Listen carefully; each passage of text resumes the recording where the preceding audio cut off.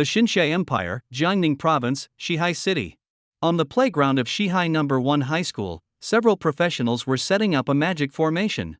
Today, over 100 senior students from Shihai No. 1 High School would undergo their job transition. The students sat upright, listening to Principal Lu Yun's speech. Students, after 3 years of study, you have all mastered the theoretical knowledge about becoming professionals.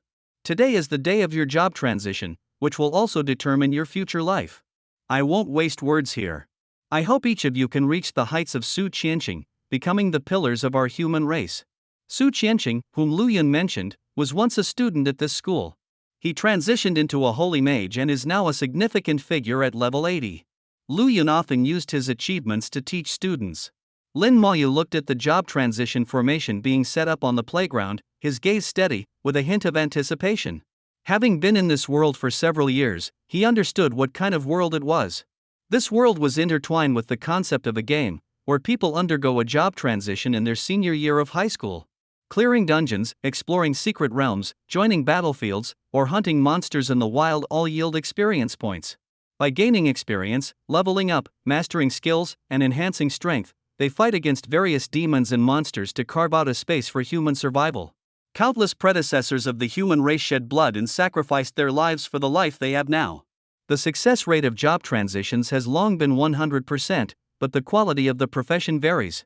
The most sought after are the main combat professions, followed by auxiliary professions, with lifestyle professions being the least favored. However, this is only a rough classification. Main combat professions are indeed popular, but it doesn't mean auxiliary and lifestyle professions are inferior. A strong auxiliary profession is equally desirable, whether in dungeons, secret realms, or on the front lines. In some cases, it's better to lack an attacker than an auxiliary. The same goes for lifestyle professions. There have been god-level professionals in this category who are equally powerful. In Lin Maoyu's understanding, the strength of a profession largely depends on the person. There are weak main combatants as well as god-level auxiliaries. With a beam of light soaring into the sky, the job transition formation was finally completed. Lu Yun waved his hand, "Follow me, let's go." He led over 100 senior students to the playground. Lin Maoyu followed the group, pondering what profession he might transition into. No one could predict the outcome. Some people who usually performed averagely ended up transitioning into powerful main combat professions. Others, who were top performers, only ended up with lifestyle professions.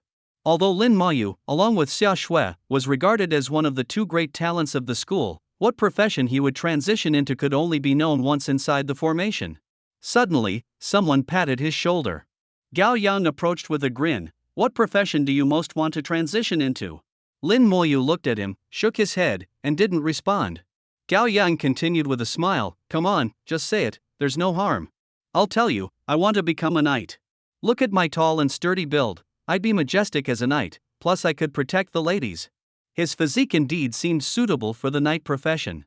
However, transitioning into a main combat profession was tough. Lin Maoyu had calculated, the probability was about 10%. Among these 100 students, no more than 15 would become main combat professionals. Gao Yang kept talking, while Lin Maoyu just smiled faintly, not responding. Lin Maoyu was a man of few words. Despite his excellent grades, he didn't have many friends. Many thought there was something wrong with him. Gao Yang chatted a bit and then moved on to talk with others.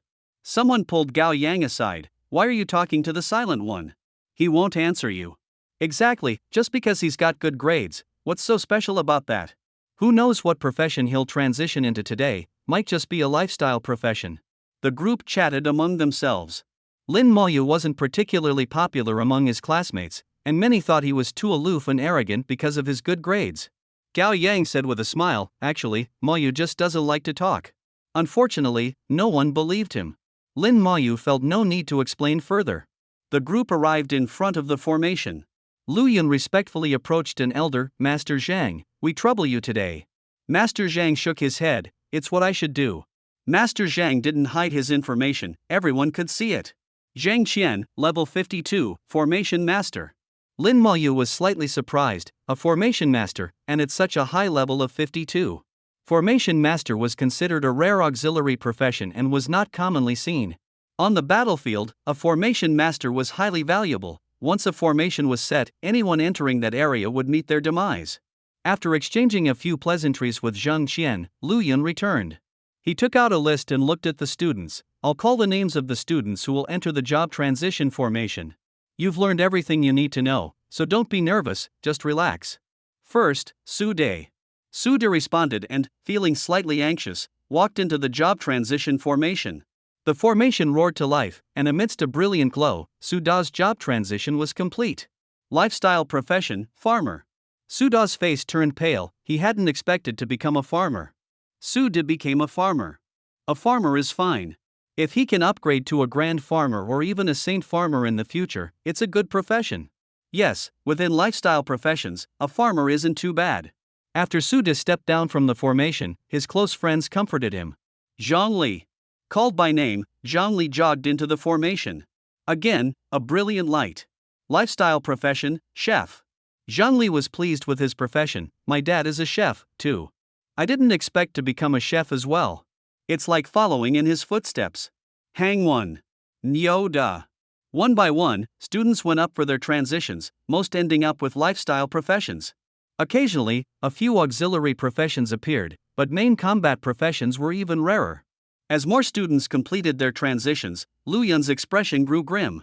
Standing beside him, Zhang Qian, the setup master of the job transition formation, was well aware of the transition results. The students this year are average, Zhang Qian remarked. Lu Yun sighed, indeed, not a single rare profession so far. Zhang Qian chuckled, a rare profession? Your school hasn't seen one in years. Getting a high-level main combat profession would already be an achievement. Lu Yun smiled, true, in all of Shihai City, only 1 or 2 rare professions emerge each year. I guess I was too hopeful. Xia Shui. Lu Yun called another name. Xia Shui responded and stepped forward. Before entering, she glanced at Lin Mayu with a hint of challenge in her eyes. She and Lin Mayu were known as the 2 great talents of the school. However, Lin Mayu always outperformed Xia Shui in academics, with Xia Shui consistently coming in second. Xia Shui harbored a silent grudge, refusing to concede. Lin Mayu ignored Xia Shui's provocation, maintaining his composed demeanor as if he hadn't noticed. I'll show you who the real genius is, Xia Shui thought, walking confidently into the formation like a proud swan. Zhang Qian, who had been keeping his eyes closed, suddenly opened them to look at Xia Shui. This girl is impressive. Lu Yun was taken aback. Why do you say that, Master Zhang? Her mental strength is more than double that of an ordinary person. She might become a mage. A mage. Lu Yun perked up. A mage is a high-level main combat profession, and there hadn't been a high-level main combat profession this year yet. If it were a special kind of mage, it would be a rare profession. The formation activated, and a brilliant light shone. 2 massive fireballs rose within the light, exploding like fireworks. Lu Yun trembled with excitement. Anomaly. A rare profession. An anomaly signified a rare profession. Main combat rare profession, elemental mage. Lu Yun's excitement was palpable. Just moments ago, he had been lamenting that a rare profession was merely a wishful thought. Yet, here it was, a wish come true. Wow, Xia Shui is amazing, a main combat rare profession. An elemental mage, so powerful. I've heard that their attack power is terrifying as they level up. Indeed, in a city like Shihai, a god-level elemental mage could wipe it out with a single forbidden spell. No wonder she's a genius, truly living up to the name. Xia Shui descended from the formation, filled with excitement. Zhang Qian gave her special acknowledgement. Young lady, you did well. Lu Yun beamed with joy, his face glowing like a blooming chrysanthemum. Xia Shui respectfully bowed to Zhang Qian. Thank you for the compliment, elder. After Xia Shui returned, a group of classmates surrounded her, bombarding her with questions. A main combat rare profession was indeed a rarity. Professions were not only categorized but also graded. Except for lifestyle professions, which were ungraded, main combat and auxiliary professions were divided into low, medium, high, rare, and legendary levels. Legendary professions were almost never seen, the entire Xinsha Empire might not see one in a decade. Rare professions were relatively more common, with Shihai City producing 1 or sometimes 2 each year. Currently, both Xia Shui and Su Qianqing, frequently mentioned by Lu Yun, were main combat rare professions. Lin Moyu. Lin Mayu heard his name and stepped towards the formation. Xia Shui watched him, her eyes full of challenge. Lu Yun asked, Master Zhang, what do you think of this kid? Zhang Qian glanced at Lin Mayu. Besides being particularly calm, there's nothing outstanding about him.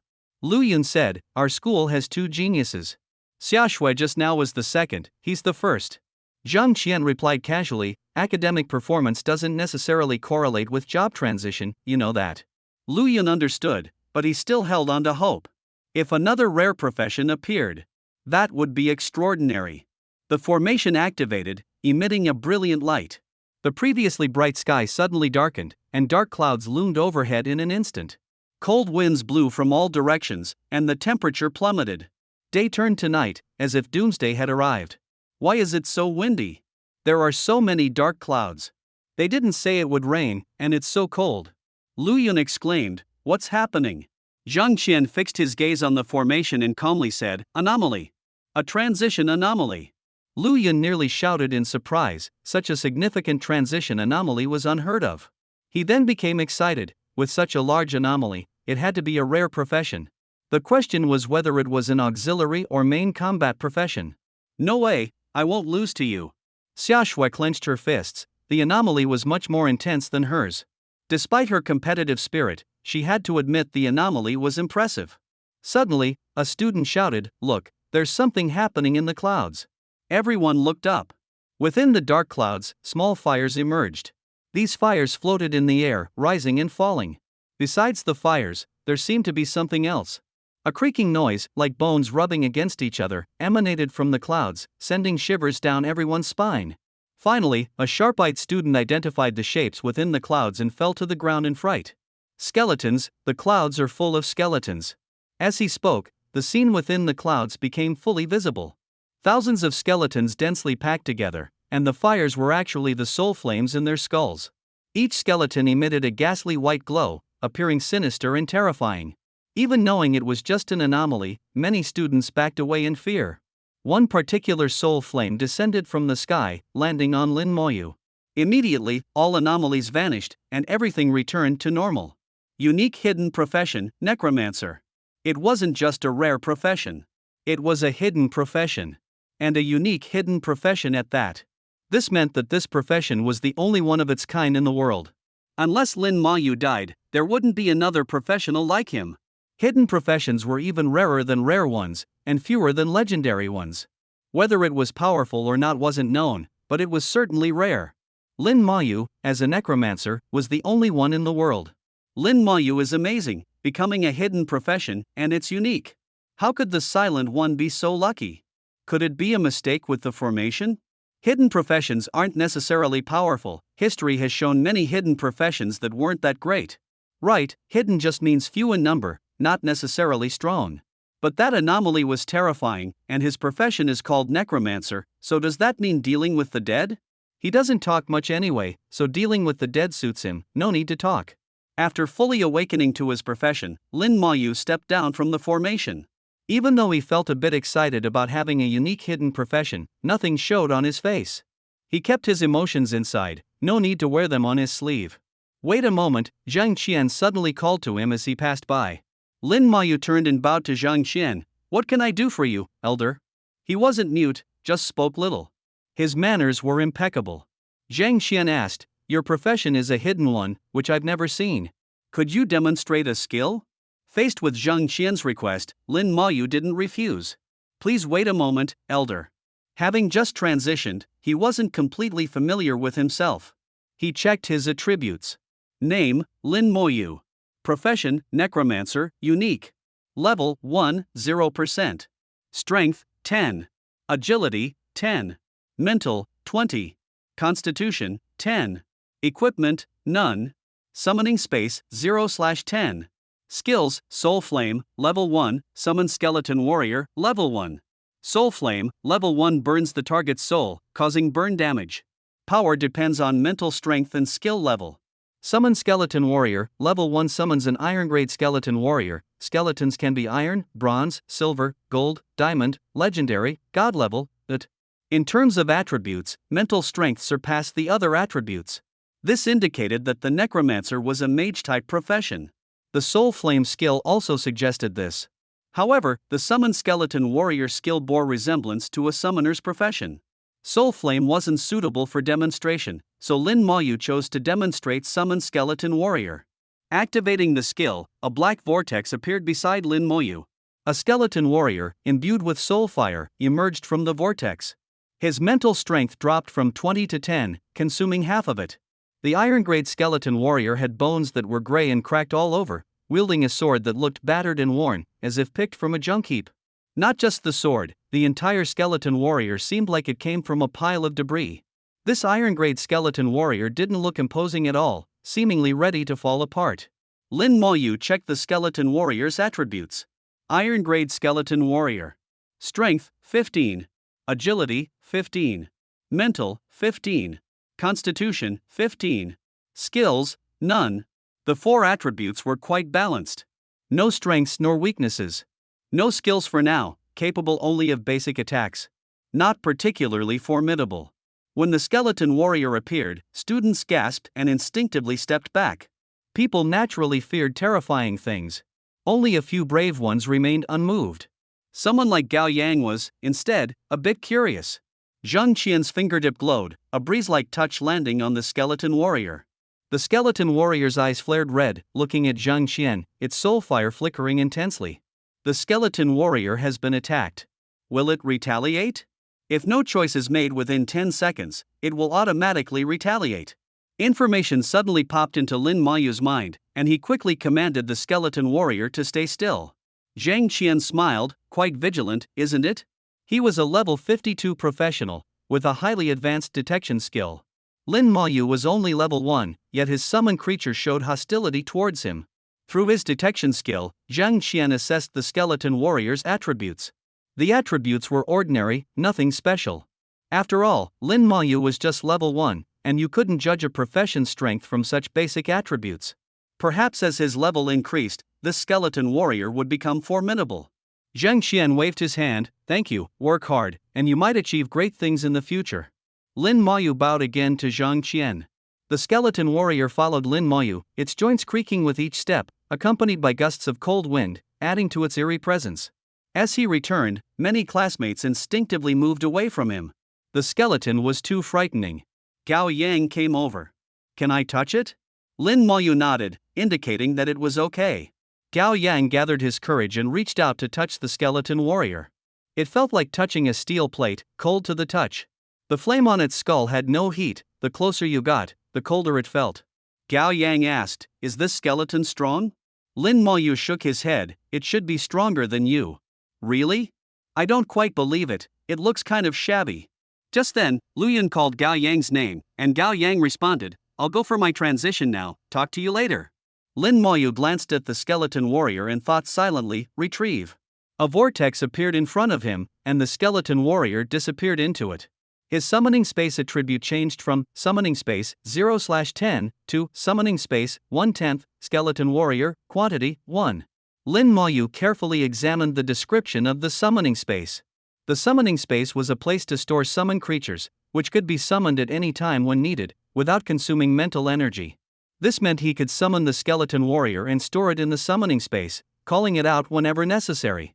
Currently, the summoning space had a capacity of 10 slots, able to hold 10 skeleton warriors. If a summoned creature was injured, it could quickly recover in the summoning space. As Lin Moyu's level increased, the capacity of the summoning space would also increase. The formation activated, and a brilliant light shone. 2 massive fireballs rose within the light, exploding like fireworks. Lu Yun trembled with excitement. Anomaly. A rare profession. An anomaly signified a rare profession. Main combat rare profession, elemental mage.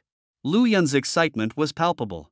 Just moments ago, he had been lamenting that a rare profession was merely a wishful thought.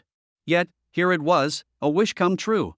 Wow, Xia Shui is amazing, a main combat rare profession. An elemental mage, so powerful. I've heard that their attack power is terrifying as they level up. Indeed, in a city like Shihai, a god-level elemental mage could wipe it out with a single forbidden spell. No wonder she's a genius, truly living up to the name. Xia Shui descended from the formation, filled with excitement. Zhang Qian gave her special acknowledgement. "Young lady, you did well." Lu Yun beamed with joy, his face glowing like a blooming chrysanthemum. Xia Shui respectfully bowed to Zhang Qian. "Thank you for the compliment, elder." After Xia Shui returned, a group of classmates surrounded her, bombarding her with questions. A main combat rare profession was indeed a rarity. Professions were not only categorized but also graded. Except for lifestyle professions, which were ungraded, main combat and auxiliary professions were divided into low, medium, high, rare, and legendary levels. Legendary professions were almost never seen, the entire Shinsha Empire might not see one in a decade. Rare professions were relatively more common, with Shihai City producing one or sometimes two each year. Currently, both Xia Shui and Su Qianqing, frequently mentioned by Lu Yun, were main combat rare professions. Lin Moyu. Lin Moyu heard his name and stepped towards the formation. Xia Shui watched him, her eyes full of challenge. Lu Yun asked, Master Zhang, what do you think of this kid? Zhang Qian glanced at Lin Moyu. Besides being particularly calm, there's nothing outstanding about him. Lu Yun said, our school has two geniuses. Xia Shui just now was the second, he's the first. Zhang Qian replied casually, academic performance doesn't necessarily correlate with job transition, you know that. Lu Yun understood, but he still held on to hope. If another rare profession appeared, that would be extraordinary. The formation activated, emitting a brilliant light.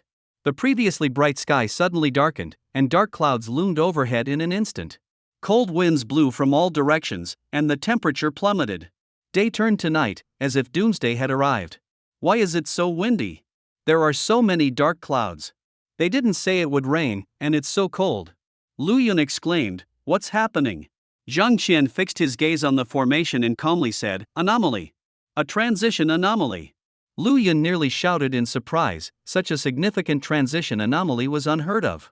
He then became excited, with such a large anomaly, it had to be a rare profession. The question was whether it was an auxiliary or main combat profession. No way, I won't lose to you. Xia Shui clenched her fists, the anomaly was much more intense than hers. Despite her competitive spirit, she had to admit the anomaly was impressive. Suddenly, a student shouted, look, there's something happening in the clouds. Everyone looked up.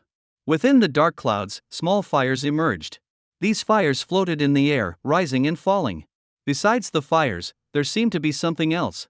A creaking noise, like bones rubbing against each other, emanated from the clouds, sending shivers down everyone's spine.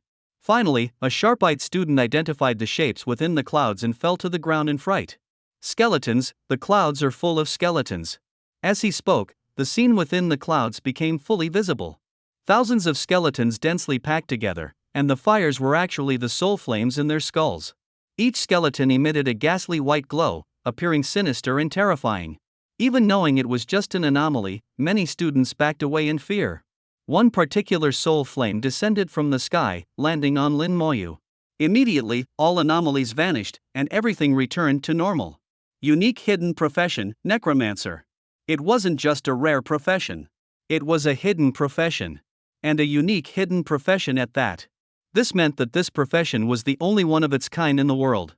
Unless Lin Moyu died, there wouldn't be another professional like him. Hidden professions were even rarer than rare ones, and fewer than legendary ones. Whether it was powerful or not wasn't known, but it was certainly rare. Lin Moyu, as a necromancer, was the only one in the world. Lin Moyu is amazing, becoming a hidden profession, and it's unique. How could the Silent One be so lucky? Could it be a mistake with the formation? Hidden professions aren't necessarily powerful. History has shown many hidden professions that weren't that great. Right, hidden just means few in number, not necessarily strong. But that anomaly was terrifying, and his profession is called necromancer, so does that mean dealing with the dead? He doesn't talk much anyway, so dealing with the dead suits him, no need to talk. After fully awakening to his profession, Lin Moyu stepped down from the formation. Even though he felt a bit excited about having a unique hidden profession, nothing showed on his face. He kept his emotions inside, no need to wear them on his sleeve. Wait a moment, Zhang Qian suddenly called to him as he passed by. Lin Moyu turned and bowed to Zhang Qian. What can I do for you, elder? He wasn't mute, just spoke little. His manners were impeccable. Zhang Qian asked, your profession is a hidden one, which I've never seen. Could you demonstrate a skill? Faced with Zhang Qian's request, Lin Moyu didn't refuse. Please wait a moment, elder. Having just transitioned, he wasn't completely familiar with himself. He checked his attributes. Name, Lin Moyu. Profession, Necromancer, unique. Level 1, 0%. Strength, 10. Agility, 10. Mental, 20. Constitution, 10. Equipment, none. Summoning space, 0/10. Skills, Soul Flame, Level 1, Summon Skeleton Warrior, Level 1. Soul Flame, Level 1 burns the target's soul, causing burn damage. Power depends on mental strength and skill level. Summon Skeleton Warrior, Level 1 summons an Iron Grade Skeleton Warrior. Skeletons can be Iron, Bronze, Silver, Gold, Diamond, Legendary, God level, lit. In terms of attributes, mental strength surpassed the other attributes. This indicated that the Necromancer was a mage-type profession. The Soul Flame skill also suggested this.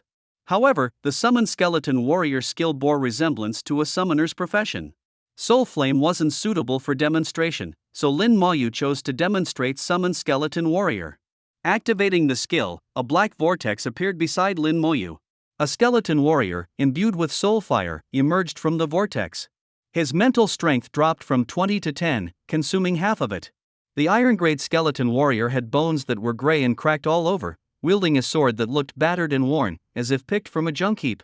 Not just the sword, the entire Skeleton Warrior seemed like it came from a pile of debris. This Iron Grade Skeleton Warrior didn't look imposing at all, seemingly ready to fall apart. Lin Maoyu checked the Skeleton Warrior's attributes. Iron Grade Skeleton Warrior. Strength, 15. Agility, 15. Mental, 15. Constitution, 15. Skills, none. The 4 attributes were quite balanced. No strengths nor weaknesses. No skills for now, capable only of basic attacks. Not particularly formidable. When the Skeleton Warrior appeared, students gasped and instinctively stepped back. People naturally feared terrifying things. Only a few brave ones remained unmoved. Someone like Gao Yang was, instead, a bit curious. Zhang Qian's fingertip glowed, a breeze-like touch landing on the Skeleton Warrior. The Skeleton Warrior's eyes flared red, looking at Zhang Qian, its soul fire flickering intensely. The Skeleton Warrior has been attacked. Will it retaliate? If no choice is made within 10 seconds, it will automatically retaliate. Information suddenly popped into Lin Maoyu's mind, and he quickly commanded the Skeleton Warrior to stay still. Zhang Qian smiled, quite vigilant, isn't it? He was a level 52 professional, with a highly advanced detection skill. Lin Maoyu was only level 1, yet his summoned creature showed hostility towards him. Through his detection skill, Zhang Qian assessed the Skeleton Warrior's attributes. The attributes were ordinary, nothing special. After all, Lin Maoyu was just level 1, and you couldn't judge a profession's strength from such basic attributes. Perhaps as his level increased, this Skeleton Warrior would become formidable. Zhang Qian waved his hand, thank you, work hard, and you might achieve great things in the future. Lin Maoyu bowed again to Zhang Qian. The Skeleton Warrior followed Lin Maoyu, its joints creaking with each step, accompanied by gusts of cold wind, adding to its eerie presence. As he returned, many classmates instinctively moved away from him. The skeleton was too frightening. Gao Yang came over. Can I touch it? Lin Maoyu nodded, indicating that it was okay. Gao Yang gathered his courage and reached out to touch the Skeleton Warrior. It felt like touching a steel plate, cold to the touch. Lin Maoyu, the flame on its skull had no heat, the closer you got, the colder it felt. Gao Yang asked, is this skeleton strong? Shook his head, it should be stronger than you. Really? I don't quite believe it, it looks kind of shabby. Just then, Luyan called Gao Yang's name, and Gao Yang responded, I'll go for my transition now, talk to you later. Lin Maoyu glanced at the Skeleton Warrior and thought silently, retrieve. A vortex appeared in front of him, and the Skeleton Warrior disappeared into it. His summoning space attribute changed from summoning space 0/10 to summoning space 1/10, Skeleton Warrior, quantity 1. Lin Maoyu carefully examined the description of the summoning space.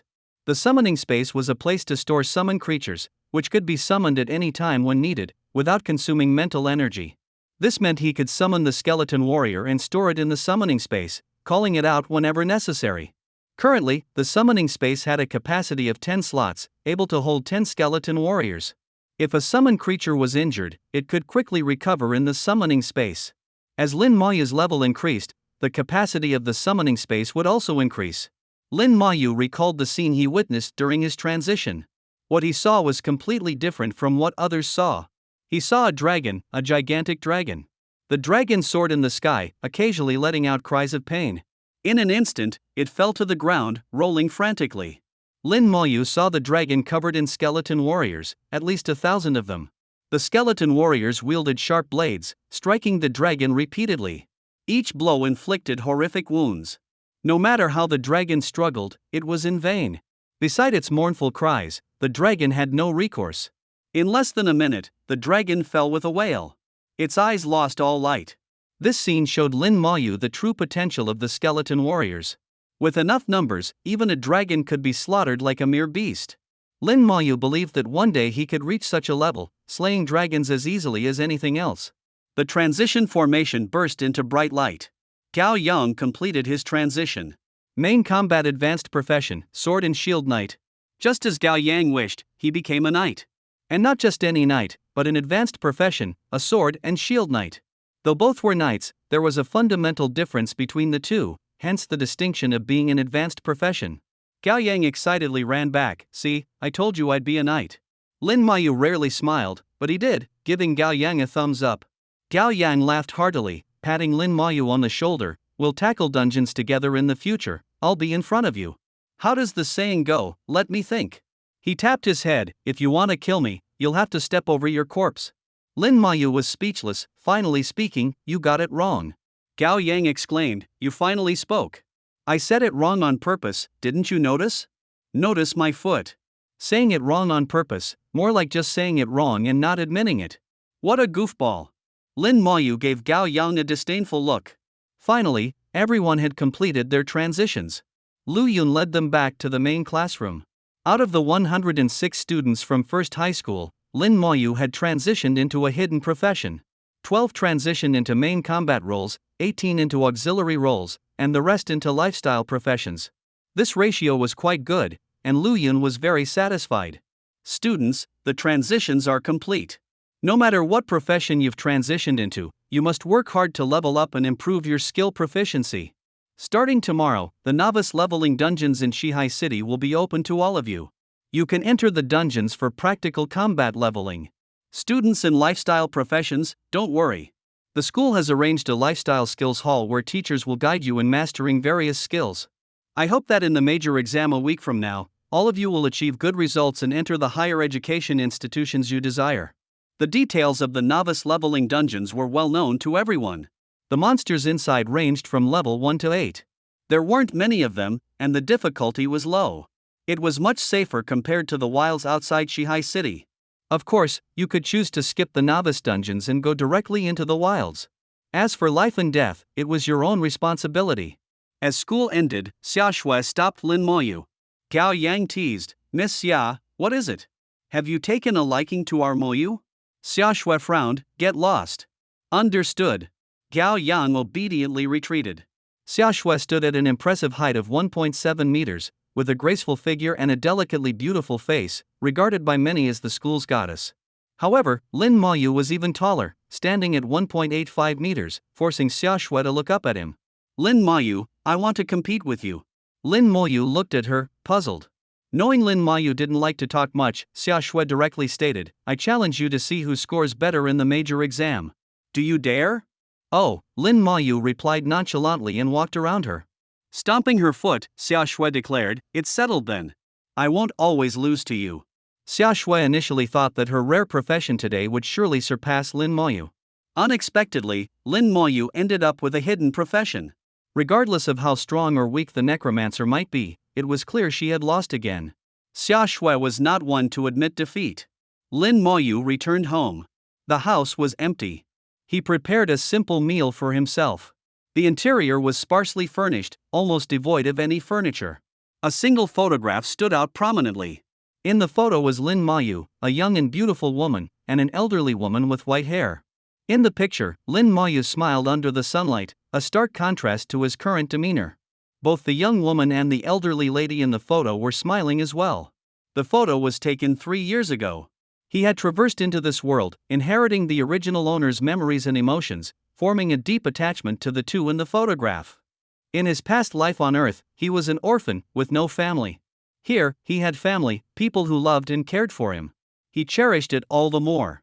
Unfortunately, the good times didn't last. 2 years ago, his grandmother passed away. A year ago, his sister went to Xiaojing Academy. Now, he was the only one left at home. Lin Mayu became increasingly silent and cold. I will go to Xiaojing Academy too, Lin Moyu resolutely decided in his heart.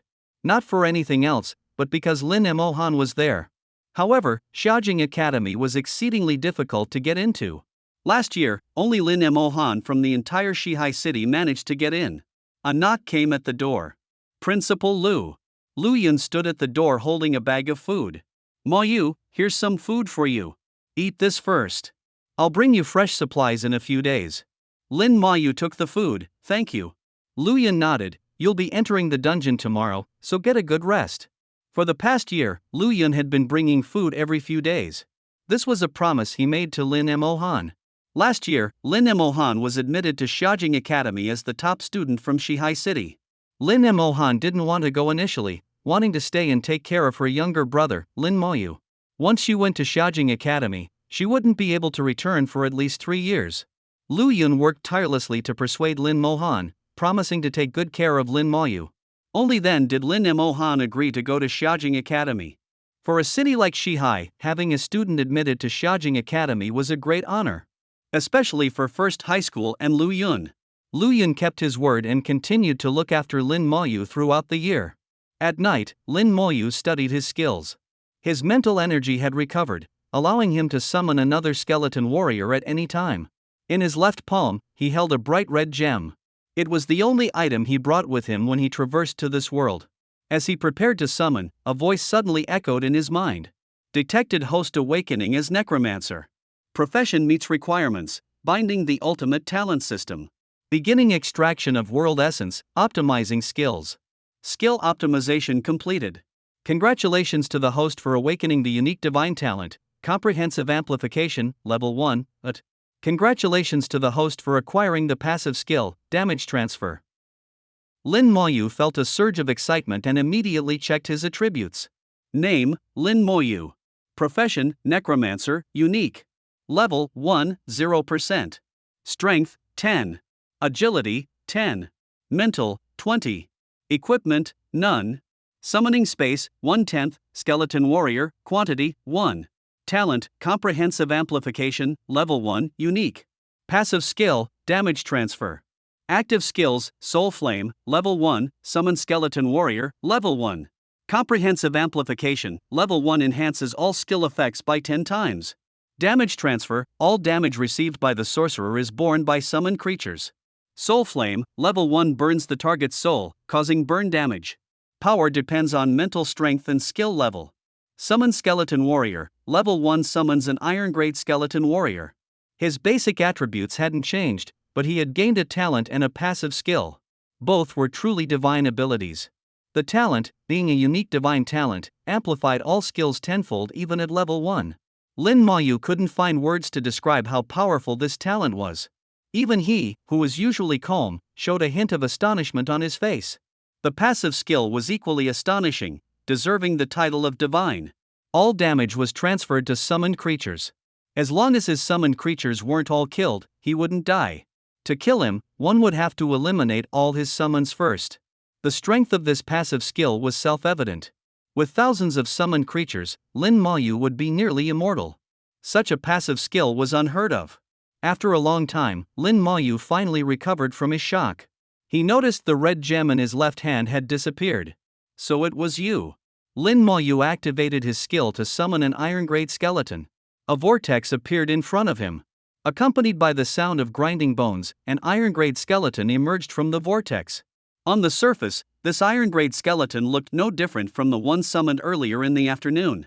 Its appearance remained unchanged, resembling something that had crawled out of a junkyard. But appearances can be deceiving. Iron-grade Skeleton Warrior. Strength, 150. Agility, 150. Mental, 150. Constitution, 150. Skills, none. Despite the unchanged exterior, its attributes had undergone a dramatic transformation. All attributes increased tenfold. Strength, agility, and mental stats aside, a tenfold increase in constitution essentially meant that the skeleton warrior's vitality and defense were boosted 10 times. Combined with the damage transfer skill, killing Lin Moyu would be exceedingly difficult. Lin Moyu released the skeleton warrior from the summoning space to find its attributes also multiplied tenfold. The comprehensive amplification had worked its magic. With 10 points of mental energy remaining, Lin Maoyu summoned another iron grade skeleton. He then began to meditate. Meditation was the best way to restore mental energy and could substitute sleep. Many students at school could do this. The next morning, Lin Maoyu woke up on schedule. His mental energy was fully restored. 3 iron grade skeletons stood loyally before him, motionless like guards. With the soul flames flickering in their skulls, the room was filled with an eerie chill, dropping the temperature significantly. Quite nice in the summer, no need to worry about the heat, Lin Maoyu thought, a slight smile tugging at his lips. He summoned another skeleton warrior, bringing the total to 4, and then stored them all in the summoning space. Keeping 10 points of mental energy reserved, with 4 iron grade skeletons amplified tenfold, Lin Maoyu felt well prepared. With a strength of 150, it matched that of level 7 or 8 night warriors. A bus was already waiting at the school gate to take them to the dungeon location. By the time they arrived, the place was already crowded. It wasn't just students from First High School, nearly all students who had completed their transitions from across Shihai City were present. Shihai City had 6 high schools, with over 800 students transitioning yesterday. Most became lifestyle professionals. Fewer than 200 made it to the dungeon, not even a third. The students gathered while the teachers handled the dungeon entry procedures. "Old Lu, you've struck gold this time," someone remarked. "Having a rare combat profession wasn't enough, and now you have a unique hidden profession. Truly remarkable. The past 2 years at your school have been outstanding. Last year, Lin Mo Han got into Shaojing Academy.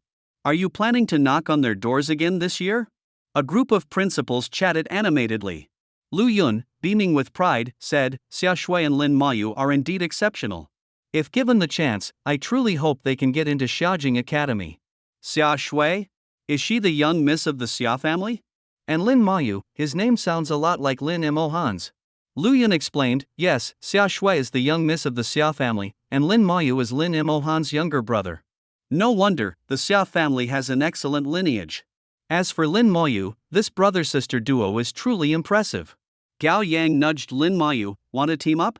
Faced with Gao Yang's invitation, Lin Maoyu shook his head. Gao Yang feigned anger. "You little brat, are you looking down on me? This young master is sincerely inviting you.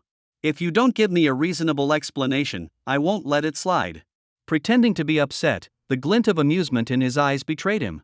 Lin Maoyu ignored him, and sure enough, within 2 seconds, Gao Yang's demeanor changed.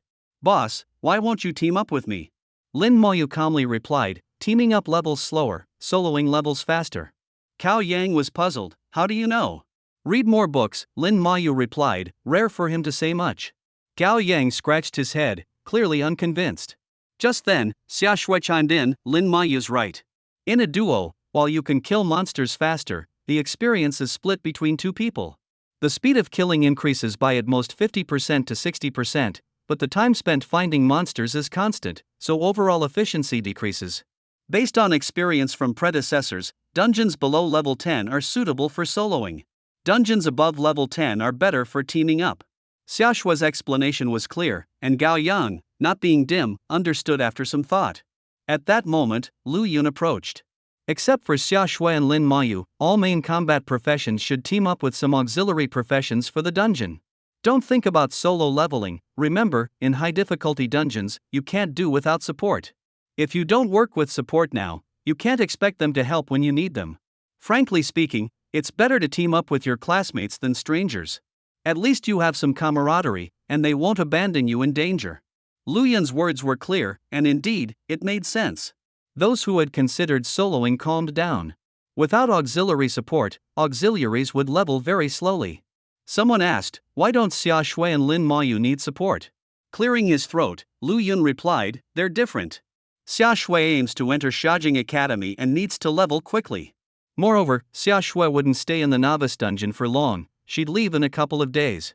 As for Lin Maoyu, I don't know his profession or his combat strength. You can ask the auxiliaries if they're willing to team up with him." Several support players shook their heads. Most of those who chose the support healer role were girls. These young girls were terrified at the sight of Lin Maoyu's skeleton warriors, let alone forming a team with him. Lin Maoyu calmly said, "Mr. Lu, I also want to apply to Xiaojing Academy." His meaning was clear, he didn't want to team up, he wanted to solo. Lu Yun was slightly surprised. "Do you know how difficult it is to get into Xiaojing Academy?" Lin Maoyu nodded, I am confident. Lu Yun understood Lin Maoyu's determination. I hope you succeed. To get into Xiaojing Academy, the first requirement is a level of at least 12, preferably 15 to be safe. Last year, Lin Xiaohui was admitted at level 16. Reaching level 12 in just 1 week is not easy, and level 15 is even more challenging.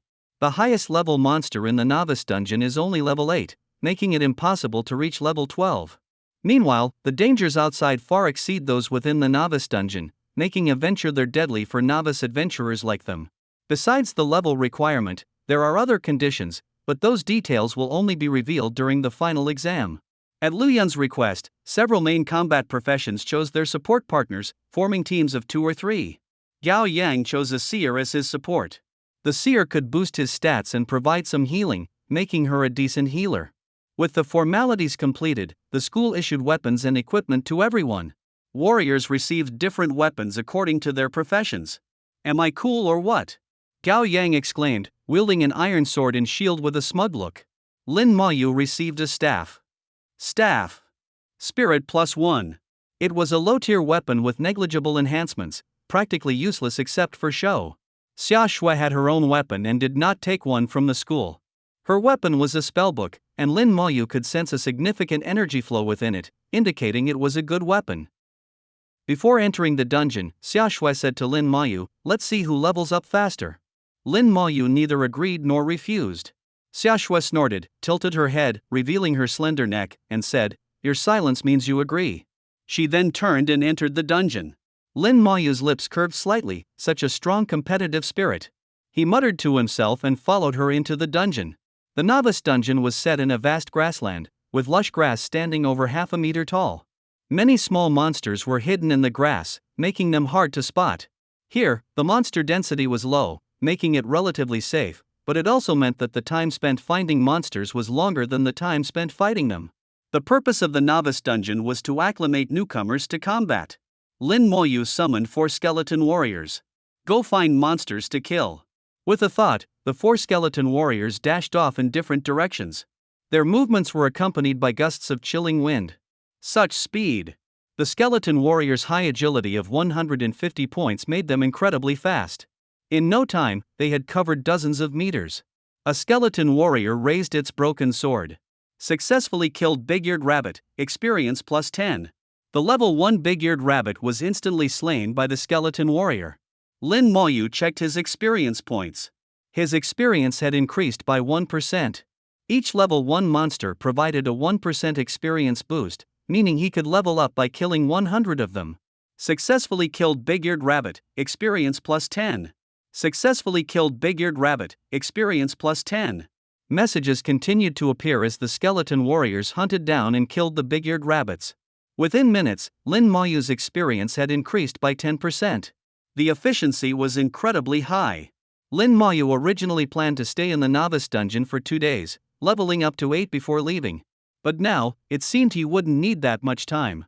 Lin Maoyu used his skills again, summoning another black iron skeleton warrior, adding it to the team tasked with finding monsters. He then sat down to meditate. Half an hour later, Lin Maoyu experienced his first level up. Name, Lin Maoyu. Profession, Necromancer, unique. Level, 2, 1%. Strength, 20. Agility, 20. Spirit, 40. Equipment, none. Summoning space, 5/20, skeleton warriors, quantity, 5. Talent, comprehensive amplification, level 1, unique. Passive skill, damage transfer. Active skills, soul flame, level 2, summon skeleton warrior, level 2. Comprehensive amplification, level 1, all skill effects are increased tenfold. Damage transfer, all damage received by the sorcerer is borne by the summoned creatures. Soul flame, level 2, burns the target's soul, dealing burn damage. Power depends on the user's spirit and skill level. Summon skeleton warrior, level 2, summons a black iron skeleton warrior. With the level up, his attributes increased. The summoning space expanded from 10 to 20, accommodating up to 20 summoned creatures. Skill levels also improved. I wonder if the attributes of level 2 skeleton warriors have changed. Based on Lin Maoyu's knowledge, an increase in skill level should enhance the attributes of summoned creatures. Due to the level up, his spirit was fully restored. Lin Mayu activated his skill again, summoning another black iron skeleton warrior. This time, he noticed a difference. The spirit cost of the level 2 skill had increased, with each skeleton warrior now costing 15 spirit points to summon instead of 10. Though still classified as black iron, the level 2 skeleton warrior appeared noticeably brighter, with less gray and fewer cracks. Black iron skeleton warrior. Strength, 250. Agility, 250. Spirit, 250. Constitution, 250. Skills, none. The level 2 skeleton warriors had all their attributes increased by 100 points, going from 150 to 250. Lin Mayu understood that the enhancement wasn't as exaggerated as it seemed, it was primarily due to his exceptionally powerful talent. Otherwise, a level 2 skeleton would have base attributes of 25, and leveling up would increase each attribute by 10 points. A balanced enhancement across 4 dimensions, totaling 40 points, would be normal. While not weak, it wouldn't be as overwhelmingly strong as it is now. The key lay in his talent, a unique god-level ability. This talent paired perfectly with the necromancer profession. Lin Mayu continued using his skills to summon skeleton warriors, increasing their number to 7. These 7 skeleton warriors acted like elite enforcers, roaming the novice dungeon and continuously slaying monsters. Whether they were level 1, 2, or even 3, they were all instantly killed under the skeleton's broken swords, with no exceptions. The attributes were so strong that even without any skills, the skeleton warriors possessed formidable attack power. With a strength attribute of 250, they shouldn't be much weaker than a level 10 warrior, Lin Mayu thought. These level 2 skeleton warriors had the attack power of a level 10, allowing them to dominate the novice dungeon. Crucially, there were 7 of them. No, 7 was just the beginning. Lin Mayu planned to continue summoning as his spirit recovered. Killed level 2 Greyfurred Cat, experience plus 20. Killed level 3 Brown Dog, experience plus 30. Killed level 4 Blue-Eyed Rat King, experience plus 40. The skeleton warriors were executing instant kills, with no suspense whatsoever. Facing attack power equivalent to at least level 10, these level 3 or 4 monsters stood no chance, perishing swiftly and without suffering. Lin Mayu followed the path of the skeletons, walking forward slowly. As the skeleton warriors ventured further, a map began to form in Lin Mayu's mind, outlining the shape of the secret realm. It has this function too? Lin Mayu noted that the areas explored by the skeleton warriors automatically generated a map. Besides slaying monsters, the skeleton warriors served as automatic map drawers. In just an hour, his experience was nearly full again, ready for another level up. He even gave up meditating. With such a rapid leveling speed, meditation was unnecessary. He only needed to wait for his spirit to fully recover with each level up. The skeleton warriors were ruthless, cutting down monsters with a single strike. Lin Mayu spotted a lone monster that had been overlooked by the skeleton warriors, a level 2 Greyfurred Cat, crouching in the grass. Quite the lucky one, Lin Mayu thought as he ignited a cyan flame in his palm. Soul Flame. It was his only offensive skill at the moment. The cyan flame seemed to teleport, instantly appearing on the Greyfurred Cat, which let out a miserable cry, twitched twice, and died instantly. Against a tenfold amplified attack skill, the Greyfurred Cat stood no chance but to be instantly killed. Killed level 2 Greyfurred Cat, experience plus 20. The cat died without any visible sign of being burned by flames. Lin Mayu understood, as the skill description indicated, that Soul Flame attacked the target's soul. This skill was a mental attack. He was once again astonished, as mental attacks shared a common trait: they ignored defenses. No matter how strong your physical or elemental defenses were, they couldn't withstand mental attacks. Hidden professions are truly formidable. Both of my skills are immensely powerful. Even without the talent bonus, a necromancer wouldn't be weaker than any legendary profession, Lin Mayu concluded. Though his judgment might not be entirely comprehensive or objective, he trusted it was mostly accurate. A pillar of light shot up from his body. He had leveled up again. All his attributes increased by another 10 points, with his spirit rising by 20 points. The skeleton warrior skill also advanced to level 3, adding another 10 points to each of their 4 attributes, which, after amplification, meant a 100-point increase. The attributes reached a staggering 350 points. Lin Mayu continued summoning skeleton warriors, bringing the total in the dungeon to 10. The 10 skeleton warriors rampaged through the dungeon like a sweeping force.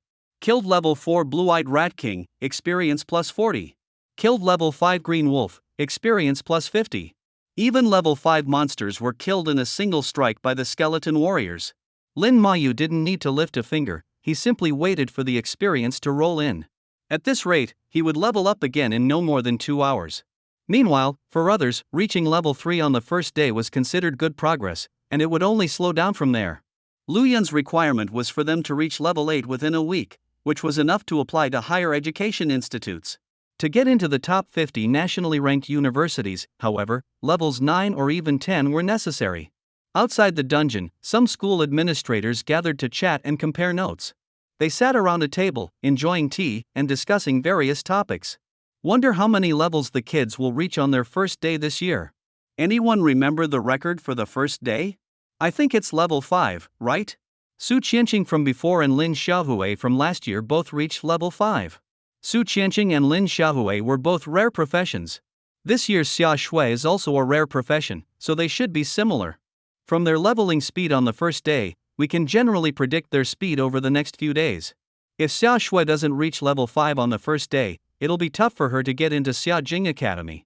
Lu Yun listened to their conversation, pondering, I wonder how many levels Lin Mayu will reach. With a hidden profession, it shouldn't be bad. After level 5, leveling speed would significantly slow down. The first day they referred to actually meant 12 hours. Once each person entered the dungeon, a countdown began, and they would be automatically ejected after 12 hours. It was a test of how many levels could be gained in that time. Suddenly, a powerful aura surged forth. Lu Yun gestured to the newcomer, Master Xia, come and sit.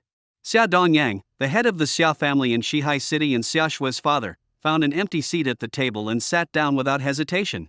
Hello, principals, he greeted them after sitting down. Xia Dongyang had a stern appearance, exuding authority without needing to raise his voice. Lu Yun poured Xia Dongyang a cup of tea. Master Xia, you're here to see Xia Shui, aren't you? Xia Dongyang smiled. Over the years, Xiao Shui has been under your care, Principal Lu. Lu Yun waved it off, I haven't done much. Xia Shui is very smart, and her job transition was quite successful this time. Xia Dongyang replied, I've heard from my family. I just got back to Shihai City today and unfortunately missed Xia Shui's job transition. Lu Yun knew Xia Dongyang was busy and often away from home. We were just discussing whether Xia Shui could reach level 5 by the end of the 12-hour dungeon today. She wants to apply to Xia Jing Academy, which is quite challenging.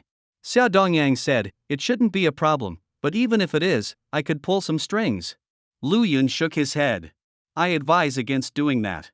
I know Xia Shui's temperament, if you do that, she'll resent you. Xia Dongyang sighed, already aware of this. He changed the subject, I heard that during the job transition yesterday, your school had someone acquire a hidden profession. Congratulations! What profession is it? Lu Yun's face lit up. The profession is called Necromancer. It's an unseen profession that can summon skeletons. I'm not sure how powerful it is yet. Not all hidden professions are strong, there have been instances of subpar hidden professions. Summoning skeletons might sound grim and sinister, and the name Necromancer does carry certain connotations, making one think of dealings with the dead. Lu Yun noticed Xia Dongyang's concerns. Don't worry. Lin Mayu, despite being quiet, is a good kid. His sister got into Xia Jing Academy last year.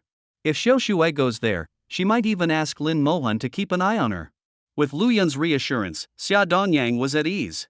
Having known Lu Yun for many years, he trusted his judgment.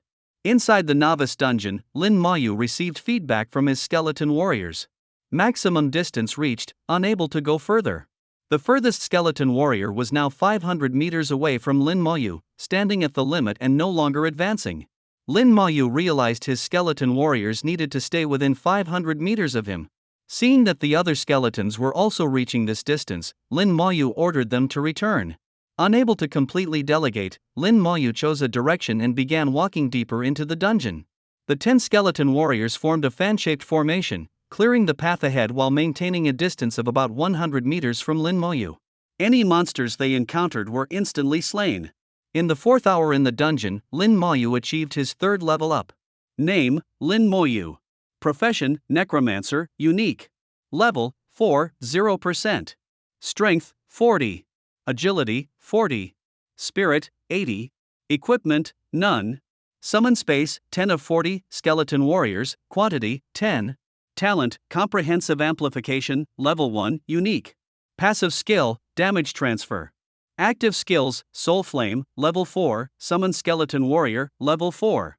After leveling up, Lin Moyu continued summoning skeleton warriors. Now, summoning one consumed 25 spirit points.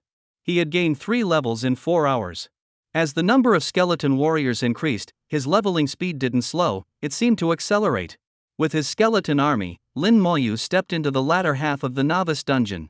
Level 5 and 6 monsters appeared in large numbers but were easily dispatched by the skeleton warriors, whose strength attribute had reached 450. Killed level 5 Green Wolf, experience plus 50. Killed level 6 Black Panther, experience plus 60. For Lin Moyu, killing level 1 monsters or level 6 monsters was equally efficient. Higher level and denser monsters were preferable. He summoned 3 more skeleton warriors, bringing the total to 13, wreaking havoc in the dungeon. Experience points increased rapidly, and with more skeleton warriors, leveling speed increased rather than decreased. At this rate, I'll level up again in under an hour, Lin Moyu thought. In the first 12 hours of the novice dungeon, I might reach level 8. That's twice as fast as I expected. Once at level 8, I can head to the outskirts of Shihai City, where more advanced monsters are. Lin Moyu had already mapped out his leveling path in his mind. To venture beyond the city limits, school approval was necessary, otherwise, city guards wouldn't allow him to leave. Level 8 was the minimum requirement, no lower. Killed level 7 Brown Bear, experience plus 70. As Lin Moyu continued deeper, level 7 monsters began appearing, only to be taken down in a single strike. The novice dungeon was designed for beginners, low monster strength, simple environment, much safer than the wild. Even though Lin Moyu was leveling up effortlessly, he remained vigilant. He remembered a time when Lin Mohun returned from the outskirts of Shihai City, bloodied and injured. She had earnestly advised Lin Moyu, a lion uses its full strength even against a rabbit. Never let your guard down. Lin Moyu etched these words into his memory and was now putting them into practice. Level 4, 99%. Lin Moyu glanced at his stats, noting he was about to level up again. The 13 skeleton warriors were slaughtering monsters all around, steadily increasing his experience points. This upgrade was faster than the previous one, taking only 50 minutes. With more skeleton warriors and higher monster density, the speed of killing monsters hasn't changed. Lin Moyu analyzed his current situation. That's why the leveling speed has increased instead of slowing down. Now, he had reached the depths of the novice dungeon, where level 6 and 7 monsters roamed. Only the highest level 8 monsters had yet to appear. The increased monster density here meant a faster rate of gaining experience. The skeleton warriors, tireless as ever, were like elite enforcers, cutting down monsters with a single blow. The only downside was that monsters in the novice dungeon didn't drop any loot. After all, this was a place designed for new adventurers to adapt to real combat, vastly different from the wild. Almost all monsters in the novice dungeon were weakened, except for the level 8 monsters, which retained their full strength comparable to those in the wild. By the time one reaches level 8, they should already have considerable combat experience, and facing level 8 monsters serves as a bridge, helping new adventurers prepare for the strength of wild monsters. This way, they won't be overwhelmed when they actually venture into the wild. As a beam of light appeared once more, Lin Moyu finally reached level 5. His attributes increased, and his skills were enhanced. The skeleton warriors also grew stronger, with each attribute increasing by another 100 points. Killed level 7 Brown Bear, experience plus 70. Killed level 7 Brown Bear, experience plus 70. The skeleton warriors didn't pause with Lin Moyu's level up, continuing their relentless hunt for monsters, striking them down with lethal efficiency. From the moment Lin Moyu entered the dungeon, the skeleton warriors hadn't stopped. Leveling has slowed down. Lin Moyu noticed that after reaching level 5, his leveling speed had significantly decreased. At level 4, killing a level 7 brown bear granted about 0.2% experience. He needed to kill approximately 500 to level up. But now, at level 5, killing the same bear only provided 0.1% experience, requiring 1,000 kills to level up, a doubling of effort. At this rate, it's difficult for a regular adventurer to reach level 12 within a week. Even leaving the dungeon for the outskirts of Shihai City, the time isn't enough. Xiaojing Academy is indeed hard to get into. I wonder how my sister managed to reach level 16 last year. Lin Moyu calculated that to apply to Xiaojing Academy, he would need to be at least level 12. To achieve that within a week, he needed to reach level 8 within the first 3 days in the novice dungeon. Then, he could hunt more advanced monsters in the outskirts of Shihai City. Only then could he hope to reach level 12 in a week. Reflecting on this, Lin Mohan's achievement of reaching level 16 last year was indeed incredibly fast.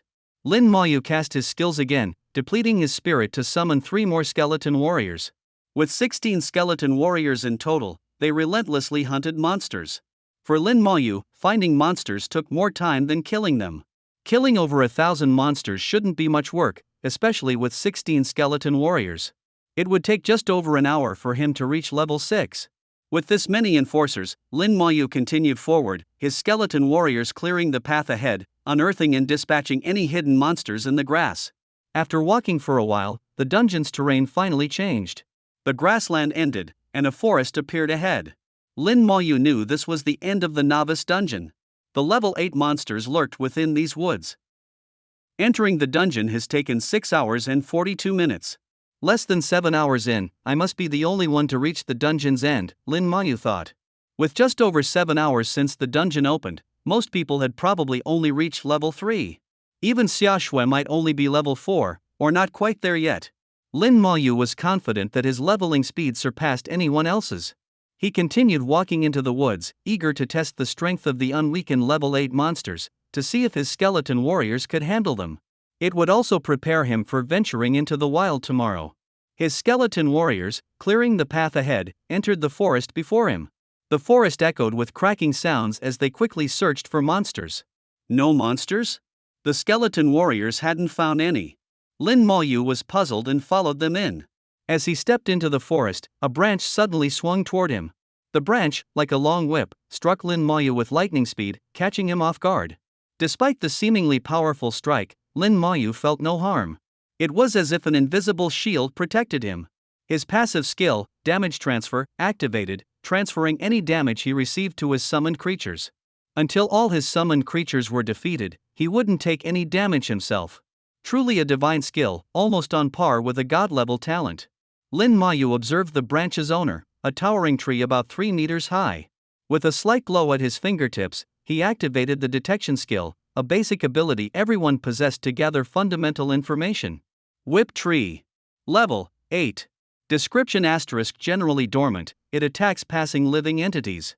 When the skeleton warrior passed earlier, it did not attack because the skeleton warrior is not a living entity and lacks life essence, thus not provoking the Whip Tree's attack. However, when Lin Moyu approached, the Whip Tree launched an attack against him. Realizing the attack wouldn't cause significant harm, Lin Moyu, not being foolish, quickly retreated dozens of meters, leaving the Whip Tree's attack range. The Whip Tree, unable to move, ceased its attack once Lin Moyu was out of range. Its long branches swayed as if on guard. Such thoughtful design, Lin Moyu mused, understanding the dungeon designer's intent. By transitioning from heavily weakened low-level monsters to level 8 monsters of similar strength to those outside, they had chosen a type of plant monster that ambushes but cannot move. The Whip Tree's ambush nature allowed novice adventurers to experience outdoor dangers early on. Since the Whip Tree cannot move, it poses no threat of pursuing adventurers. If danger arises, novices can retreat safely out of its attack range.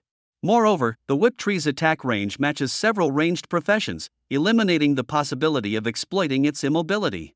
This design allows novices to safely engage with genuine level 8 monsters, reflecting a theme of nurturing and protecting newcomers in the beginner dungeon, minimizing casualties while aiding their practical combat adaptation and growth. Amidst the sound of crunching bones, the skeleton warriors returned, 16 in total, surrounding Lin Moyu like an army. With a mental command, Lin Moyu directed one skeleton warrior to charge at the Whip Tree.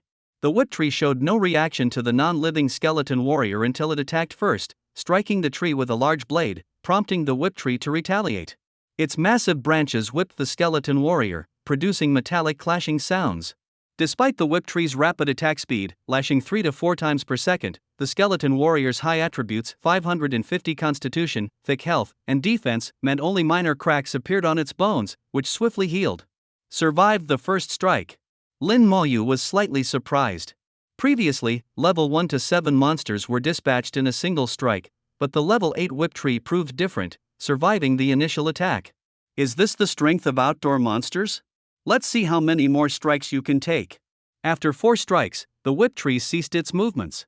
Defeated level 8 Whip Tree, experience plus 160.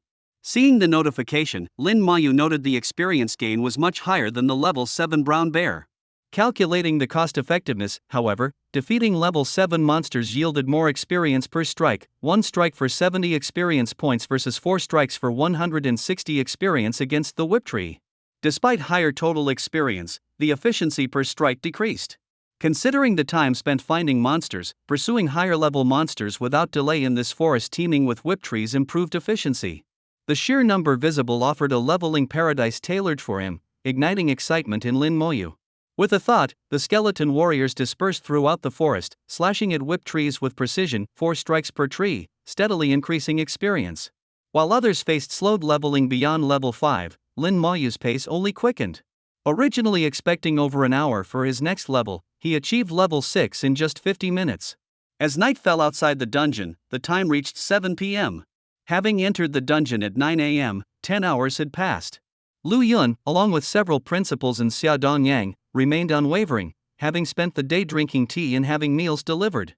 Every year, these educators vigilantly watched over their students on the first day in the beginner dungeon, despite the rarity of incidents, as real combat inevitably involved risks, including past fatalities. Xia Dongyang, too, stayed, concerned for his daughter, Xia Shui, inside the dungeon. He had missed her job transfer ceremony and didn't want to miss her first dungeon experience. Suddenly, brilliant light emanated from the dungeon entrance, drawing everyone's gaze. Someone's coming out, they noted, questioning if an incident had occurred since time remained.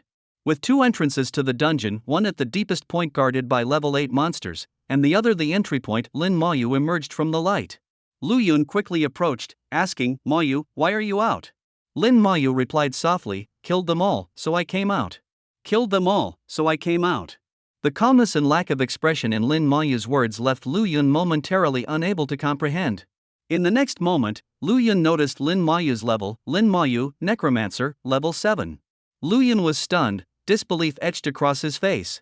You're level 7? His tone mirrored his incredulity, as if doubting his own eyes. He was so shocked that he couldn't immediately process what was happening. This was unprecedented.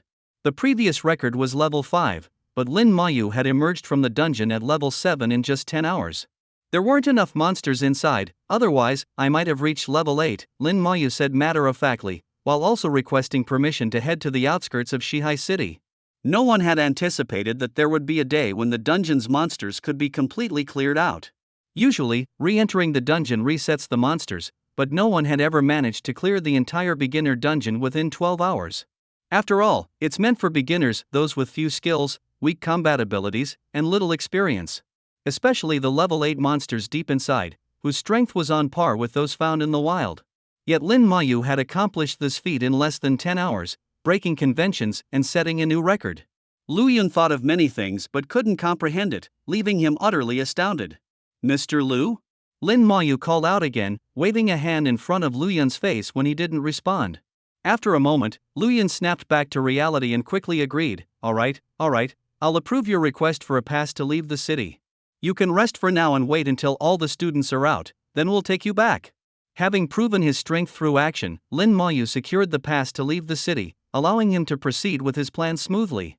Lu Yun returned to the table, where the other principals looked at him curiously. "Old Lu, what happened just now? Why did that student come out early? Is there a problem?" they asked. "Yes, is he hurt? Why did he come out alone? Where are his teammates?" Lu Yun, after downing 3 cups of tea and taking a few deep breaths, finally spoke, "That's Lin Moyu. He cleared the beginner dungeon, killing all the level 8 monsters." Gasps filled the air as the principals took in this revelation, even the seasoned Xia Dongyang appearing shocked. They noted that Lin Moyu was already level 7. To reach level 7 from level 1 in just 10 hours was an unprecedented leveling speed, let alone clearing the dungeon of level 8 monsters, which spoke volumes about his combat prowess. "The hidden profession really is powerful," Xia Dongyang remarked, attributing Lin Moyu's strength to his Necromancer class. If this is the case, the Necromancer class might surpass known rare professions, potentially rivaling legendary classes. We don't know how strong legendary classes are, having never seen them, but we've seen rare classes, and they're not this efficient. The question is whether this strength continues as he levels up, another principal noted. Indeed, like Xia Shui's awakening as an elementalist. Initially, it doesn't seem much different from other mage classes. But if she acquires the elemental enhancement passive skill, it could rival legendary classes, added another. The principals, experienced and knowledgeable, understood that some professions dominated early on but waned later, while others started weak but grew stronger over time. Skills and talents further differentiated individuals within the same class. With hundreds of professions, outcomes varied widely. Lu Yun glanced at Lin Mayu, who was meditating not far away, harboring some expectations. At least for now, Lin Mayu's Necromancer class is incredibly strong.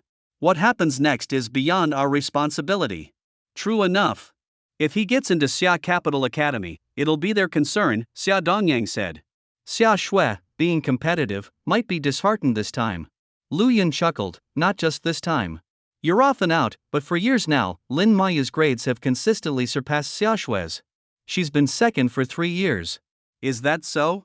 Xia Dongyang wore a wry smile, realizing Xia Shui had never mentioned this to him. Knowing his daughter's temperament, the more she kept quiet, the more pressure she felt inside. Lin Mayu continued meditating to restore his mental strength. His skeleton warriors now numbered 24, but his summoning space could accommodate 70, meaning only a third of the slots were filled. Filling the remaining slots would take more time. As night fell, marking 9 p.m., the 12-hour dungeon session ended, and the students began teleporting out one by one. After the grueling 12-hour battle, many students appeared exhausted, though the majority were exhilarated. The experience of real combat was vastly different from studying books. Some were stained with blood, exuding a strong scent of iron. A teacher used a skill to disperse the smell. The mentors quickly gathered their students, checking for injuries and seeing if anyone needed treatment. After a busy round, it turned out everyone was intact. Most had reached level 3, with a few exceptional ones at level 4. Xia Shui was also excited, having reached level 5, tying the previous record for the beginner dungeon. I definitely won't lose this time, she thought. The highest record is level 5, and I've matched it. Where is that guy, she wondered, looking around for Lin Mayu. Not seeing him immediately, she spotted him meditating in the distance. When did he come out? Her eyes widened, and she stood frozen in shock, as if struck by lightning. How is it possible? He's level 7. Xia Shui. Xia Dongyan's voice pulled Xia Shui back to reality. Dad, what are you doing here? Xia Shui approached her father, greeting him sweetly, her usual haughty demeanor absent. Xia Dongyan's eyes were filled with affection as he said, "Let's go home." Having driven himself, Xia Dongyang didn't need to accompany the school bus back. Xia Shui got into the car with him, but her eyes couldn't help drifting back to Lin Mayu. She was eager to understand how he had reached level 7.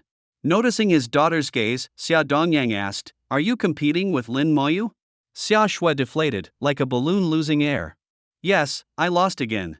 He's infuriating," she admitted. Xia Dongyang chuckled, "Want me to take care of it for you?" "No." Xia Shui interrupted before he could finish. "I'll handle my own matters. I won't keep losing to that fool." Her determination reignited, fiery and intense. Xia Dongyang laughed even more heartily. "All right, then I won't interfere. But I must tell you, Lin Mayu exited the dungeon after just 10 hours, having cleared all the level 8 monsters." Xia Shui was stunned again. Clearing all the level 8 monsters. She hadn't even reached the area with level 7 monsters, let alone seen level 8 ones.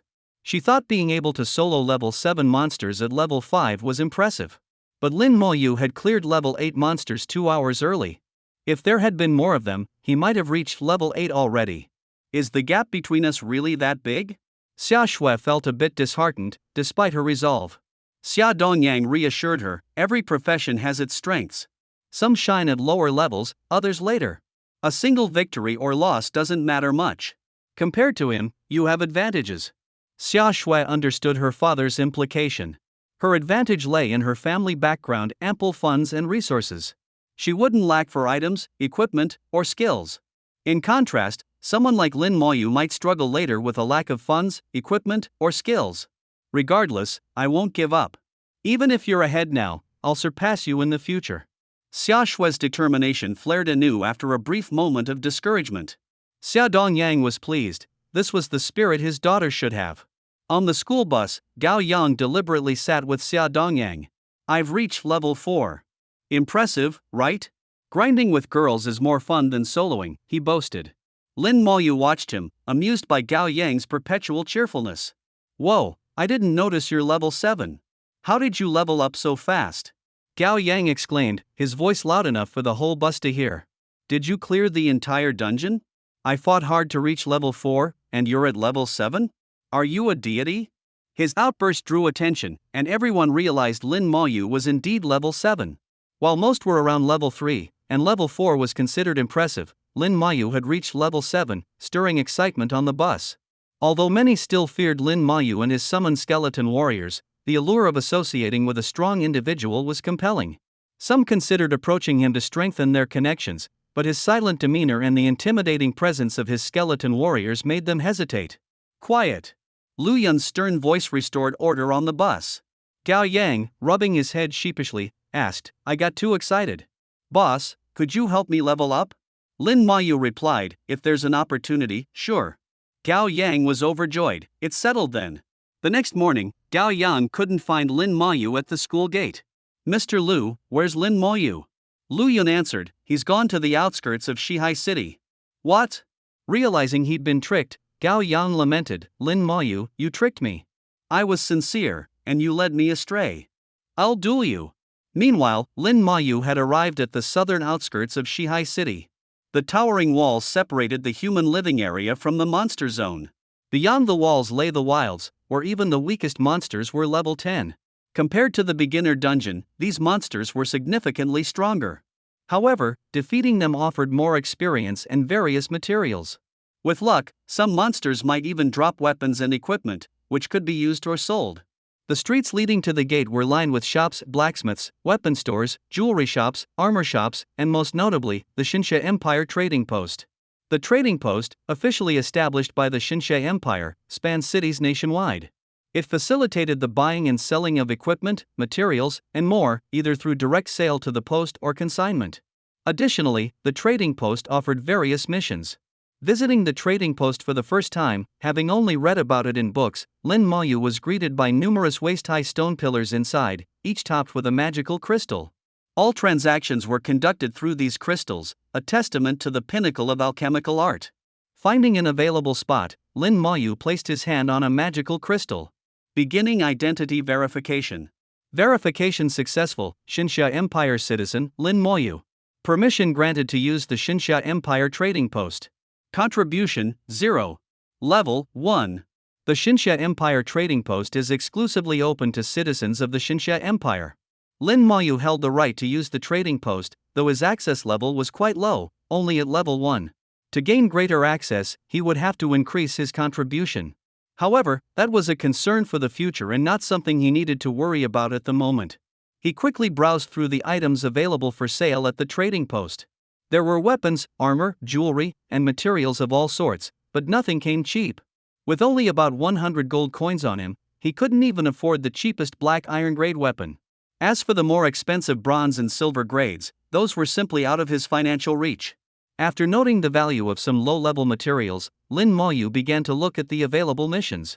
The monster levels around the outskirts of Shihai City ranged from 10 to 20, classifying it as a low-level area. Correspondingly, there weren't many missions, most of them involving collecting materials. Unlimited collection of green bud grass, purchase price 50 gold coins per batch. Unlimited collection of black wolf pelts, purchase price 20 gold coins per batch. Unlimited collection of beast bones, purchase price 30 gold coins per batch. Professions like alchemists, pharmacists, and blacksmiths required large quantities of materials for skill training. They processed these materials into useful items for sale, earning an income in the process.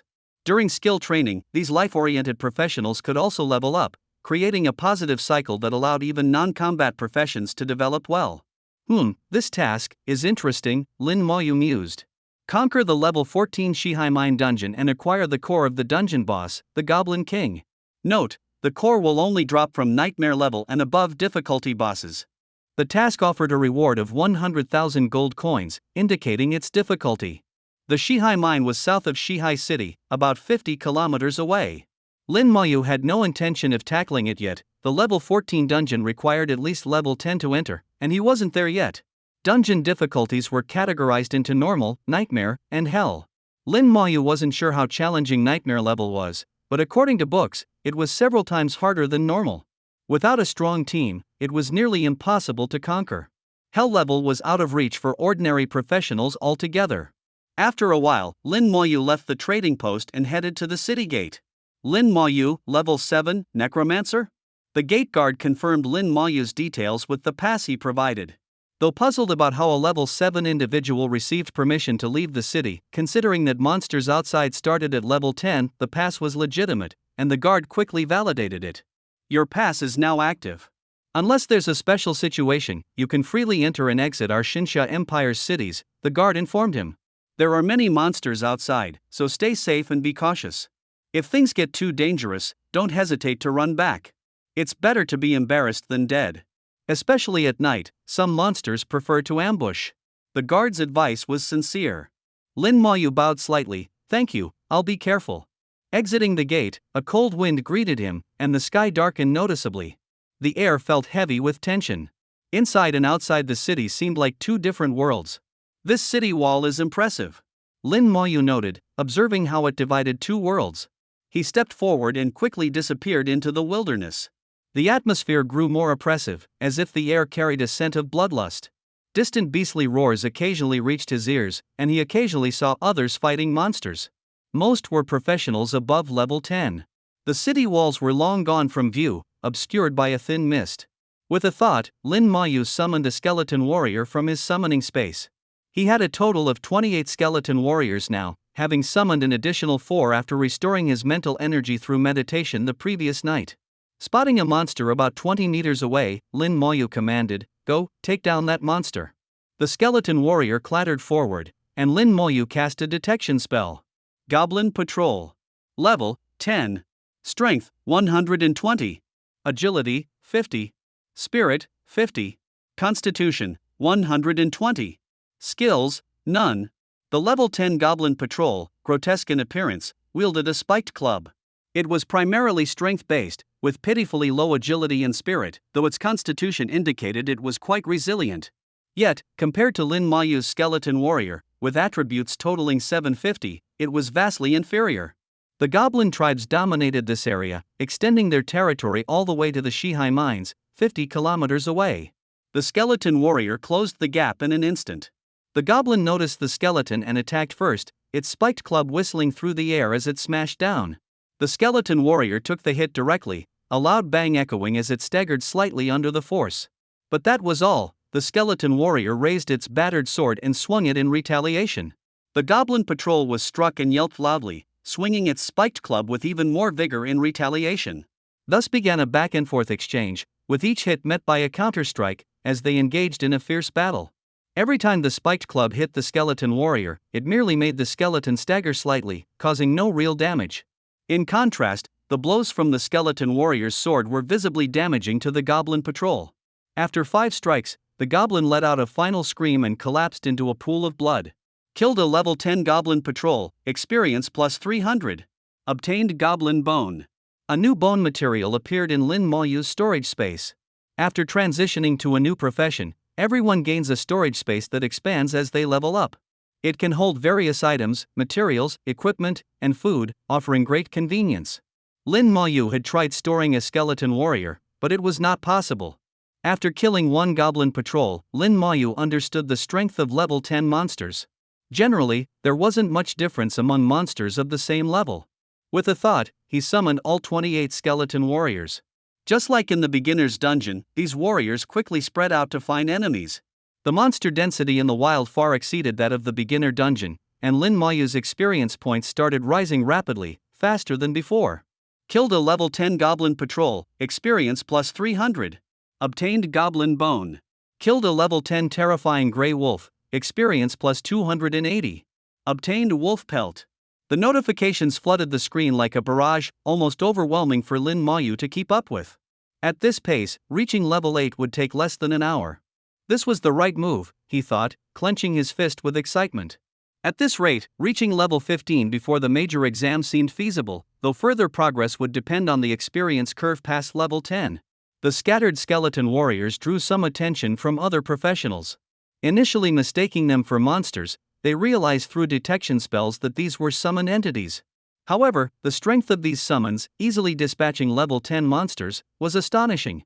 Some tried to locate the summoner through the skeleton warriors, but Lin Moyu, keeping them at a distance, remotely recalled a skeleton warrior, leaving no trace. Changing direction, Lin Moyu left the wilderness, heading into the forest.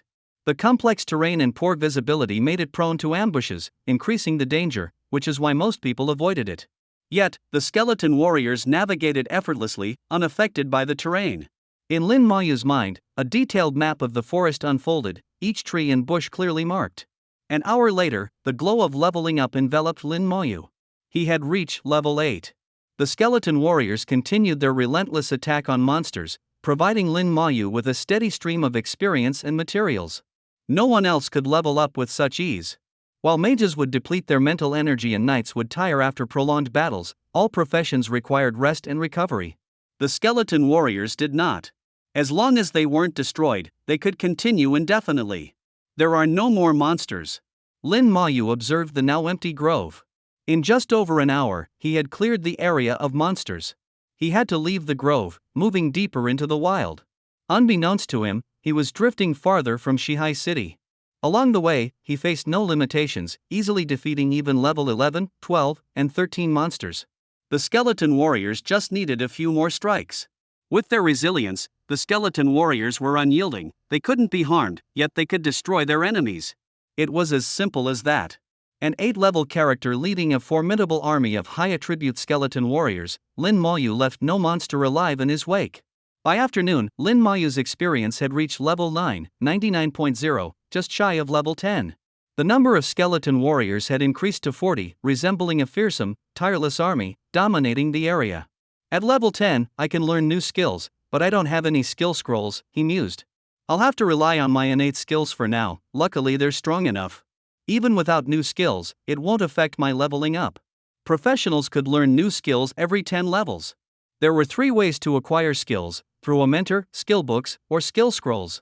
However, for a hidden profession like Lin Moyu's, mentors were non-existent. Being a unique profession, there were no skill books available for him either.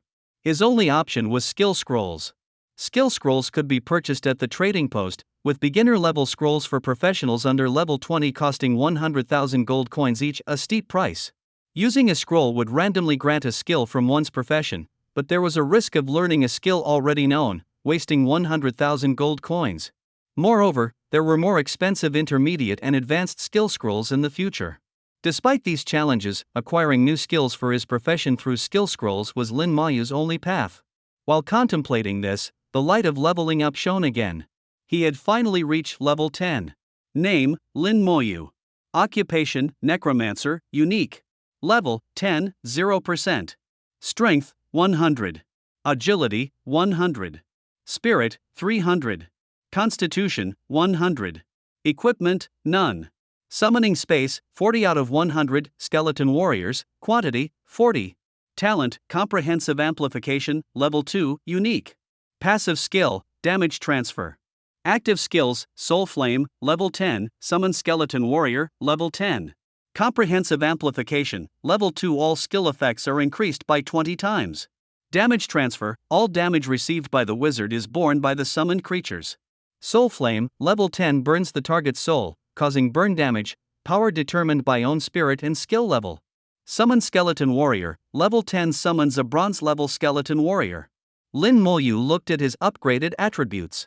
Strength and agility didn't change much, increasing by 10 points with each level up, very stable. However, his spirit directly reached 300 points, increasing by 120 points. They say there will be a big increase in attributes after level 10.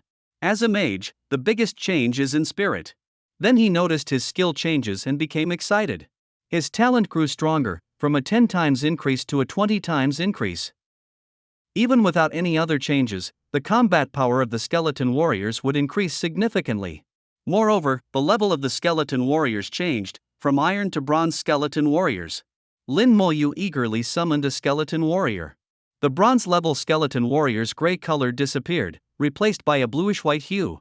The cracks on its body nearly vanished, and even the sword it held shone a bit brighter. At least it didn't look like it was picked up from a trash heap anymore. Bronze-level skeleton warrior. Strength, 3,000.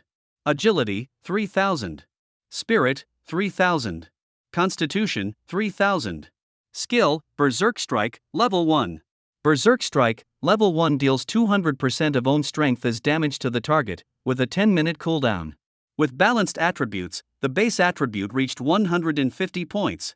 After a 20 times comprehensive amplification, all attributes reached an astonishing 3,000 points. Based on the information Lin Maoyu currently held, he couldn't determine how these attributes compared to other levels. But with these attributes, in this region, Lin Maoyu could walk around with confidence. Additionally, a new skill was added, giving the skeleton warriors an instant burst ability. Is this a case of having one powerful skill that can dominate? Lin Maoyu recalled a saying from his previous life. No need for complex and flashy skills, just one or two practical and powerful skills were enough to dominate. Currently, he was in such a situation, neither possessing the flashy spells of a mage nor the dazzling combat techniques of a warrior. With just his current skills, he dared to claim that anyone below level 20 couldn't be his opponent. For others, defeating a level 20 at level 10 was impossible, but for him, it wasn't difficult. With the attributes of the skeleton warriors, combined with his passive skills, even if he stood still and let a level 20 attack him, it would take a long time to bring him down. Lin Maoyu was about to continue summoning bronze-level skeleton warriors when a whistling sound was heard, followed by an arrow flying past his eyes. More arrows followed in quick succession, one of them hitting him. An invisible membrane appeared, blocking the arrow. The passive skill activated automatically, transferring all damage to the skeleton warriors, leaving Lin Maoyu unharmed. Under attack. Lin Maoyu received an alert, and the skeleton warrior's eyes glowed red, entering alert mode. A person in black emerged from the woods, moving swiftly, with high agility. Lin Maoyu figured the person might be of an assassin class. Seeing Lin Maoyu, the person quickly changed direction and disappeared from sight. 2 seconds later, 2 more people arrived, their attire giving away their professions. An archer and a mage. It was obvious that the stray arrows were fired by the archer. Without Lin Maoyu's passive skill, he would have been injured. The two ignored Lin Maoyu and continued their pursuit. Lin Maoyu's eyes flickered. They went in the wrong direction. The person in black had changed direction there, their chase was doomed to fail. Sure enough, just a few seconds later, the two returned. The mage used a skill, and Lin Maoyu felt a breeze blowing around. A few seconds later, the mage sighed, "That person is cunning, they've escaped." The archer said, "No worries, they can only run for now, we'll catch them eventually." Then he turned to Lin Maoyu, "Hey kid, did a person in black pass by here?" Lin Maoyu didn't answer but whispered, "Your arrow hit me, apologize." The archer glanced at the arrow on the ground and understood, "Sorry about that." Lin Maoyu waved his hand, "Don't let it happen again." The archer felt as if Lin Maoyu was looking down from above. The mage's expression was sullen, clearly unhappy about the escape. He turned to look at the skeleton warrior beside Lin Maoyu. Undead summoning. His eyes showed a hint of disgust as he slowly raised his staff. The skeleton warrior's eyes glowed red, entering combat stance. The archer suddenly pulled the mage aside and whispered, "Don't make trouble." The mage's eyes flickered, but he eventually lowered his staff, "Got it." Watching them leave, Lin Maoyu calmly said, "You're lucky." Judging from the power of the arrow, their attack wasn't strong. These two weren't very high-leveled, probably around level 20. If they had attacked him, Lin Maoyu felt he might have had to kill them. He wasn't a saint and would retaliate 100-fold if bullied. When the mage raised his staff, Lin Maoyu had already recalled all his skeleton warriors. Instantly, they could have surrounded them. If a fight had ensued, they would have been hacked to pieces. Defeated level 10 Goblin Patrol, EXP plus 300. Defeated level 11 Goblin Soldier, EXP plus 350. Obtained Goblin Bone. The notifications flooded in like a screen of text, and the experience points were rising rapidly. 44 bronze-level skeleton warriors were slaying monsters in the forest. With his skills improving, Lin Maoyu was once again enjoying the thrill of instant kills. These bronze-level skeleton warriors were one-shotting level 10 and level 11 goblin creatures. Efficiency was rising once more. From level 10 onwards, the experience required for leveling up increased again, nearly tripling. Leveling was becoming slower and slower. By this calculation, Lin Maoyu would need to kill at least 5,000 goblins to level up once. The tireless skeleton warriors continued their one-shot spree, but it still wasn't enough. By nighttime, Lin Maoyu was still 30% short of reaching level 11. Lin Maoyu started a campfire in the forest, eating food he brought from home. He didn't plan to go back, as time was limited and he couldn't waste it on the road. At this rate, I should reach level 13 by tomorrow. It's uncertain if I can reach level 15 the day after. After level 15, the leveling speed will decrease even further, and I need to save a day to return. By this calculation, I can reach a maximum of level 16. How did my sister level up back then? Even though my sister is a legendary sword dance class, her leveling speed shouldn't surpass mine. I must have overlooked something. Lin Mayu pondered, thinking back to what he learned at school, while trying to combine it with Lin Mohan's past actions. Suddenly, he realized something. The West Sea Mines dungeon. Could my sister have teamed up with others to clear the dungeon? And it must have been at least a nightmare-level dungeon. Nightmare-level dungeons contain enhanced elite monsters, so the experience must be substantial. That's why my sister was injured upon returning and had to be treated by someone. That must be it. Lin Mayu clenched his fist, convinced that his guess was correct. I'll check it out tomorrow. He made up his mind.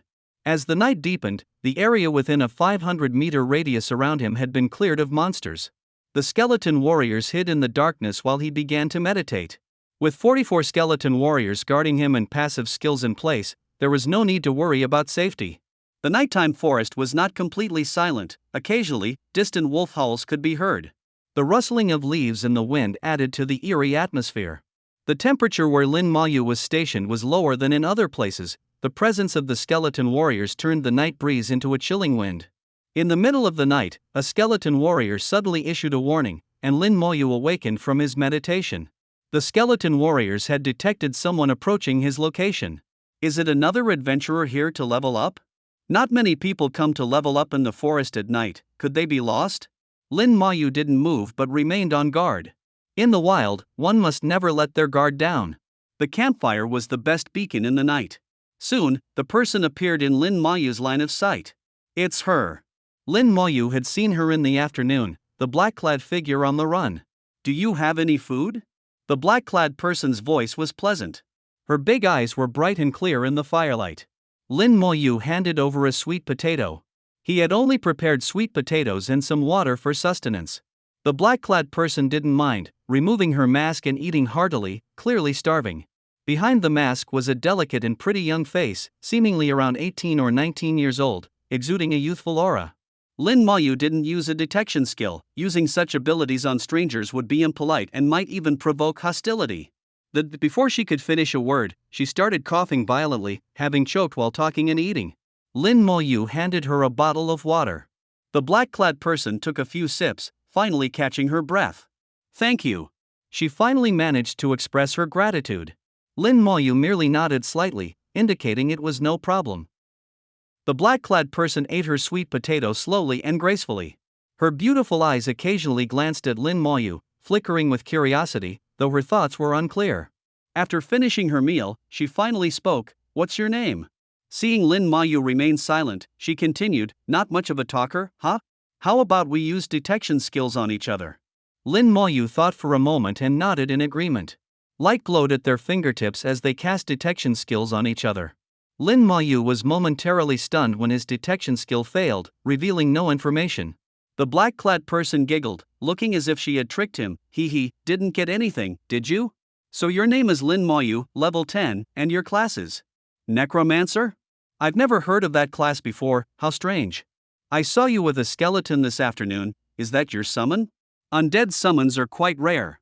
Her words flowed rapidly, one after another. Why don't you talk? Don't tell me you're mute, you don't look like one. Lin Mayu looked at her and asked calmly, why? She seemed to have discovered a new world, her face full of wonder. So you can talk. Why? Lin Mayu repeated, looking at her. Her smile remained. You're asking why the detection skill failed, right? Because of this. She took out something resembling a badge. This is called a blocking badge.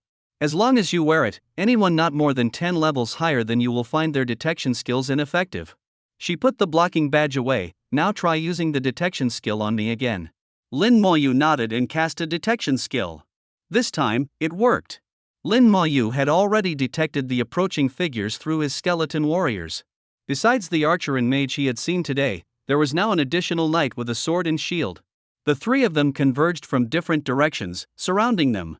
Ningyi frowned, her delicate face twisting in displeasure. This is endless.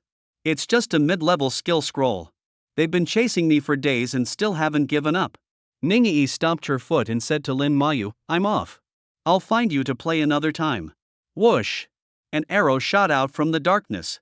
Ningyi reacted quickly, dodging it in an instant. The arrow exploded with a bang, transforming into two streams of light that fell on both Lin Mayu and Ningyi. A large mark appeared above their heads, glowing brightly in the darkness like a glaring beacon. Damn, a marking arrow. Ningyi's face turned pale, she knew things had gotten complicated. Lin Mayu recalled the description of the marking arrow. It was an archer's skill used to mark targets, making them conspicuous and preventing them from entering stealth. The marking arrow was highly effective against assassin-type classes, restricting their stealth abilities, and it could also be used in dungeons against creatures with stealth abilities. Having been marked by the archer, stealth skills were now limited, making escape difficult. "This time, you won't get away," a cold voice said as the mage Lin Mayu had seen earlier emerged from the forest. The archer stood on a tree, and the knight had arrived from another direction. The mage, holding his staff, swept his cold gaze over Lin Mayu and Ningyi. "I knew you were in cahoots. A dirty assassin like a rat paired with a dark and evil undead summoner, what a fitting match." Ningyi's hand flickered with a glow, and a dagger emitting a green light appeared in her hand. "He has nothing to do with this. I'll give you the skill scroll, and we can go our separate ways." The archer in the tree chuckled. "If it were a day ago, sure, but now we think it's safer to kill you." The mage added, "Dead people are the safest. That way, no one will know we have a mid-level skill scroll, saving us a lot of trouble." Ningyi whispered, "I'll hold them off for a while. You run." Lin Mayu looked at her, "What about you?" "I'm a shadow assassin. The night is my domain, I have my ways to escape." Lin Mayu knew Ningyi was just putting on a brave front. If she could handle them, she wouldn't have been running today. Clearly, the opponents were stronger. As a shadow assassin, she might have escaped before, but with the marking arrow now limiting her stealth skills, escaping was much harder. The archer said sternly, "The longer we wait, the more can go wrong. Let's finish this." The mage raised his staff. "Not only will you die today, this little guy will too." The staff burst with bright light, and a large orb rose into the sky, illuminating the surroundings like daylight. Illumination spell. The mage's illumination spell not only provided light but also dispelled darkness and increased the mage's spell accuracy. Crucially, it also countered stealth skills, making things even harder for Ningyi. "Time to fight for our lives," Ningyi said, her hand flashing with light as a green dagger appeared, her body tensing. Her sharp eyes scanned for an opportunity. The archer stood ready on the tree, bow fully drawn, ready to shoot. The knight had readied his sword and shield, poised for a charge. The three of them surrounded Ningyi, leaving her no room to escape. At this moment, Lin Mayu raised his finger slightly, summoning a skeleton warrior before him. "TCH, pointless effort." The mage sneered with disdain and deep disgust. "Fireball." With a light chant, the mage summoned a massive fireball, nearly a meter in diameter, hurling it at the two of them. The fireball was a spell only a level 20 mage could master, and it was immensely powerful. Getting hit by it would cause serious harm, if not death. "Dodge." Ningyi's face changed, quickly pulling Lin Mayu back. As the mage cast the fireball, he simultaneously released Mental Bind. While pulling Lin Mayu back, Ningyi suddenly felt a weight, slowing her down. An invisible thread of mental energy extended from the mage's staff, wrapping around their feet. As Ningyi was bound, the archer also acted. The bowstring vibrated with a hum, releasing an arrow that split into three mid-flight. Triple shot. One of the archer's techniques, splitting one arrow into three, tripling the attack. The knight also charged at them with incredible speed. "It's over." Ningyi's face turned pale. She suddenly pushed Lin Mayu out of the attack range. At that moment, two skeleton warriors appeared on either side of Ningyi. The three skeleton warriors acted like shields, firmly protecting Ningyi. The mage's fireball hit the skeleton warriors, exploding with a bright flare. The archer's triple shot struck the skeleton warriors, resulting in metallic clanging sounds. The knight collided with a skeleton warrior but was knocked back himself. Amidst the flames, the skeleton warriors emerged unscathed, glowing with a blue-white light. "How is this possible?" the mage exclaimed in disbelief. He had already used a detection skill to check Lin Mayu, confirming he was merely a level 10 necromancer. The summoned creature shouldn't exceed the summoner's level, so it should also be level 10. Yet, with his level 21 power, he couldn't one-shot them? Both the archer and knight were stunned. What kind of summon was this to be so powerful? Creak! Creak! Accompanied by the unsettling sound of grinding teeth, skeleton warriors appeared all around. A total of 44 skeleton warriors surrounded the three of them completely.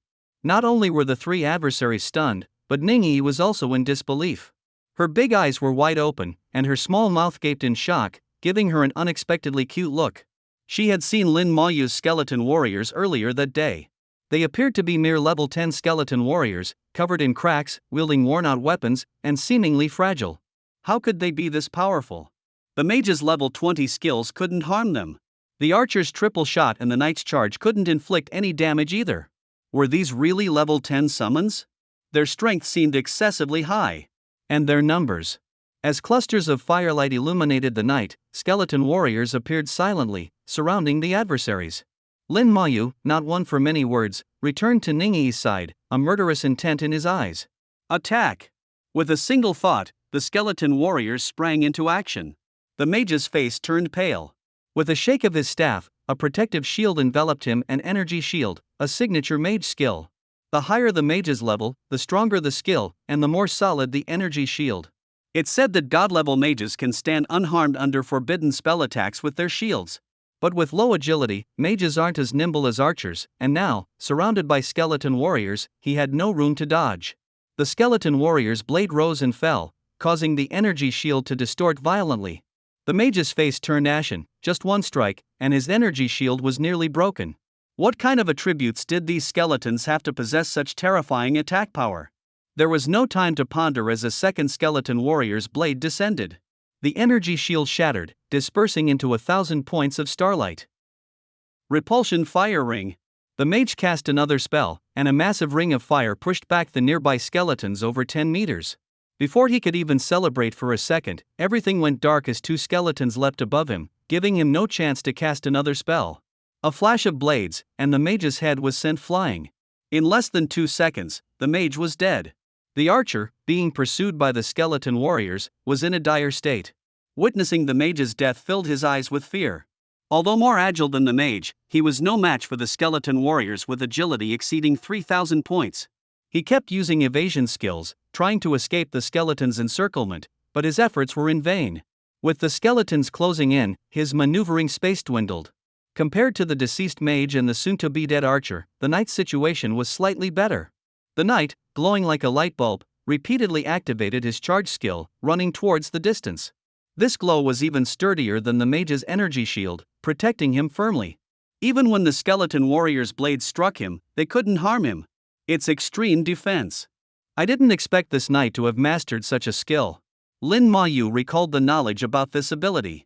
It's one of the core skills of a knight. Once activated, it significantly boosts defense for a short period. How strong exactly is unknown, but some say a level 20 knight using extreme defense can withstand attacks from a level 40 mage. Although it can only take one hit, it shows how powerful the extreme defense skill is. Knights with and without extreme defense are practically different classes. The knight, under extreme defense, fled frantically. Hearing a scream from behind, he knew the archer had also died. With both the mage and archer dead, he was terrified. How could these skeleton warriors be so fearsome? If he had known, he wouldn't have come. Losing his life for a mid-level skill scroll wasn't worth it. Use skills. Stop him, don't let him escape, Lin Maoyu commanded. He couldn't allow the knight to get away. If he was killing, he would do it thoroughly. The blades of the skeleton warriors glowed red. Furious Strike. It deals 200% of the user's strength in damage. With the skeleton warrior's strength at 3,000 points, using the skill doubled their damage output. They can use skills too. The knight was horrified. The skeleton warriors were already terrifying, and now they could use skills too. This was beyond belief. The red glowing blades struck the knight, dimming his protective glow significantly. Then came the second strike, and the third. Extreme defense lasts for 1 minute, assuming no attacks are taken. The more intense the assault, the shorter the duration of extreme defense. One by one, the skeleton warriors charged, using their skills, rapidly shortening the duration of extreme defense. With more skeleton warriors surrounding, the knight's escape route was cut off. It was hopeless. Seconds later, the knight, full of reluctance, was dismembered by the skeleton warriors. If you start something, don't hold back. This was a principle Lin Mohan had taught Lin Maoyu, and Lin Maoyu adhered to it. Are they all dead? Ningyi hadn't yet fully processed the situation. From the start to the end of the fight, it had been about 20 seconds. All three were dead. And the one responsible hadn't even moved, just stood there. Lin Moyu nodded. Ningyi was right, they were indeed all dead. The skeleton warriors returned, carrying a bounty of items. When professionals die, the contents of their storage spaces drop. The skeleton warriors had collected everything. Bronze level Carmen staff, spirit plus 20, increases mage skill power by 5%, usable at level 18. Bronze level Carmen bow, agility plus 20, increases archery skill power by 5%, usable at level 18. Bronze level Carmen sword, strength plus 10, constitution plus 10, increases offensive skill power by 5%, usable at level 18. Bronze level Carmen shield, constitution plus 20, increases the effective defensive skills by 5%, usable at level 18. 4 pieces of equipment were neatly laid out in front of them. The bronze level weapons glowed with a blue-white light, similar to the sheen on the skeleton warriors. Ningyi remarked, "These are all weapons from the Carmen Orc Legion dungeon." Lin Moyu was puzzled, he hadn't heard of this dungeon before. Noticing his confusion, Ningyi explained, "The Carmen Orc Legion is a level 20 dungeon located outside Shanghai City. Those 3 often farmed there." Lin Moyu nodded. These 4 bronze level items weren't useful to him, but they could be sold for money. Without hesitation, he collected the 4 pieces, and Ningyi didn't seem to mind. There were also some materials left, like wolf pelts, beast bones, and green bud grass, though not in large quantities. Lin Moyu took them all without hesitation. Every little bit counts, and they could be sold for money. After gathering the weapons and materials, only one item remained. Beginner Skill Scroll. Description: can acquire skills below level 20, with a chance to obtain already learned skills. To his surprise, it was a beginner skill scroll, worth 100,000 gold coins, a significant sum. Lin Moyu contemplated whether to use it himself or sell it for money. Ningyi asked, "You haven't used a beginner skill scroll before, have you?" Lin Moyu nodded, indeed, he had not. "You could try using it. Although there's a chance you'll get a skill you already know, you might also learn something new." She paused, then added, "Wait, are you thinking of selling it? Are you really that short on money? It's just a beginner scroll, not worth much compared to advanced ones." To Ningyi, 100,000 gold coins seemed insignificant, indicating her family's wealth. Lin Moyu held the skill scroll. "How do I use it?" Ningyi giggled, "It's simple. Just hold it and say use. Lin Moyu, not doubting her, followed her instructions. Use. The scroll remained inactive. Ningyi said, "Oh, that's not right. You didn't say it loud enough.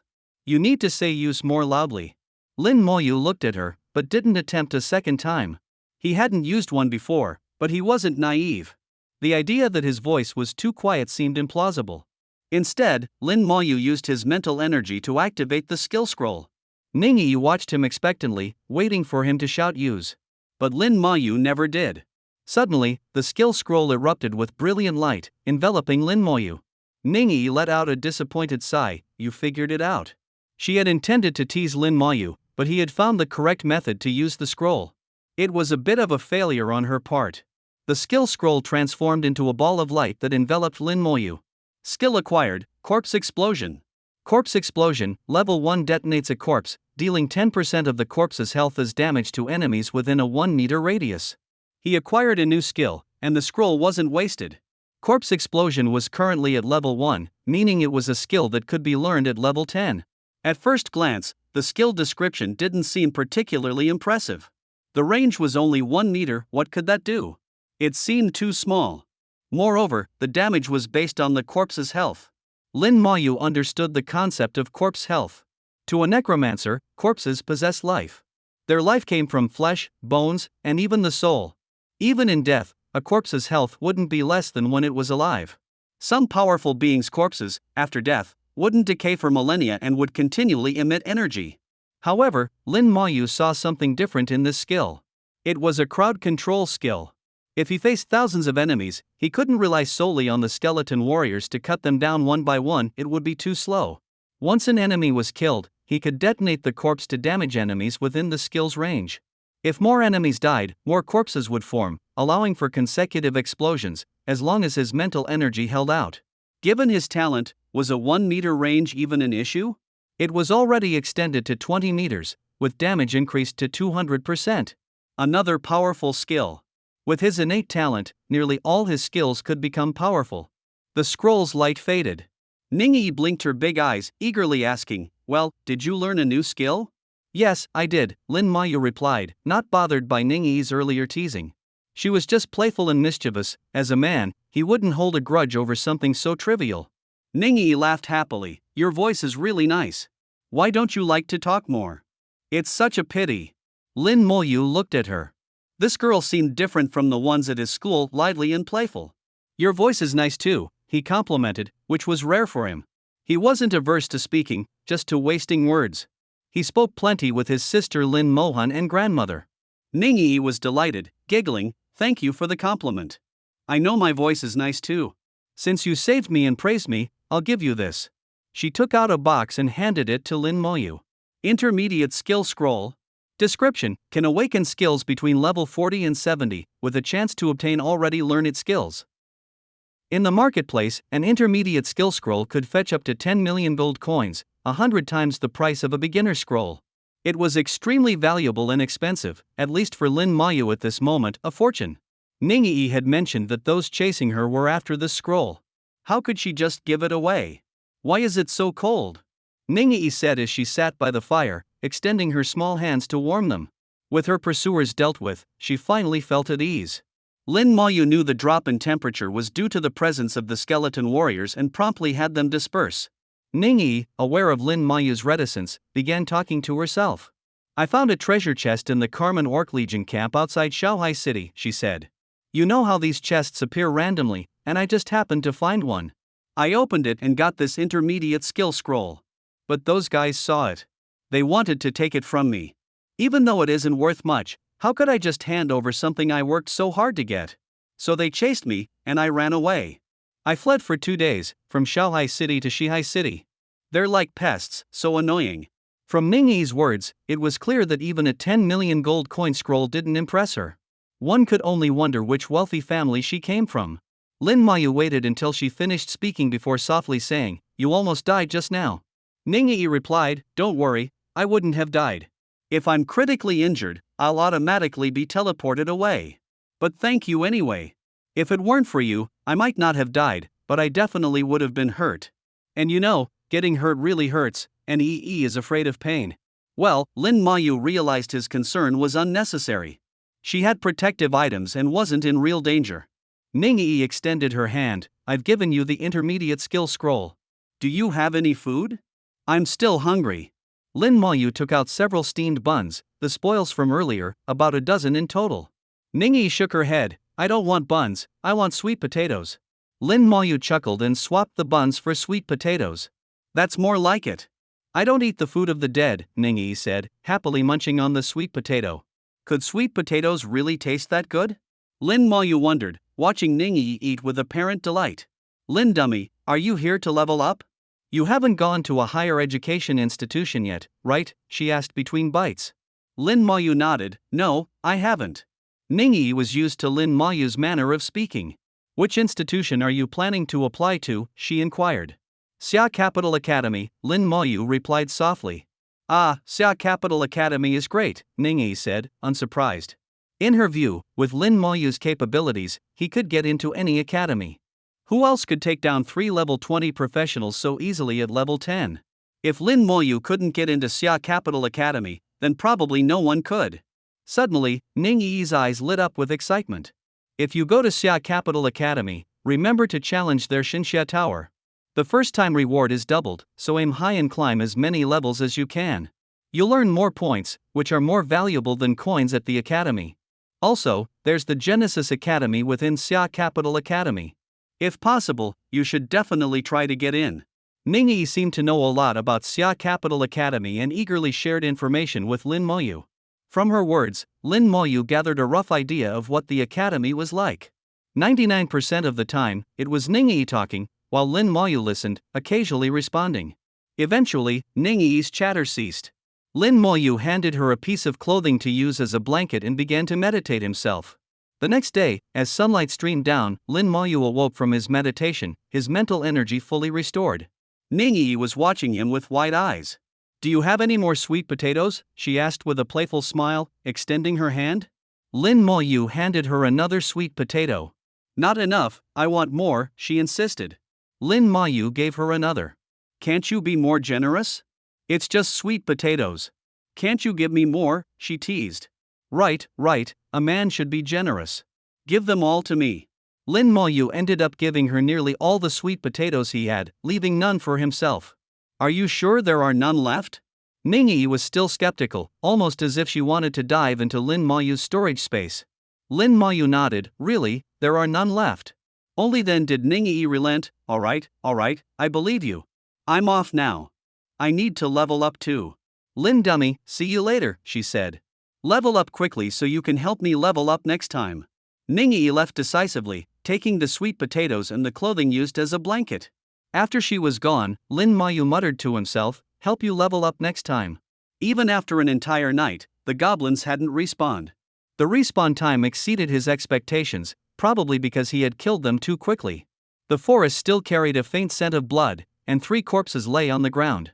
Lin Mayu looked at the bodies and quietly used the skill he had learned yesterday, corpse explosion. With a loud bang, a large area of trees was obliterated, not just knocked down, but utterly shattered. A massive crater, 20 meters in diameter and over 10 meters deep, formed in the ground. The power was impressive. Lin Mayu realized the damage from corpse explosion was a full 360-degree effect. Judging by this, exploding a corpse in midair might be even more powerful, he thought. He had just detonated the mage's body. He commanded a skeleton warrior to toss the archer's body into the air and activated the skill. Another thunderous explosion confirmed his suspicion, an aerial explosion was indeed more potent. However, corpse explosion had a downside, the risk of friendly fire. While neither he nor the skeleton warriors would be harmed, any teammates would be at risk. Another loud explosion echoed through the forest as the knight's body was detonated. The 3 individuals had been completely erased, leaving no trace behind. The corpse explosion skill was undoubtedly effective for disposing of bodies. Following his plan from the previous day, Lin Mayu headed toward the Shihai mine. It was the goblins' stronghold. As he got closer, the levels of the goblin creatures gradually increased. Level 12 goblin warriors and level 13 goblin archers began to appear. However, they were no match for the extraordinary attributes of his skeleton warriors. After a night of meditation, Lin Mayu's mental energy was fully restored, allowing him to summon 4 more skeleton warriors. He now had 48 skeleton warriors in total. As the summoning skill reached level 10, the black iron skeleton warriors evolved into bronze level ones, demanding more mental energy. It now required 70 points of mental energy to summon 1 skeleton warrior, and Lin Mayu had a total of 300 points. He could still only summon 4 at a time, but he was content with his progress. He knew that one day his summoning space would be full, and he was in no hurry. As Lin Mayu neared the Shihai mine dungeon, more people appeared. The path to the dungeon had been mostly cleared of monsters. Soon, Lin Mayu saw the entrance to the dungeon, a vortex similar to the beginner dungeon, only much larger. The beginner dungeon's vortex was about half a meter in diameter, while the Shihai mine entrance was a full meter wide. The vortex emitted a constant bloodthirsty aura that could instill fear in the faint-hearted. Normal difficulty. Need a healer, 3 out of 4, someone shouted. Normal difficulty.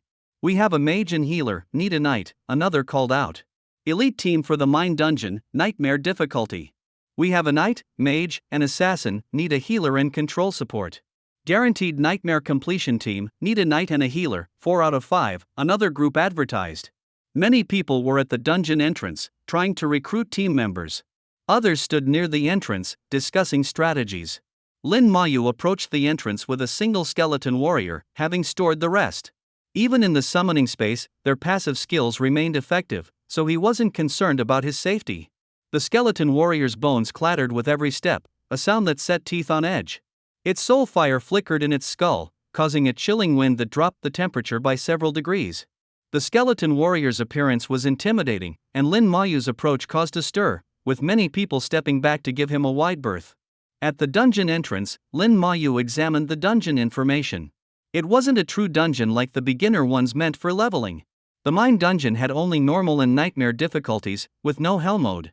The normal difficulty featured elite monsters several times stronger than those outside, while nightmare difficulty had enhanced elite monsters, making it even more challenging. Normal difficulty typically required a 3-person team, a tank, a damage dealer, and a healer. Nightmare difficulty required a 5-person team with dual support and dual damage rolls, highlighting the difficulty disparity. The skeleton warrior stood silently by Lin Mayu's side, attracting attention. Finally, someone gathered the courage to speak to Lin Mayu. "Hey, are you a summoner?" they asked. Lin Mayu didn't respond, ignoring the inquiry. A detection spell was cast on him and the skeleton warrior. Suddenly, a red glow appeared in the hollow eye sockets of the skeleton warrior, staring at the one who cast the spell, causing them to recoil like a turtle retreating into its shell. The detection spell failed to reveal any information, as Lin Mayu wore the shielding badge Ningyi had given him. Anyone less than 10 levels higher than him couldn't see his details with detection spells. Lin Mayu didn't let the skeleton warrior retaliate. It was just a detection spell, not worth responding to. "Hey, do you want to team up? We need a damage dealer," someone offered. "You seem like a summoner. Summoners have good damage output. Want to join us?" another suggested. "We're an elite team tackling nightmare difficulty. We'll share the loot equally," a third added. Realizing Lin Mayu was no ordinary person, people began inviting him to join their teams, but he remained indifferent. After reviewing the dungeon information, he chose the nightmare difficulty. "Please confirm if you choose nightmare difficulty." "Confirm." Lin Mayu replied, and he was teleported into the dungeon. He's entered the dungeon. He went in alone. Is he attempting a solo run? That's too arrogant. Well, you never know, maybe he can handle it. It's not unheard of for someone to solo a dungeon. Did anyone get his level or class information from that detection spell? Yeah, his summon is undead, which I've never seen before. The person who used the detection spell replied awkwardly, couldn't get any information, he must be wearing a shielding badge. Alright, let's wait and see if he comes out alive. Maybe he's just all show and no substance, looks intimidating but might be weak. Outside the dungeon, many watched with anticipation, eager to witness the outcome. Every year, many who overestimated their abilities attempted to solo dungeons, only to meet their end inside. True to its name, the mine dungeon resembled an actual mine, with oppressive, blood-scented air. Before Lin Mayu stood a massive iron gate, beyond which the dungeon proper awaited. Beyond the gate, a towering creature over 2 meters tall roared, having already detected Lin Mayu. If he dared open the gate, it would charge at him, ready to tear him apart. Through the iron gate, Lin Mayu cast a detection spell. Goblin Mine Guard, Enhanced Elite Monster. Level, 14. Strength, 800. Agility, 400. Spirit, 200. Constitution, 1000. Skill, Stun Attack. Indeed, the Enhanced Elite Monster's attributes were several times higher than ordinary monsters. Its strength and constitution were exceptionally high, providing high attack and defense. For a level 14 Knight-type class, the constitution would usually be between 300 to 400, far inferior to this enhanced elite monster. Without forming a team and cooperating, it would be challenging to conquer a nightmare-level dungeon. However, these attributes were still inferior to Lin Mayu's skeleton warriors.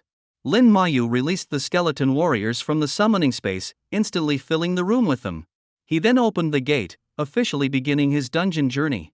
The Goblin Mine Guard roared with excitement and charged from behind the gate, only to be met by the skeleton warriors' swords. It was burly, much larger than the skeleton warriors, but its agility was low, and it wasn't very intelligent. The skeleton warrior's swords left gruesome wounds on its body. Even in a one-on-one fight with a skeleton warrior, it would be doomed. Moreover, it was now being besieged by at least 5 or 6 skeleton warriors. In just 2 seconds, it fell with a wail. Killed level 14 Goblin Mine Guard, experience plus 4200. Seeing the notification, a thrill ran through Lin Mayu. The experience was about 10 times that of monsters of the same level outside. Killing one monster here was equivalent to killing 10 outside, and it only took a second or two, not much longer. This meant a much faster leveling pace. Lin Mayu felt he was on the right track and immediately issued a command. The skeleton warriors charged into the dungeon corridors with clattering sounds, like an unstoppable army, slashing their way through. Killed level 14 Goblin Mine Guard, experience plus 4200. Obtained Bone X5. Killed level 14 Goblin Mine Guard, experience plus 4200. Obtained Fur X6. Notifications appeared one after another. Experience soared, and materials accumulated rapidly. A detailed map of the dungeon took shape in Lin Mayu's mind. The mine dungeon was, as its name suggested, a mine with many interconnected passages, eventually leading to the dungeon's end. Most teams would choose one path to progress, unlike Lin Mayu, who deployed skeleton warriors in every passage, leaving no stone unturned. Within just 5 minutes of entering the dungeon, Lin Maoyu was enveloped in a leveling up glow. Finally, level 11. With restored mental energy, Lin Maoyu summoned 4 more skeleton warriors, bringing the total to 56. Name, Lin Maoyu. Class, Necromancer, Unique. Level, 11, 0%. Strength, 120. Agility, 120. Spirit, 40 of 400. Constitution, 120. Equipment, none. Summoning space, 56 of 110, skeleton warriors, quantity, 56. Talent, Comprehensive Amplification, Level 2, Unique. Passive skill, Damage Transfer. Active skills, Soul Flame, Level 10, Summon Skeleton Warrior, Level 11, Corpse Explosion, Level 1. Comprehensive Amplification, Level 2. All skill effects are enhanced 20 times. Damage Transfer, all damage the Necromancer receives is borne by summons.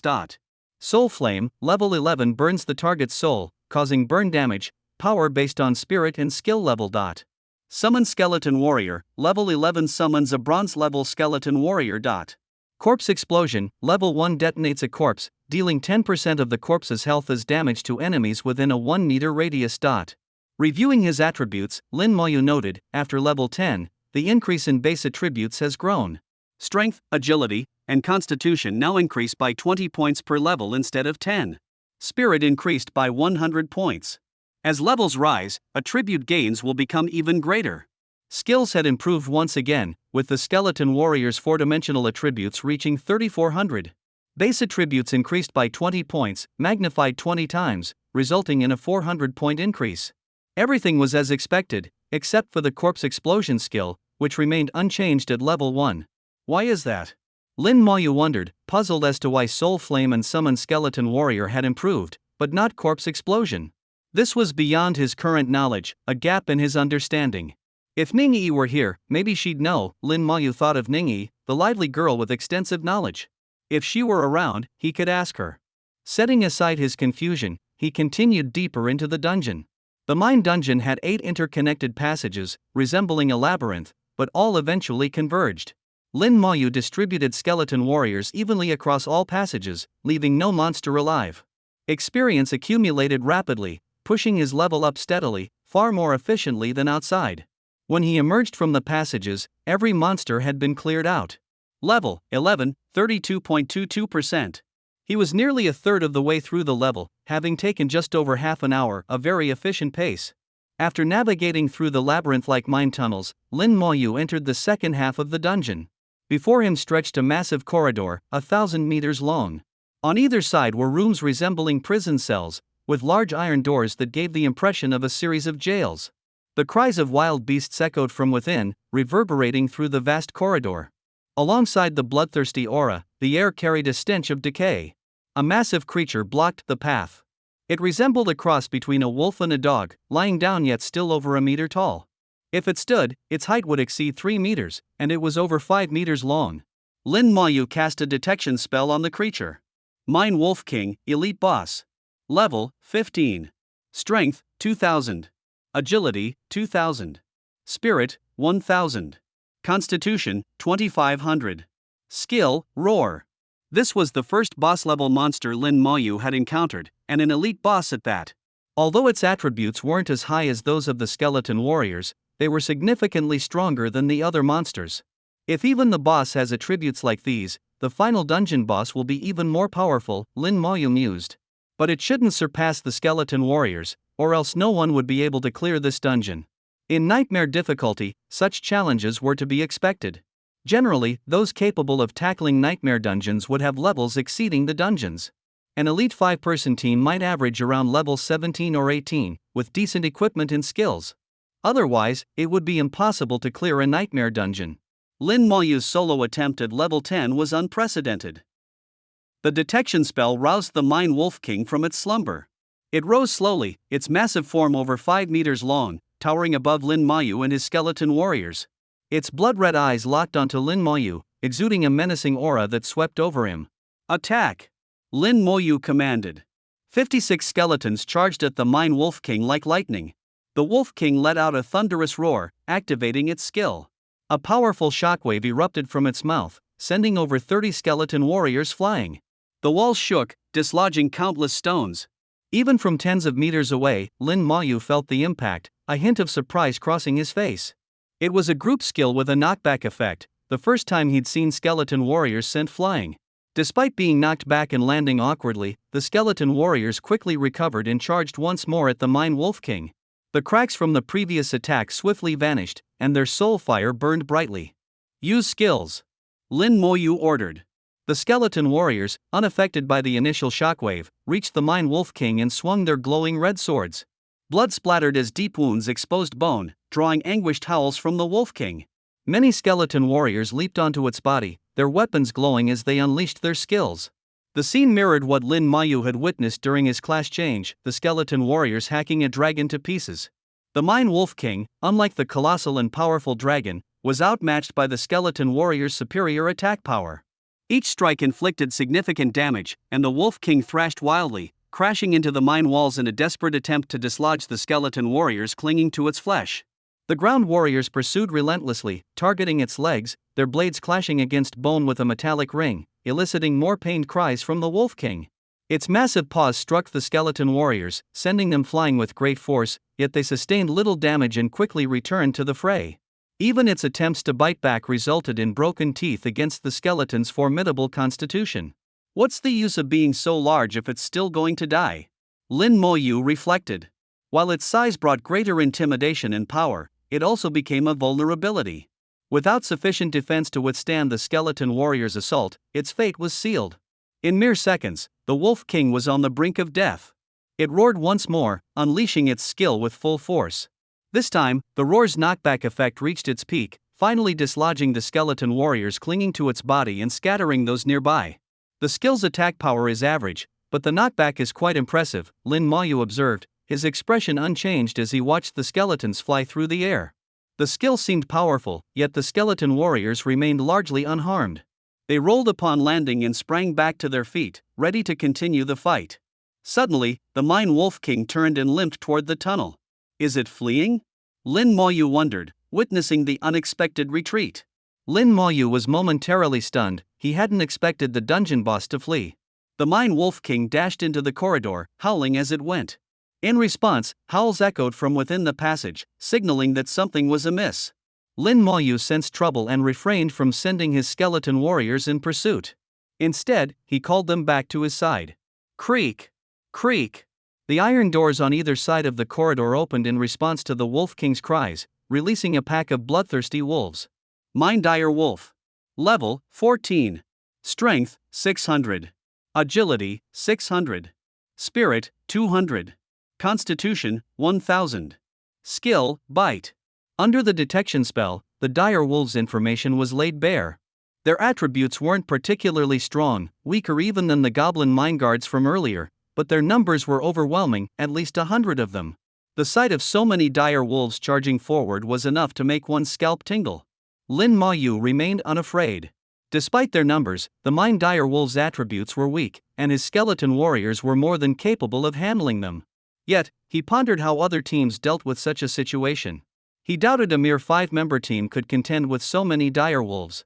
Surveying his surroundings and noting the narrow mine passage behind him, he quickly grasped the strategy. The exit of the mine passage was small, allowing only one person through at a time.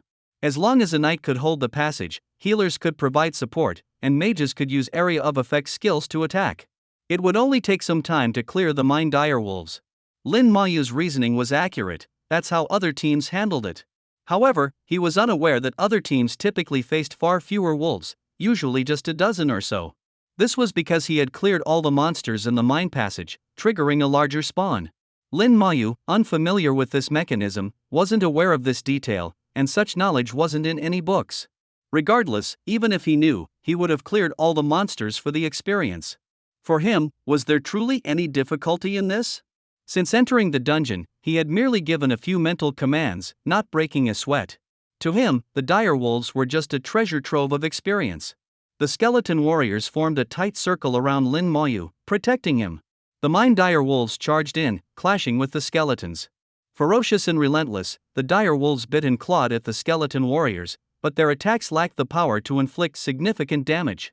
Once the dire wolves were all engaged, Lin Maoyu willed 5 skeletons to focus their attacks on a single wolf. Blood and flesh flew as 5 skeletons struck in unison, and the dire wolf fell, howling, in just 2 seconds. Killed level 14 Mine Dire Wolf, experience plus 2800. Obtained Wolf Pelt X3. A graceful smile tugged at Lin Maoyu's lips, and light shimmered in his palm. Corpse Explosion. With a thundering boom, the dire wolf's body detonated, dealing damage based on 10% of its health within a 1-meter radius, amplified 20-fold by his talent. This meant all enemies within a 20-meter radius took damage equivalent to 200% of the wolf's health. No dire wolf could withstand that. Instant annihilation, undoubtedly. Killed level 14 Mine Dire Wolf, experience plus 2800. Obtained Wolf Pelt X2. Killed level 14 Mine Dire Wolf, experience plus 2800. Obtained Bone X3. Killed level 14 Mine Dire Wolf, experience plus 2800. Obtained Wolf Pelt X4. Notifications flooded his vision, and his experience skyrocketed from 32% to 72% in an instant. One attack had gained him 40% experience, an astonishing speed. Lin Maoyu marveled at the power of the corpse explosion skill, its strength terrifying. Perhaps it couldn't rival a mage's forbidden spells, but at his current level, it was unbeatable. The Mine Wolf King hobbled back, terror in its eyes. How had its minions perished in an instant? It couldn't comprehend the explosion it had witnessed. Conveniently, a few dire wolf corpses lay at its feet. Let's be fair, you should try it too, Lin Maoyu said coldly, a glint in his palm. Corpse Explosion. Boom, boom, boom. 3 simultaneous explosions rocked the area, drenching the Mine Wolf King in blood. Most of its flesh was gone, leaving bare bones, with some bones even shattered. With a final mournful cry, the Wolf King collapsed, its massive form swaying before crashing to the ground. Already gravely injured, it couldn't endure the severe damage. Killed level 15 Mine Wolf King, experience plus 15,000. Obtained Wolf King's Fong. Obtained low-grade monster core. Only 15,000 experience, not very cost-effective, Lin Maoyu noted. Given the Mine Wolf King's strength, its experience yield was low, equivalent to just 5 dire wolves. However, with boss-level monsters, the real prize lay not in the experience but in the items they dropped. The Wolf King's Fawn was a valuable weapon material in the marketplace, and the monster core, used for crafting accessories to enhance attributes, was equally valuable.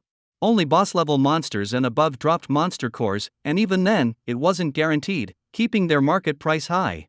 The stench of decay was overwhelming as Lin Maoyu walked through the corridor, prompting him to cover his nose. The 1,000-meter-long passageway was now empty, with all the iron doors open and devoid of life. Every dire wolf had been eradicated, leaving nothing behind. At the end of the corridor lay a massive mining pit, over a kilometer in diameter, descending into pitch darkness. A spiraling path led downward, populated by numerous goblin-type monsters clad in armor and wielding large swords, patrolling in pairs. Goblin Elite Warrior, Enhanced Elite Monster. Level, 15. Strength, 900. Agility, 800. Spirit, 400. Constitution, 900. Their attributes were significantly lower than the boss level, with none exceeding 1,000, so Lin Maoyu paid them little mind. With a wave of his hand, the skeletal army surged into the pit. The enhanced elite monsters were no match for the tide of skeleton warriors, falling one after another.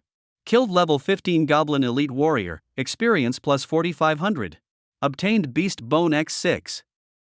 Notifications continuously popped up as Lin Maoyu issued commands for free combat, rapidly clearing the pit of monsters. Despite their strength, the enhanced elite monsters offered rich experience and abundant materials, presenting excellent value compared to ordinary monsters outside. Solo farming in hell-level dungeons should yield even more experience, he mused. If anyone knew his thoughts, they would likely scoff. Soloing a hell-level dungeon was unheard of throughout human history, or even soloing nightmare-level dungeons was legendary. Attempting a hell-level solo run seemed ludicrous, and those who tried never returned. As Lin Maoyu descended the path, the monsters were swiftly cleared. By the time he reached the pit's bottom, his experience had soared to 99%, just a step away from leveling up. Only the final boss remained. Defeating it should bring me to level 12, he thought. In just over an hour, he'd gained more than a level, far exceeding his expectations. A few rounds of nightmare difficulty runs would easily bring him to level 16, or even 18 or 19. With the right level, admission to Shajing Academy would be assured. Sister, we'll meet again soon, he whispered, a rare smile breaking his usual calm as he thought of Lin Muhan. The dungeon's final boss sat at the mine center, its massive jaws rhythmically inhaling and exhaling, each breath like thunder reverberating through the cavern, stirring gusts of wind so powerful they nearly knocked Lin Mayu off his feet. Oblivious to the chaos outside, the boss lay asleep. A detection spell swept over it as gently as a breeze. Goblin King, leader level monster. Level, 16. Strength, 3000. Agility, 1500. Spirit, 1500. Constitution, 3000. Skills, Flame Jet, Sweep, Knockback. The Goblin King's attributes were only marginally stronger than those of the Mine Wolf King, with slightly higher strength and constitution. Lin Mayu felt that even his skeleton warriors could take it on one-on-one. The detection spell woke the Goblin King, who slowly opened its eyes, glaring at Lin Mayu before leaping up with a roar, swinging its massive sword directly at him. The terrifying blade descended with a pressure that seemed insurmountable, yet Lin Mayu stood still, his gaze calm, even mocking. Just 10 centimeters from him, the blade abruptly halted, as if restrained by an invisible force. Damage transfer. All attacks on Lin Mayu were transferred to his summons. But he frowned, sensing his skeleton warriors had been injured. Their soul fire flickered violently, their light dimming, and hairline cracks appeared on their bones. How could this be? Lin Mayu was taken aback, a rare occurrence for him. Even when the blade had approached, he remained unfazed, unblinking. His first time killing, even of humans the previous night, had been met with the same calm. To him, there was no difference between slaying monsters and people. He wasn't cold-blooded, his sister Lin Muhan had taught him always to stay calm, no matter the situation. In danger, calmness was the key to survival. He quickly retreated, allowing the skeleton warriors to engage the Goblin King, shielding him. With their berserk strikes, the skeleton warriors unleashed powerful attacks, wounding the Goblin King severely.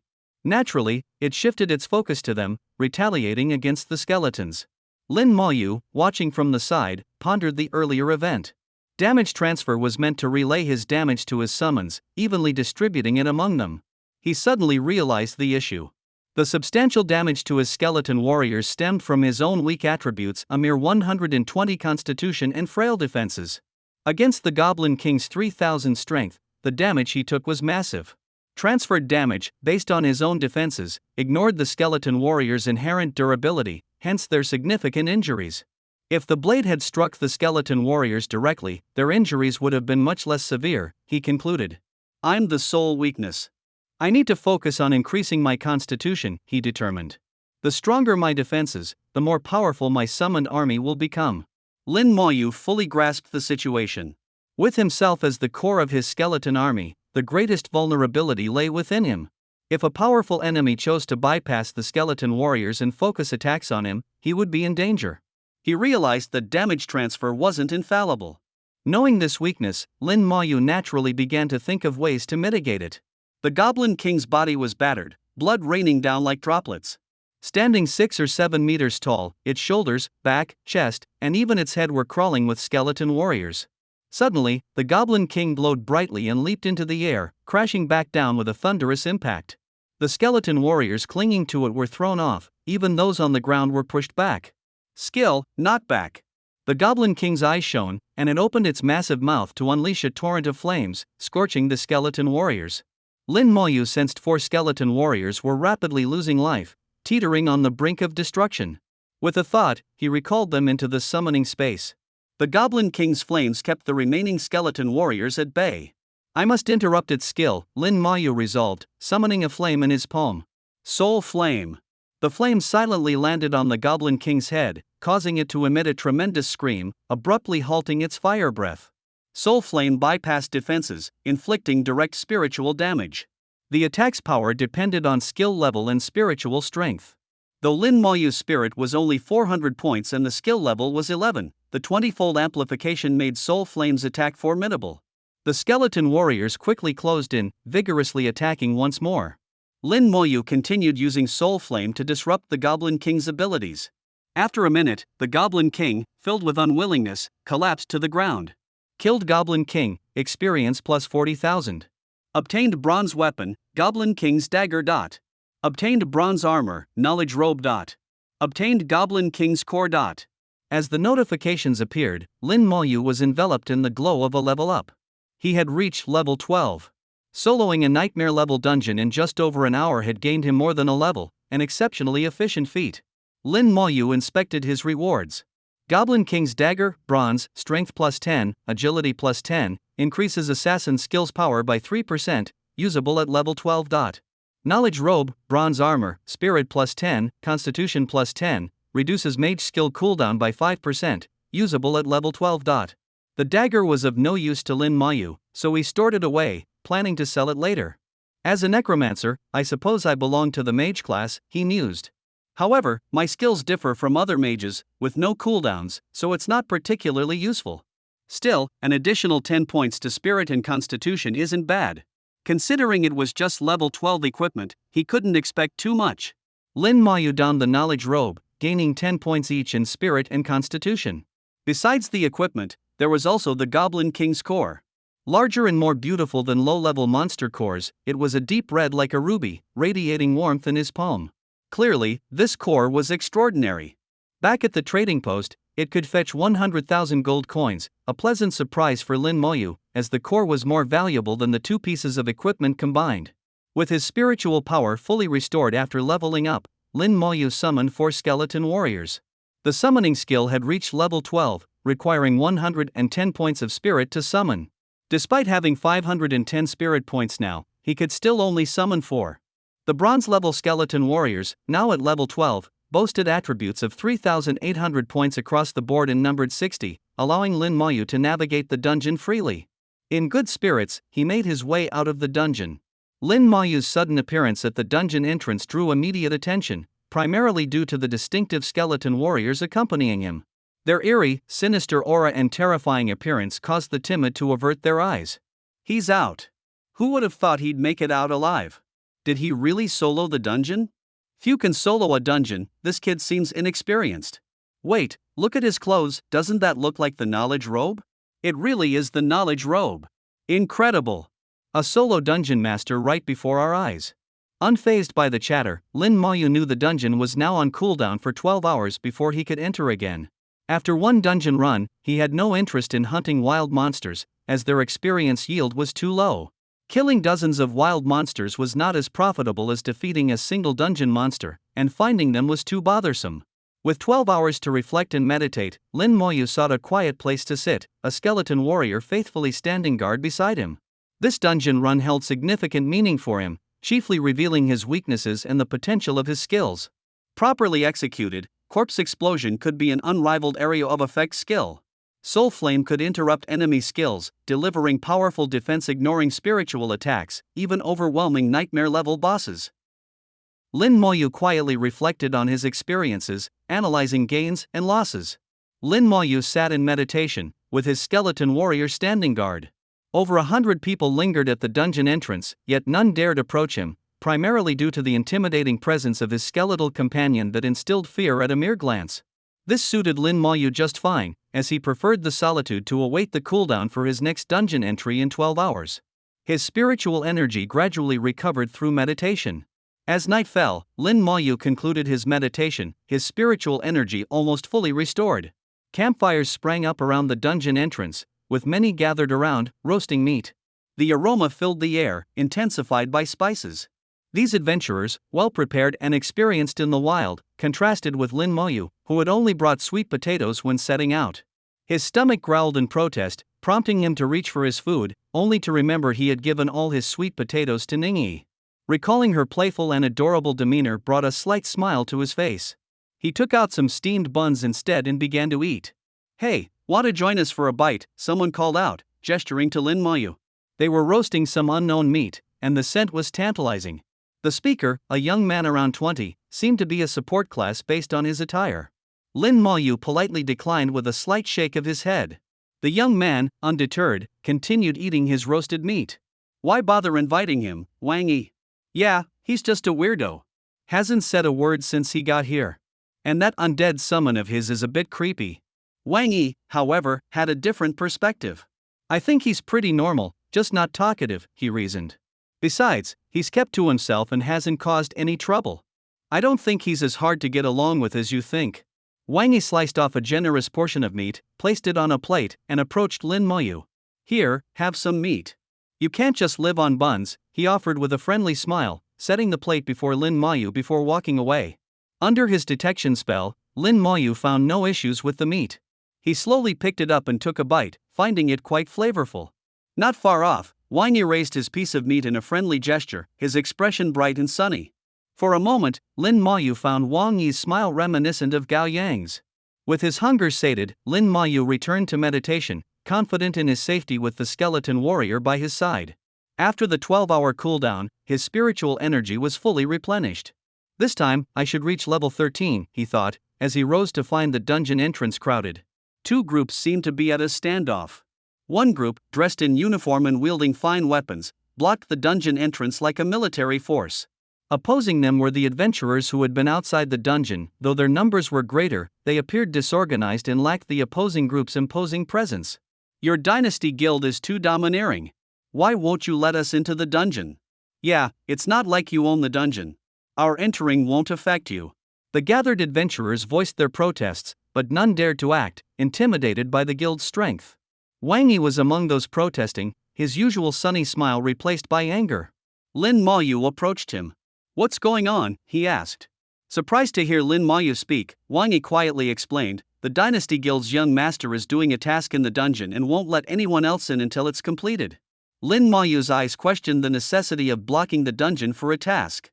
Wang Yi noted his confusion and elaborated, they need the Goblin King's core, which has a low drop rate and only appears once every 100 days in nightmare-level dungeons. You've probably seen this task at the trading post, it's actually posted by the Dynasty Guild. No one has completed it yet. The Goblin King's core isn't your average item, it's worth at least 300,000 gold coins. They want to buy it for 100,000, who would sell it for that? Today marks 100 days since the last drop, so the Dynasty Guild decided to handle it themselves. How coincidental, Lin Mayu thought, recalling the radiant Goblin King's core in his storage like a ruby. The Dynasty Guild was in for disappointment. He had considered selling the core for 100,000 gold coins upon his return, but Wang Yi's explanation highlighted its significance. What does it do? Lin Mayu inquired softly. The Goblin King's core can be crafted by an alchemist into the Goblin King ring, which adds 10 to all attributes and increases all skills by 1 level, usable at level 15. It's said to be the strongest accessory below level 40. Such powerful attributes indeed made it formidable, especially for novice adventurers, akin to a divine boon. Wang Yi continued, the Dynasty Guild's young master is aiming for Xiaojing Academy, so he's determined to get this gear. They have plenty of alchemists and all other materials ready, they just need the Goblin King's core. Understanding the situation, Lin Mayu smiled slightly and headed for the dungeon entrance. The Dynasty Guild's interference with his leveling plans was unacceptable to him. Hey, where are you going? Come back, you can't mess with the Dynasty Guild. You'll get killed, Wang Yi anxiously called out, trying to pull Lin Mayu back. Ignoring the warnings, Lin Mayu proceeded toward the dungeon entrance. The crowd that had been protesting fell silent, eyes now fixed on him. Accompanied by a skeleton warrior, he advanced with the distinctive clatter of bones echoing around him. What do you think you're doing? The lead mage of the Dynasty Guild asked coldly, staring at Lin Mayu. Behind him, a dozen guild members turned their attention to Lin. They were all above level 20, exuding a formidable presence. The group comprised knights, warriors, mages, archers, and supports, forming a well-rounded combat team. Their outfits of uniformly bronze-tier equipment, from weapons to armor and accessories, explained why the protesters didn't dare escalate the situation. Outmatched in level, team composition, equipment, and skills, they could only voice their discontent. Lin Mayu stopped in front of the mage and said calmly, "Move aside." The mage reacted as if hearing the most amusing joke, "Young man, are you drunk? Go home." Lin Mayu repeated, "Do not block my way to the dungeon, or I will kill you." There was no jest in his words. His intent was genuine, entering the dungeon to level up was crucial for his future at Xiaojing Academy. Anyone obstructing him would indeed face lethal consequences. The mage cast a detection spell on Lin Mayu, then sneered, "Lin Mayu, just a level 12 kid talking nonsense. Didn't your parents teach you how to speak properly? A necromancer, huh? Never seen this class before, is it new? An undead summon, quite interesting. Since we're both mages, I'll let you off this time. Now, scram." The mage's higher level nullified Lin's concealment badge, revealing his level to everyone present. Only level 12. The fact that Lin Maoyu could solo a dungeon at such a low level was astonishing. Some realized his class might be exceptionally powerful. Lin Maoyu reciprocated with his own detection spell. It was only polite. The mage wasn't wearing a concealment badge, revealing his details to Lin Maoyu. Zhao Ji, level 25, mage. Unlike elementalists like Xia Shui, Zhao Ji was an ordinary mage, a mid-tier practitioner. Despite his level, Lin Maoyu did not regard Zhao Ji as a threat. Zhao Ji's sneer widened, echoed by the mocking expressions of his guildmates. A level 12 kid, barely out of diapers. Go home and drink your milk. This isn't your place. You'll end up dead. Stick to hunting wild monsters, the dungeon's not for you. The protesters behind Lin Maoyu urged him to return, warning of the Dynasty Guild's ruthlessness. Wang Yi called out, "Brother, come back. Let's wait until they're gone." Undeterred by the voices around him, Lin Maoyu's tone turned icy. "Last warning, move aside, or die." Zhao Ji shivered involuntarily at Lin Maoyu's words, the coldness in his gaze unsettling. To Lin Maoyu, it seemed Zhao Ji wasn't a person but a mere creature to be dispatched. "You insolent brat, you're courting death. Take one more step, and I'll kill you," Zhao Ji threatened. Lin Maoyu's lips moved slightly, uttering a single word, "Kill." The skeleton warrior charged like lightning, appearing before the mage in an instant, slashing down with its blade. Zhao Ji smirked, conjuring a pale blue energy shield around himself. "Even if I let you hit me, you can't break my shield, little one." The skeleton warrior's strike deformed the energy shield violently, nearly shattering it. Zhao Ji's expression changed instantly. What kind of summon was this, with such tremendous power? His shield was meant to withstand 5 strikes from a peer-level warrior, but against the skeleton warrior, it would break by the second hit. Skill. Lin Maoyu commanded mentally. The skeleton warrior's blade erupted in dazzling red light, a berserk strike. Zhao Ji was terrified. He hadn't expected the summon to wield skills. The skill threatened not only his shield but his life. With a desperate move, Zhao Ji cast Repel Fire Ring, instantly knocking the skeleton warrior back several meters, interrupting its skill. "What are you waiting for? Attack!" Zhao Ji yelled, pale and shaken, having narrowly escaped death. A knight charged, shield raised, crashing into the skeleton warrior with a loud impact. Yet, the knight was the one sent flying, while the skeleton warrior remained unmoved. In terms of strength, the skeleton warrior was superior. Only skills like Repel Fire Ring, with forced knockback, could affect it. The skeleton warrior resumed its assault, dutifully executing Lin Maoyu's command to kill Zhao Ji. Zhao Ji retreated, reinforcing his shield while shouting, "Kill the summoner." The optimal strategy against a summoner wasn't to defeat their summons but to eliminate the summoner themselves. Once the summoner fell, so would their summons. 2 archers released arrows simultaneously, each splitting into 3 in midair, streaking toward Lin Maoyu. "Watch out! Dodge!" voices cried out from behind. Yet Lin Maoyu remained still, his expression unchanging, unfazed by the imminent threat.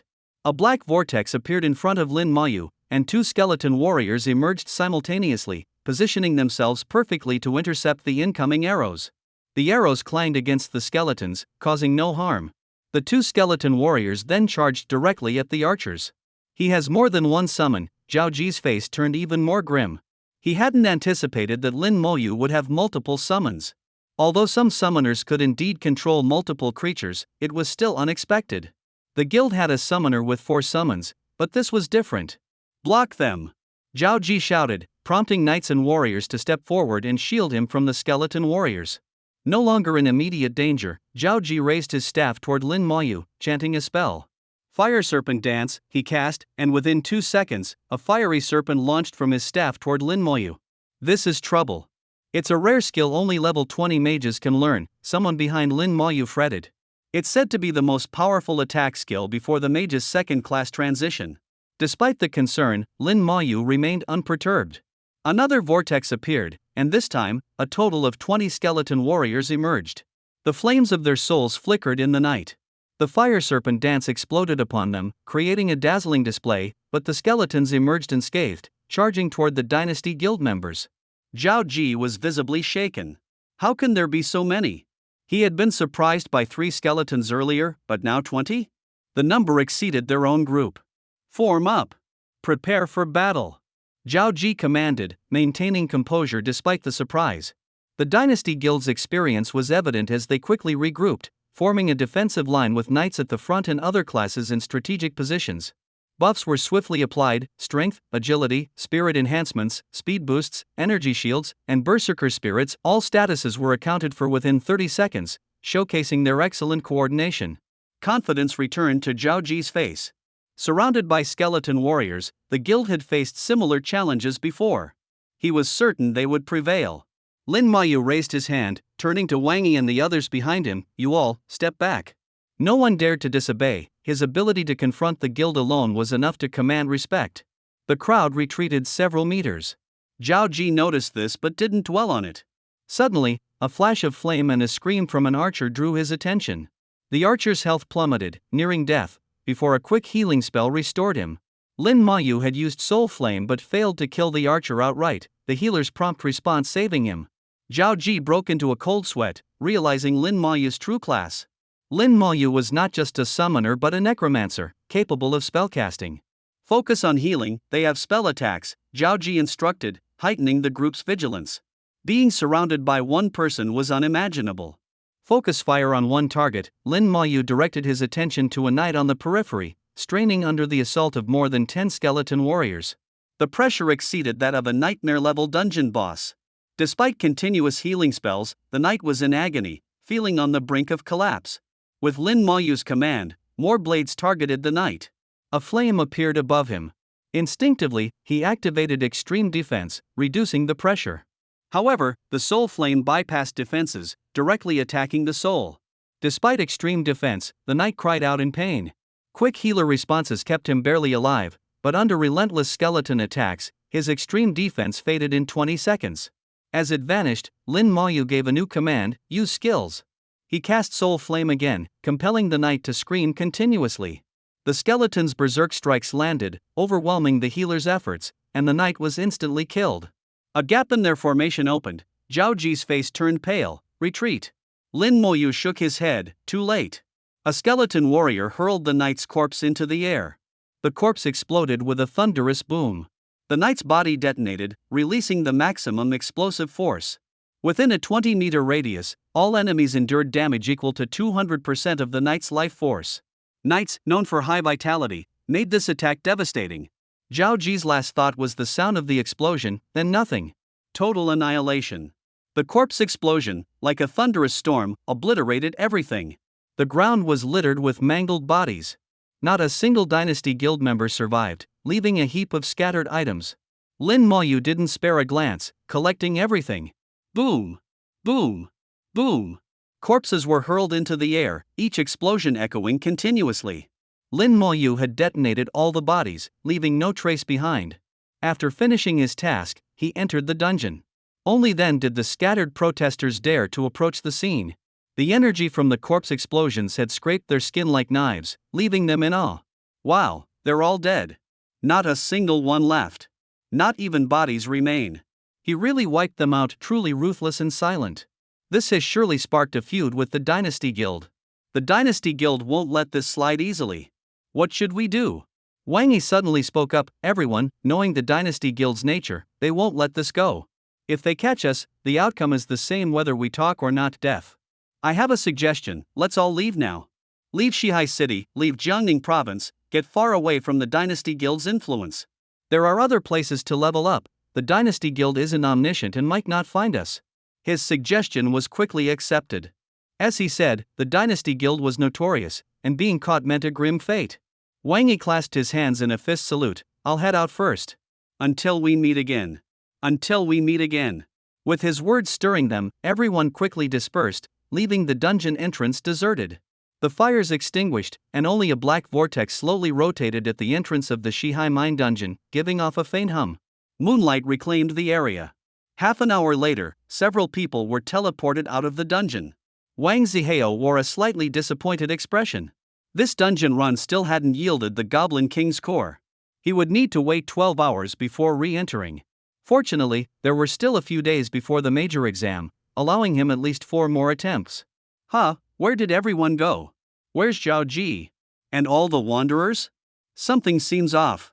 The companions accompanying Wang Zihao in the dungeon looked alarmed. At level 17, they lacked the experience of Zhao Ji and his team. Now, they could only rely on Wang Zihao, the deputy leader of the Dynasty Guild. Yet, Wang Zihao himself was bewildered, his face filled with confusion. After a moment's thought, he said, "Launch a flare. If Zhao Ji is nearby, he'll respond." A signal flare shot into the sky, exploding into a large ball of light visible for miles. But even as it faded, there was no response, indicating Zhao Ji and his group were likely not around. Wang Zihao realized something must have happened to Zhao Ji and his team while he was in the dungeon. Otherwise, they wouldn't have left. Could Zhao Ji have been killed? Given their strength, they were dominant in this area. The thought of them being killed hardly crossed his mind. Even if they were, there would be traces left behind. But there was nothing. Not only is Zhao Ji gone, but everyone else has left too. Something must have happened here, it might be dangerous. Let's leave and see if we can contact Zhao Ji. The atmosphere was too eerie, prompting Wang Zihao to decide on a retreat. Inside the dungeon, Lin Mayu was alone, his 64 skeleton warriors rampaging through, leveling up rapidly. This time, his efficiency had improved, reaching the dungeon's end in just an hour. The skeleton warriors swarmed the Goblin King, unleashing a relentless barrage. The sound was like metal clashing together. Armed with prior experience, Lin Mayu interrupted the Goblin King's skill attempts with soul flames. The soul flame, nearly instantaneously cast, was faster than the Goblin King's abilities.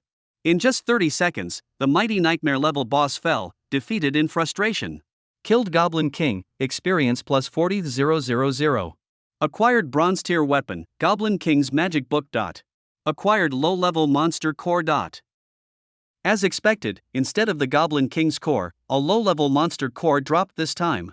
The Goblin King's core, dropping once every 100 days, underscored its rarity.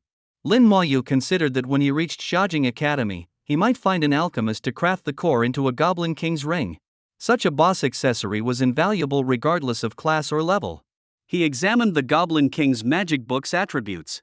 Goblin King's magic book, bronze tier, spirit plus 10, constitution plus 10, increases mage skill power by 3%, usable from level 12. Though not ideal, it was satisfactory. Holding the book felt intriguing.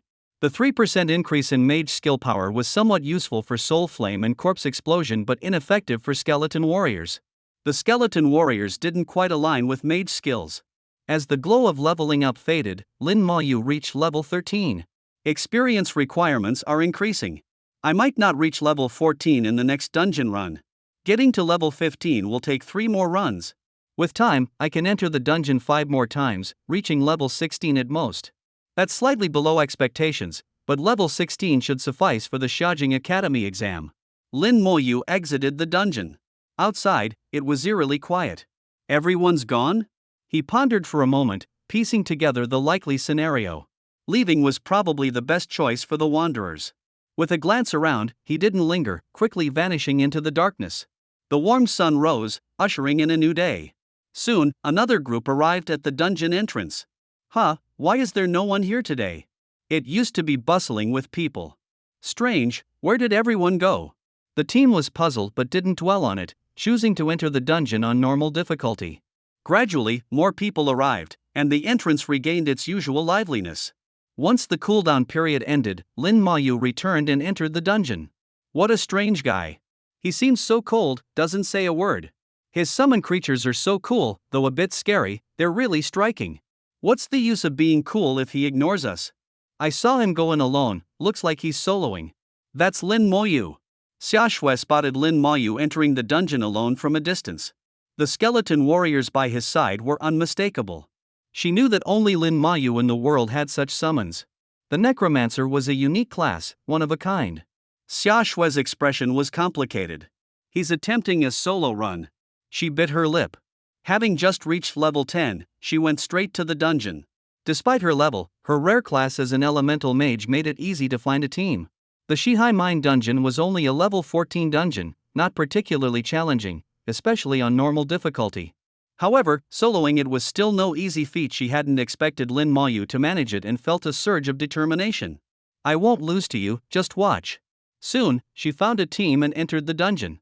Inside the nightmare-level dungeon, Lin Mayu bulldozed through. After leveling up yesterday, he now had 68 skeleton warriors. Following 12 hours of meditation, his mental energy fully recovered. Upon entering the dungeon, he summoned 4 more warriors. Now, with a total of 72 skeleton warriors, his efficiency surpassed before. Wherever the skeleton warriors went, nothing was left behind. Familiar with the dungeon, his advance was swift. In just 45 minutes, he encountered his old foe. "Wake up, stop sleeping," he said as the Goblin King awoke under the skeleton warrior's blades. By the time it stood, its health was already halved. Flames flickered in its mouth, only for Lin Moyu's soul flame to interrupt its skill. Within 30 seconds, the Goblin King fell in frustration once more. Killed Goblin King, experience plus 40,000. Acquired bronze tier weapon, Goblin King's longbow. Acquired low-level monster core. Goblin King's longbow, bronze tier, strength plus 10, agility plus 10, increases bow skill power by 3%, usable from level 12. The drops were the same as before. Lin Moyu glanced at them before storing them. The Goblin King's eyes held unwillingness and frustration, as if recognizing Lin Moyu. "Don't be so down, I won't be back after a few more times," Lin Moyu whispered, uncertain if the Goblin King could understand. "You'll be killed anyway, doesn't matter by whom. And being killed by me is quicker, less torture. I don't want to kill you either, but I need to level up." As expected, he hadn't leveled up this time, still 20% short of level 14. Next time, he would level up. Lin Moyu exited the dungeon and quickly left the area without lingering. In the afternoon, a group from the Dynasty Guild arrived at the dungeon. Neither the deputy leader Wang Zihao nor the team who joined him yesterday was present. They weren't there for the dungeon but to investigate the previous day's events. Zhao Ji and his team were missing, as were the scattered wanderers, vanished without a trace. The Dynasty Guild members were restrained, inquiring politely. However, all answers were the same: no one knew anything, as those present were newcomers. After a fruitless investigation, they withdrew. Somehow, news of the Dynasty Guild's attempt to block the dungeon spread, causing significant uproar. The Professional Association issued a warning, stating severe consequences would follow if such actions continued. Dungeons were resources for all humanity, not for any single guild to monopolize, not even for an hour. At the Dynasty Guild headquarters, guild leader Wang Wei furiously berated Wang Zihao. "Has a rabid dog eaten your brain? How could you come up with blocking the dungeon? Do you think our Dynasty Guild can act with impunity? Do you think the Xinxia Empire and the Professional Association are just for show? If you want to die, do it alone and don't drag the guild down with you." Wang Zihao, head bowed, remained silent until finally asking, "What about Zhao Ji and his team? We've sent people to investigate." "Stay out of it. Whatever made them disappear has a power beyond your control." Wang Wei dismissed him. With Wang Zihao already at level 16, he was well prepared for the Xiaojing Academy exam. A few days of confinement without leveling wouldn't matter much. During the night, Lin Mayu entered the dungeon for the 4th time. Now, his number of skeleton warriors had increased to 76. With 3 previous clears, he was thoroughly familiar with this dungeon. A new idea emerged in his mind as he stepped inside. "I should give it a try. If it works, I can use this strategy in other dungeons too." With that thought, he directed all his skeleton warriors to charge into the mine tunnels like a tidal wave. The numerous monsters within were drawn to the skeleton warriors, who ignored them and rushed deeper into the dungeon. This created a peculiar scene. A horde of skeleton warriors ran ahead, pursued by a mass of goblin creatures, and Lin Moyu followed behind with a smile on his face. Since reaching bronze rank, the maximum distance between Lin Moyu and his skeleton warriors had extended to 1,000 meters. He just needed to stay within this range. Leading nearly 100 monsters, they ran straight to the area where the Mine Wolf King resided. The arrival of the skeleton warriors roused the Mine Wolf King, which began attacking them, but the skeletons paid no heed. Once all the monsters had gathered, Lin Moyu commanded the skeleton warriors to contract their formation, compressing the monsters together. By then, Lin Moyu had positioned himself at the entrance of the mine tunnel. The skeleton warriors suddenly attacked, instantly killing a goblin mine guard. The corpse was tossed high into the air. Corpse explosion! Lin Moyu, who had been waiting, activated his skill, detonating the corpse. A thunderous explosion shook the entire mine, causing countless rocks to fall from the walls. Goblin mine guards collapsed in droves. Notifications flooded his vision, but Lin Moyu had no time to read them. With new corpses piling up, he unleashed corpse explosion repeatedly, 10 times in total. The earth of the dungeon was practically shaved down by the successive blasts. The Mine Wolf King, this time, couldn't retreat to the tunnel and died amid the corpse explosions. Then the iron gate in the passage opened, releasing a flood of mine wolves. Only then did Lin Mayu realize that these gates would open automatically, without the Mine Wolf King needing to retreat and call for reinforcements. "Keep going, lead them all into the mine pit," he ordered, and the skeleton warriors dashed toward the pit. What lay in the pit? Besides the goblin monsters, there was the Goblin King. Dragging over 100 mine wolves, the skeleton warriors charged in, with Lin Mayu following. At this point, the glow of leveling up shone around him. The earlier wave of mass explosions had boosted him to level 14. And it had only been 5 minutes since he entered the dungeon. The speed was astonishing, almost unimaginable. The skeleton warriors ran down the mine tunnel, attracting all the pit-dwelling monsters along the way. By the time they reached the bottom, more than 200 creatures were trailing behind, goblin types and mine wolves alike, packed together. The Goblin King gradually awoke, eyes filled with confusion. What was happening? "I'm back," Lin Mayu announced as he descended. The skeleton warriors halted and began their counterattack. A furious strike. Red light glowed on their blades as they unleashed skills. With a howl, a mine wolf immediately fell. Its body flew up and exploded mid-air. Corpse explosion. Boom. Boom. Continuous explosions almost threatened to collapse the mine. Experience points skyrocketed. Notifications filled the screen. Materials and items poured into his inventory. The Goblin King, barely awake and not yet standing, was felled by a barrage of corpse explosions. This time, its end was swifter and more brutal than before. Any suffering was over in seconds. Looking at the Goblin King's unwilling expression, Lin Mayu sighed softly. "I'll only come back 3 more times." Meaning, it would have to die 3 more times. "You're used to dying anyway, people come to kill you every day." Killed Goblin King, experience plus 40,000. Acquired bronze tier weapon, Goblin King staff. Acquired low level monster core. Goblin King staff, bronze tier, spirit plus 10, constitution plus 10, increases mage skill power by 3%, usable from level 12. Checking his experience, Lin Mayu was at 60% of level 14. Next time, he'd reach level 15. After reaching level 15, the experience requirements would rise again, at least 2 to 3 times. Based on the time, I can probably enter 3 more times. If all goes well, I should reach level 16. But it depends on the experience needed after level 15. Outside the dungeon, the usual bustle had returned, though there were fewer people, and they were a different crowd. Scanning the faces, Lin Mayu saw no familiar ones. From their conversations, he learned that the Dynasty Guild had been there, but they hadn't gathered any useful information. This time, Lin Mayu didn't stray far. Instead, he found a secluded spot to meditate. His skeleton warriors had grown by 4, totaling 76. Each warrior's stats were now 4,600 across the board, surpassing even the nightmare-level boss Goblin King. Their only flaw was the lack of powerful skills, unlike the Goblin King with its high-damage flame attack. While meditating, Lin Mayu suddenly received a signal from his skeleton warriors. Someone was approaching. "What level are you now?" Hearing the familiar voice, Lin Mayu opened his eyes to see Xiaoshui. Her delicate face was smeared with dust, and the aura of elemental magic still lingered around her, a sign of recent battle. She had just come out of the dungeon. Staring at Lin Mayu, her expression was full of defiance. Lin Mayu replied calmly, "Level 14. "What?" Xiaoshui exclaimed. "How can you level up so fast?"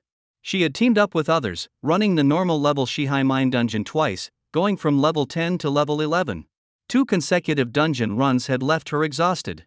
Even if Lin Mayu could solo dungeons, such rapid leveling seemed impossible. Xiaoshui couldn't fathom that Lin Mayu was tackling the dungeon on nightmare difficulty. Lin Mayu didn't bother explaining further, people could believe what they wanted. Knowing him, Xiaoshui understood he wouldn't lie. If he said he was level 14, then he was. Her determination only intensified. Higher levels took longer to achieve. On the first day of the beginner's dungeon, she was level 5, while Lin Mayu was level 7, a 2-level gap. She expected to close the gap, yet she was only level 11 while Lin Mayu had reached level 14, widening the distance even further. With a huff, Xiaoshui declared, "I won't give up," and turned to leave. Lin Mayu watched her go, unsure of what to say. For years, he had always been one step ahead of Xiaoshui. Before their class changes, he consistently ranked first in academics, while Xiaoshui was perpetually second. After the class change, his level continued to rise, leaving Xiaoshui behind once more. He understood that Xiaoshui was determined to catch up, whether before or after their class changes. Suddenly, he noticed Xiaoshui entering the dungeon again with a few others. Strange, didn't she just come out, he wondered. How can she go back in so quickly? Isn't there a cooldown period? This was something Lin Mayu found unbelievable. He had experienced cooldowns regardless of difficulty, affecting both normal and nightmare levels.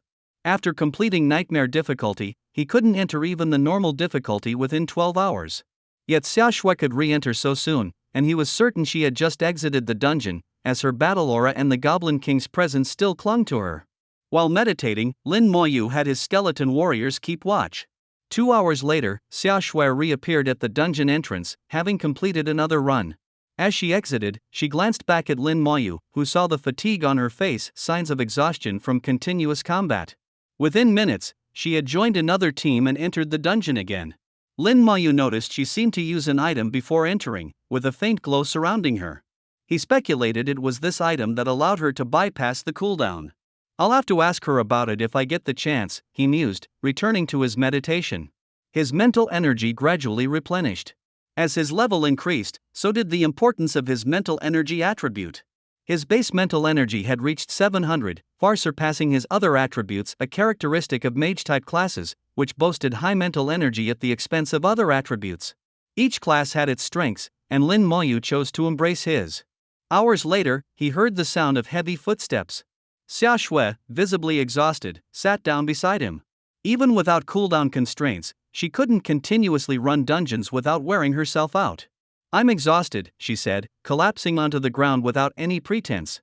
She wasn't afraid of the skeleton warriors beside Lin Moyu. After all, Lin Moyu was her classmate, nothing to fear. After resting and catching her breath, Xiaoshui regained some of her spirit. I'm level 12 now. I'll catch up to you soon.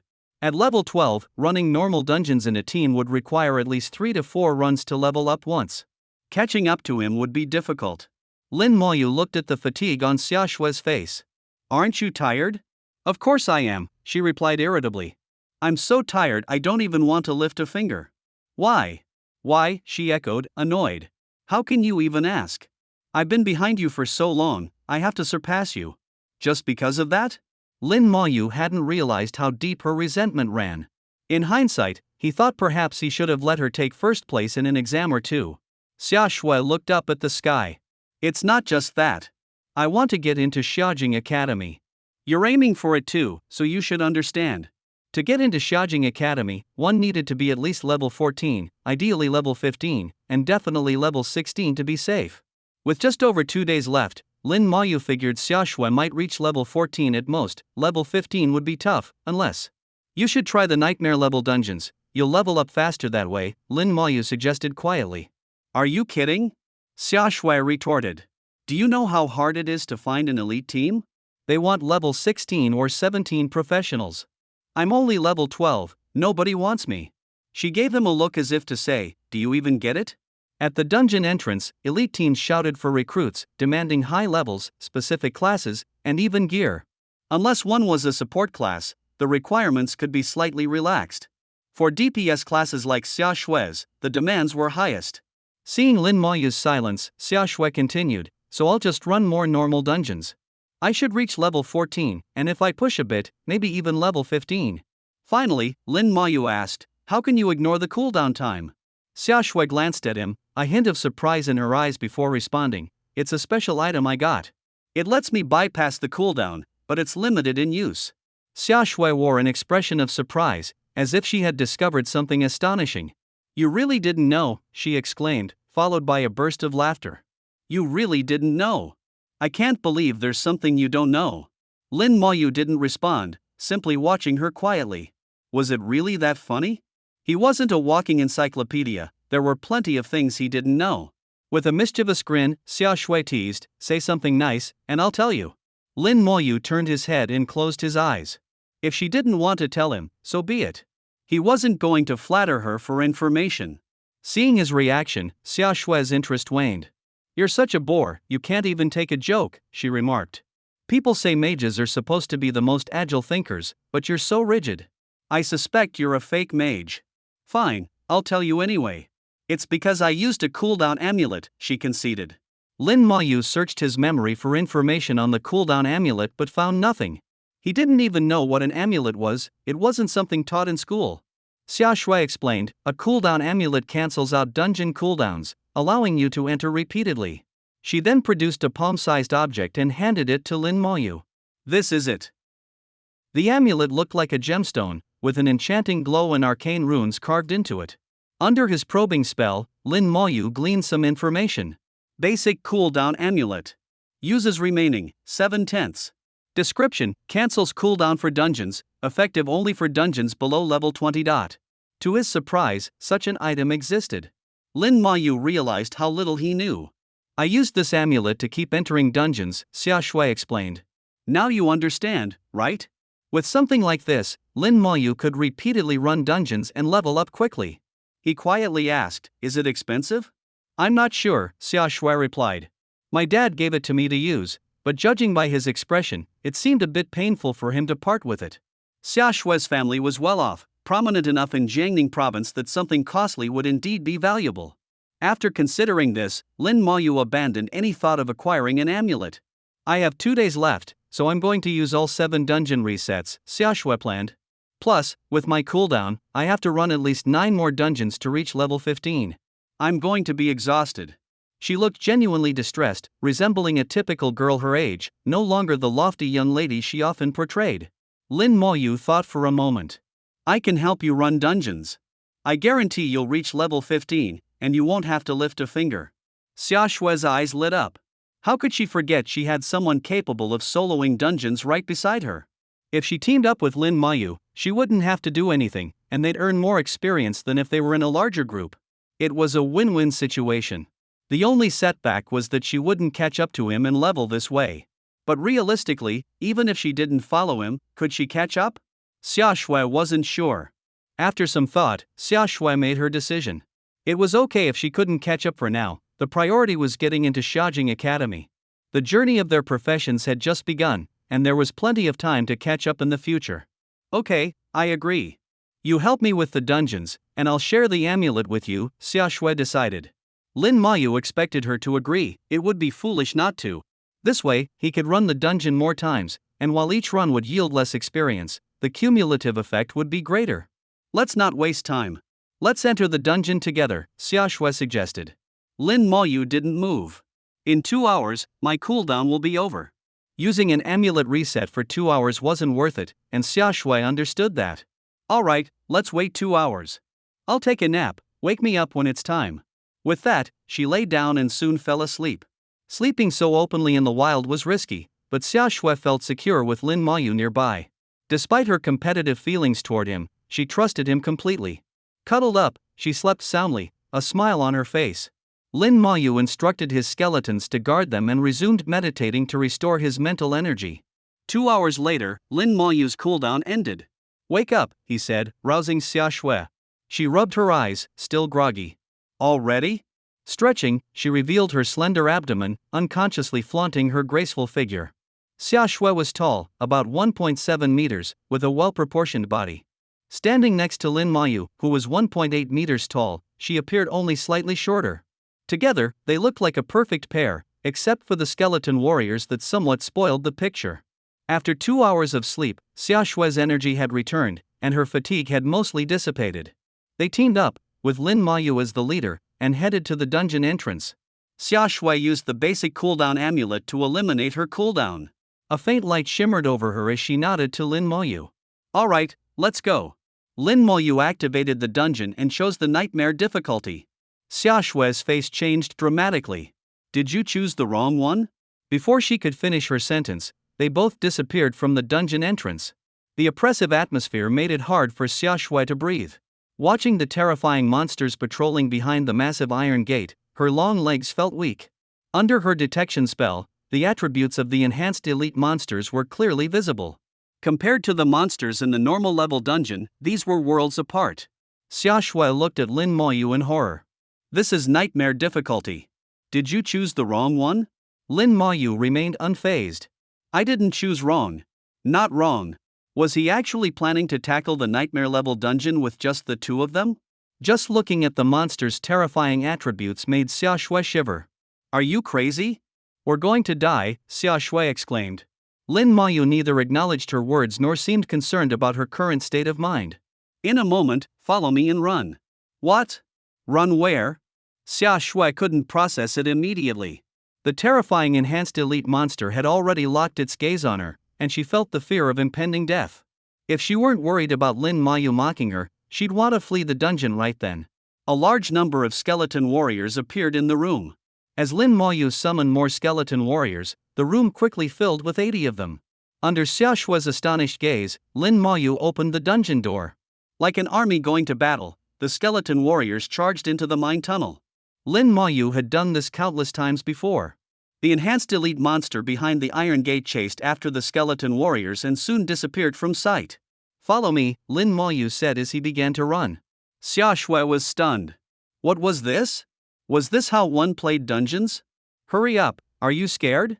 Lin Mayu's voice echoed from the passage. Xia Shui stomped her foot. I'm not scared. I won't lose to you. Fueled by her competitive spirit, she quickly caught up with Lin Mayu. A large group of monsters advanced through the dungeon. The skeleton warriors led the way, followed by a horde of enhanced elite monsters, with Lin Mayu and Xia Shui bringing up the rear. As they ran, Xia Shui asked, "What are you doing exactly?" Running the dungeon, Lin Mayu replied as if it were the most obvious thing in the world, leaving Xia Shui speechless. They ran down the long mine tunnel until they reached the mine wolf leader. The nightmare level mine wolf leader was significantly larger than its normal level counterpart. Xia Shui could tell without using a detection spell that this creature was formidable. The skeleton warriors reached the mine wolf leader, which attacked them relentlessly. Yet, the skeleton warriors did not retaliate and continued running. Why aren't they fighting back? Xia Shui was amazed at the resilience of the skeleton warriors and puzzled at the same time. Lin Moyu calmly commanded his skeleton warriors, soon. Once all the monsters had caught up, several skeleton warriors suddenly unleashed their skills, instantly taking down an enhanced elite monster. Its corpse was then hurled into the air. At the same time, Lin Mayu raised his hand. Corpse explosion! With a deafening roar, the explosion startled Xia Shui, sending her experience points soaring. Notifications flooded in, and in an instant, Xia Shui's experience bar increased by 30%. She was dumbfounded. Was this really how one ran a dungeon? What kind of operation was this? Boom! Boom! Several more deafening explosions followed. The mine wolf leader, terrifying in Xia Shui's eyes, fell to the ground with a wail. It's dead. Just like that, it's dead? She remembered how she and her team meticulously planned their tactics, assignments, and strategies before daring to take on the mine wolf leader in the normal level dungeon. It had taken them over 20 minutes of hard fighting to bring it down. But now, in front of Lin Mayu, it was practically a one-hit kill. Xia Shui was stunned. She realized this wasn't the normal level dungeon, it was nightmare level. The same boss in nightmare difficulty was several times harder than in normal. Yet, it was effortlessly dispatched by Lin Mayu. The tingling sensation spread from her feet to her head, and Xia Shui trembled as if electrocuted. Was this really running a dungeon? It felt more like a leisurely stroll through one's backyard. Lin Mayu, unaware of her reaction, waved his hand. Let's go. The skeleton warriors had already dashed into the passage, heading toward the lower levels of the mine. Xia Shui snapped out of her daze and hurried to follow. Do you always solo nightmare level dungeons? She finally managed to ask. If she hadn't witnessed it herself, Xia Shui would never have believed it. Who would believe someone could solo a nightmare level dungeon at such a low level? It was unprecedented. Lin Mayu's expression remained calm. Yes. Since level 10? Xia Shui pressed. Correct. Receiving Lin Mayu's confirmation, Xia Shui finally understood why he could level up so quickly. When she had just left the beginner's dungeon, Lin Mayu had likely already started soloing the mine dungeon on nightmare difficulty. If it weren't for the dungeon cooldown restrictions, he might have already reached level 20 by now. His efficiency was astounding. From entering the dungeon until now, only about 10 minutes had passed, and they were already nearing the final boss. In contrast, when she teamed up with others to tackle the normal level dungeon, it took them over an hour to reach this point. The massive Goblin King radiated an oppressive aura. Then, as the skeleton warriors charged forward like a swarm of angry wasps, the sound of multiple thunderous explosions ensued, and everything fell silent. A glow of leveling up enveloped Lin Mayu.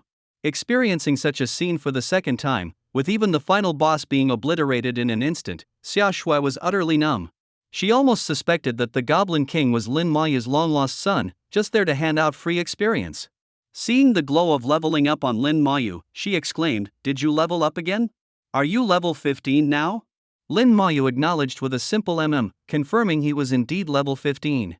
Xia Shui pouted, realizing she still needed 30% more experience to reach level 13. The gap between her and Lin Mayu had widened yet again, much to her chagrin. Defeated Goblin King, experience plus 25,000. Acquired bronze weapon, Goblin King's longsword. Acquired low-level monster core. Seeing the notifications, Xia Shui sighed. Too bad it's not a staff. You need a staff? Lin Mayu inquired. Xia Shui nodded, yes, the Goblin King's staff is the best weapon for a mage before reaching level 20. Although I could buy one at the exchange, I'd have to ask my dad for money, and I don't want to. Suddenly, a dark object flew toward her, and Xia Shui instinctively caught it. Goblin King's staff. It was exactly the staff she wanted. It's yours, Lin Mayu said nonchalantly. It was just a staff, nothing significant. Xia Shui was stunned for a moment before finally saying, thank you. She then asked, puzzled, why don't you use it yourself? Lin Mayu pulled out the Goblin King's spellbook. I use this. Both spellbooks and staffs were mage weapons, but most mages preferred staffs. After all, staffs had a certain prestige and could be used for blocking and even simple physical attacks, whereas spellbooks lacked such features. Generally, staffs were more practical, a consensus reached by many. Xia Shui was confused. But aren't staffs more practical than spellbooks? Lin Mayu shook his head. I just don't like staffs. This reason left Xia Shui with nothing to argue. It was simply his preference. After all, she hadn't seen Lin Mayu use the spellbook once.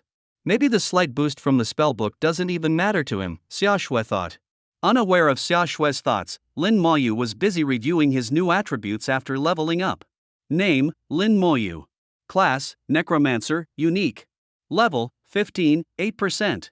Strength, 200. Agility, 200. Spirit, 800, plus 20. Constitution, 200, plus 20. Equipment, Goblin King's Spellbook, Knowledge Robe. Summoning space, 84/150, Skeleton Warriors, count, 84. Talent, Comprehensive Amplification, Level 2, Unique. Passive skill, Damage Transfer. Active skills, Soul Flame, Level 15, Summon Skeleton Warrior, Level 15, Corpse Explosion, Level 1. Comprehensive Amplification, Level 2. All skill effects are increased 20-fold. Damage Transfer, all damage received by the sorcerer is borne by summoning. Soul Flame, Level 15 burns the target's soul, dealing burn damage. Power is based on the user's spirit and skill level. Summon Skeleton Warrior, Level 15 summons a bronze level Skeleton Warrior. Corpse Explosion, Level 1 detonates a corpse, dealing 10% of the corpse's health as damage within a 1-meter radius. Reaching level 15 increased his chances of entering Shajing Academy significantly. If he could reach level 16, that would be ideal, but even if not, there shouldn't be any issues. At level 15, experience gain slowed down again. Lin Mayu had initially estimated that he could reach about 12% experience, but it was only 8%. Although they were in a duo, and Xia Shui took some of the experience, it indeed felt much slower. Lin Mayu did some calculations in his head. Xia Shui's basic cooldown amulet would allow them to run 3 more dungeon cycles together. At his pace, 3 cycles would take just half an hour. After that, there would be 2 more natural cooldown intervals, allowing them to run 5 more times. Of course, he planned to take Xia Shui along for the last 2 runs as well. Since he started with her, he wouldn't leave her out later on. Running 5 times as a duo should be enough for me to reach level 16. Looking at the fallen Goblin King, Lin Mayu said calmly, sorry, we might have to kill you 5 more times. Seeing Lin Mayu talking to the Goblin King, Xia Shui found it quite unusual. Why are you talking to the boss? It can't understand you. Lin Mayu replied softly, I just wanted to say it. Whether it understands doesn't matter. Xia Shui was even more puzzled. Then why say it? Lin Mayu didn't answer her question. For some reason, the image of Lin Mayu apologizing to the boss made Xia Shui find him somewhat endearing. Who else would seriously apologize to a boss? Dungeons were meant to be run, and bosses were meant to be slain. High-level dungeon bosses, though killed countless times, also claimed the lives of many adventurers. There was no reason to feel sorry. What a peculiar, yet somewhat cute person, Xia Shui thought, suddenly laughing out loud. Lin Mayu gave her a strange look. Let's head out and continue. Alright, let's continue, Xia Shui agreed. Leaving the dungeon, Xia Shui immediately used her basic cooldown amulet. After just a few seconds, the two re-entered the nightmare level West Sea Mines dungeon. This time, Xia Shui seemed like a different person, filled with excitement as she ran alongside Lin Moyu. Her face radiated with enthusiasm, which Lin Moyu found somewhat peculiar. Was it really that thrilling? It was just pulling a wave of monsters and then blowing them up.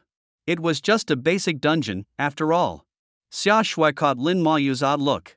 Her temper flared up. What are you looking at? Haven't you ever seen a beautiful girl? Lin Moyu had seen many, for several years now. He had to admit, she was indeed quite beautiful. Comparing Xia Shui with Ningyi, both had their own unique charms, making it hard to declare a clear winner. One was petite and adorable, the other tall and proud, each with their own distinct qualities. However, Lin Moyu didn't have any particular feelings about it. Ningyi was a friend, and Xia Shui was a classmate. 10 minutes later, the nightmare level boss, the Goblin King, once again fell before Lin Moyu. Its resentful eyes and helpless death.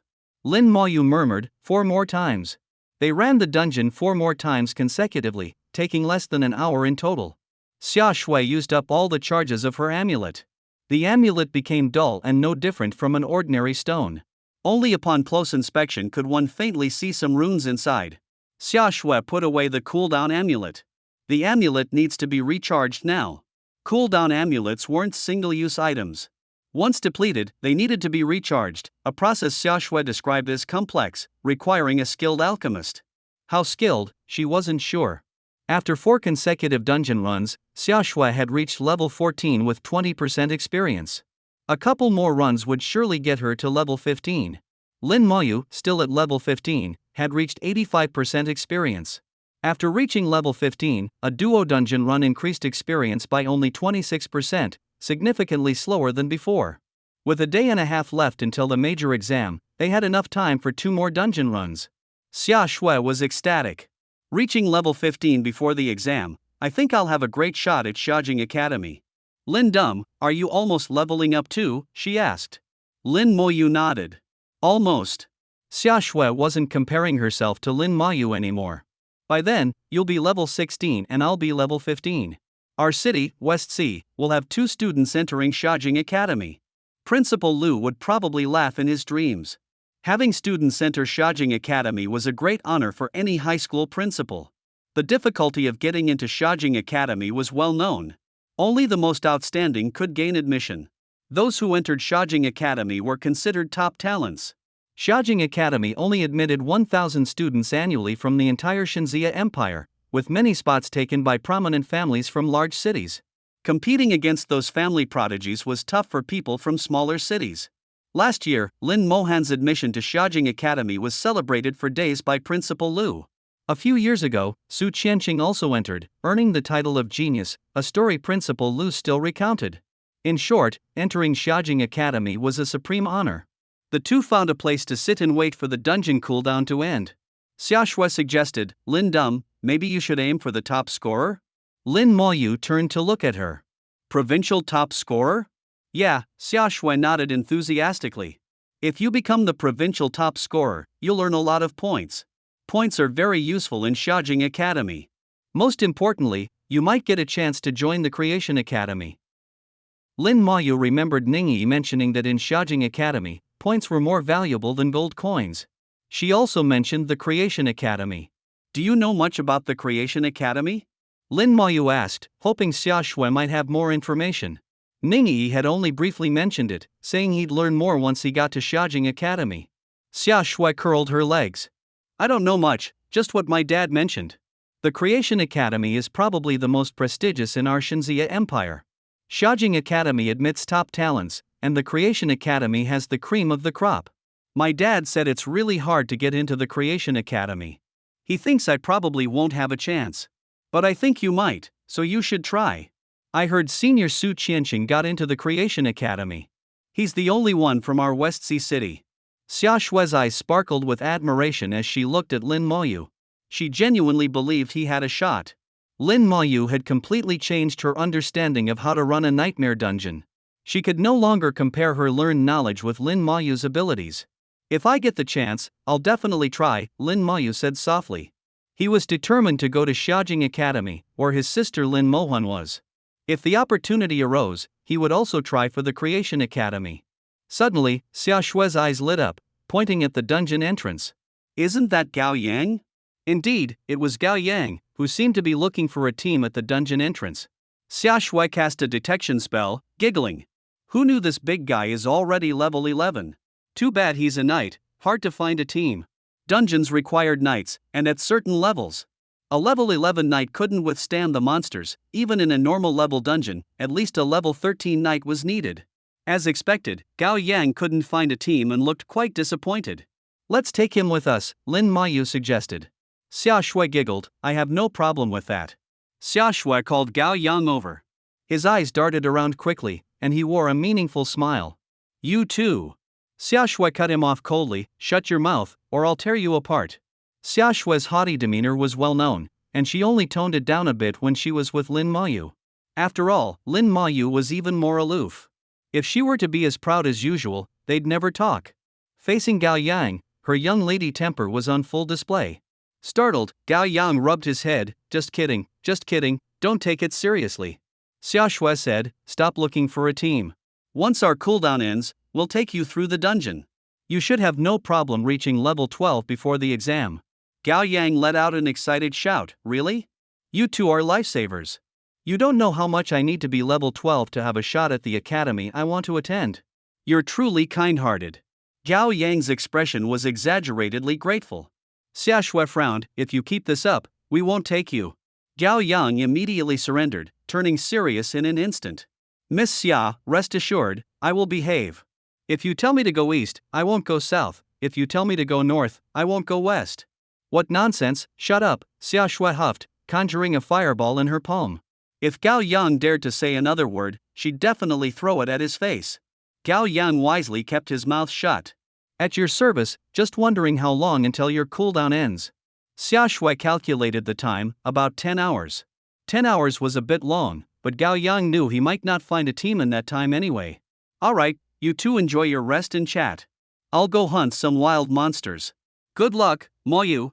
I'm rooting for you to win over Xia Shui someday, he shouted as he ran off. Xia Shui stomped her foot in anger and hurled a fireball at him. It exploded behind him, showering him in sparks. Ow! Gao Yang yelped, clutching his rear as he sprinted away. Xia Shui fumed, that guy has such a foul mouth, he deserves a beating. Lin Mayu shared the sentiment but couldn't deny that Gao Yang was a good person. When others kept their distance from him, Gao Yang was the only one who approached him willingly. Even when Lin Mayu seldom replied, Gao Yang never showed any disdain. Lin Mayu trusted his instincts. Gao Yang was a genuinely sincere goofball. 10 hours later, Gao Yang joined their team. Lin Mayu, as the leader, entered the nightmare-level dungeon. Upon entry, Gao Yang was the first to collapse in fear. Hey! Miss Xia, Boss Lin, why are we in nightmare difficulty? Xia Shui snorted, less talking, just follow us. You don't have to fight. Ha!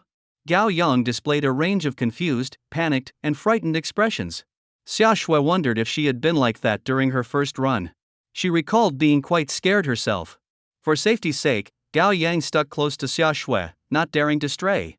It was nightmare difficulty, and a single hit could end him. 10 minutes later, Gao Yang stared at the fallen boss, still unable to close his mouth. This. It's already dead, he stammered. Xia Shui looked at him, can you shut your mouth? You're drooling. Gao Yang wiped his mouth and suddenly hugged Lin Mayu's leg. Boss Lin, please take me along in future dungeon runs. I'll be your sidekick. Xia Shui sighed, have some dignity. You're a knight, show some knightly spirit. Gao Yang protested, what use is knightly spirit? With Boss Lin around, who needs a knight?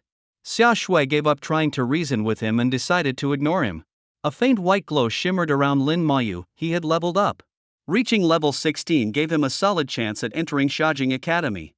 Another dungeon run, and Xia Shui would reach level 15, giving her a good shot as well. As for Gao Yang, his goal was Jiangning Academy in their province, a reputable high academy with lower requirements than Xiaojing Academy. A level 12 knight was more than qualified. As the sun set, casting long shadows, a group of principals stood on the south city wall of Westsea City, gazing out at the wilderness. The students should be coming back now. Tomorrow's the big exam, and we've told them all to return today. I wonder how the exam results will turn out. Most should be fine, it's just a matter of which academy they'll get into. Old Lu, I hear your school's two prodigies aim for Xiaojing Academy. Lu Yun stared into the distance without blinking. Yes, both Ma Yu and Xia Shui want to get into Xiaojing Academy. The competition for Xiaojing Academy is fierce. By past standards, level 15 gives a good chance, but level 16 guarantees success. It's tough. Level 15 is hopeful, level 16 is rare. In our city, only Su Qianqing and last year's Lin Mohan reached level 16. I wonder if these two young ones have a shot this year. Lu Yun nodded. I believe in them. Lin Mayu and Xia Shui, one was Lin Mohan's brother, and the other was the Xia family's daughter. Lu Yun thought they might both create miracles. Finally, someone appeared in the distance. That's one of ours from number 3 high school. Using detection spells, the principals identified the student's level. Sujin, level 12, sword duelist. The principal was satisfied, level 12 was enough for a good high academy. Sujin was a notable figure at number 3, considered a genius. My student Wan Ming from number 2 is back too. Wan Ming, level 13, Eagle Eye Archer. As students returned one by one, the principals continued using detection spells from the city wall. This time of year was also a pre-exam competition among the principals, a battle of pride. As students returned one by one, the principals found themselves in a mixed competition, with no clear leader yet. Most returning students ranged from levels 10 to 13, and not a single level 14 had appeared. Where are Xia Shui, Lin Mayu, and Gao Yang? Lu Yun grew anxious as the sky darkened. His face turned serious. By now, they should have returned. Could something have happened? Finally, just before nightfall, Lu Yun spotted 3 figures. They're back, finally. A smile spread across Lu Yun's face. The results were secondary, their safe return was what truly mattered. Detection spells flew out like the wind. Gao Yang, level 12, Sword and Shield Knight. Xia Shui, level 15, Elemental Mage. The principals were visibly surprised. Xia Shui really made it to level 15. This gave her an 80% chance of getting into Xiaojing Academy. In fact, as long as she performed decently in the exams, she was almost assured a spot. Finally, it was Lin Mayu's turn. The principals, all over level 40 in their second career stage, could bypass his concealment badge. Lin Mayu, level 16, Necromancer. Hisses of astonishment filled the air. Lin Mayu had reached level 16, a level higher than Xia Shui. His speed was astounding. They must have been dungeon farming. Look at the sword and shield Gao Yang is holding, and Xia Shui's staff, both are Goblin King weapons. But the drop rate for those is low. Collecting a full set isn't easy. Maybe they got lucky. As Lin Mayu and the others reached the city wall, Lu Yun instructed, once inside, wait in the car. We'll head back to school once everyone is here. The 3 heard Lu Yun clearly, with Gao Yang responding loudly, yes, principal. Lu Yun chuckled, feeling pleased. In this return match, he had outshone the other principals. Having both Lin Mayu and Xia Shui potentially enter Xiaojing Academy was a great honor for West Sea City in the first high school. As the principal, this brought him pride. Once all the students had returned, Lu Yun boarded the vehicle with them. The fact that you all returned safely is the greatest comfort for us teachers. Rest well tonight. Tomorrow morning, we'll gather at school and head to the exam site. The exam site wasn't at the school or even in West Sea City. It was in Jianghai City, the provincial capital, a major city compared to the relatively modest West Sea City of Jiangning Province. The annual exams were held in Jianghai City, conducted by examiners from the Shanxia Empire. That night, Lin Mayu continued his meditation. He followed his own path, not overly concerned about the exams. He was confident he'd get into Xiaojing Academy. If the chance arose, he'd also aim for the provincial top scorer. Previously, he hadn't aspired for such titles, he simply wanted to enter Xiaojing Academy. But after hearing what Ningyi and Xia Shui said, he developed an interest in the Creation Academy. The next morning, Lin Mayu awoke on time, his mental energy fully restored, feeling at his peak. His 100 skeletal warriors remained quietly in their summoning space, ready at a moment's notice. Each bronze-level skeleton warrior, after a 20-fold enhancement, boasted attributes reaching 5,000. Combined with his soul flame and corpse explosion skills, Lin Mayu felt composed and confident. Arriving at the school field, many students were already there.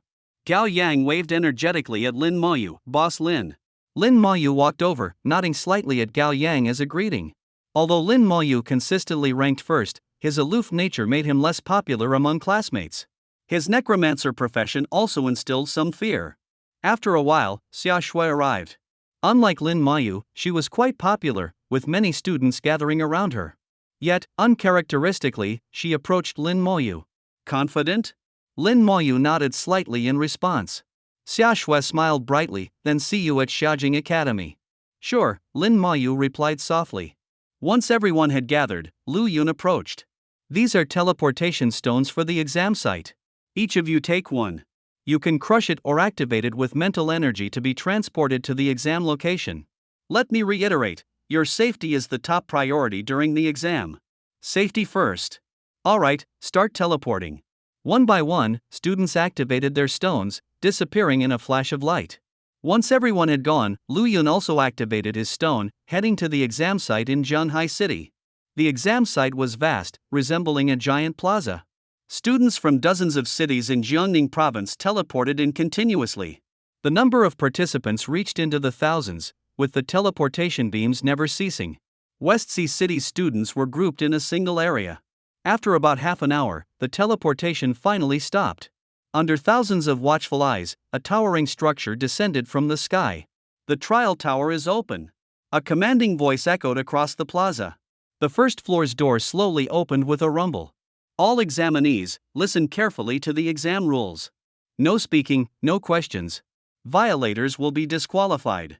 How can we ask questions if we don't understand? A few students whispered quietly. Suddenly, beams of light shot out from the trial tower, enveloping those students. They vanished instantly. The authoritative voice declared, violation of rules, disqualified from the exam.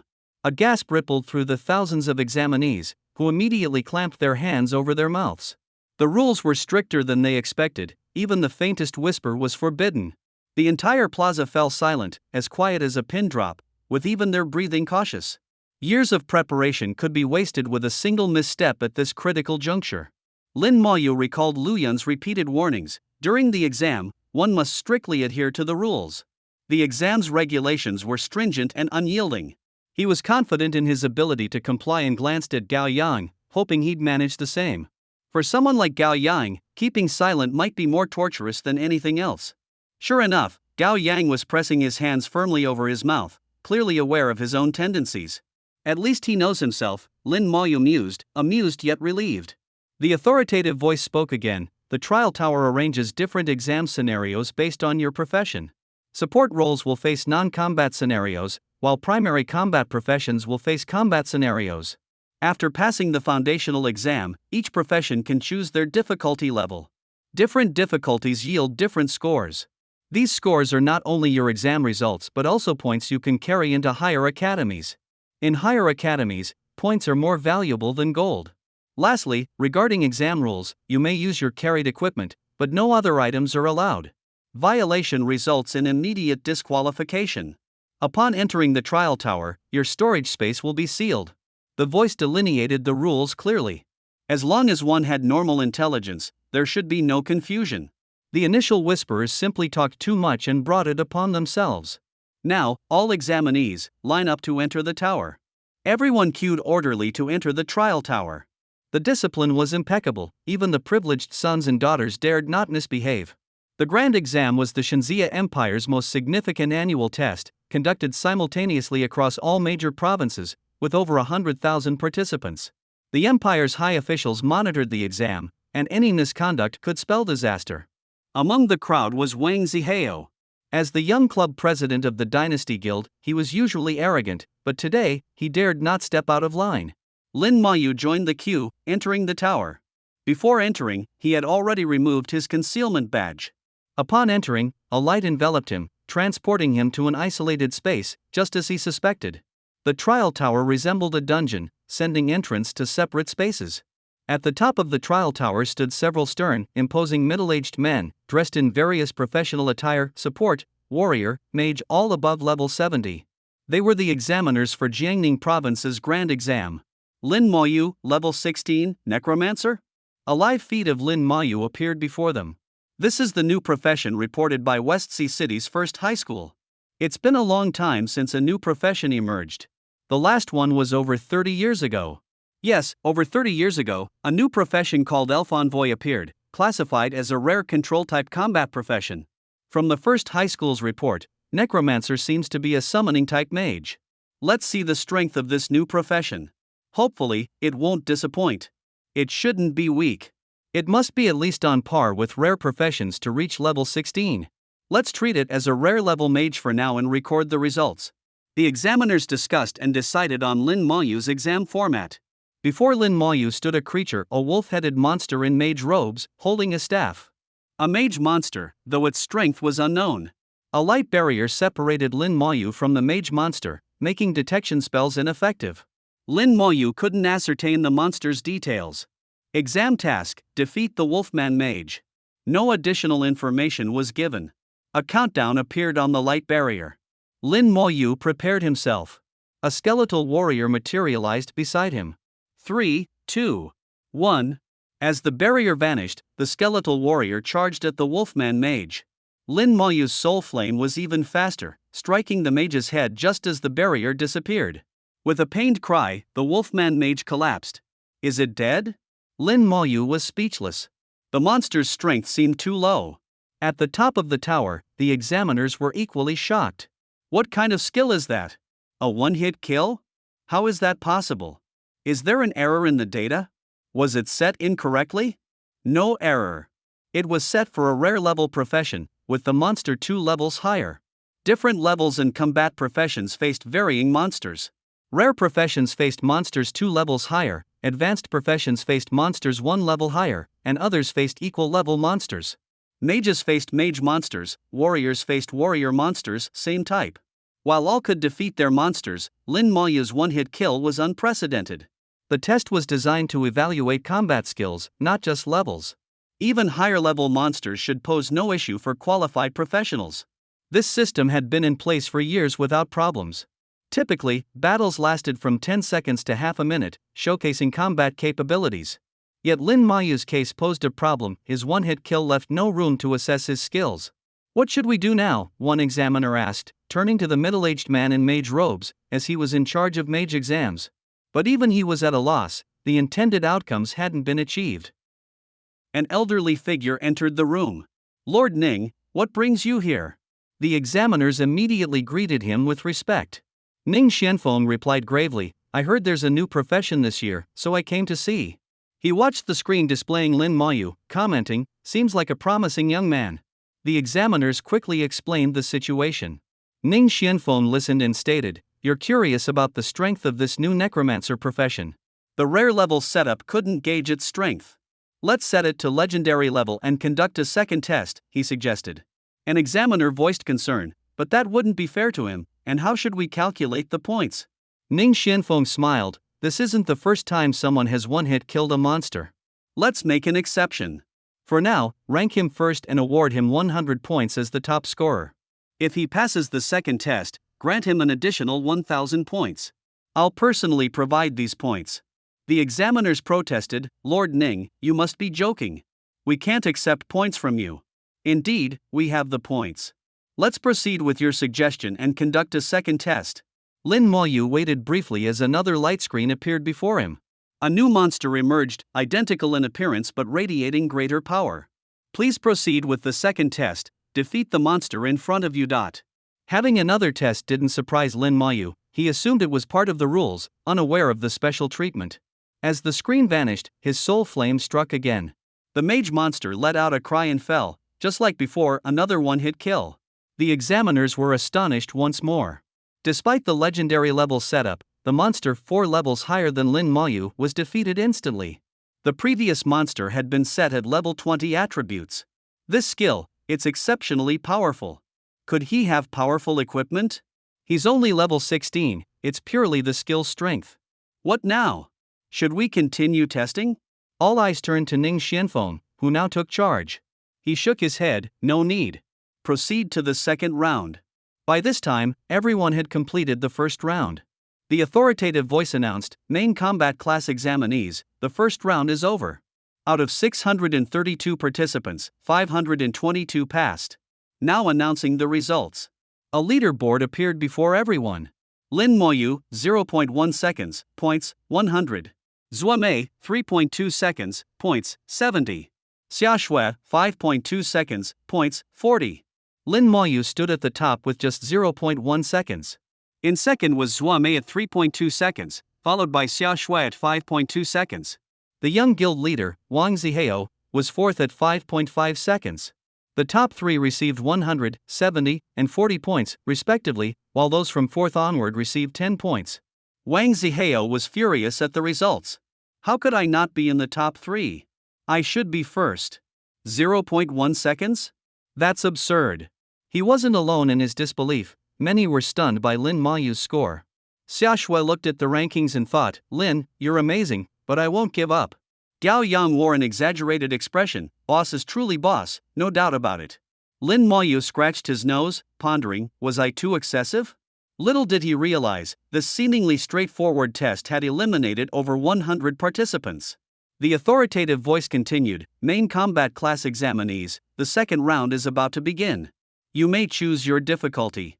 Be aware, the second round may involve risks, so act within your capabilities. If you encounter danger, shout give up, and your exam will be terminated. Your score will be based on your standing at the time of withdrawal. The second round's requirements were reiterated. Like a dungeon, it offered normal, nightmare, and hell difficulty levels.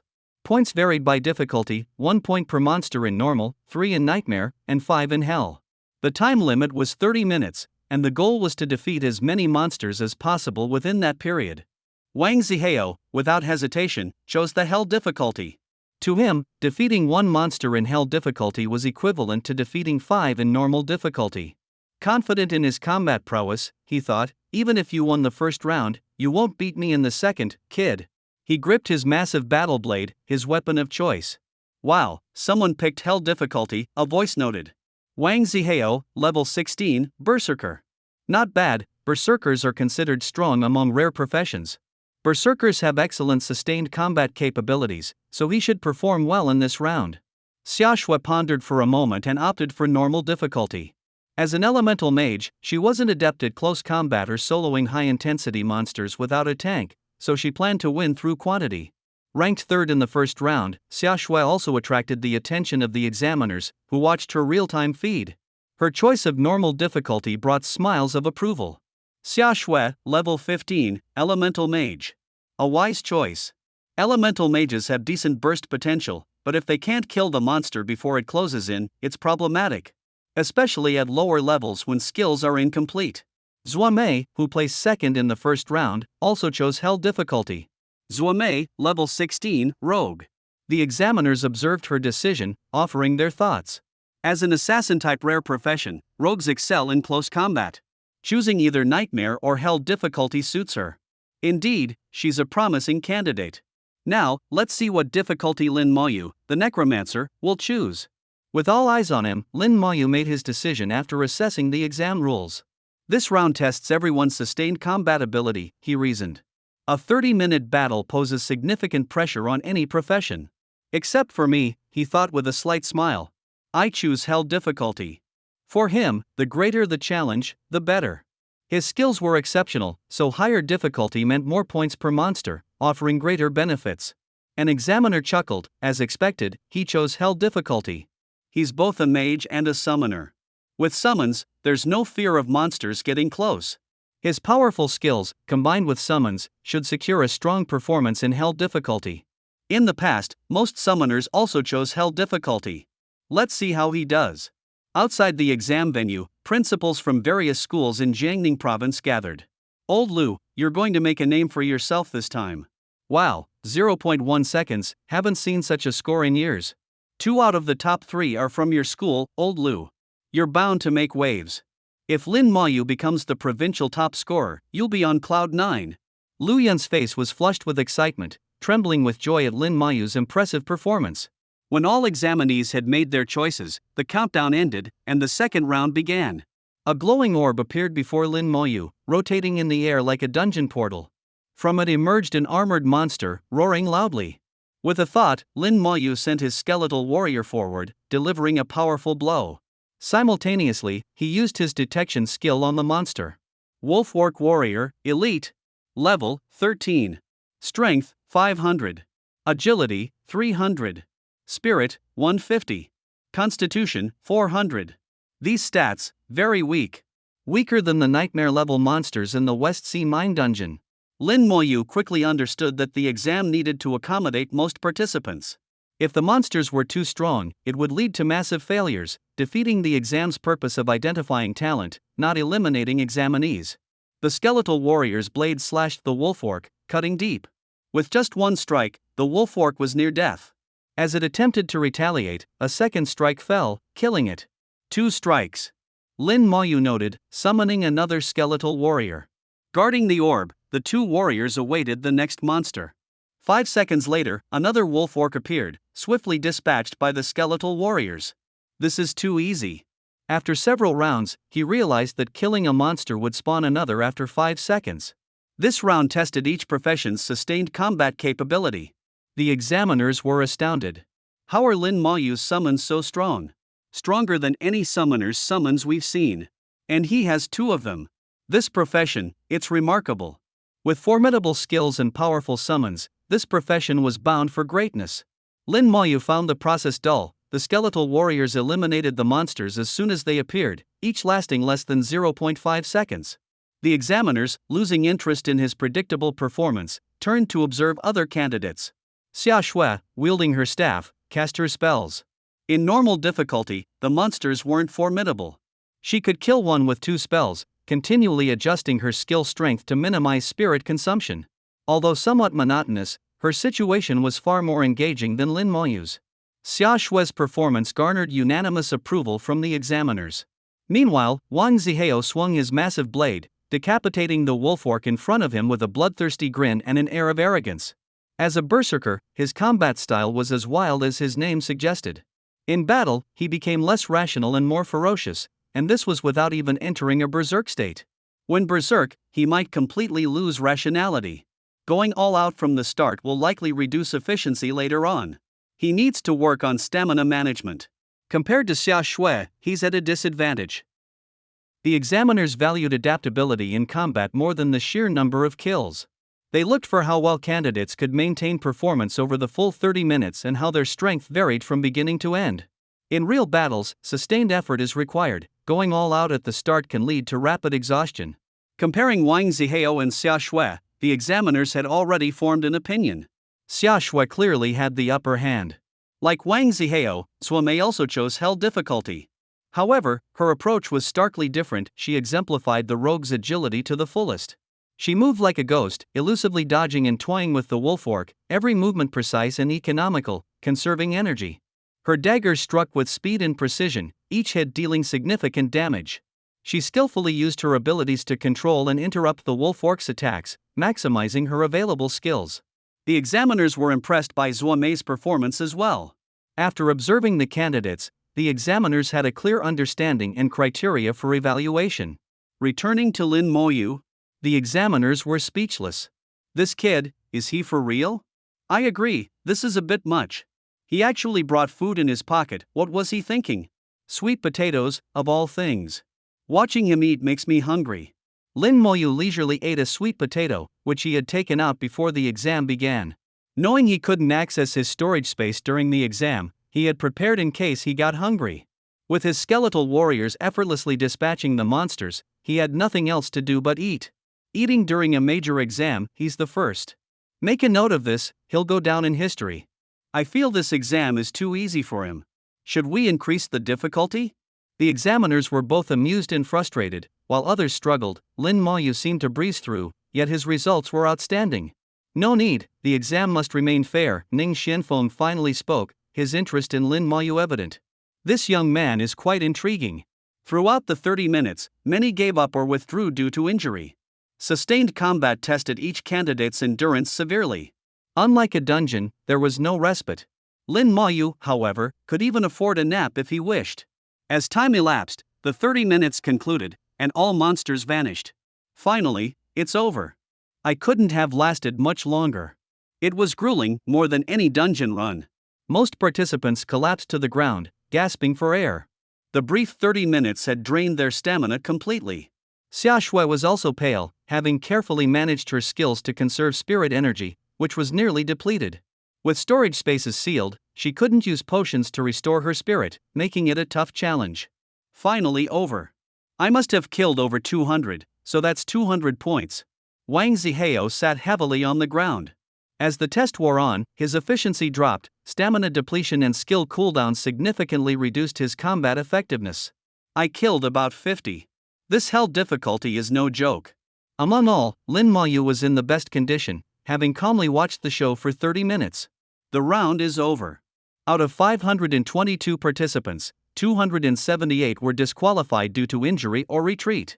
244 candidates remain eligible for the next round, though you may choose to withdraw. The next round is even tougher, with possible life-threatening risks. Choose wisely. Candidates received a prompt, they could withdraw or continue. The next round promised increased difficulty and danger. Quitting now left a sense of regret for many. The examiners wore knowing smiles. How many will choose to withdraw? Historically, at least a third withdraw at this stage. The pass rate is similar to last year, about 60% have been eliminated so far. From 632 combat class examinees, 244 remained. They're struggling to decide. Let's give them a little push. The authoritative voice echoed again. Even if you withdraw now, your scores are sufficient for admission to higher academies. You have 60 seconds to decide. If no choice is made, continuation is assumed. This statement shattered many candidates' resolve, the final straw breaking their determination. I choose to withdraw. I'm out. Continuing would be suicide. Many students opted to withdraw, while others chose to press on. Having come this far, stopping now seemed a waste. Of the 244 candidates who successfully passed the second round, over 60 opted to withdraw. Ultimately, only 180 candidates decided to continue. While some chose to withdraw, passing the second round already demonstrated their competence, ensuring their entry into regular higher academies was secure. However, those who remained aimed for top-ranking institutions. We will now announce the rankings after the second round. 1. Lin Mayu, total points, 1605. 2. Zhuamei, total points, 470. 3. Xia Shui, total points, 270. 4. Wang Zihao, total points, 265. Wang Zihao jumped up, exclaiming, "This is impossible. How can his score be so high?" In 30 minutes, at a rate of 1 monster every 5 seconds, the maximum was 12 monsters per minute. With each monster in hell difficulty worth 5 points, the maximum was 60 points per minute. The absolute limit for 30 minutes was 1,800 points, excluding time factors for combat.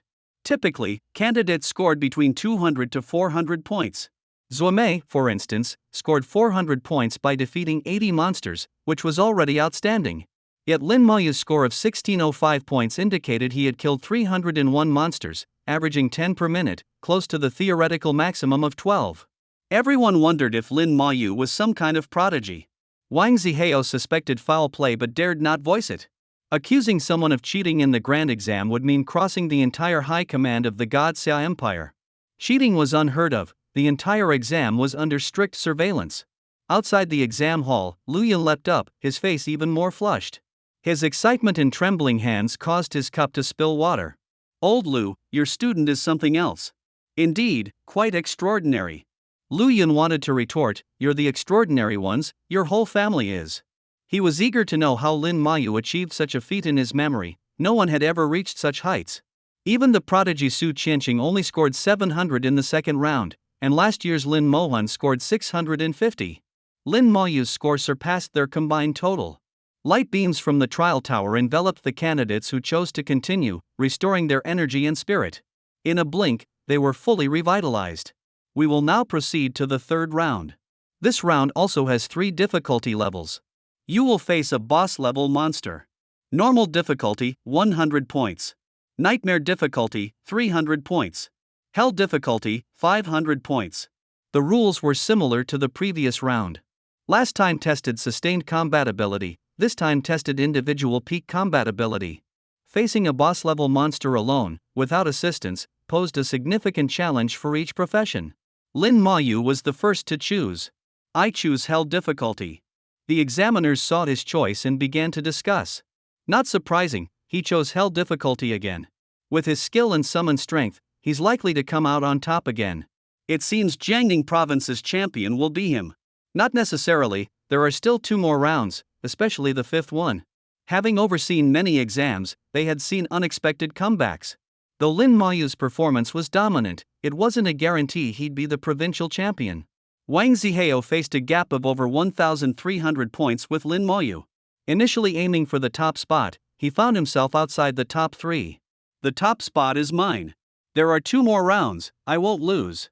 When the exam is over, don't let me run into you, or you'll regret it, Wang Zihao muttered, also choosing Hell difficulty. Xia Shui and Zhuo Mei chose Hell difficulty as well. With only one monster to face, Xia Shui's elemental mage and Zhuo Mei's rogue, both with strong burst capabilities, felt confident. Once all choices were made, the examiners announced the start of the 4th round. A massive monster appeared before each candidate. Still sporting a wolf head, it belonged to the wolf orc tribe. It wielded a sword in each hand, resembling a gladiator among warriors. Wolf orc captain, boss. Level, 15. Strength, 1000. Agility, 800. Spirit, 500. Constitution, 1000. Skill, whirlwind slash. Reviewing the stats, Lin Mayu found them somewhat underwhelming.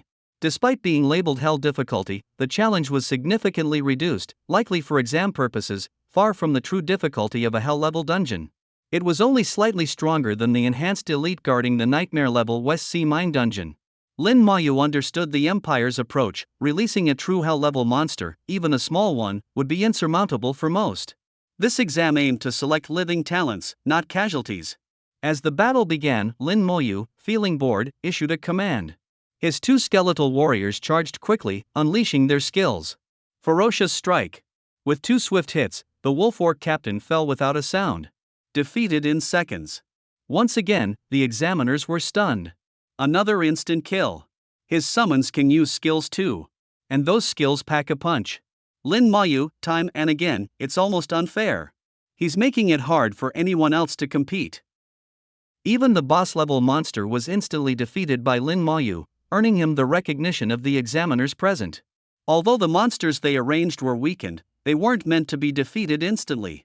Other candidates struggled visibly. Xia Shui dodged attacks while casting spells, and Wang Zihao engaged in a brutal melee, showcasing the berserker's combative nature. Zhuo Mei, with her nimble movements, managed to control the monster effectively. No one else approached Lin Mayu's efficiency. He merely sent his skeletal warriors to finish the fight in 2 swift moves, without lifting a finger himself. I think he could solo low-level dungeons, one examiner remarked. More than that, he could probably solo nightmare-level dungeons under level 20, another added. I doubt we've seen his full combat potential. We haven't truly measured his capabilities. We'll see in the 5th round. If he aims for provincial or even national top scores, he'll need to choose the 5th round. The examiners debated, acknowledging their limited authority to alter the exam content, which was set by the imperial leadership. The only one with the power to make changes was Ning Xianfeng, who, after his initial remarks, had watched silently, clearly intrigued by Lin Mayu. The 3rd round concluded quickly, taking only about 10 minutes. Candidates like Xia Shui, Zhuo Mei, and Wang Zihao successfully defeated their opponents, securing 500 points each. Successes were matched by failures, with some candidates eliminated due to injury or voluntary withdrawal. Those eliminated still had commendable results, capable of gaining admission to respectable academies. Only 120 candidates advanced past the 3rd round. We will now announce the rankings after the 3rd round. 1. Lin Mayu, total points, 2105.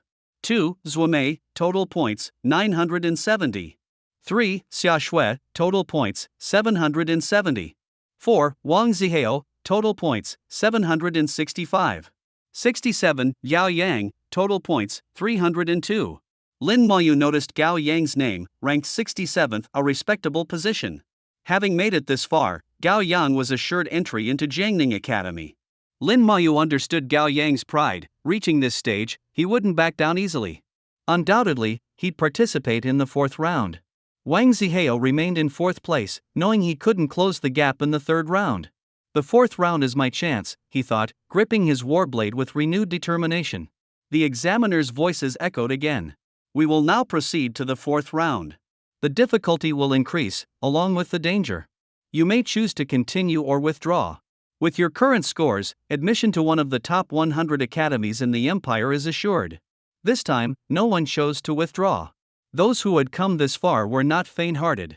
A brilliant white light enveloped each candidate, restoring them to peak condition. Fatigue vanished, attributes were restored, and skill cooldowns reset. Since you've made your choice, I respect it. The rules for the fourth round are as follows. You will face 10 waves of monsters. Each wave consists of 10 monsters, totaling 100. There is a 1-minute interval between waves. Regardless of whether you've defeated the previous wave, the next will appear after 1 minute. The final wave will be led by a boss-level monster. Clearing all waves constitutes passing. Each monster is worth 10 points. Clearing all waves will double your final score for this round to 2,000 points. With the rules explained, a screen rose before each candidate, revealing the first wave of 10 monsters. These monsters were ordinary, level 13 wolf orcs. 9 were warrior type, with a single mage standing at the rear. The warrior-mage combination significantly increased the challenge. Lin Moyu calculated internally, the difficulty was more than a slight increase. Without sufficient clearing ability, candidates risked being overwhelmed by accumulating monsters, leading to failure. This round clearly tested rapid clearing ability, covering all aspects from basic combat strength, endurance, single combat capability, to rapid clearing proficiency. The exam was meticulously designed to test the strengths and weaknesses of all professions. The examiners, watching with interest, focused on Lin Moyu. This time, let's see how he handles it. The best way to deal with a summoner isn't to destroy their summons but to target the summoner directly. I think Lin Moyu might struggle. His summons are strong enough that he should manage this round, one examiner commented. Ning Xianfeng, who had remained silent, finally spoke, I think this round won't challenge him. The others looked at Ning Xianfeng in surprise. His words carried a confident certainty. While some examiners doubted, they refrained from arguing due to his status. Soon, reality would reveal who was right. The fourth round of testing officially began. In front of Lin Moyu appeared a third skeletal warrior. The 3 skeletons charged at the level 13 monsters, each striking down an enemy in one blow. It was an effortless instant kill. As the flames flickered in Lin Moyu's palm, a fireball landed on the head of the lone mage monster at the back, also resulting in an instant kill. From the start of the test, not even 3 seconds had passed, barely a single breath, and all 9 wolf-orc warriors and the 1 wolf-orc mage were already defeated. How does this kid have a third summon? Why didn't he use it from the start? What's with the surprise now? This little rascal, why does he like hiding his abilities? Exactly, the stronger he is, the happier we are. Ning Xianfeng showed a look that said, just as I expected. Lin Moyu couldn't help but feel this grand exam was lacking in challenge. It wasn't as exciting as his first foray into the West Sea Mine dungeon. There was no thrill or surprise, making him feel almost sleepy. Unconsciously, he pulled out another sweet potato, eating it slowly. Let's stop watching, there's no point in observing him. Indeed, it's more interesting to watch others. For Lin Moyu, the monsters appeared and were defeated in at most 3 seconds, it was truly uneventful. In contrast, watching others proved more engaging. Xia Shui retreated continuously, creating a path of fire beneath her feet. The wolf orcs pursuing her stepped onto the flames, suffering continuous attacks. This was the flame path, a skill mages learn at level 10, causing fire damage wherever the user moves. It proved highly effective here. Area attacks are a mage's forte. Although her level wasn't very high, Xia Shui already had 2 area attack skills. The other skill, Ice Rain, had a slowing effect. Together, they allowed her to efficiently clear the wolf-orc warriors. Zuomei, on the other hand, had a tougher time. Rogues excel in burst damage and combat techniques, possessing many control skills. They perform excellently in assassinations and one-on-one combat, but struggle in group battles due to a lack of area attacks. As a result, Zuomei had to clear enemies one by one. Wang Zihao maintained his bold and aggressive combat style, swinging his massive 2-handed sword with great vigor. Watching any of them fight was captivating, except for Lin Moyu's side, which was exceedingly dull. None of the examiners were interested in watching him. He spent more time dawdling than fighting. No need to watch, Lin Moyu will undoubtedly come first in this round again. Let's see if he dares to participate in the 5th round. Although his points are far ahead now, if he skips the 5th round, others will catch up. In the 4th round, monsters appeared in waves of 10 every minute. Those who moved slowly began facing an increasing number of monsters. After 3 minutes, some had already chosen to abandon the test, overwhelmed by the sheer number of monsters, and were transported outside the trial tower. Being eliminated in the fourth round was no disgrace, it carried a sense of honor. They were all talented and could still enter one of the Empire's top 100 academies. Those eliminated wore expressions of relief. There were too many monsters, and it was terrifying. I thought I was going to be eaten. With so many monsters, how could I kill them all in time? I wonder how many can pass this round. I thought I was strong, but there are always stronger people. Speaking of which, that Lin Mayu is something else. This round probably won't be a problem for him either. Gao Yang, after enduring until the fifth wave, reached his limit and chose to withdraw. Upon exiting, he heard others discussing Lin Mayu and couldn't resist speaking up. Lin Mayu is my boss, of course, he's incredible. May I ask your name, brother? Gladly, I'm Gao Yang from West C No. 1 High School, Gao Yang declared loudly. So your brother Gao. Tell us more about how amazing Lin Mayu is. Gao Yang smiled. Sure, let me tell you. He began to speak at length. When he mentioned that Lin Mayu had completed the nightmare-level dungeon in 10 minutes, those listening showed disbelief. How could that be possible? No one believed him, thinking Gao Yang was exaggerating. Gao Yang didn't care if they believed him or not, he just wanted to express himself after being stifled for so long. As more candidates were eliminated, the number of images in the control room at the top of the trial tower decreased, leaving only 5 in the end: Lin Mayu, Xia Shui, Zuomei, Wang Zihao, and Feng Xiu. Feng Xiu, level 15, Holy Swordsman. The examiners were now observing Feng Xiu. He wielded his long sword deftly, maneuvering skillfully among the monsters. His agility was comparable to Zuomei's. Although each of his attacks seemed light, their cumulative effect was significant, and the wolforks fell one by one without realizing it. This guy named Feng Xiu is finally showing his strength. I knew it, Holy Swordsmen are rare classes. He must have been waiting for this moment. He must be from the Feng family, a sword cultivation family. He knows the exam rules well, and that the last 2 rounds are key for boosting scores. That's why he's showing his full strength now. The Feng family helped draft the exam rules, so naturally, they're familiar with them. Oh, Wang Zihao finally used Berserk. He's not stupid, he calculated the timing. Now is the perfect moment to unleash Berserk. With a loud roar, Wang Zihao activated his Berserk skill. Berserk, duration 5 minutes, strength increased by 500%, constitution increased by 500%, agility decreased by 200%. After Berserk ends, enters a weakened state for 30 minutes. In Berserk mode, Wang Zihao's attack power increased several-fold. However, he could only maintain it for 5 minutes, so he waited until the 7th wave of monsters appeared to activate Berserk. 5 minutes were enough. At that moment, there were still about 30 monsters on the field, and with the addition of the 7th wave, the total number exceeded 40. In Berserk mode, Wang Zihao began to sweep through the monsters frantically. Each swing of his sword took down 2 or 3 monsters, allowing him to rapidly clear the area. Chapter 48, The Battle Space, The True Battlefield. After waiting for a minute, Lin Mayu finally saw the last wave of monsters spawn. This time, the mage monster was replaced by a boss-level monster. For Lin Mayu, it made no difference. His skeletal warriors rushed in, smashing the boss thoroughly and bringing silence to the battlefield. For Lin Mayu, the 4th round of the exam was over. Now, he just had to wait for the others. After 10 minutes, the 4th round concluded entirely. The 4th round of the exam is over. Out of 120 participants, only 5 have passed. A buzz spread through the crowd as the examiners' voices echoed throughout the area, both inside and outside the tower. Only 5 out of 120 remained, marking them as true prodigies, capable of entering top-tier academies. The rankings for the 5 were then displayed. Now announcing the rankings after the 2nd round. 1. Lin Mayu, total points, 3605. 2. Zuomei, total points, 2470. 3. Xia Shui, total points, 2270. 4. Wang Zihao, total points, 2265. 5. Feng Xiu, total points, 2200. Lin Mayu remained far ahead.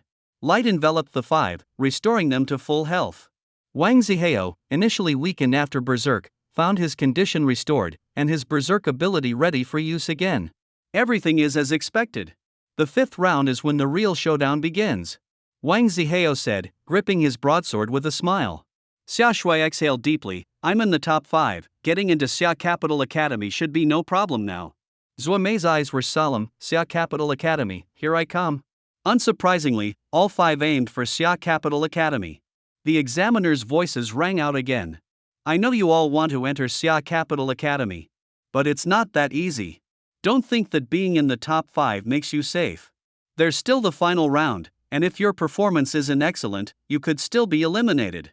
To get into Xia Capital Academy, let your scores do the talking. If you can earn 10,000 points, I guarantee your entry. Now listen carefully to the rules of the 5th round. The 5 candidates listened intently. The 5th round test had its own name, the battle space. Each would be sent into a unique space where a continuous stream of various monsters would appear.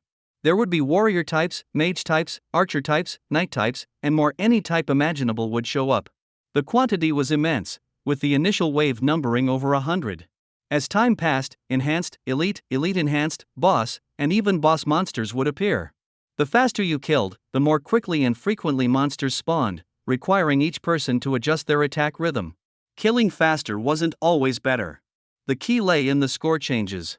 The battle space had 5 phases, each with different scoring. In the first phase, monsters were level 15, earning 50 points per kill. In the second phase, monsters reached level 16, granting 100 points per kill. With each level increase, points doubled. By the 5th phase, when monsters were level 19, each kill earned 800 points. This didn't even include the points for enhanced, elite, boss, or boss monsters, which were higher. If Lin Mayu failed in this round, his previous lead could vanish. It seemed unfair, as if all prior efforts were in vain.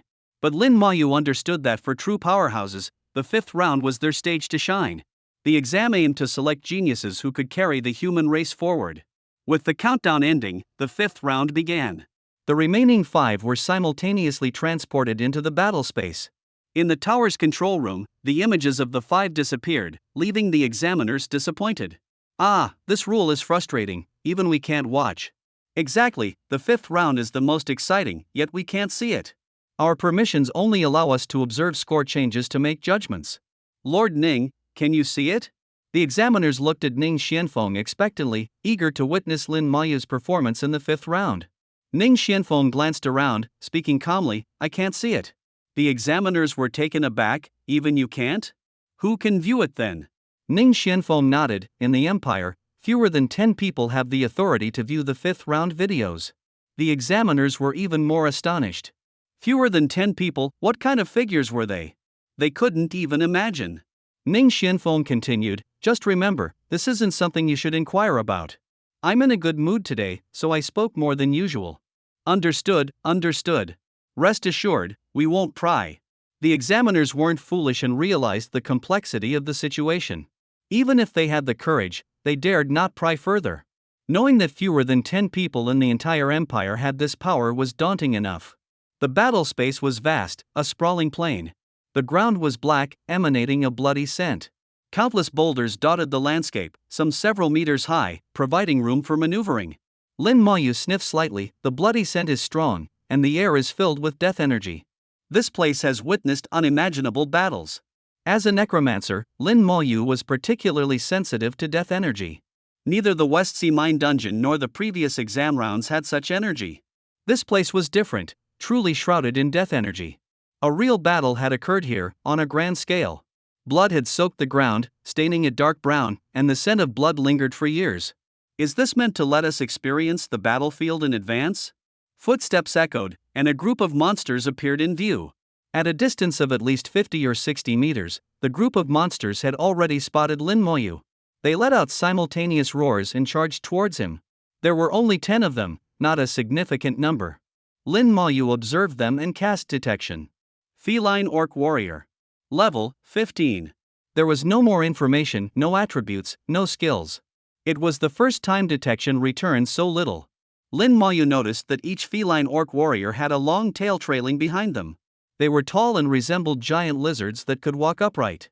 The roar echoed through the battle space, attracting the attention of other feline orcs. Several squads of feline orcs soon appeared in Lin Mayu's view. For other adventurers, it might have been wise to engage the nearest feline orcs, unleash powerful skills to eliminate a few, and then retreat before being surrounded. Getting caught in an encirclement could be disastrous. However, this tactic wasn't suitable for Lin Mayu. His 3 skeletal warriors responded instantly, charging at the feline orcs. With blades flashing, the frontline feline orcs were severely injured in no time. Although wounded, they weren't killed outright, they still clung to a sliver of life. Didn't manage to kill them instantly. This a tribute. The fact that the skeletal warriors didn't instantly kill the feline orcs took Lin Maoyu by surprise. The feline orcs' constitution was evidently high, but their attacks barely harmed the skeletal warriors, indicating they weren't particularly strong. This monster type favored constitution over strength, Lin Maoyu deduced. If one strike wasn't enough, then two would do. A feline orc fell with a wail, lifeless. Lin Maoyu's score immediately changed from 3605 to 3655 points. In the control room, though they couldn't see the action in the 5th round, they could observe the score changes. Lin Maoyu has made his move. He killed the first one, and quickly too. Then the score jumped from 3655 to 4105, startling the examiners. They exchanged bewildered glances, unsure what had happened to cause such a sudden increase. How did the score suddenly rise so much? The skeletal warrior had killed a feline orc warrior, and Lin Maoyu promptly used corpse explosion. With a loud boom, the entire group of feline orcs was annihilated. The 10 feline orcs added 500 points to Lin Maoyu's score. Lin Maoyu then paused, waiting for the remaining feline orcs to approach. Since they were coming to him, why bother going to them? With 9 corpses still available, he planned to use corpse explosion when they arrived. But to his surprise, the bodies vanished in the next second, seemingly swallowed by the pitch-black ground, disappearing within just 10 seconds. So that's how it is. It seems the plan needs a slight adjustment. Seeing feline orc squads approaching from all directions, Lin Maoyu summoned more skeletal warriors, releasing 9 in total, assigning 1 to each squad. The skeletal warriors moved with a clattering sound, deliberately drawing the feline orc squads together. They gradually herded the monsters into a single group. 2 minutes later, the luring was complete. Nearly 100 feline orcs were clustered together. The skeletal warriors attacked simultaneously, instantly killing a feline orc. Thunderous explosions followed as Lin Maoyu executed corpse explosions 7 or 8 times in quick succession. The dark earth trembled incessantly, and all the feline orc warriors were wiped out. Lin Maoyu's score soared to 8,605 points in an instant. The control room buzzed with activity again. What exactly did Lin Maoyu do? Why did his score increase so dramatically? Who knows, we can't see inside the battle space. But Lin Maoyu was at 3,605 points before, and now he's at 8,605, an increase of exactly 5,000 points. It can only mean he wiped out the first batch of 100 monsters. How he did it, I have no idea. The examiners looked at each other, perplexed. Considering Lin Maoyu was just a level 16, it was hard to fathom how his skills could be so powerful. The idea of wiping out 100 monsters in one go seemed unbelievable. Even among elemental mages who excelled at handling groups, like Xia Shui, scores increased gradually by 50 or 100 points. None had seen a surge of 5,000 points in just a few minutes. Who would believe it? Ning Xianfeng remained calmer than the examiners but still couldn't help his eyelid from twitching. Even with his vast knowledge, he couldn't comprehend how Lin Maoyu had achieved this. What exactly did this kid do? What kind of profession is a necromancer, really? What are his limits? Ning Xuanfeng's mind was filled with questions. At this moment, he was extremely curious about the events in the battle space. Unfortunately, he didn't have the authority to watch and could only analyze through score changes. In the battle space, corpses disappeared within just 10 seconds. Lin Maoyu waited quietly for the second wave of monsters to appear. This time, it shouldn't be like the 4th test, waiting a full minute, he thought. Just then, a sense of danger arose. The sky turned crimson as dozens of fireballs, each a meter in diameter, rained down like meteors. Lin Maoyu's heart raced as his skeletal warriors formed a shield-like formation, protecting him securely. The meteor-like fireballs crashed onto the skeletal warriors, erupting in dazzling sparks. Lin Maoyu was acutely aware of his own weaknesses. His constitution was too frail. If he took a powerful hit, the damage would transfer massively to the skeletal warriors, causing them severe harm. But if the skeletal warriors took the blows for him, the outcome was drastically different. With their robust constitution and high defense, they could almost ignore such damage. Standing safely behind his skeletal warriors, Lin Maoyu watched as a group of feline orc mages appeared. They waved their wands, unleashing a rain of fire. Simultaneously, numerous feline orc warriors charged forward, weapons raised. These monsters appeared silently, without any warning. Lin Maoyu's lips curled into a smile. It didn't matter how they appeared, as long as there was no waiting for them to refresh. The mage monsters persistently cast their spells, maintaining the fiery downpour. To ensure his safety, Lin Mayu arranged 10 skeletons to form a shield against the mage's attacks, while sending another 10 to confront the orc warriors. Skills. At his mental command, the skeletal warriors' hands glowed red. With Furious Strike, their attack power, already staggering with a strength attribute of 5,000, doubled. Feline orc warriors fell instantly, slain in one blow. Lin Mayu's palm shone, and the rumbling intensified. Corpse explosions spread wildly, mowing down the feline orc warriors like wheat. In mere seconds, the 100-strong orc force was decimated. The 10 skeletal warriors then darted towards the feline orc mages with lightning speed. With 5,000 agility, they moved at a startling pace. The disparity in attributes rendered the skeletal warriors a blur in Lin Mayu's eyes. In the blink of an eye, they closed the distance, appearing before the mages. Each swing of their swords claimed a life, the mages' lower constitution making them easy targets. With their demise, the fiery rain ceased, and calm returned once more. While Lin Mayu's surroundings were tranquil, the trial tower's control room was abuzz with activity. After a brief pause, Lin Mayu's score rocketed again, reaching 14,605 points in less than 10 seconds, a jump of 6,000 points. This meant another 120 monsters had fallen to him, affirming the earlier conclusion. This guy has an area attack skill. This profession is incredible. Its single-target skills are already formidable, and its area skills are equally so. Not only are the skills powerful, but the summons are as well. I think this profession surpasses legendary rank, rivaling those other top-tier professions. We can't say that just yet. The level is still low, and we need to see what happens later. Being strong at a low level doesn't guarantee the same at higher levels. Conversely, a weak early game doesn't predict a weak late game. Some professions remain mediocre until a certain divine skill is acquired, transforming them into irreplaceable assets. There are professions that seem useless most of the time, but once a war breaks out, they become godlike. Their skills are legion-level group skills, and having such a profession in a legion can exponentially boost its combat effectiveness. Lin Mayu was unaware of the examiner's discussions. Just then, he heard a rumble. The ground shook violently as if experiencing an earthquake. Corpses disappeared in the tremors, seemingly swallowed by the earth. An invisible gas emanated from the ground, making the air more pungent with blood and a hint of decay, nauseating to the senses. The sky grew darker and more oppressive. The atmosphere was stifling. It's the second phase, Lin Mayu observed, looking skyward.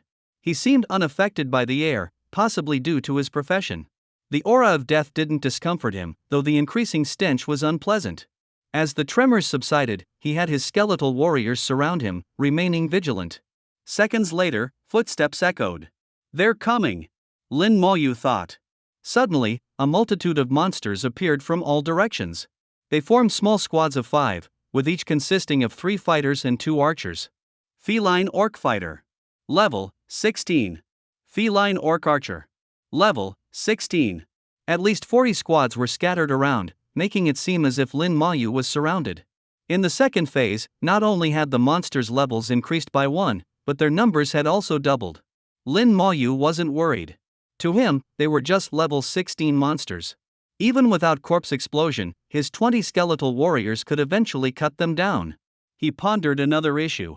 Given this difficulty, other professions might struggle to pass the second phase. Even if they do, it would take a lot of time.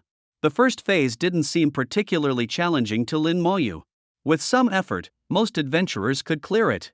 The second phase was much tougher, with a level increase, doubled monster numbers, and the introduction of archers, known as mage nemesis. This change would deter most mage-type adventurers. Lin Mayu's assessment was accurate.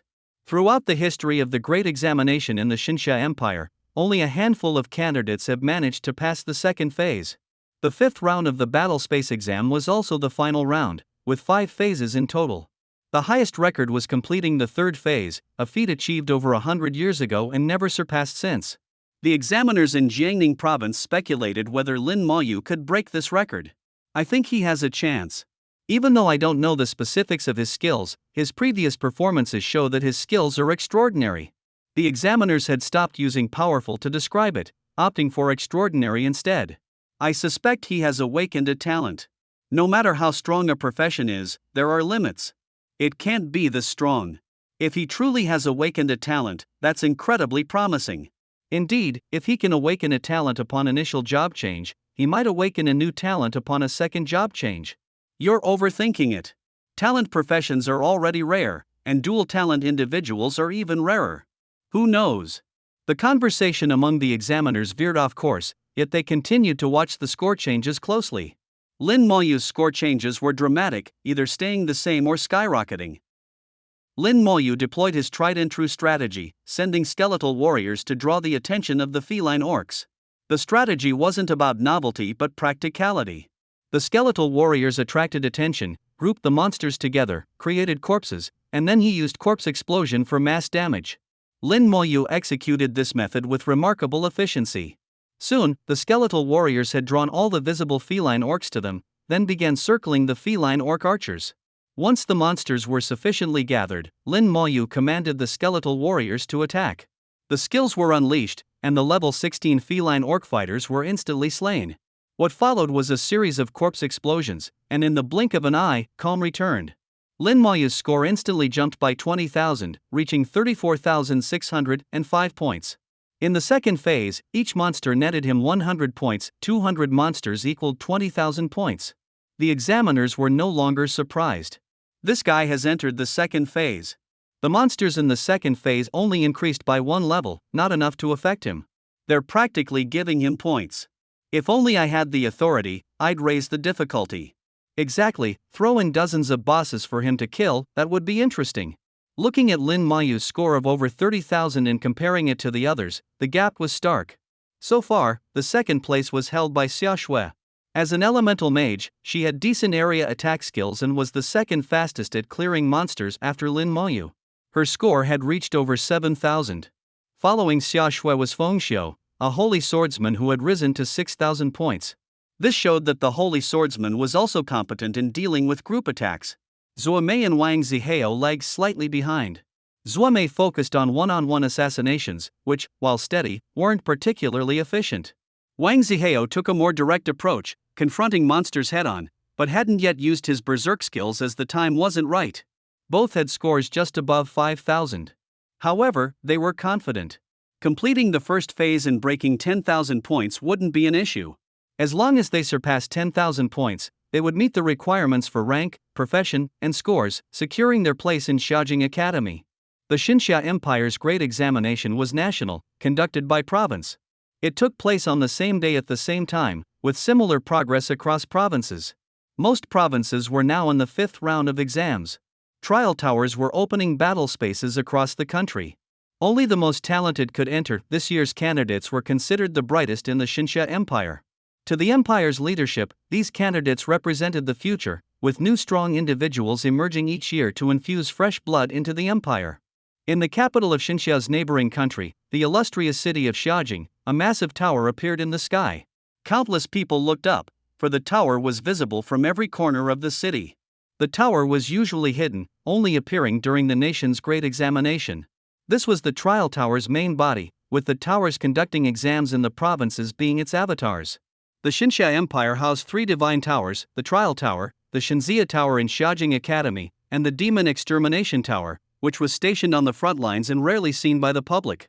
Suddenly, the sky darkened, and the temperature plummeted.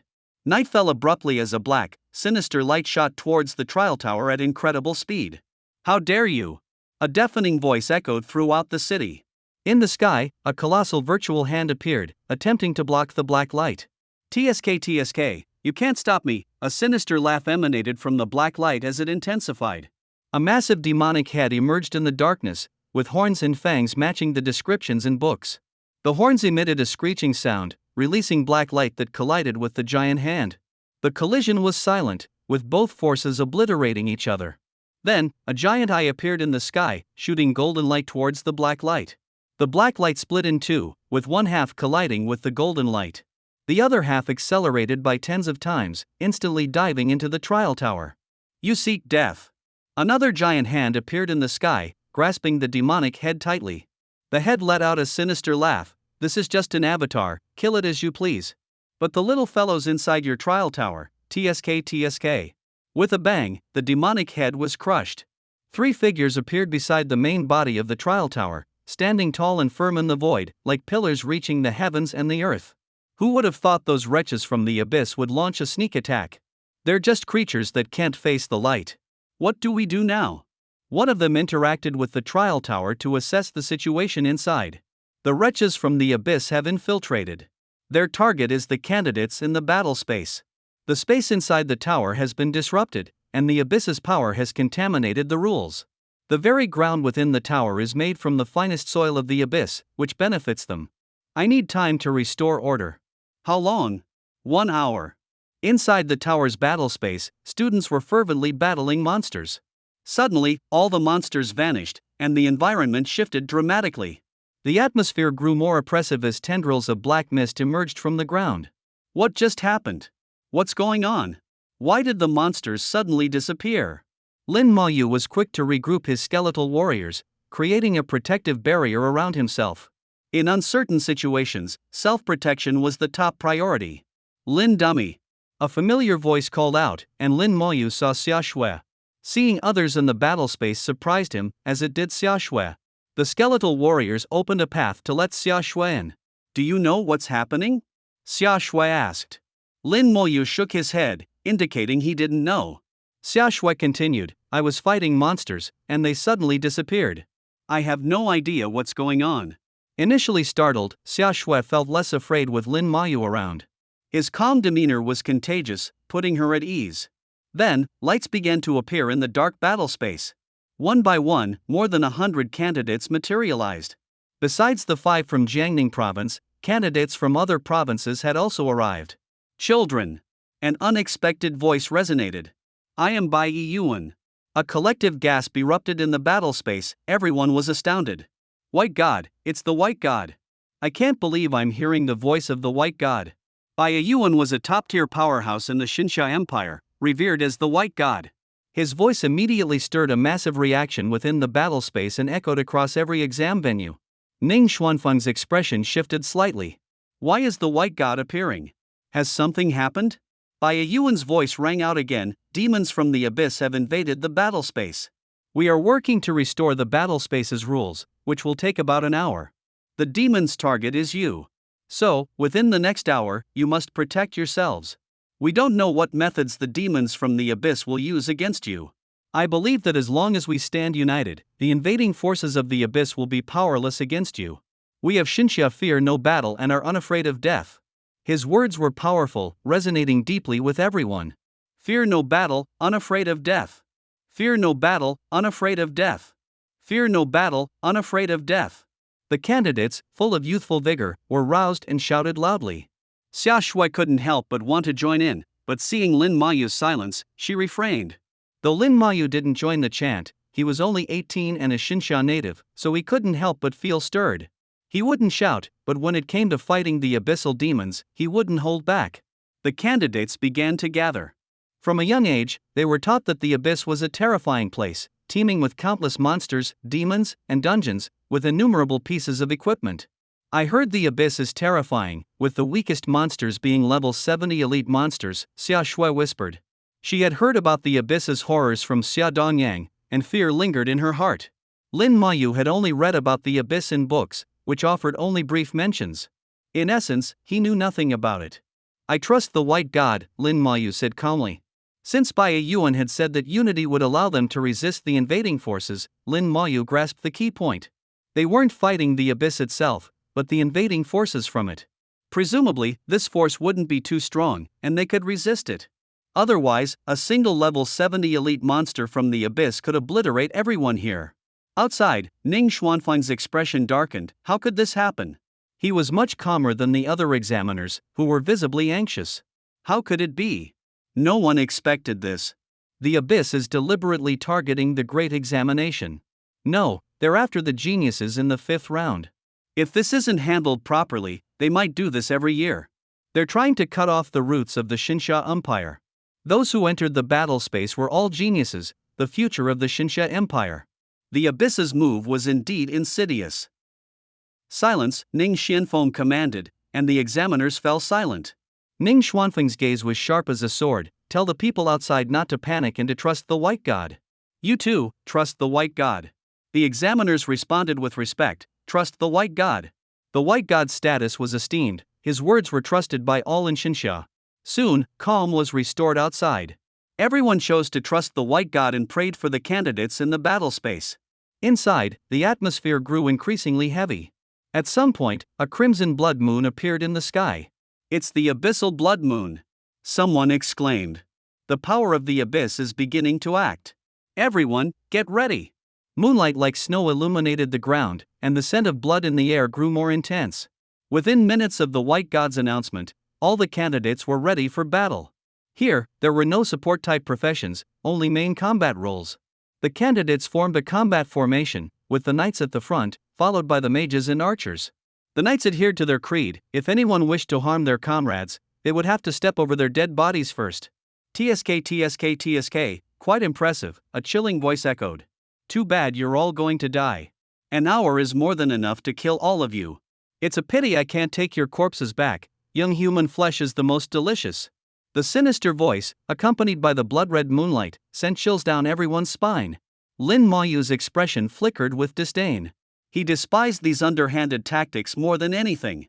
Xia Shui, pale with fear, edged closer to Lin Mayu, as if his presence offered her some comfort.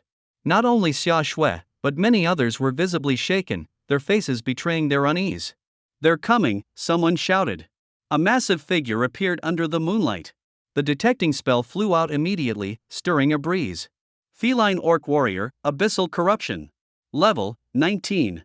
Someone suddenly exclaimed, I remember now, the battle space has a level cap, the highest being 19. His outburst triggered others to recall this fact. Right, how could I forget? The max level in the battle space is 19. I was startled earlier, but it's true, they're only level 19. So what's there to fear? We have so many.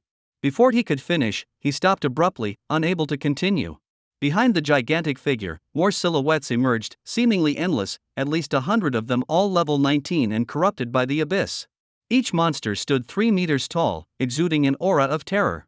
They advanced toward the candidates, shaking the ground with their steps. Under the moonlight, the monsters appeared grotesque, their tails bristling with barbs.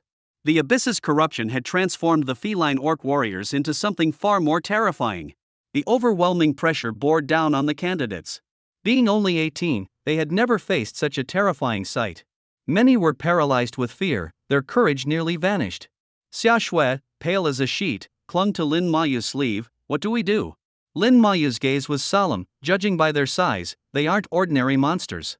At least enhanced elite monsters. It's troublesome, but manageable. He rarely spoke this much, seemingly to reassure Xia Shui. Yet his words offered little comfort, only fueling her fear. Enhanced elite monsters, aren't those like the ones from nightmare-level dungeons? Suddenly, a faint smile tugged at Lin Mayu's lips. If they're corrupted by the abyss, mutated, does that mean there's experience to be gained? Lin Mayu considered a possibility. If things were as he suspected, could these monsters help him level up?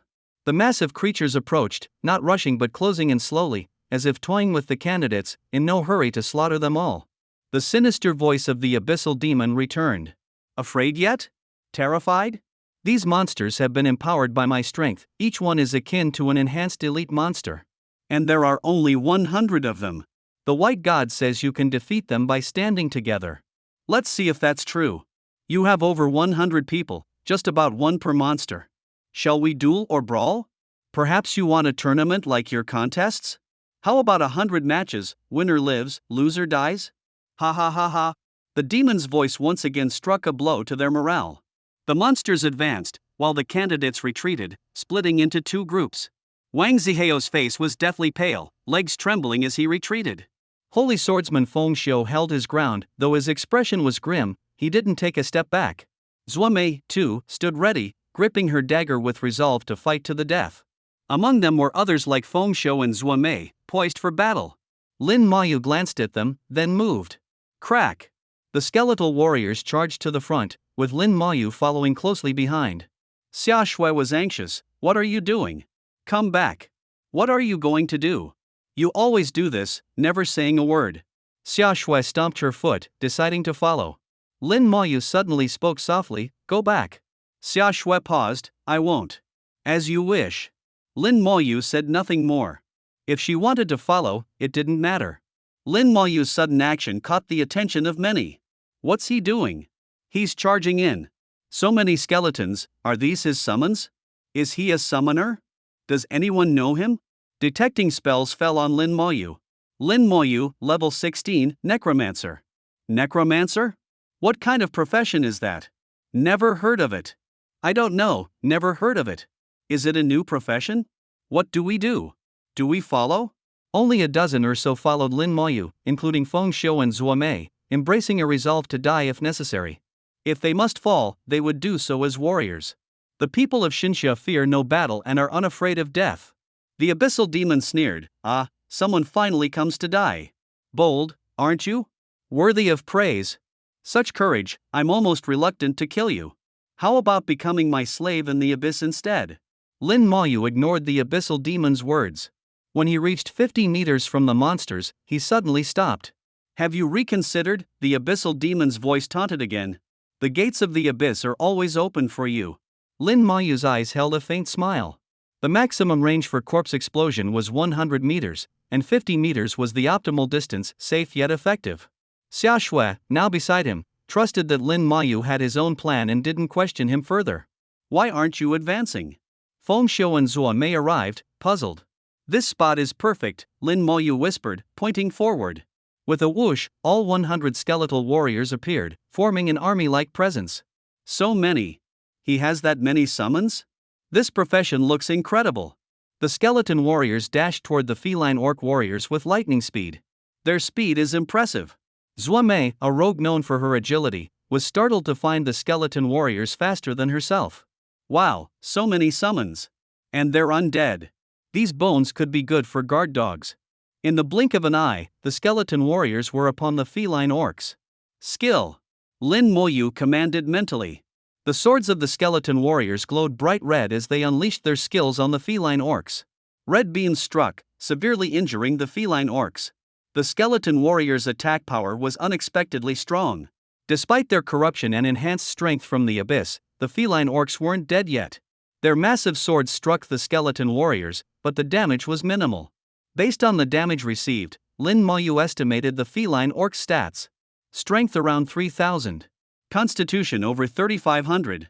The higher the constitution, the better. Even after using their skills, the skeleton warriors continued their relentless assault on a single feline orc, ignoring the counterattacks. Within seconds, the feline orc fell with a wretched cry. Killed level 19 feline orc warrior, experience plus 8,000. Experience, as expected. Lin Moyu's assessment was correct. Though the experience was modest, it was better than none. Light emanated from his palm. Boom! The sudden explosion startled everyone. What followed was an unbelievable sight as the seemingly formidable feline orc warriors fell like wheat. Boom! Boom! Each explosion claimed multiple feline orcs. After a series of earth-shattering detonations, all the feline orcs lay dead. Lin Moyu checked his experience bar, he was just shy of leveling up. Is that all of them? Could it be this simple? What kind of skill is that? The power is immense. The damage from corpse explosion was calculated based on the vitality of the corpse. The stronger the vitality, the greater the explosion's power. For Lin Moyu, once the first corpse was created, similar enemies were doomed. Everyone was stunned, trembling with excitement. We're saved, saved.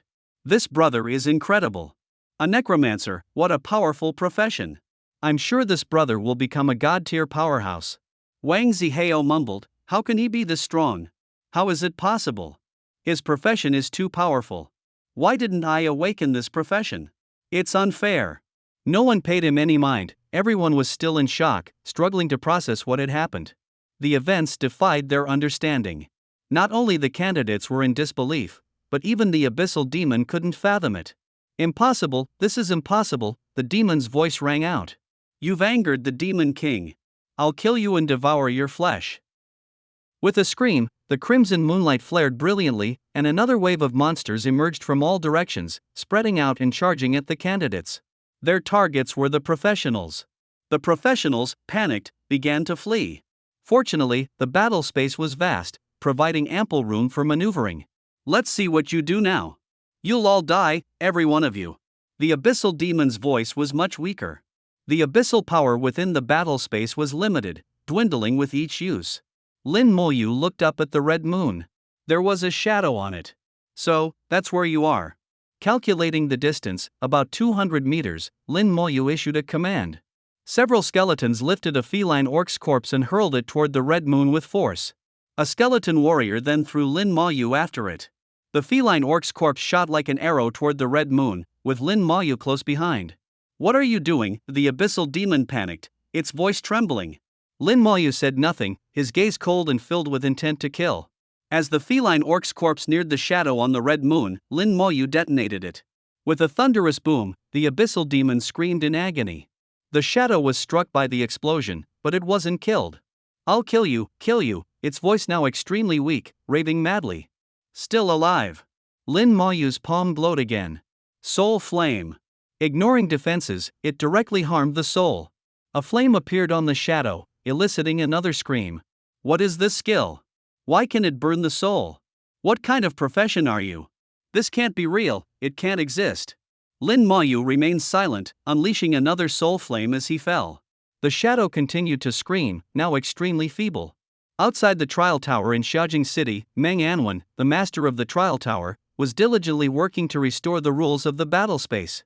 A few people anxiously watched the tower. The longer it took, the more dangerous it became for the candidates inside. Suddenly, Meng Anwen made a small sound of surprise. Bai Yuan asked in a deep voice, "What's wrong?" Meng Anwen replied, "The interference from the abyssal power has significantly weakened."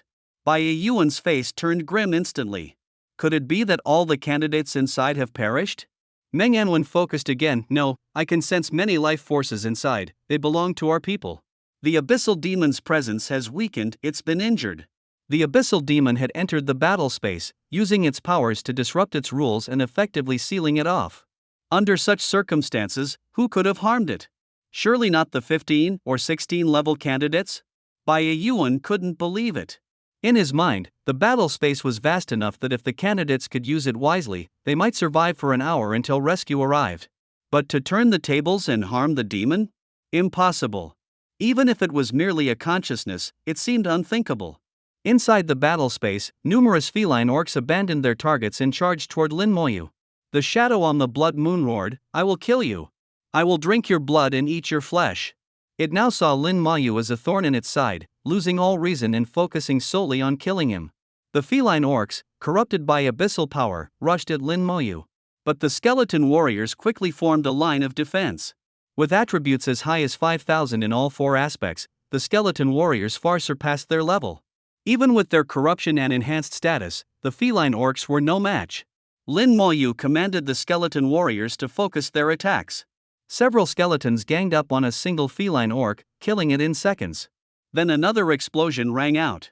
Corpse explosion was like a divine skill, and Lin Moyu used it repeatedly.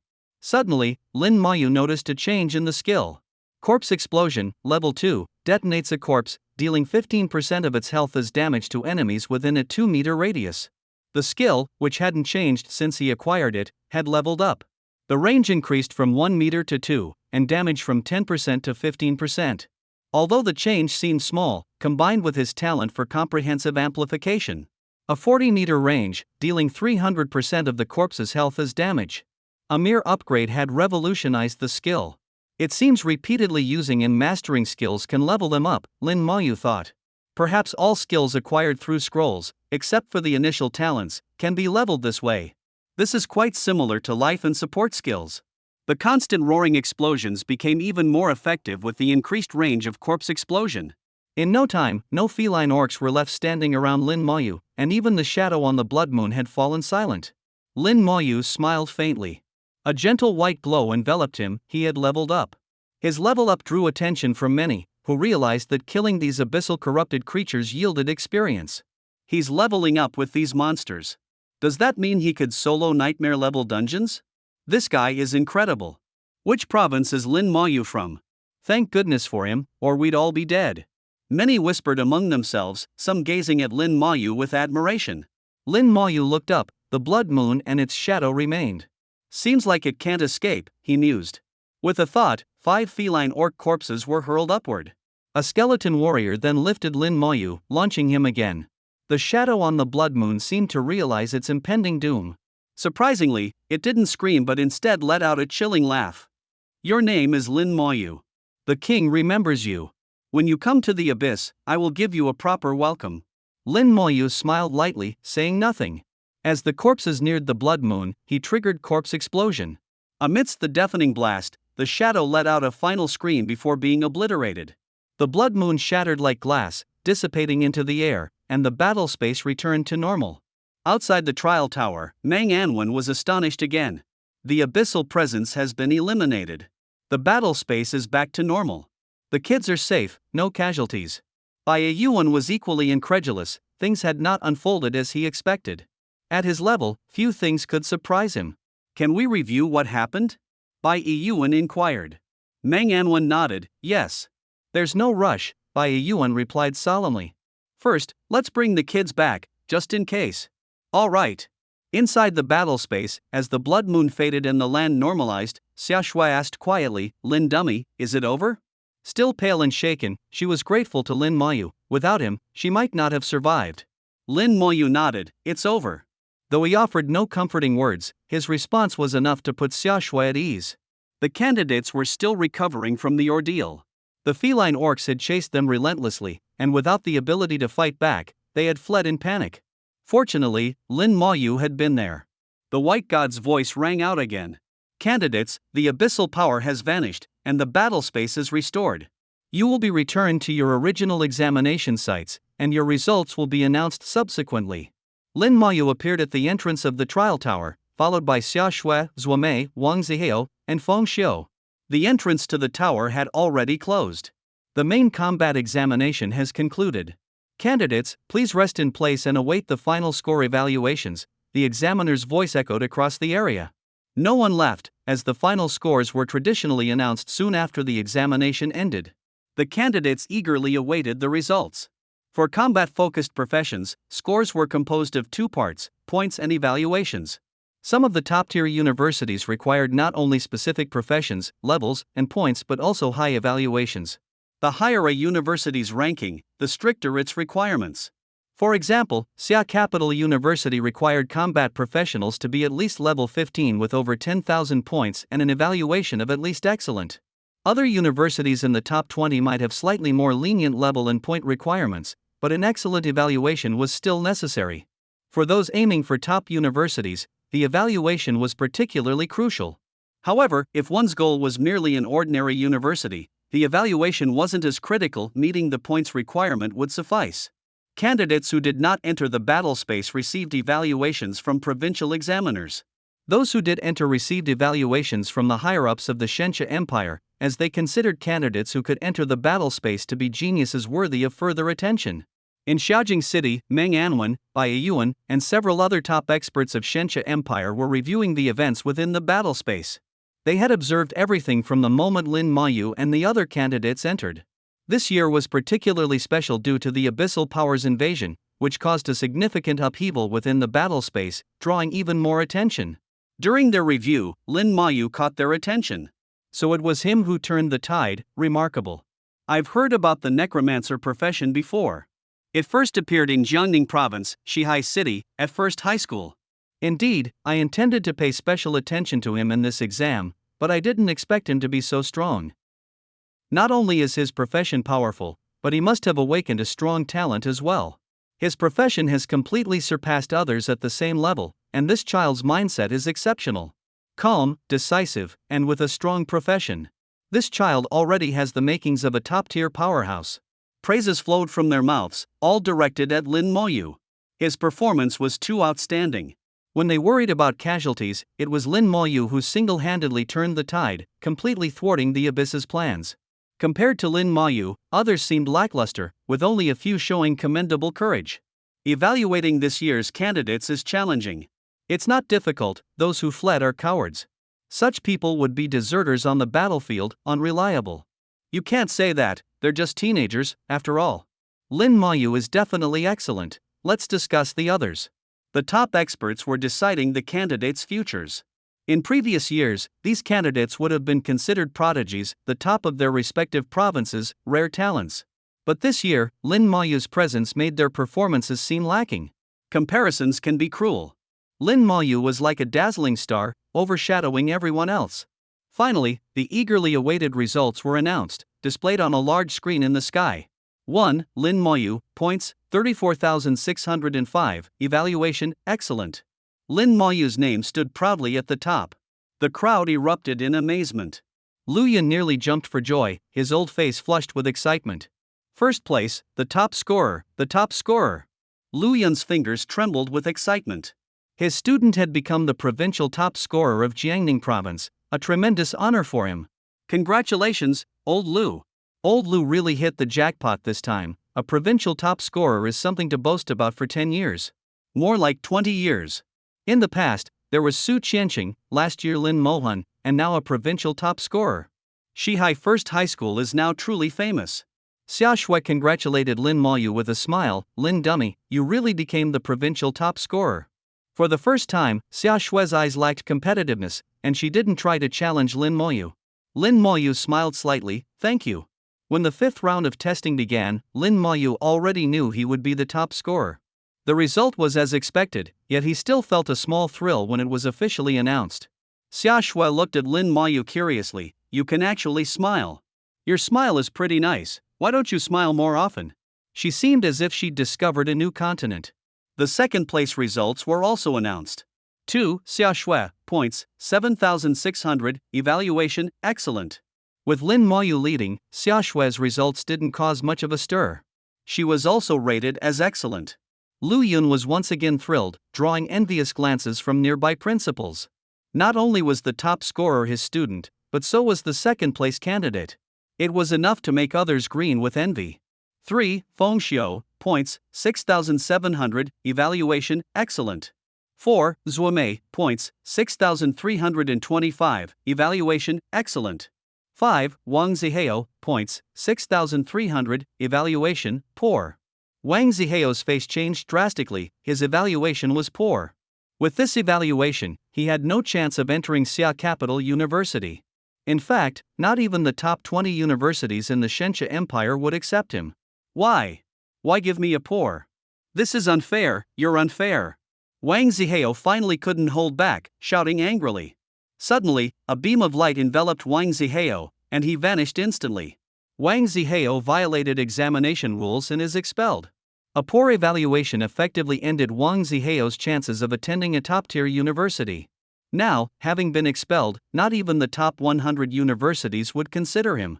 Even with family connections or backing from the Dynasty Guild, there was no negotiating with the universities.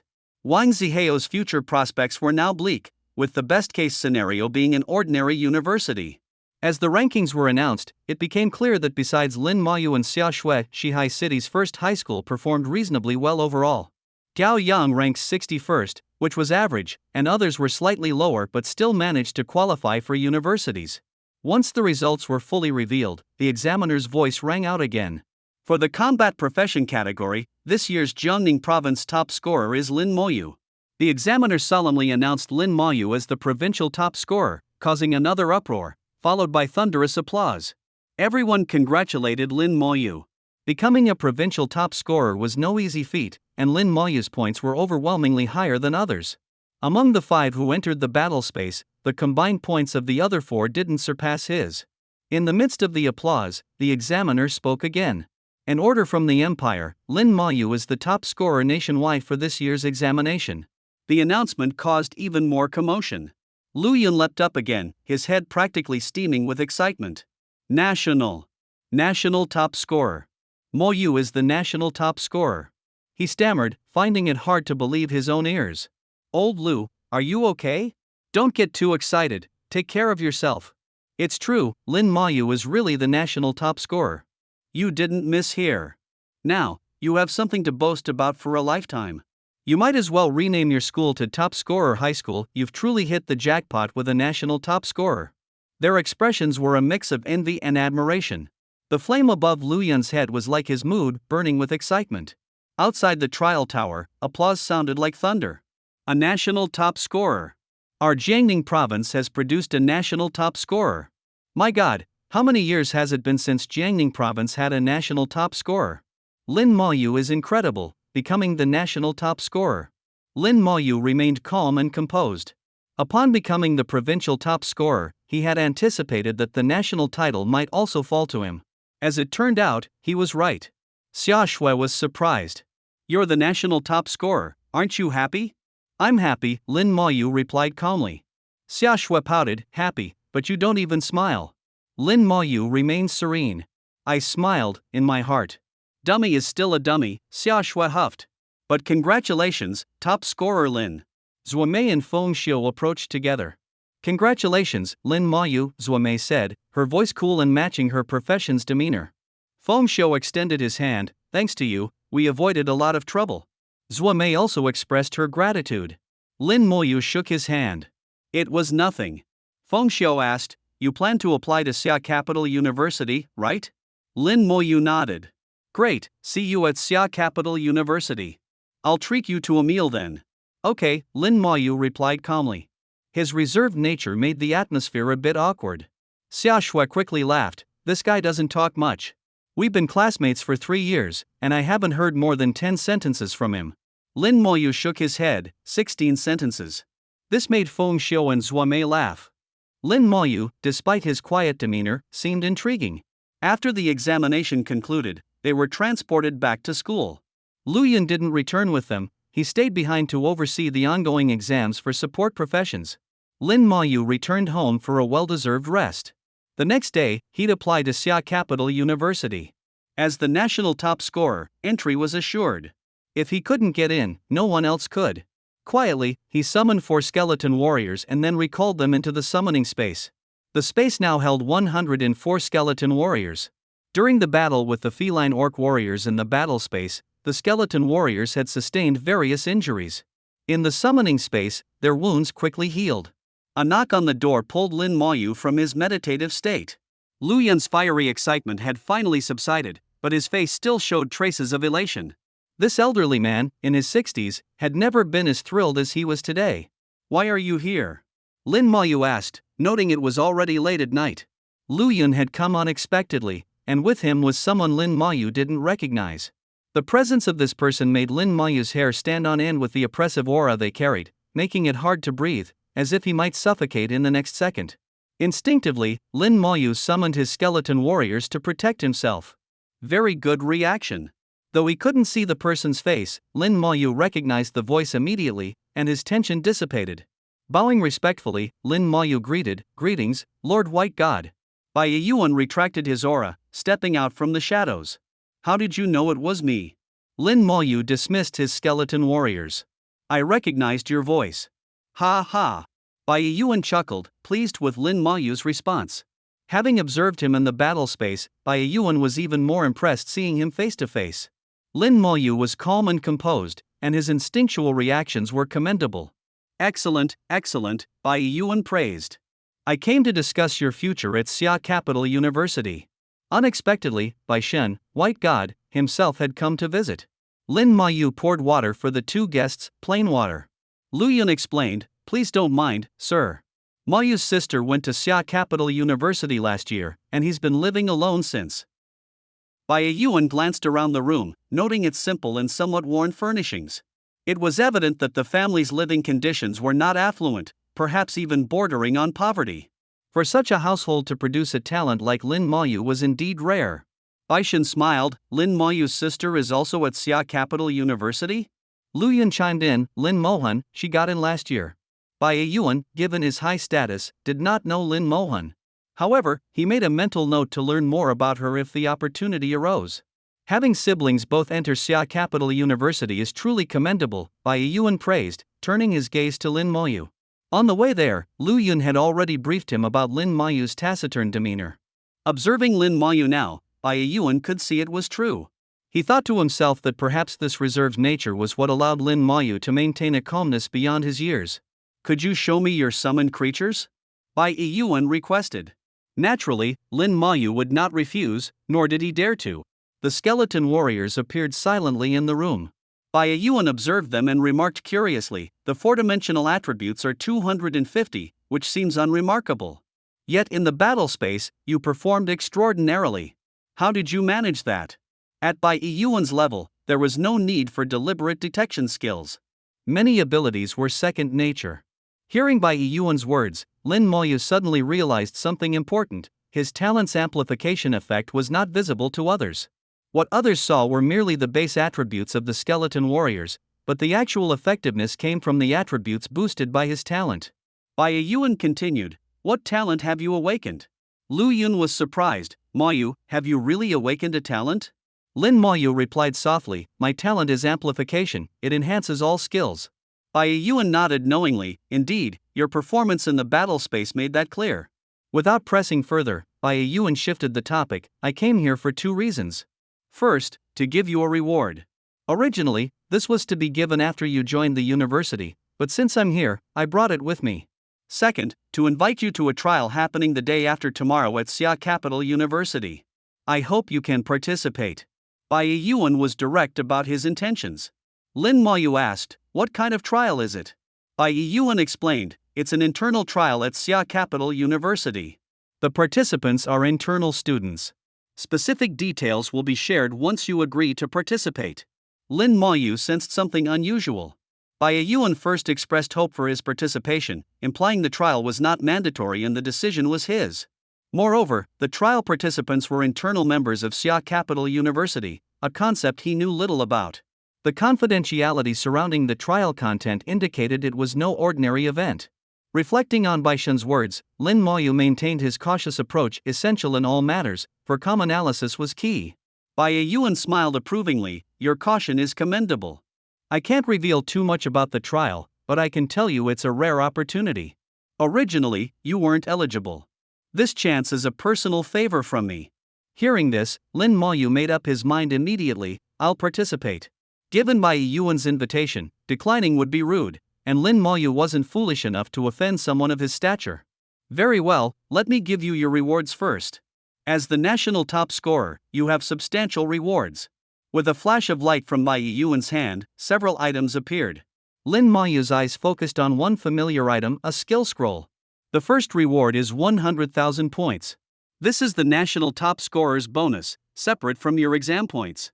In the exam, Lin Mayu earned 34,605 points, and with the national top scorer bonus, he now had over 130,000 points. This amount was considerable, more than what many senior students at Xia Capital University might have. Bai Yuan handed Lin Mayu a card. "Your points are all here. You may have heard, at Xia Capital University, points are more valuable than gold. This is indeed true, and you'll understand more once you're there." The second reward, also for being the national top scorer, includes a basic skill scroll and an intermediate skill scroll. The third reward is based on your performance in the battle space and entry pass to the Xinxia Tower. Details about the Xinxia Tower will be clear once you reach Xia Capital University, so I won't elaborate. But I can tell you, the opportunity to enter is very precious, especially the first time. Be well prepared. With Bai Yuan's emphasis, Lin Mayu understood the importance. "I understand." Lin Mayu tidied up briefly. An amulet floated out, transforming into a teleportation array. He and Bai Yuan stepped into it, disappearing in a brilliant light. As the last glimmer vanished, the small house was once again shrouded in darkness. Lu Yun sighed, quietly leaving and closing the door behind him. The streets were silent in the deep night. No one would know that this seemingly dilapidated house had sent two students to Xia Capital University in consecutive years, one of whom was the national top scorer. Lu Yun looked towards the direction of Xia Capital with a hopeful gaze. "Do your best, child," he murmured, his words filled with both kindness and expectation. Lin Mayu felt like the teleportation lasted a long time, unlike the instantaneous travel with morning teleportation stones. The Xinxia Empire was vast, one of the major human nations, and Xia Capital University was thousands of kilometers away from Shihai City. Even with teleportation, it took some time. Fragments of light swept past his eyes, revealing countless wondrous scenes, disjointed, bizarre fragments. Lin Mayu felt disoriented, as if time and space were in chaos at that moment, causing discomfort. Yet he showed no outward reaction, though his face turned slightly pale. After several seconds, his feet touched solid ground again, and all discomfort vanished. Remarkable endurance, Bai Yuan noted internally, further impressed by Lin Mayu. Nighttime in Xia Capital was starkly different from Shihai City. As the capital of the Xinxia Empire, Xia Capital was brightly lit even at night, with the moonlight playing a secondary role. Xia Capital University. A massive gate, tens of meters high and over 100 meters wide, came into view, majestic, intricate, sturdy, and powerful. That was Lin Mayu's first impression. He felt a sense of insignificance before this imposing entrance, which was both awe-inspiring and intimidating. He even sensed danger, a lethal danger. Bai Yuan remarked, "This gate is both an entrance and a weapon. Even the strongest would pay a price to force their way in." He patted Lin Moyu's shoulder. "Let's go." As they approached, Lin Moyu felt an aura fall upon him, similar to a detection spell but not quite the same. His identity was verified, and the gate opened silently. The night at Xia Capital University was not as quiet as one might expect. Walking through the campus, Lin Moyu sensed waves of energy emanating from various locations. The students are practicing their skills, Bai Yuan casually explained, displaying both authority and patience towards Lin Moyu. Lin Moyu asked, "Do all skills require practice?"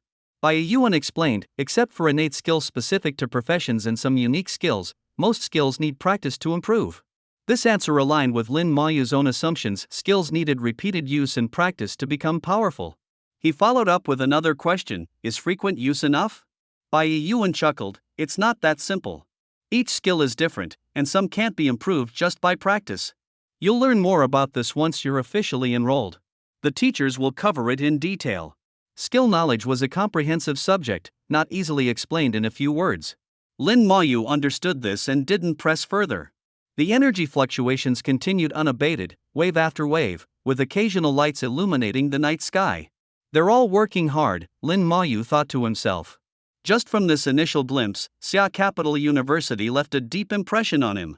The students here were diligent, practicing their skills even late into the night. Reflecting on his own skills, they weren't exactly easy to practice. Xia Capital University was larger than expected. It took a long walk to reach their destination. "This is the residential area," Bai Yuan said. "You'll stay here tonight. Someone will explain the details to you." Remember, at Xia Capital University, most things can be traded, but it must be voluntary. No coercion. Someone was already waiting for them. Upon seeing Bai Yuan, they hurried over. "Greetings, Lord Baishun," the person said respectfully. Baishun held a revered status in the Xinsha Empire, respected by many. Although Lin Moyu didn't express it verbally, he held the same respect for Bai Yuan in his heart. Bai Yuan nodded, "I'll leave him with you. I must go now. Rest well, someone will come for you tomorrow." Bai Yuan was busy and couldn't handle everything personally. This visit to personally escort Lin Moyu was already a great honor. Few in the Xinsha Empire received such treatment. Lin Moyu remained calm, his tone equally composed. "All right." The simplicity of his response startled the person beside him. Who dared to speak so plainly to Bai Yuan? They had never witnessed such a thing. Yet Bai Yuan only nodded and then vanished into the darkness. Realizing Lin Moyu was brought by Bai Yuan, the person dared not slack. "You're Lin Moyu, right?" they asked politely. Lin Moyu nodded, "Yes." His tone remained unruffled. The person felt a bit uneasy, finding Lin Moyu's demeanor rather cold, yet they dared not comment further. "Where would you like to stay?" "We have several options."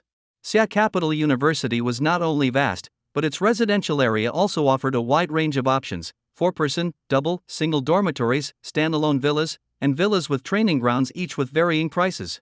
Lin Moyu truly understood now why points were more useful than gold coins. The 4-person dormitory was the cheapest at 500 points per month.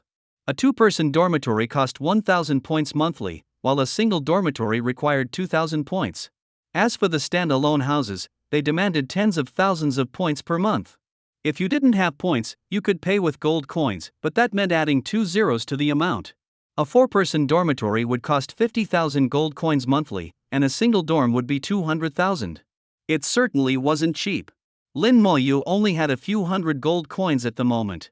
Each point could be exchanged for 100 gold coins, but gold coins couldn't be converted back to points. Such exchanges were severely punished if discovered. As Bai Yuan mentioned, most things at Xia Capital University could be traded, but converting gold to points was one of the few exceptions. Additionally, many resources could only be purchased with points. Thus, points became the most crucial hard currency within the university. Where gold could be used, points were definitely spared. Thanks to the detailed explanation from Zhang Tao, Lin Moyu learned a lot. Zhang Tao, who had been admitted to Xia Capital University 2 years ago, was now an administrator in the residential area, managing minor affairs and earning some points on the side. From his words, it was clear that points were not easy to earn. Perhaps due to Bai Yuan's influence, Jiang Tao was particularly courteous to Lin Moyu. Lin, I know you've just finished the national exam and probably have a lot of points. But I still advise you to save whenever you can. There will be many needs for points later on. Lin Moyu understood he should be frugal. However, he had neither the gold nor the desire to share a room. I want a single dormitory. Jiang Tao looked at Lin Moyu. Are you sure? Lin Moyu nodded. Jiang Tao sighed. Really living lavishly. You might regret it once you realize how hard points are to earn. He sighed like someone with a wealth of experiences, leading Lin Moyu into the residential area and up to the second floor of Building 8. Building 8 is all single dorms. Except for rooms 206, 208, and 209, which are occupied, the rest are available. Choose whichever you like. Lin Moyu glanced down the row and pointed to the nearest one. This one will do. Room 201. Let me have your ID card for registration. The ID card could only be used by its owner, so even if lost, it was useless to anyone else. Jiang Tao used a machine to swipe the ID card, requiring Lin Moyu's fingerprint for confirmation. With a beep, the points were deducted. Jiang Tao's eyes widened in surprise, letting out an exclamation. How do you have so many points? The machine displayed Lin Moyu's point balance. After deducting 1,000 points, 133,605 points remained. The over 130,000 points startled Jiang Tao. Lin Moyu simply stated, it was a reward. Jiang Tao looked at Lin Moyu as if he were a deity of wealth. No wonder you want a single dorm, having so many points makes sense. Since I started at the university, I've earned less than 10,000 points in total, not even a fraction of yours. Really the life of the affluent. Alright, from now on, room 201 in Building 8 is your dorm. No one can enter without your permission, and no one else can rent it until you check out. Rest well, and reach out if you need anything. Lin Moyu nodded, then suddenly asked, Senior, have you heard of Lin Mohan? Jiang Tao thought for a moment and shook his head. Never heard of them. Lin Mohan must be a relative of yours? There are so many people at Xia Capital University, it's normal not to know everyone. You can ask at the academic office tomorrow. Jiang Tao rattled off more advice, and just as he was about to leave, he added, oh, and remember to buy a communicator tomorrow. It'll be quite inconvenient without one. With the dorm door closed, Lin Moyu finally enjoyed some peace. The single dorm was small, simply furnished, but very clean. Sitting on the bed, Lin Moyu began to meditate, restoring his mental energy. The next morning, someone knocked on his dorm door. Lin Moyu opened it, surprise and delight flashing in his eyes. Ning Yi stood cheerfully at the entrance. What's wrong, don't recognize me? Lin Moyu smiled slightly. I recognize you. Ning Yi giggled. Let's go, I'll take you for breakfast and show you around Xia Capital University. The university cafeteria was nearby, and there were already quite a few people eating early in the morning. Ning Yi quickly gathered a pile of food, a substantial amount. Her appetite was as hearty as ever. When it came time to pay, Lin Moyu took out his ID card. I'll handle it. Ning Yi giggled, not stopping him. With a beep, 5 points were deducted. Ning Yi was surprised. You're actually paying with points? You can use gold coins here. If you can use gold, never use points. Lin Moyu replied softly, I don't have gold coins. Ning Yi smacked her forehead. If you don't have coins, just tell me. I have plenty of gold coins. Never waste points, they're so hard to earn. Lin Moyu chuckled, it's fine. Ning Yi looked relieved. Good thing it was only 5 points. Remember, always use gold where you can and save your points for critical needs. Lin Moyu accepted the advice graciously. He planned to visit the exchange soon to sell the materials and weapons he recently acquired, at least to get some gold coins. With that thought, a gem appeared in Lin Moyu's palm. The Goblin King's core was as dazzling as a perfect ruby, captivating and radiant. Lin Moyu handed it to Ning Yi. It's for you. Wow, it's beautiful, Ning Yi exclaimed, instantly recognizing the core's uniqueness. As she held it, a warm sensation spread, dispelling any chill.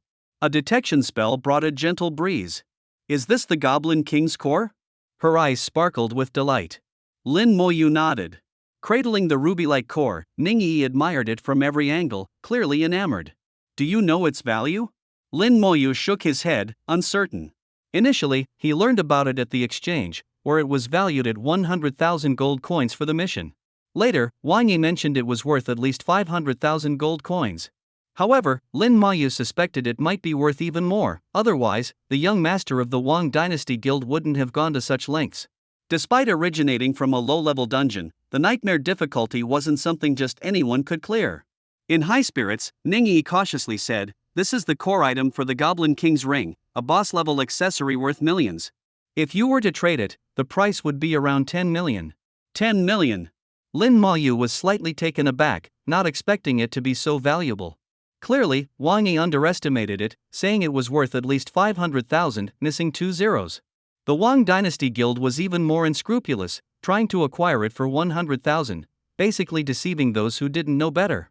10 million was indeed a hefty sum for an ordinary person, but to Ningyi, it probably wasn't much. After all, she was able to casually gift a mid-level skill scroll of similar value. Ningyi cherished the Goblin King's core, accepting it without hesitation. "Thanks." Lin Mayu smiled slightly, pleased she accepted it.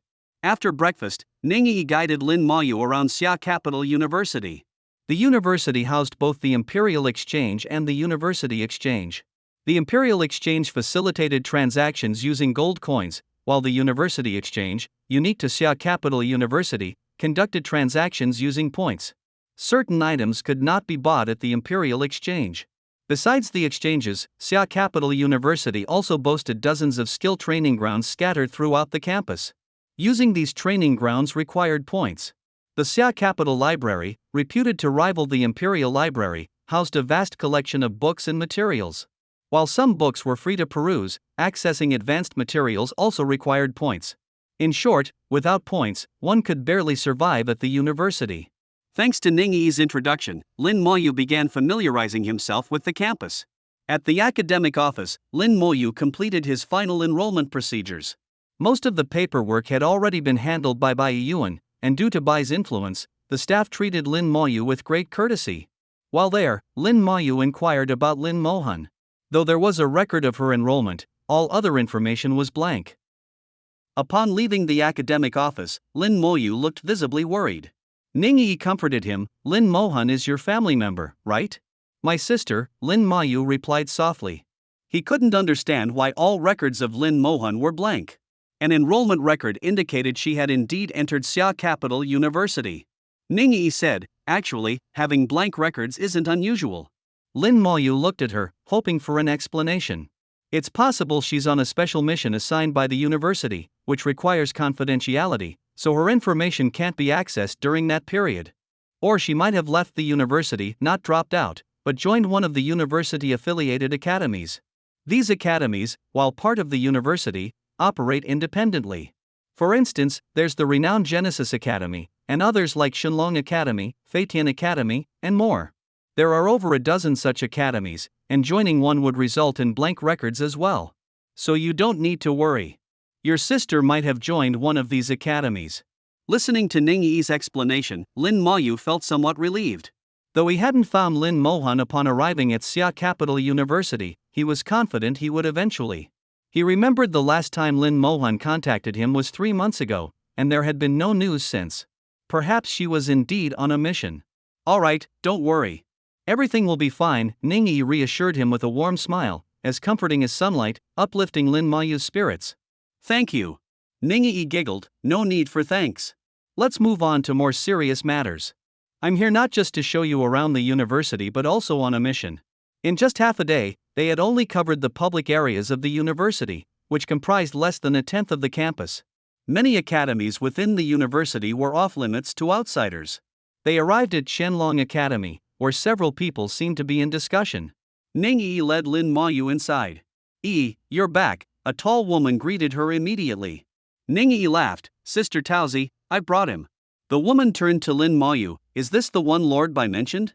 "It's him," Ningyi confirmed, naturally linking arms with Sister Taozi, introducing, "This is Lin Mayu, this year's national top scorer." "Sister Taozi, our captain." Sister Taozi introduced herself with ease. "Hello, I'm Jiang Taotao, level 23, an elf knight." Lin Mayu replied softly, "Lin Mayu, level 17, Necromancer."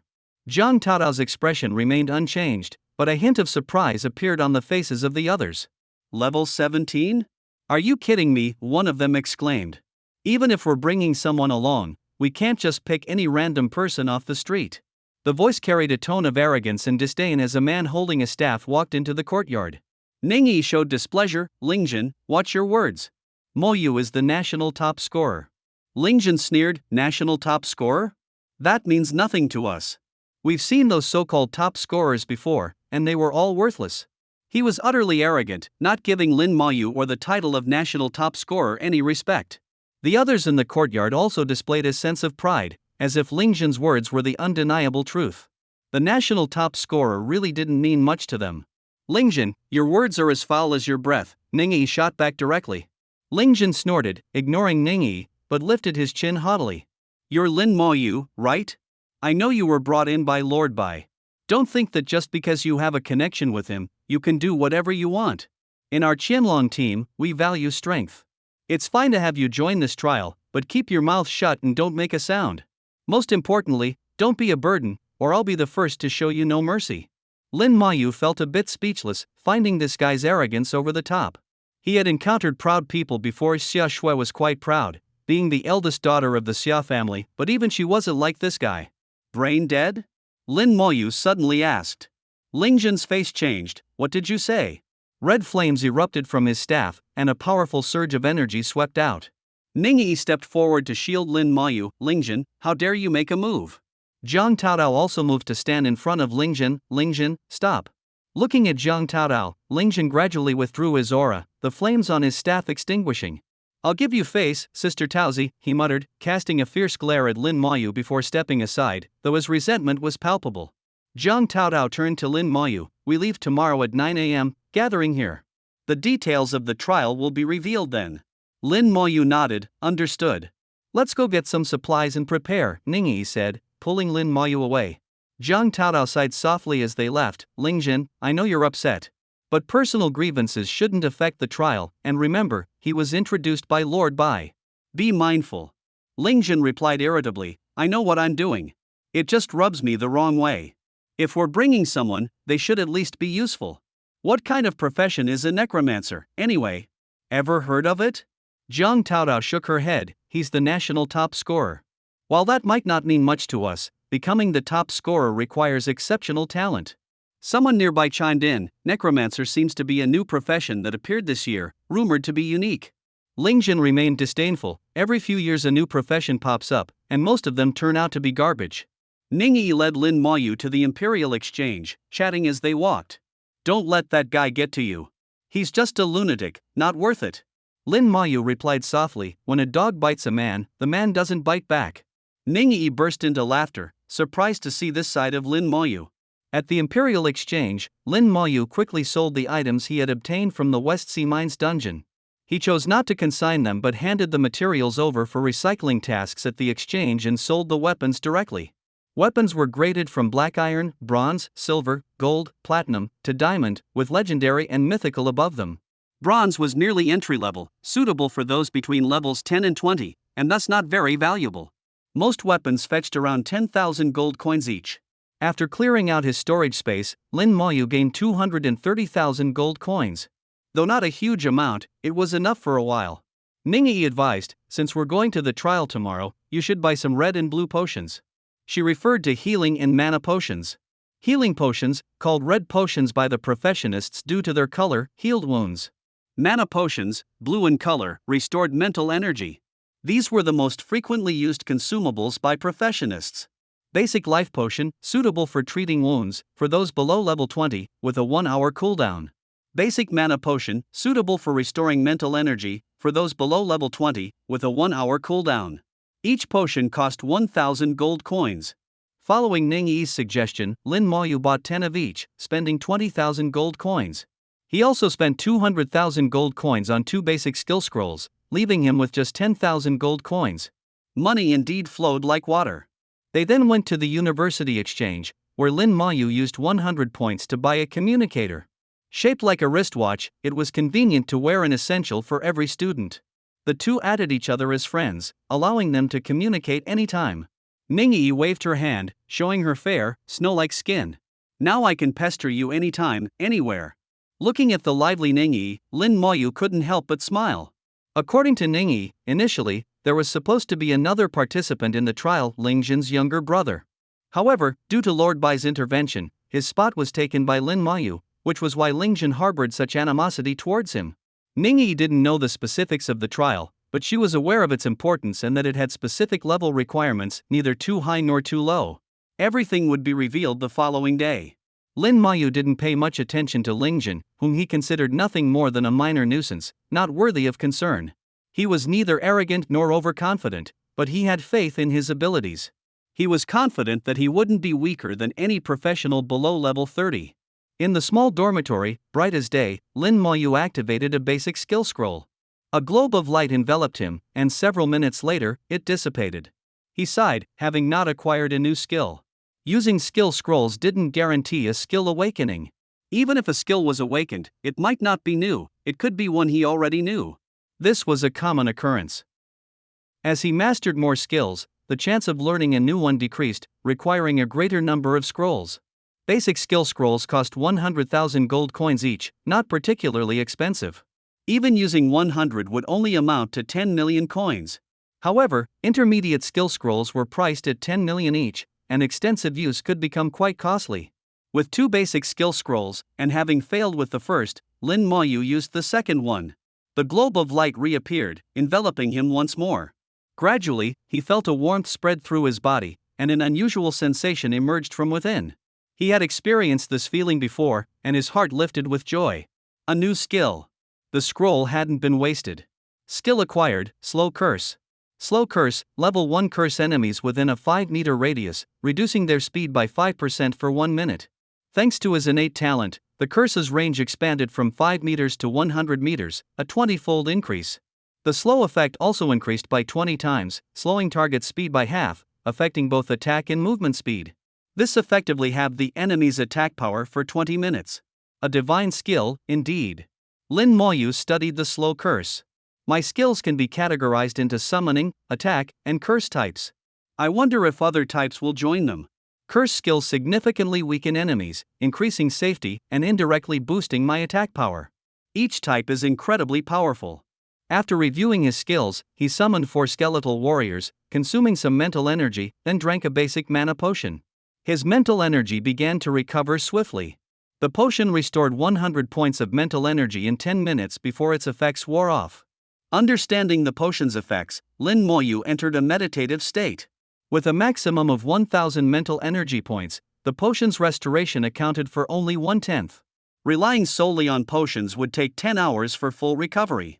Overall, it wasn't much faster than meditation. Combining meditation with potion use didn't significantly boost efficiency.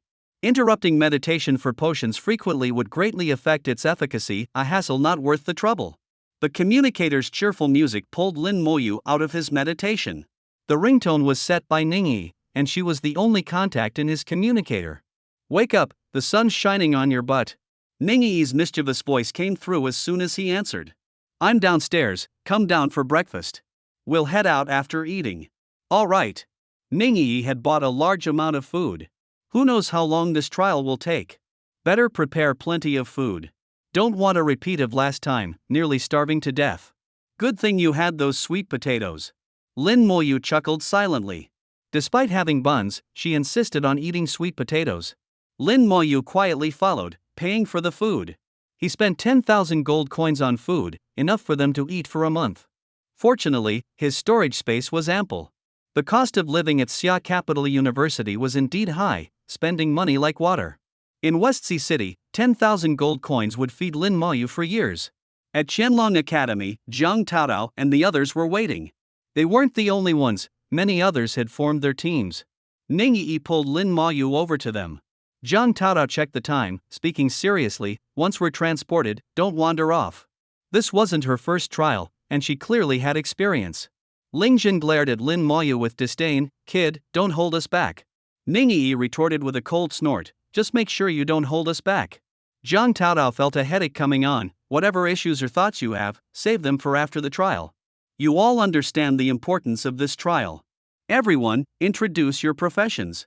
As the team leader, she needed to ensure unity among the group, even if only superficially. Otherwise, it would be better to abandon the trial altogether.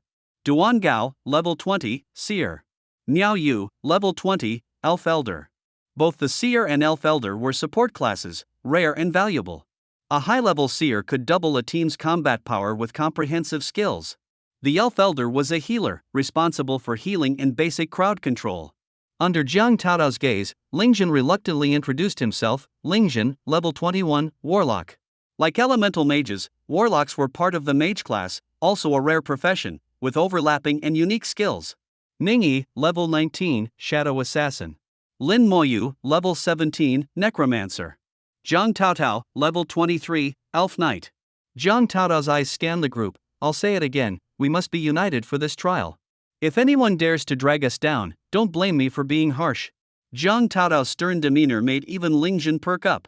Ningyi reassured her, don't worry, Sister Taozi, we won't affect the trial. Suddenly, a giant teleportation array appeared in the sky. Qianlong Academy, begin trial teleportation. A massive tower silhouette appeared in the sky, reaching from the heavens to the earth. It's the Xinxia Tower. Ningyi whispered. Lin Moyu was also somewhat taken aback. Since entering Xia Capital University, he hadn't seen the Xinxia Tower, and now it had unexpectedly manifested in the sky. The tower's pinnacle emitted a radiant beam that enveloped Qianlong Academy.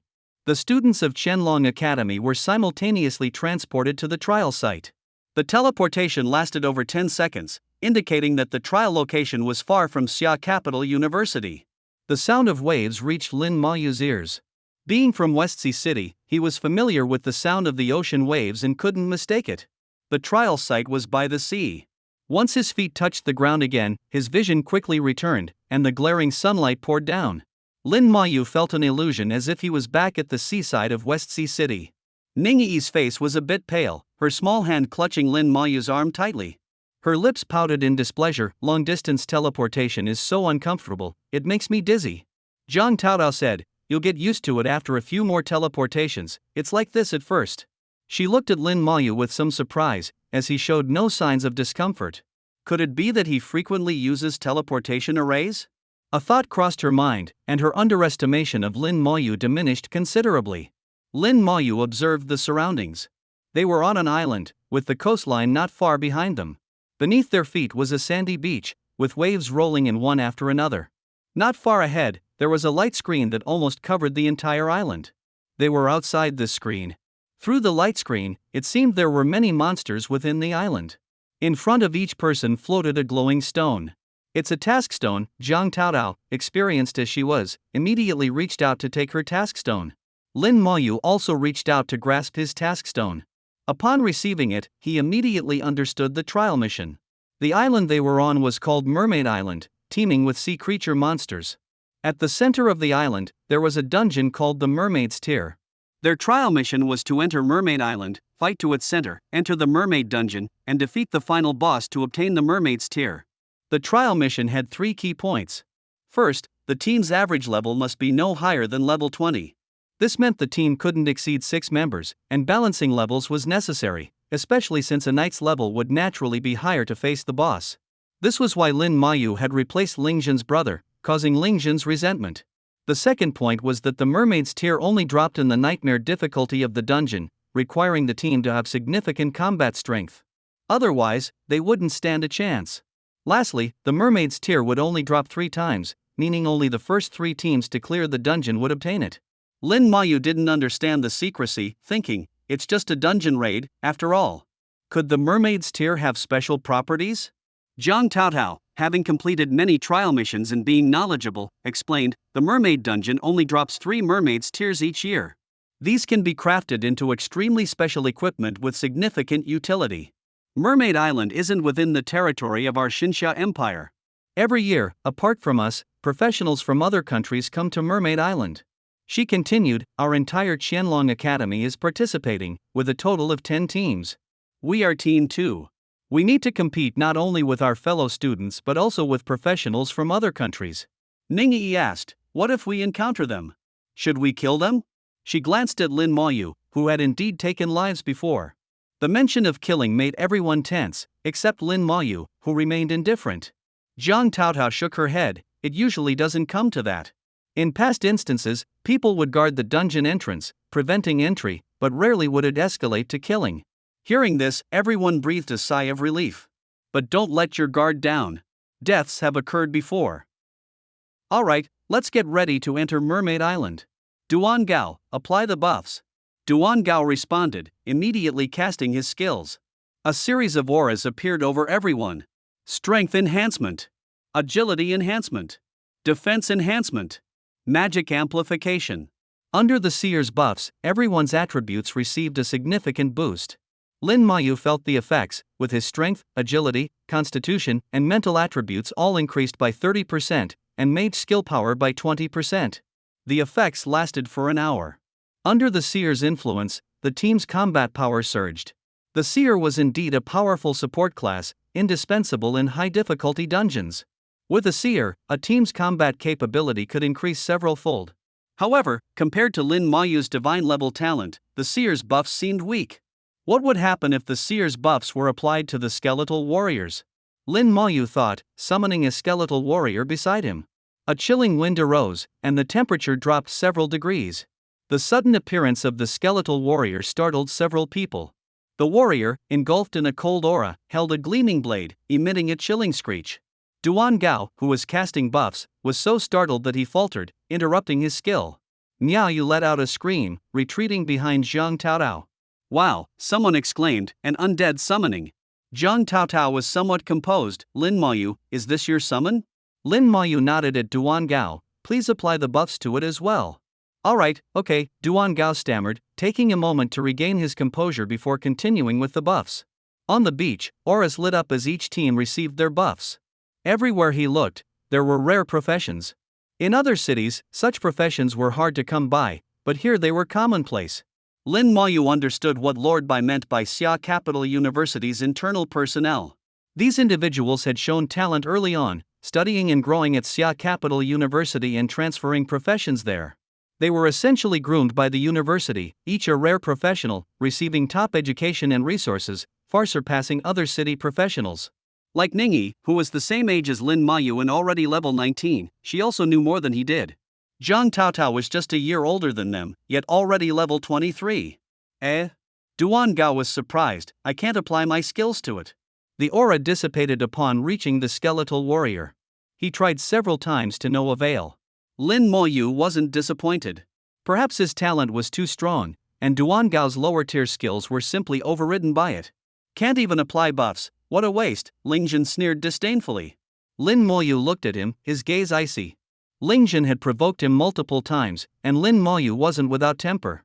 The skeletal warrior's eyes glowed red, also turning to face Lingjin, its soul fire flickering and cold wind swirling. Lingjin felt a chill, involuntarily stepping back, his staff igniting with flames. Zhang Taotao quickly stepped between them, take it outside if you want to fight. Let's finish the trial first. Lin Mayu nodded, withdrawing his gaze. Lingjin took a deep breath, trying to control himself. The skeletal warrior's gaze had genuinely made him feel a threat to his life. With a thunderous roar from above, the trial began. Zhang Taotao immediately commanded, enter the island. The group moved as a team, passing through the light screen as a single entity. Their average level was precisely 20, meeting the requirements. They felt as if passing through a curtain of water and had entered Mermaid Island. The air inside the island was thick with moisture, and each breath carried a strong fishy odor. The humidity was so intense that it felt as though they were submerged in water, making everyone uncomfortable. What a dreadful place, so smelly and fishy, Ningyi complained, covering her nose in distaste. In the center of the island stood a prominent mountain, easily visible from a distance. The mermaid dungeon was located at its peak. From afar, one could see a massive waterfall cascading down the mountain, with the dungeon entrance resembling an underwater whirlpool, continuously rotating at the peak. Zhang Taotao focused her gaze on the mountain to confirm their direction. The island's interior was more spacious than expected, and after passing through the water barrier, everyone had dispersed. The previously crowded group was now nowhere to be seen. We need to move quickly, our target is the mermaid dungeon, Zhang Taotao instructed sternly. Avoid engaging monsters if possible. With that, she took the lead, running forward, and the rest of the group promptly followed. The island was dotted with water pools, each housing numerous monsters. These creatures were half human, half fish, with scales covering their bodies, far from the beautiful mermaids of legend. Their exposed sharp teeth gleamed dangerously in the sunlight, easily capable of biting through steel. The pools formed narrow passages between them, and the team moved in a line, swiftly navigating through. Suddenly, with a splash, a mermaid monster shot out of a pool, charging straight at them. Zhang Taotao reacted instantly, launching her skill. Taunt. It was a signature skill of Knight's. The mermaid monster, as if deeply insulted, turned abruptly and charged at Zhang Taotao, its eyes glowing red with rage. Lin Maoyu's detection skills simultaneously scanned the mermaid. Mermaid Soldier. Level 19. Strength 300. Agility 150. Mental 200. Constitution 320. Skills none. The attributes matched those of a level 19 monster, not particularly strong and without skills. Such a wild monster posed no real threat to them. Before the mermaid could reach them, Zhang Taodao charged with her shield, closing the distance in an instant thanks to her charge skill. With a loud thud, she slammed into the mermaid, sending it flying several meters away. A fireball then flew out, landing precisely on the mermaid, engulfing it in flames. Yet, it didn't die immediately. After struggling briefly, it charged again at Zhang Taodao. Ningyi, having appeared beside it unnoticed, struck with a dagger glowing with a faint light. Fatal Strike. The skill activated, and her dagger pierced the mermaid's back, shattering scales as the creature let out a shrill cry and fell to the ground. An ice arrow then struck the mermaid, freezing it entirely and rendering it motionless. Killed level 19 mermaid soldier, gained 1500 experience. Zhang Taotao obtained fish scale *1. Lin Maoyu received the notification that the mermaid had been slain. Due to the 6-person team, the experience gained was not high. As the team leader, Zhang Taotao collected all loot drops. This trial wasn't about leveling up, so Lin Maoyu wasn't concerned. After swiftly dealing with the mermaid, the team continued forward. They encountered several more waves of monsters along the way. The closer they got to the mountain, the more monsters they faced, with levels gradually increasing. They eventually encountered level 21 monsters, which required more effort to defeat. After taking down a level 21 monster, Zhang Taotao looked towards the mountain. At this pace, it'll take at least another 3 hours to reach the center of the island, and climbing the mountain will take more time. We're too slow. From now on, Miaoyu, focus on controlling the monsters. Avoid fighting them if possible. Let's pick up the pace towards the dungeon. Zhang Taotao decided to ignore the monsters and increase their advance speed. Miaoyu nodded, understood. The team quickened their pace. When they encountered monsters again, Miaoyu used her control skill. Wind Bind. The wind element gently restrained the monsters like shackles, lasting a minute long enough for the team to be far away when it wore off. This significantly increased their speed, and in just 20 minutes, they were at the mountain's base. As Zhang Taotao had predicted, they were behind. Other teams had already reached the base, well ahead. The waterfall cascaded from the mountaintop, and there was only one narrow path up. The path and the waterfall were teeming with mermaid monsters. The base of the mountain was awash with pools, interconnected to form a winding path filled with mermaid monsters, making it impossible to avoid them. Teams were already at the base, clearing monsters in preparation to ascend. Zhang Taotao gritted her teeth. Is there any chance if we charge straight through? Miaoyu shook her head. There's too many. I can't control them all. And these are level 22 monsters, higher than me, so my skills might fail. The higher level monsters posed a risk of failed control skills, which had happened several times already, though each time with only one monster, so they simply defeated it. But here, there were too many, like a densely packed camp. Zhang Taotao frowned. Clearing a path would take at least an hour, putting them further behind. But charging through without Miaoyu's control was risky, potentially surrounding them with mermaid monsters and putting the team in danger. Caught in a dilemma, Zhang Taotao hesitated. Lin Maoyu observed the path ahead and identified the shortest route. Let me handle this, he suddenly spoke up. Lingjin instinctively sneered, You? What can a level 17 guy like you do? Lin Maoyu hadn't participated in any fights, merely following along. Aside from Ningyi, no one knew his capabilities. Ningyi snorted, Ling, shut your foul mouth. Zhang Taotao shot a glare at Lingjin, signaling him to keep quiet. She then turned to Lin Maoyu and asked, What do you plan to do? Lin Maoyu replied, I'll use the skeletal warriors to distract the mermaid monsters. Zhang Taotao's eyes lit up as she remembered that Lin Maoyu's class was a necromancer. While she wasn't familiar with what exactly a necromancer could do or what skills they possessed, she knew he could summon creatures. Using summons to lure away the mermaid monsters was indeed a clever strategy. This realization also made Zhang Taotao notice that some of the teams already at the mountain base had summoners too, likely employing a similar tactic. It's up to you, she said. Everyone else, be prepared to rush through when the monsters are distracted. With a thought, Lin Maoyu sent his skeletal warrior clattering forward. So fast. Jiang Taotao's eyes widened in surprise.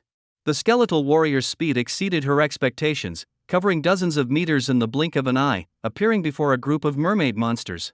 The mermaid monsters shrieked and immediately charged at the skeletal warrior. Ignoring them, the warrior turned and ran, drawing more monsters from another pool.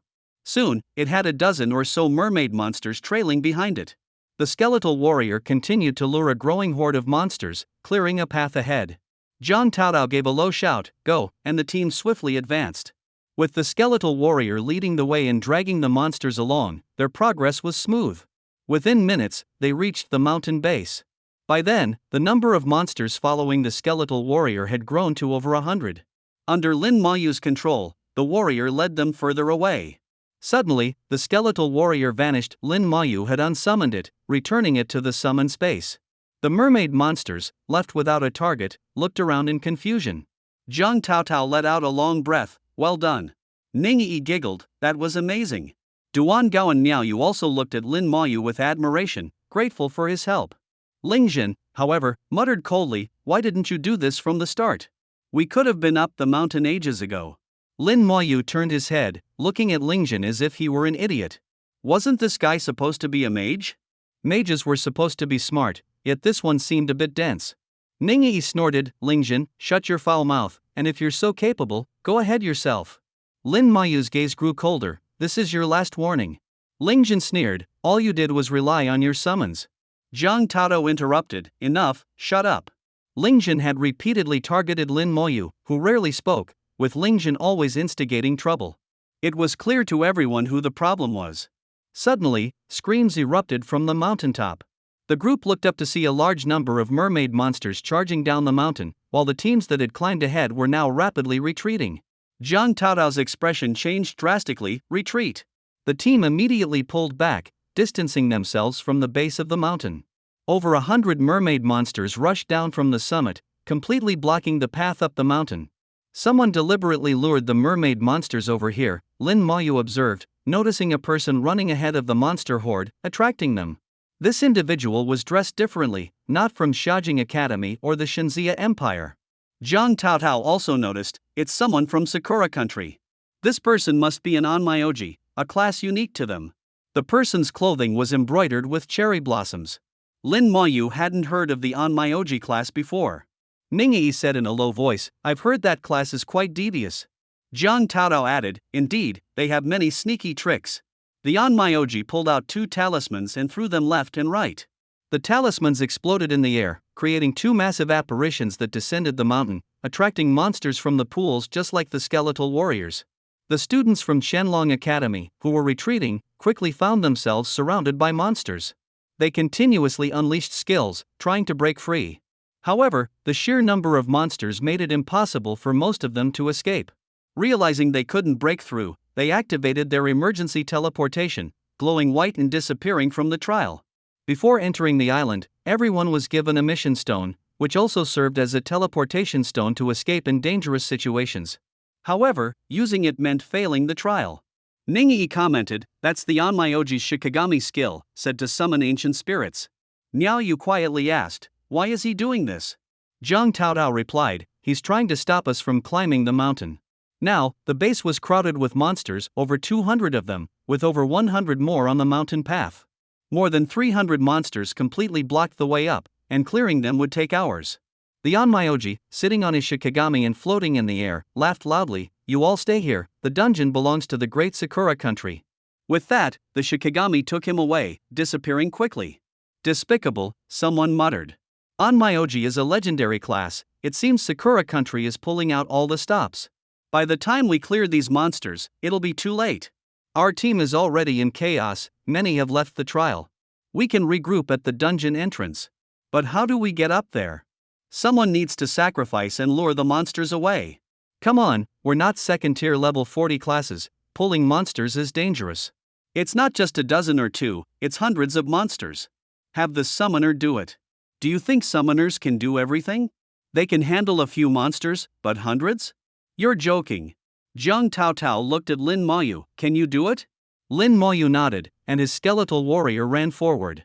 Hey, a skeleton? An undead summon? Whose summon is that? What's it doing? It's going to lure the monsters, it's so fast. The appearance of the skeletal warrior immediately drew the attention of the monster horde, and many mermaid monsters shrieked and chased after it. In no time, a third of the surrounding mermaid monsters were drawn away. Jiang Taotao sighed. Unfortunately, there are still so many left. The clattering sound continued as another skeletal warrior appeared and ran forward. 2. Jiang Taotao's eyes brightened, realizing Lin Maoyu had a second skeletal warrior. There was hope. The second warrior repeated the tactic, luring another batch of monsters away. The base was mostly clear now, leaving only the monsters on the path, which could be cleared much faster than before. Well done. Nice work, brother. This guy's awesome. After the trial, I'll treat you to a drink. I'll take you to dungeons in the future. Everyone praised Lin Maoyu, while Ningyi beamed with pride, happier than if the praise were for herself. Ling Jin, however, looked as if he'd swallowed something unpleasant. Then a third skeleton appeared. There's a third one? We've got this now. Excitement rippled through the group. Prepare to go up the mountain, Lin Maoyu said softly. Jiang Taotao was ready. Prepare. The third skeleton charged and drew the monsters on the path down. Seizing the moment, Jiang Taotao quickly dashed up the mountain, followed by other teams. In truth, Lin Maoyu didn't need to go to such lengths. He could have used corpse explosion to clear the monsters instantly. But with Ling Jin's presence, Lin Maoyu wasn't inclined to let him benefit. In their current team setup, using corpse explosion would mean splitting experience evenly. Why should he? After being provoked repeatedly, Lin Maoyu wasn't that naive. Elsewhere, Ling Jin would likely have met a grim fate by now. The group sprinted up the mountain, reaching the summit in just a few minutes. There, they saw the dungeon entrance. On the other side of the summit, another group arrived simultaneously. Enter the dungeon, don't let them beat us to it, shouted members of Qianlong Academy. Jiang Taotao also rushed towards the dungeon entrance. How did they get up here? Could they fly? The Onmyoji, standing on his shikigami in mid-air, looked baffled. He had blocked the path with so many monsters, expecting it to take hours to clear. By then, Sakura Country's team would have finished the dungeon. Yet, Shenlong Academy's team reached the summit much faster than he anticipated. Both sides reached the summit together, exchanged glances, and sprinted towards the dungeon entrance. Swoosh! Swoosh! Arrows exploded in the air, raining down like a storm. Watch out, it's an archer's arrow rain. An archer from Sakura Country launched a surprise attack, using their skill. Mages raised shields, and knights activated defensive skills. Lin Maoyu summoned 2 skeletons to shield himself and Ningyi. They dare attack us? Hit them back hard, someone shouted. Hit them without holding back.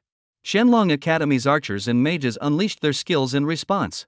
Arrows flew, and spells exploded. Though they were only around level 20, the display was impressive. Healers stood at the back, continuously healing, and supports quickly replenished statuses.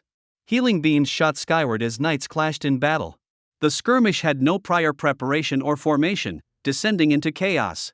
The sides were evenly matched, unable to overpower each other. From Lin Maoyu's perspective, Shanxia Empire seemed stronger. Shenlong Academy's participants were elite, with formidable skills and equipment. While Sakura Country's team was also elite, they were slightly weaker. The only issue was the disruption caused by the Onmyoji luring the monsters, which left Shanxia Empire's team disorganized and weakened. This led to a stalemate in the battle, with neither side gaining an advantage. Both sides fought fiercely, unable to claim the dungeon. As mages exhausted their mana, they began consuming mana potions. Archers and knights' skills went on cooldown, reducing the battle's intensity. Gradually, both sides withdrew, entering a ceasefire. Lin Maoyu hadn't intervened. His skills were too powerful. He feared his skeletal warriors could easily down opponents with a single strike, and a corpse explosion might leave few survivors. Jiang Taotao had mentioned that while both sides competed fiercely, it rarely led to fatalities. Despite the apparent intensity of the fight, only minor injuries were sustained, quickly healed by the healers. With no decisive winner in the first confrontation, both sides remained on guard, unwilling to relax. The dungeon lay just ahead, and the mermaid's tear was a coveted item for both. Our team is too disorganized, we need to regroup. If we can reorganize, we'll definitely overpower them. Many had left during the earlier chaos, leaving teams in disarray and at a disadvantage. We're short a ranged DPS, either a mage or an archer under level 22.4 will do. We need a healer, someone under level 21. Looking for a mage, level 23 or below. Many teams lacked DPS, followed by a shortage of healers. Earlier, many mages had quit the trial when surrounded. Level restrictions also applied, as the average level in the mermaid dungeon couldn't exceed 20. Lingjun suddenly spoke up, "Captain, I want to join another team." Why? Zhang Taotao was slightly surprised. She hadn't expected Lingjun to say that. Lingjun pointed at Lin Mayu, "Either he leaves, or I do." Not only Zhang Taotao, but Duan Gao and Miao Yu also looked surprised. They hadn't expected Lingjun to make such a demand, especially now, right at the dungeon entrance. Duan Gao spoke sternly, "Lingjun, you're going too far." Miao Yu agreed, "Exactly. Without Lin Mayu luring the monsters, we wouldn't have made it up here." Lingjun was indifferent, "That's his business. I don't care. The bottom line is, either he leaves, or I do." Ning Yi sneered, "Lingjun, you're such a dog." Lingjun ignored her, "Captain, make your choice." Zhang Taotao looked at Lin Mayu and then at Lingjun. She found Lingjun's behavior contemptible. However, without a DPS, completing the nightmare dungeon was nearly impossible, and the trial would be a failure. All teams were currently searching for mages, making Lingjun valuable. That's why Lingjun chose this moment to make trouble, putting Zhang Taotao in a difficult position. Without Lin Mayu, the team's average level would exceed the limit. Finding a lower level replacement wasn't difficult, at least not as hard as finding a mage. Ningyi wanted to say something, but Lin Mayu gently held her back, signaling her to remain silent. He knew what Ningyi wanted to express. If he were asked to leave, Ningyi would surely leave too. Lin Mayu stayed quiet, watching the situation unfold. It was up to Zhang Taotao to make her choice. After a moment of internal struggle, Zhang Taotao made her decision. Her gaze settled on Lingjun. "Lingjun, you should leave the team." Lingjun looked confident, convinced Zhang Taotao would choose him. He was taken aback by her decision. "What?" He thought he must have misheard. "Captain, if I leave the team, your trial attempt will be ruined. Don't you want to get into the 14 Holy Academy?" Zhang Taotao replied solemnly, "I do, but you've forgotten my class." Zhang Taotao was an elf knight, and knights had their own beliefs. Everyone needed to thank Lin Mayu for getting them this far. She couldn't bring herself to remove him from the team. Lingjun sneered, "Fine, but don't regret it." He exited the team. Given the demand for mages, finding another team was not difficult for him. Lin Mayu slowly stood up. "Let's enter the dungeon." "Ha?" Zhang Taotao was momentarily stunned. What was happening? Lin Mayu knew the situation well. Both sides were in a truce, and neither could approach the dungeon. Lin Mayu stood, and Ningyi followed suit, giggling, "Sister Taotao, let's enter the dungeon." Zhang Taotao asked, "How do we get in?" Lin Mayu was already heading toward the dungeon. "Follow me." Ningyi bounced along, seemingly possessing blind faith in Lin Mayu. If he said they could enter the dungeon, then they could. Duan Gao and Miao Yu hesitated, unsure what to do. Zhang Taotao thought, at worst, they could retreat. With her there, at least there wouldn't be any danger. The other side probably wouldn't dare to kill. "Let's go." As the captain, her words carried weight. Duan Gao and Miao Yu followed alone. Zhang Taotao quickly moved ahead of Lin Mayu, gripping her shield tightly. She was clearly nervous. The five of them approaching the dungeon entrance immediately drew a reaction from the Sakura country people. "Go back, don't approach the dungeon." "Shanxia people, get lost," they shouted loudly, drawing bows and raising staffs.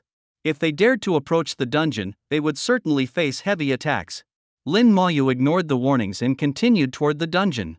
Zhang Taotao's heart was pounding. Duan Gao and Miao Yu were also very tense. Only Ningyi remained unconcerned. "Don't worry, it's fine."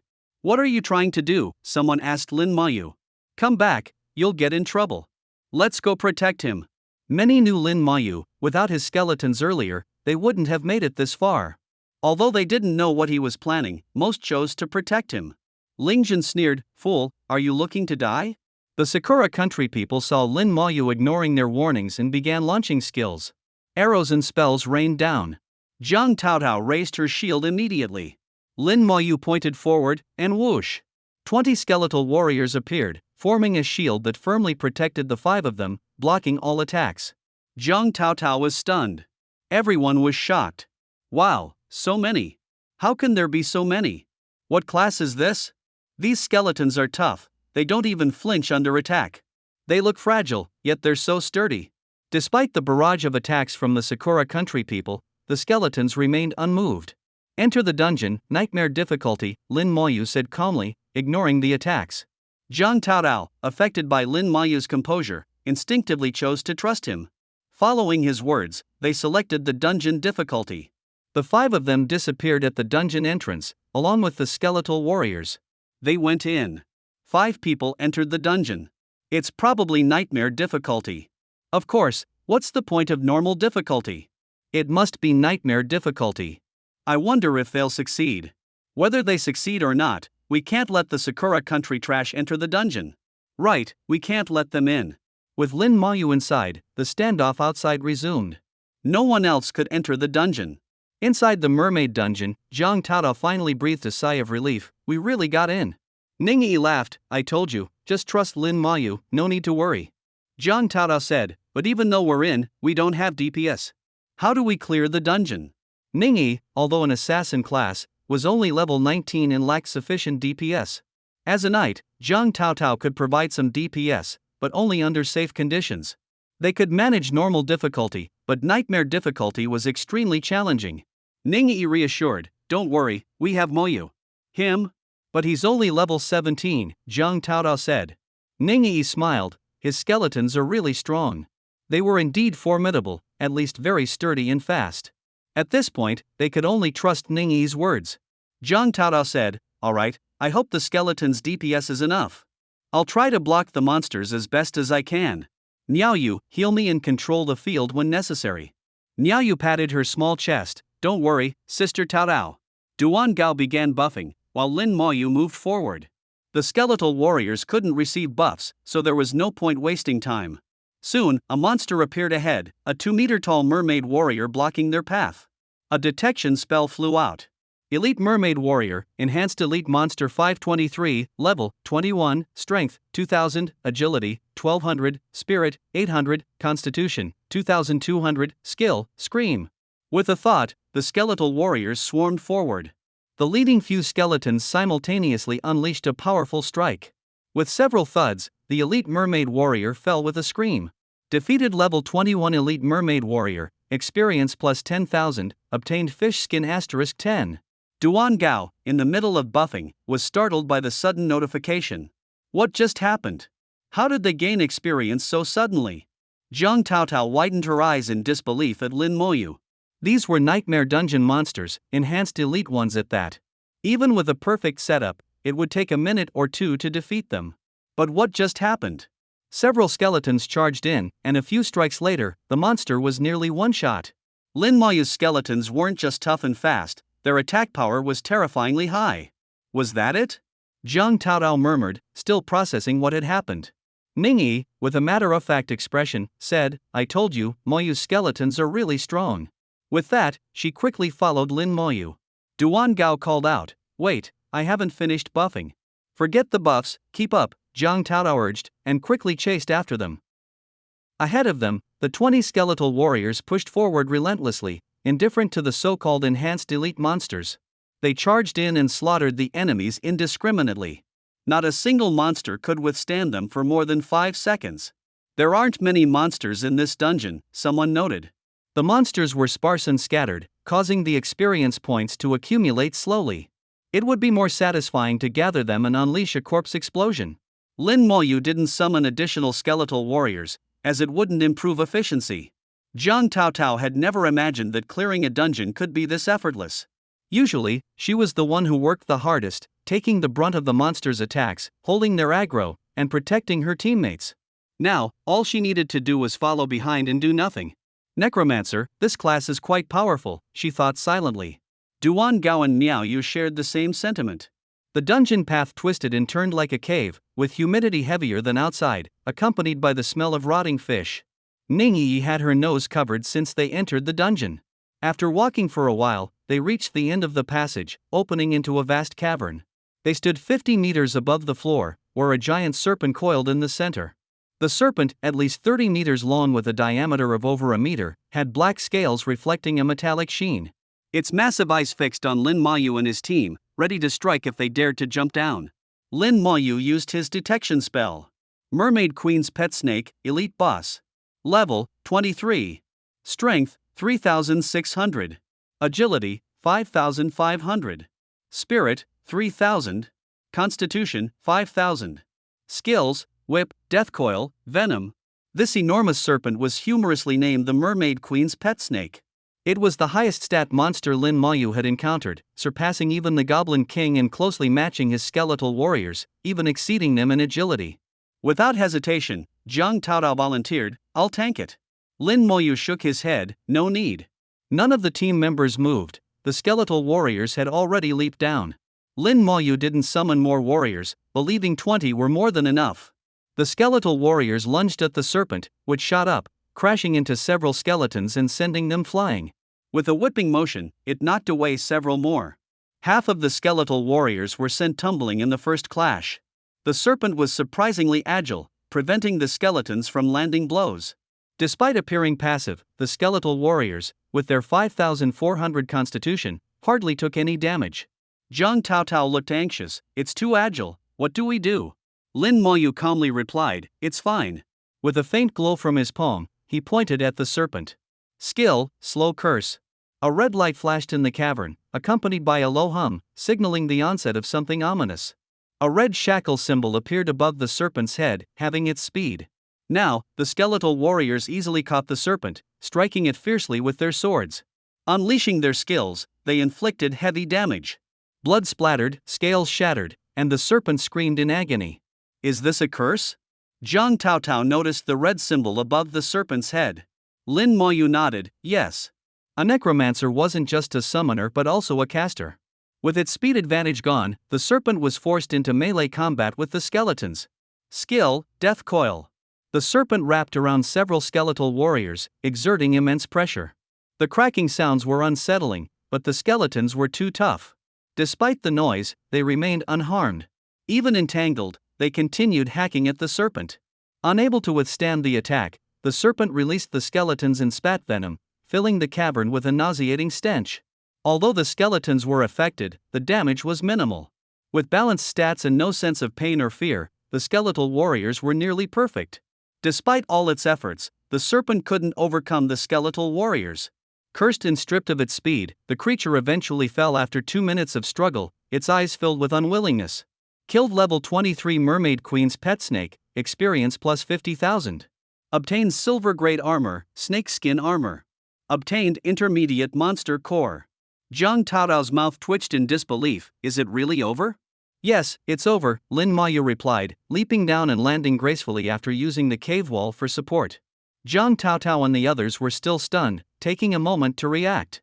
Ningyi beamed. The more powerful Lin Mayu was, the happier she became. "Don't just stand there, let's go," she urged, jumping down elegantly like a butterfly, more graceful than Lin Mayu. Finally snapping out of their daze, the others followed suit. Emerging from the cave, they were greeted by a majestic sight, the Mermaid Queen's palace. The foul stench vanished, replaced by a faint fragrance. The environment had transformed into a clean and tidy space. From where they stood to the palace gates, patrols of mermaid soldiers marched. Each patrol comprised 3 mermaid soldiers, clad in armor and wielding tridents. They looked formidable. Using detection spells would attract their attention, and their proximity meant pulling a large group would be easy. 1, 2, 3. Ningyi counted, sticking out her tongue at the daunting number. "There are 60 patrol teams, 180 mermaid soldiers," she noted. Jiang Taotao added, "and they all appear to be enhanced elite monsters." Facing even one of these creatures was a challenge, handling 3 at once was nearly impossible. Based on Jiang Taotao's experience, they would lure a few to a corner and take them down gradually. It would be time-consuming but safe. Ningyi turned to Lin Mayu. "What do we do with so many monsters?" Lin Mayu was delighted by the sight. "The more monsters, the better." "Simple," he replied. As he spoke, 20 skeletal warriors charged forward, drawing the attention of the mermaid soldiers. The soldiers chased after the skeletons, which seemed to be baiting them away, a reasonable tactic. While the skeletons drew attention, Lin Mayu's detection spell followed them. Mermaid Elite Guard, Enhanced Elite Monster. Level, 22. Strength, 2,200. Agility, 1,400. Spirit, 1000. Constitution, 2400. Skill, Stun Sweep. Having assessed the Mermaid Elite Guard's attributes, Lin Maoyu felt confident. Soon, all 180 Mermaid Elite Guards were lured together by the skeletal warriors. The skeletons then ran back toward Lin Maoyu, bringing the monsters with them. Zhang Taotao's hair stood on end. What was Lin Maoyu doing? The skeletons halted 60 meters from Lin Maoyu, abruptly turning to unleash their skills. The Mermaid Elite Guards did the same, their tridents gleaming as they swept them forward. Skill, Berserk Strike. Skill, Stun Sweep. The clash of skills sent brilliant lights skyward, dazzling like fireworks. The skeletal warriors, with their superior attributes and skills, triumphed over the Mermaid Elite Guards, overwhelming them in the clash. Cover your ears, Lin Maoyu instructed Ningyi. Oh, she quickly complied. Zhang Taotao and the others were still confused when a thunderous explosion nearly knocked them over. More explosions followed. Skill, Corpse Explosion. After a series of thunderous booms, silence resumed. Zhang Taotao and her team were dumbfounded by the stream of experience notifications. Oh my, what just happened? How did he do that? What skill is this? A massive explosion? It's so powerful. All the Mermaid Elite Guards were annihilated, resulting in a wealth of experience and materials. For the first time, Zhang Taotao and the others experienced the thrill of a screen full of experience notifications. They were visibly excited. The palace doors of the Mermaid Queen creaked open amidst the explosions. The doors of the Mermaid Queen's palace swung open, releasing an unusual aura that swept across the area. A blue radiance enveloped the space, heralding the arrival of the Mermaid Queen herself, noble, elegant, and beautiful. Despite not being human, her beauty was undeniable. So beautiful, Ningyi murmured, her eyes glazing over as she involuntarily began to walk towards the Mermaid Queen. Lin Maoyu quickly pulled her back. It wasn't just Ningyi, Zhang Taotao was affected too. Lin Maoyu, Miao Yu, and Duan Gao, however, remained unaffected. It's a charm spell, Miao Yu exclaimed, quickly casting a skill that enveloped everyone in a cleansing light. Skill, Clarity. Ningyi snapped out of it. What happened to me? Zhang Taotao shivered, her focus returning. What just happened? Miao Yu explained, the Mermaid Queen has a natural charm spell. You and Yi were affected, but I dispelled it with clarity. Lin Maoyu, Duan Gao, and Miao Yu had high enough mental strength to resist the Mermaid Queen's charm spell. Ningyi was shaken. That was scary. Zhang Taotao took a deep breath, as expected of a boss. Having special abilities is normal. She had encountered various dungeons before. Some bosses indeed had unique skills that were hard to guard against. This time, she almost got caught. The Mermaid Queen glanced at the slain Mermaid Elite Guards, her gaze landing on the skeletal warriors. Suddenly, she let out a piercing scream. Despite her beauty, the scream was painfully shrill, forcing everyone to cover their ears. The scream stirred waves and winds, scattering the corpses on the ground. Lin Maoyu squinted slightly, having intended to use Corpse Explosion when the Mermaid Queen approached. However, she scattered the corpses first. The skeletal warriors charged against the gale towards the towering Mermaid Queen, who stood over 5 meters tall. Though they seemed insignificant against her, the wind couldn't topple them. As the warriors advanced, Lin Maoyu's detection spell followed. Mermaid Queen, boss level monster. Level, 24.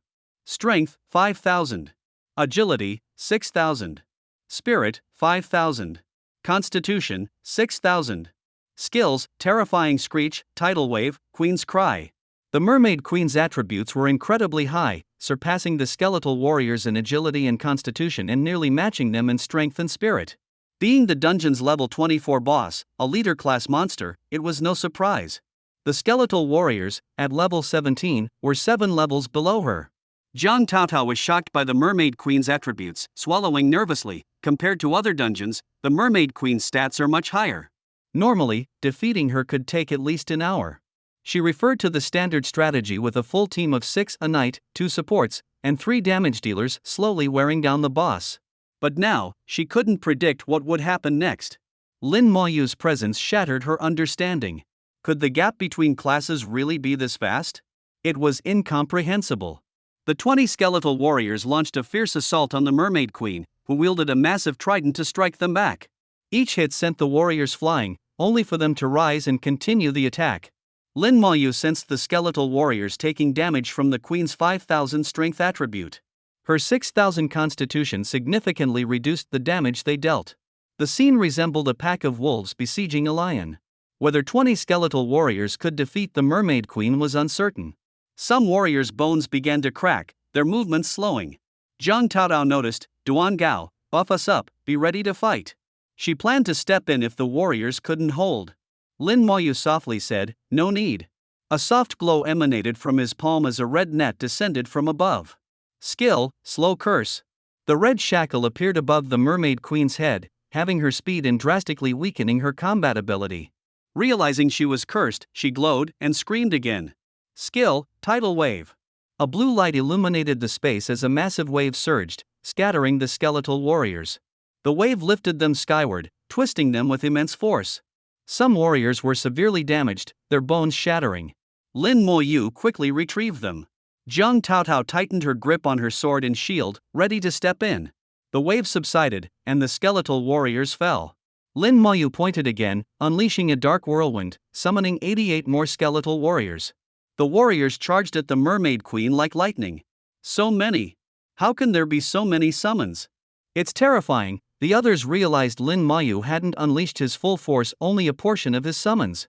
Zhang Taodao speculated that if Lin Moyu wanted, he could easily eliminate the mermaid creatures blocking their path up the mountain, just by using a few of those massive explosions. Nearly 100 skeletal warriors swarmed the Mermaid Queen, clinging to her body and relentlessly attacking with their skills. Ripped and wounded, the queen screamed in agony, her trident flailing wildly as she staggered about. The slow curse halved her speed, preventing her from shaking off the warriors. Suddenly, a wailing sound filled the air. Skill, Queen's Cry. The skill affected Zhang Taotao and Ningyi again, their pupils losing focus. Niao Yu quickly tried using Clarity, but it failed. It's no use, my level is too low, Clarity can't counter the boss's skill. Lin Moyu assured, it's alright. As long as he remained unaffected, it was fine. He held Ningyi back, while Miao Yu restrained Zhang Taodao. With his high mental strength, Lin Moyu was immune, and the skeletal warriors, devoid of emotions, pain, or fear, continued their assault. The queen's skill failed, and she resorted to attacking with her trident. As her skill ended, Ningyi and Zhang Taotao regained their senses, both visibly shaken by the terrifying skill they had no resistance against. Blue light flared again as another wave rolled in, sweeping away some skeletal warriors, but others clung tightly to the queen, continuing their relentless assault with one hand while wielding blades with the other. The wave's impact was minimal this time. The battle raged for 3 full minutes before the Mermaid Queen fell with a final lament. Killed Mermaid Queen, experience plus 80,000. Obtains silver grade weapon, Mermaid Queen's longsword. Obtains silver grade weapon, Mermaid Queen's staff. Obtained Mermaid's Tear *1. Seeing the notifications, Zhang Taotao clenched her fists in excitement. Besides the Mermaid's Tear, they acquired 2 silver grade weapons, significantly superior to bronze grade ones. The 10% skill power boost greatly enhanced combat effectiveness across classes. Ningyi jumped up joyfully, yay, the trial task is complete. We're one step closer to the Genesis Academy, she cheered. Zhang Taodao laughed, if we complete a few more trial tasks and level up, we'll surely get into the Genesis Academy.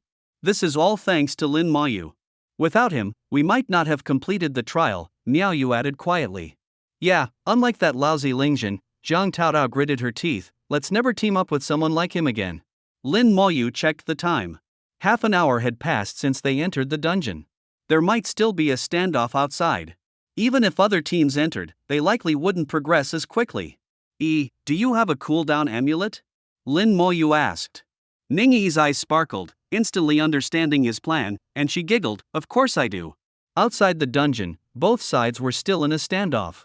In the past half hour, another skirmish had broken out without either side gaining the upper hand. Now they stood about 50 meters from the dungeon, unable to approach without risking a thunderous attack. Suddenly, 5 figures appeared at the dungeon entrance, accompanied by 10 skeletal warriors. Under their protection, Lin Moyu and his group exited the dungeon. They're out already. That was quick, only half an hour. They probably couldn't handle it and retreated. Those skeletons look tough but are probably just meat shields. To the Sakura Nation's people, the skeletal warriors seemed only to have toughness and numbers on their side. They couldn't believe Lin Moyu had cleared the dungeon. Half an hour wasn't enough, even for a perfectly equipped team, to clear a nightmare-level dungeon. Meanwhile, the people from the Xinsha Empire were relieved to see Lin Moyu and the others return safely. As long as they were safe, nothing else mattered. Brothers, come back quickly. Failing the dungeon is fine, being alive is what counts. As long as you're alive, there will be more chances. Lingjin sneered, lucky to have made it out alive. Jiang Taodao glanced at both sides, noticing no one was missing, indicating no one had entered the dungeon. Be careful, she warned. Ning Yi laughed, don't worry, with Ma Yu around, nothing will happen. Okay, I'll wait for you outside, Lin Ma Yu reassured her. Duan Gao and Miao Yu added, good luck. The three then returned to the Xinxia Empire's group. Ning Yi and Lin Ma Yu formed a team. In full view, Ning Yi took out a cooldown amulet and activated it. In the soft glow, the dungeon's cooldown reset to 0, and the two re-entered the dungeon. Why did they go back in? What are they doing? 2 people entering the dungeon? Even on normal difficulty, 2 people aren't enough. An advanced cooldown amulet, this woman must have quite the background. It's a rare item that's hard to buy even with money.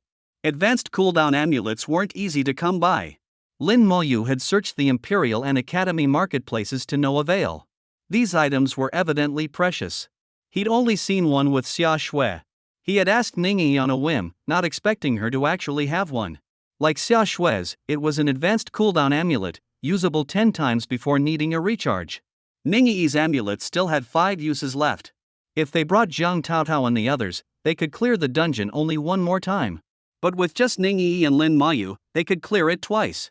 After some discussion, it was decided that Lin Ma Yu and Ning Yi would clear the dungeon together.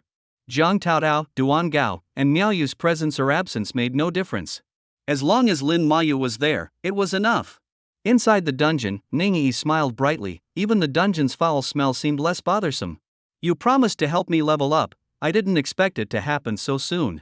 Lin Ma Yu smiled back, I promised, so I have to deliver. Ning Yi's smile widened, you have to keep doing it, not just once. Alright, Lin Ma Yu agreed. 10 skeletal warriors emerged, charging down the corridor. With prior experience, Lin Ma Yu wasted no time, pulling along the few monsters in the corridor. The skeletal warriors led, followed by the mermaid elite warriors, advancing through the passage. 5 minutes later, the skeletal warriors dragged over 30 mermaid elite warriors to the end of the passage, into the cave of the mermaid queen's pet snake. The warriors leaped down, followed by the monsters. As they all jumped down, Lin Ma Yu and Ning Yi appeared at the passage's end. The giant python, an elite leader, was chasing the skeletal warriors alongside the elite warriors. Skill, slow curse. With a flash of red light, shackles appeared over every monster's head, slowing them down. The skeletal warriors turned to counterattack. With coordinated assaults, they quickly dispatched an unfortunate mermaid elite warrior. Skill, corpse explosion. Boom! The cave shook violently as explosions erupted, rocks falling everywhere. Nearly all the mermaid elite warriors were obliterated in an instant. Defeated level 21 mermaid elite warrior, EXP plus 25,000.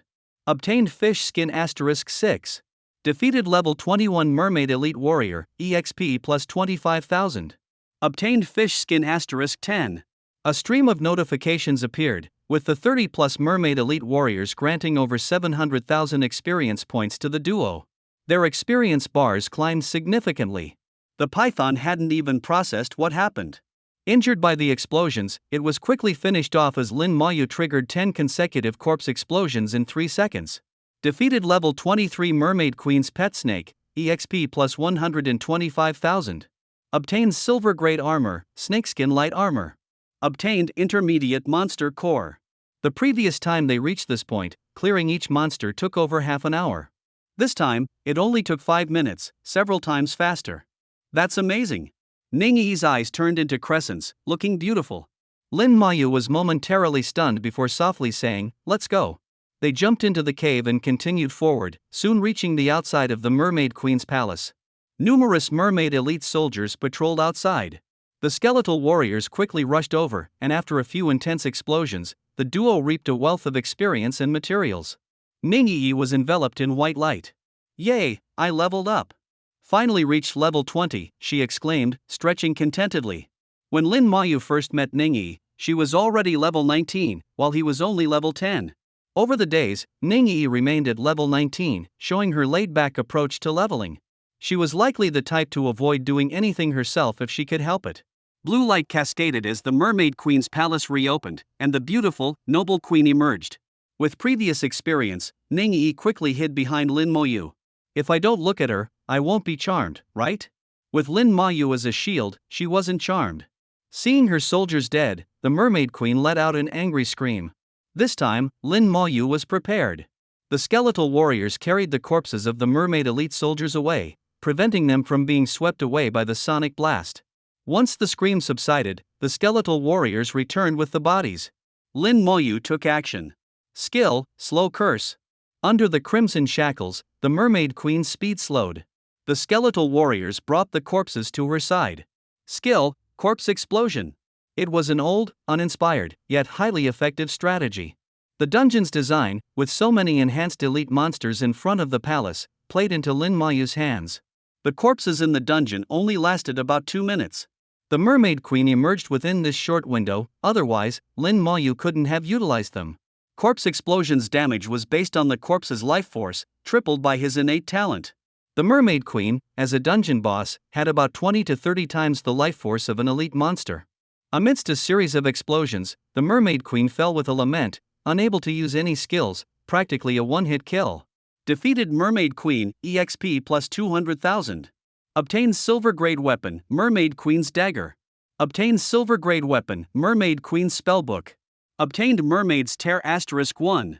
Mermaid Queen's Dagger, Silver Grade, Agility plus 50, Constitution plus 50, Assassin Skills Power plus 10%, usable at level 20. Mermaid Queen's Spellbook, Silver Grade, Spirit plus 100, Mage Skills Power plus 10%, usable at level 20. They had been in the dungeon for less than 10 minutes. The speed was astonishing, the efficiency terrifying. Ningyi clapped excitedly, "Quick, let's go again. Let's collect all 3 mermaid tears." As soon as they exited the dungeon, Ningyi immediately used the cooldown amulet. Seconds later, the two re-entered the dungeon. What are they doing? Why are they going in and out of the dungeon like that? They're wasting the cooldown amulet. Is this what it means to be rich and reckless? Both sides, still in a standoff outside the dungeon, were dumbfounded, unable to understand Lin Moyu and Ningyi's actions. No matter how hard they thought, they couldn't fathom that the two were clearing the nightmare-level mermaid dungeon in just 10 minutes. Only Zhang Taotao and the other two knew the truth. They exchanged glances, their eyes filled with shock.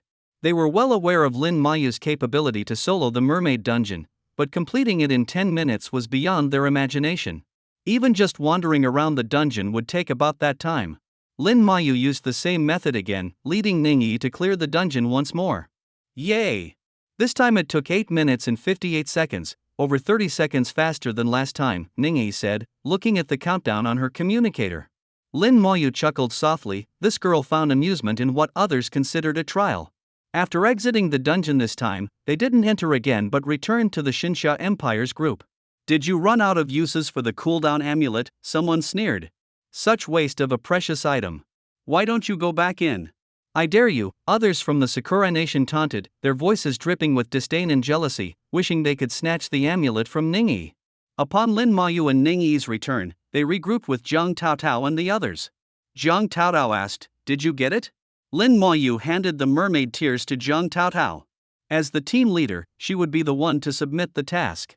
Suddenly, someone pointed at the dungeon entrance and shouted, "The dungeon has disappeared." The shout was like a thunderclap, drawing everyone's attention. The swirling vortex at the entrance wavered and vanished completely. How can the dungeon disappear? That's impossible unless all 3 mermaid tears have been obtained. Didn't he enter 3 times? Could he have gotten the mermaid tears? Did they really clear the nightmare difficulty? Regardless of whether it seemed possible or not, the fact was undeniable. The dungeon had indeed disappeared, and there was no more opportunity to acquire mermaid tears. "Let's go," Lin Moyu said softly. With the mermaid tears in hand, there was no reason to stay. "We can't let them leave. They must have the mermaid tears, we have to make them hand them over. Take them back. Hand over the mermaid tears, or you won't be leaving." The Sakura Nation's people were furious, advancing en masse. The Xinsha Empire's side was also curious, with someone asking Zhang Taotao, "Did you really get the mermaid tears?" Zhang Taotao did not deny it. "Yes, the mermaid tears are indeed in my possession."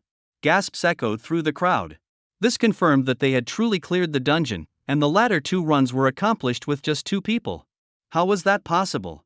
Confusion filled everyone's eyes. Lingjin inwardly screamed, impossible. They couldn't have cleared the dungeon. Yet, no matter the doubts, faced with the Sakura Nation's aggressive approach, the Xinxia Empire, Xiaojing Academy, and Qianlong Academy stood united, forming a battle formation. Back off! How dare the small Sakura Nation act so recklessly before us? There's no way you're getting the mermaid tears. Suddenly, a thunderous sound boomed from above. As the clouds parted, 2 massive Shikigami appeared in the sky. The Onmyoji, no longer hiding, revealed himself, seated on one of the Shikigami, exuding a powerful aura.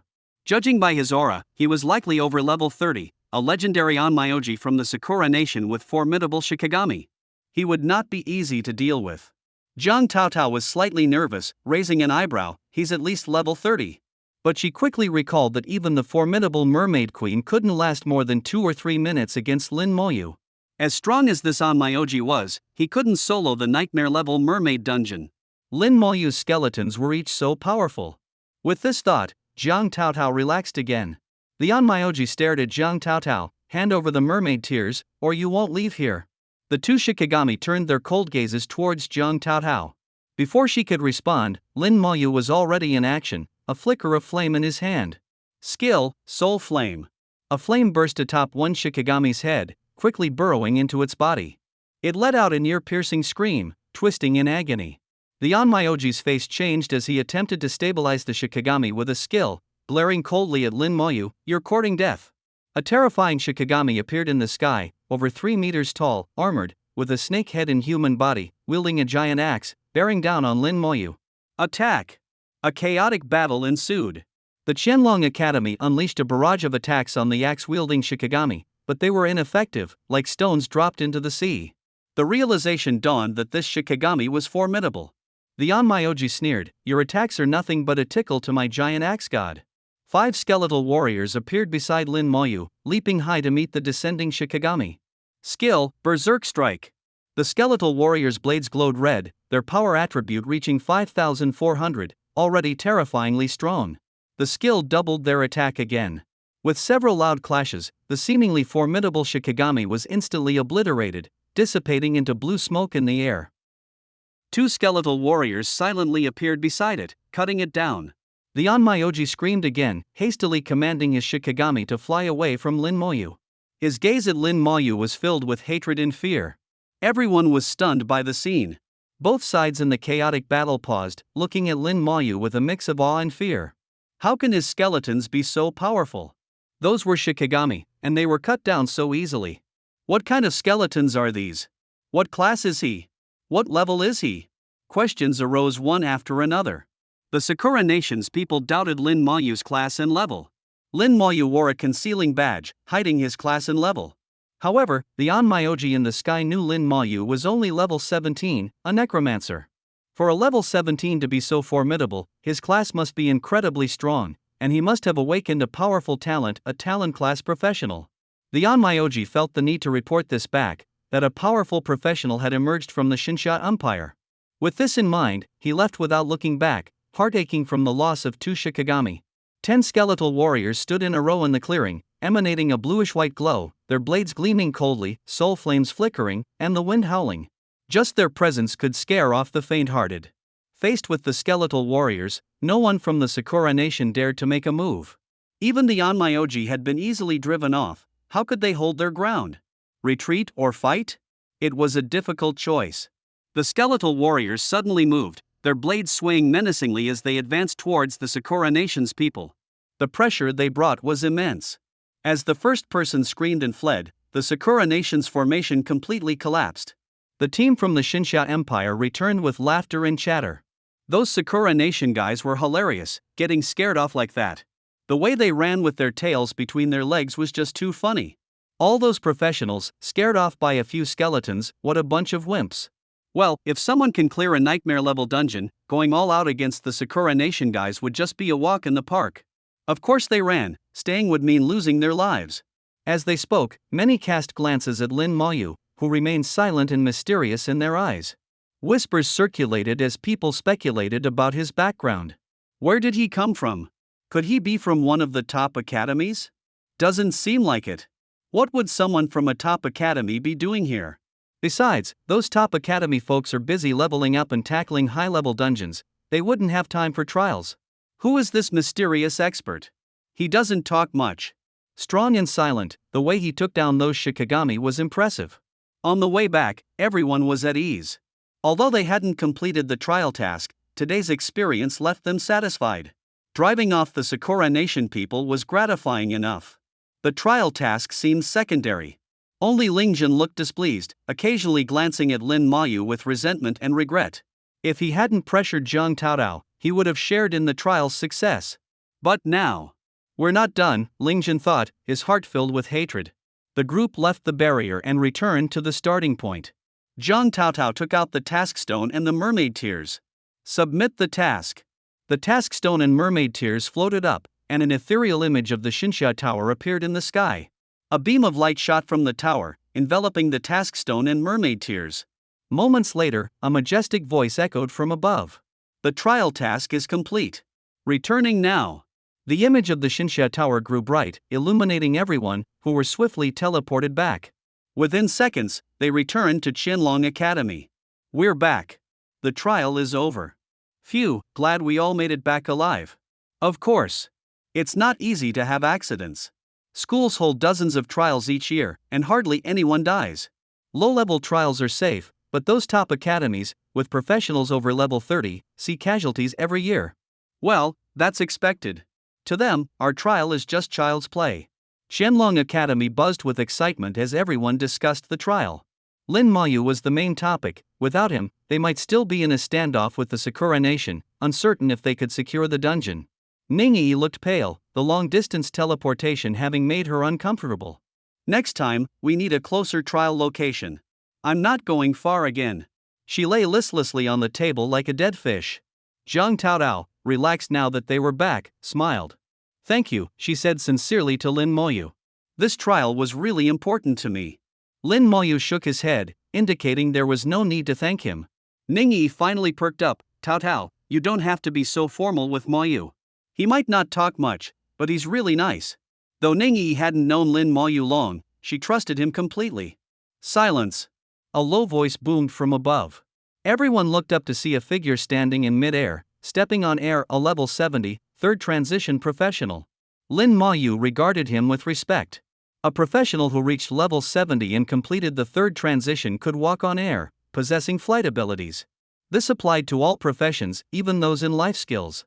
Some, like Onmyoji, could fly early with Shikigami assistance, but that was different. That's our principal, Principal Hongshan, Ningyi whispered to Lin Mayu, who nodded slightly, his gaze filled with admiration. Any professional who completed the third transition deserved respect. High school textbooks said the third transition was extremely difficult, with less than 1% succeeding. Such individuals were naturally admirable. Figures like the legendary Bai Shun were even rarer. Principal Hongshan surveyed the crowd, pleased. This trial has concluded. The process and results are being analyzed. Your final scores will be sent to your communicators later. Remember, the most important part of a trial is not the result, but the process. Enjoy the journey, eliminate fear, and maintain a belief in victory. That's the purpose of a trial. Returning safely without casualties is more important than anything. I heard you encountered professionals from the Sakura Nation. We'll analyze the specifics. Those who performed well will have opportunities to enter top academies. Now, take a good rest. With that, Principal Hongshan turned and left. Ningyi let out a long breath. It's the same old motivational speech every time. Can't they come up with something new? Zhang Taotao chuckled, just take it as encouragement. Ningyi huffed, who needs encouragement? They always dangle top academies as a lure. What's the big deal? Zhang Taotao laughed more, it might not be a big deal to you, but it's different for us. Ningyi fell silent, knowing Zhang Taotao aspired to join a top academy. At Xiaojing Academy, the difference between regular students, academy students, and top academy students was significant. Joining a top academy was a badge of honor for regular and academy students alike. Zhang Taotao divided the spoils from the dungeon, and Lin Mayu brought out what he had obtained. Although the last two runs were just him and Ningyi, he insisted on splitting the gains equally among the team. After distributing the loot, Ningyi and Lin Mayu headed to the Empire Exchange. Lin Mayu intended to sell the items he didn't need for gold coins. Ningyi, indifferent to money, even gave her share to Lin Mayu, claiming she had no space in her storage. No one believed that excuse storage spaces were plenty big. Lin Mayu didn't refuse her goodwill and accepted everything. Their relationship seemed to change slightly after this experience, with some things no longer needing to be fussed over. At the Empire Exchange, they sold off and used silver equipment. The dungeon had yielded a silver-level mermaid queen dagger. Lin Mayu intended to give it to Ningyi, but she showed him a better dagger, waving it proudly. Both were silver level, but hers had better attributes. Black iron gear was for those under level 10, bronze for levels 10 to 20, and after level 20, stronger silver gear could be used. Among silver gear, the best and worst varied significantly in attributes. The Mermaid Queen, a level 24 boss, dropped average silver weapons due to the level 20 dungeon. Their appeal was mostly in appearance. Silver weapons priced between 50,000 and 200,000 coins in the Empire Exchange. The Mermaid Queen's weapon typically fetched around 70,000. Lin Mayu sold 2 of her weapons and materials, earning 180,000 gold coins. Don't you need weapons? Ningyi asked, seeing Lin Mayu empty-handed. He had even sold a magic book, finding it cumbersome. Lin Mayu shook his head. They're useless to me. As a necromancer, despite the mage in the title, staff and magic book attribute bonuses didn't affect him. He speculated that his class might have specialized equipment, as minor spirit bonuses were of little use. Ningyi nodded. You should save money and buy more basic skill scrolls. Before your second transition, make sure to learn all your basic class skills. Lin Mayu listened carefully, as these were things he didn't know. Ningyi knew more about it. She took on the role of a teacher, instructing, if you don't learn all your basic skills, after your second transition, you'll only be able to use intermediate skill scrolls. Awakening a basic skill then would waste an intermediate scroll. Lin Mayu understood. Intermediate skill scrolls could also awaken basic skills, but their price difference was 100-fold. Using an intermediate scroll to awaken a basic skill would be a waste. Suddenly, Lin Mayu's communicator buzzed. An authoritative voice came through, Lin Mayu, please come to the academic office. Director Chiu of the academic office stood respectfully to the side. In the seat that originally belonged to him, Bai Yuan sat casually. When Lin Mayu arrived, he was somewhat surprised to see Bai Yuan, but his expression remained unchanged. Greetings, Bai Shin, Director Chiu, Lin Mayu said. Bai Yuan chuckled and waved at Lin Mayu, I watched the footage of this trial. You performed exceptionally well. Did they call him here just for this? Lin Mayu replied softly, I just did what needed to be done. The trial was centered around obtaining the mermaid tears, though Lin Mayu still wasn't sure of their exact purpose. However, given the Academy's arrangements, they must have significance. Bai Yuan's smile widened. Success without arrogance, failure without discouragement, this was the ideal mindset of a top contender. Do you know what the mermaid tears are for? He asked. Lin Mayu shook his head, indicating he didn't know. Bai Yuan explained, actually, not many in this trial knew the use of the mermaid tears. The level difference is too great, most people don't need them. The mermaid tears are related to the success rate of awakening a talent during the second transition. Lin Mayu was slightly surprised. There was a chance to awaken a talent during the second transition, but it was extremely rare. He had thought it was purely a matter of luck, not realizing there were items that could increase the odds. Despite his surprise, Lin Mayu's expression remained unchanged, not even a flicker of emotion in his eyes. Bai Yuan, not seeing the reaction he expected from Lin Mayu, seemed a bit disappointed. Of course, the mermaid tears are not the only item that can help with awakening a talent, but they are relatively easier to obtain. We calculated the time and location of the Mermaid Island's appearance, not expecting the Sakura Nation to do the same, which nearly led to the failure of this trial. Fortunately, you were there, so you made a significant contribution. In the Shinsha Empire, where there is punishment for wrongdoings, there must also be rewards for achievements. What kind of reward would you like? I will try to accommodate your request. After a long speech, Bai Yuan finally got to the point. Lin Mayu thought for a moment, can you help me find someone? Bai Yuan chuckled, I knew you'd ask about this. You've been to the academic office to check, haven't you? Your sister, Lin Mohan, joined the academy last year and entered the Genesis Academy earlier this year. That's why her records are blank in the academy. All students who join the Genesis Academy have blank records. This time, Lin Mayu was truly surprised. My sister joined the Genesis Academy? He knew how difficult it was to get into the Genesis Academy, the most elite school in the institution, with entry requirements that were exceptionally stringent.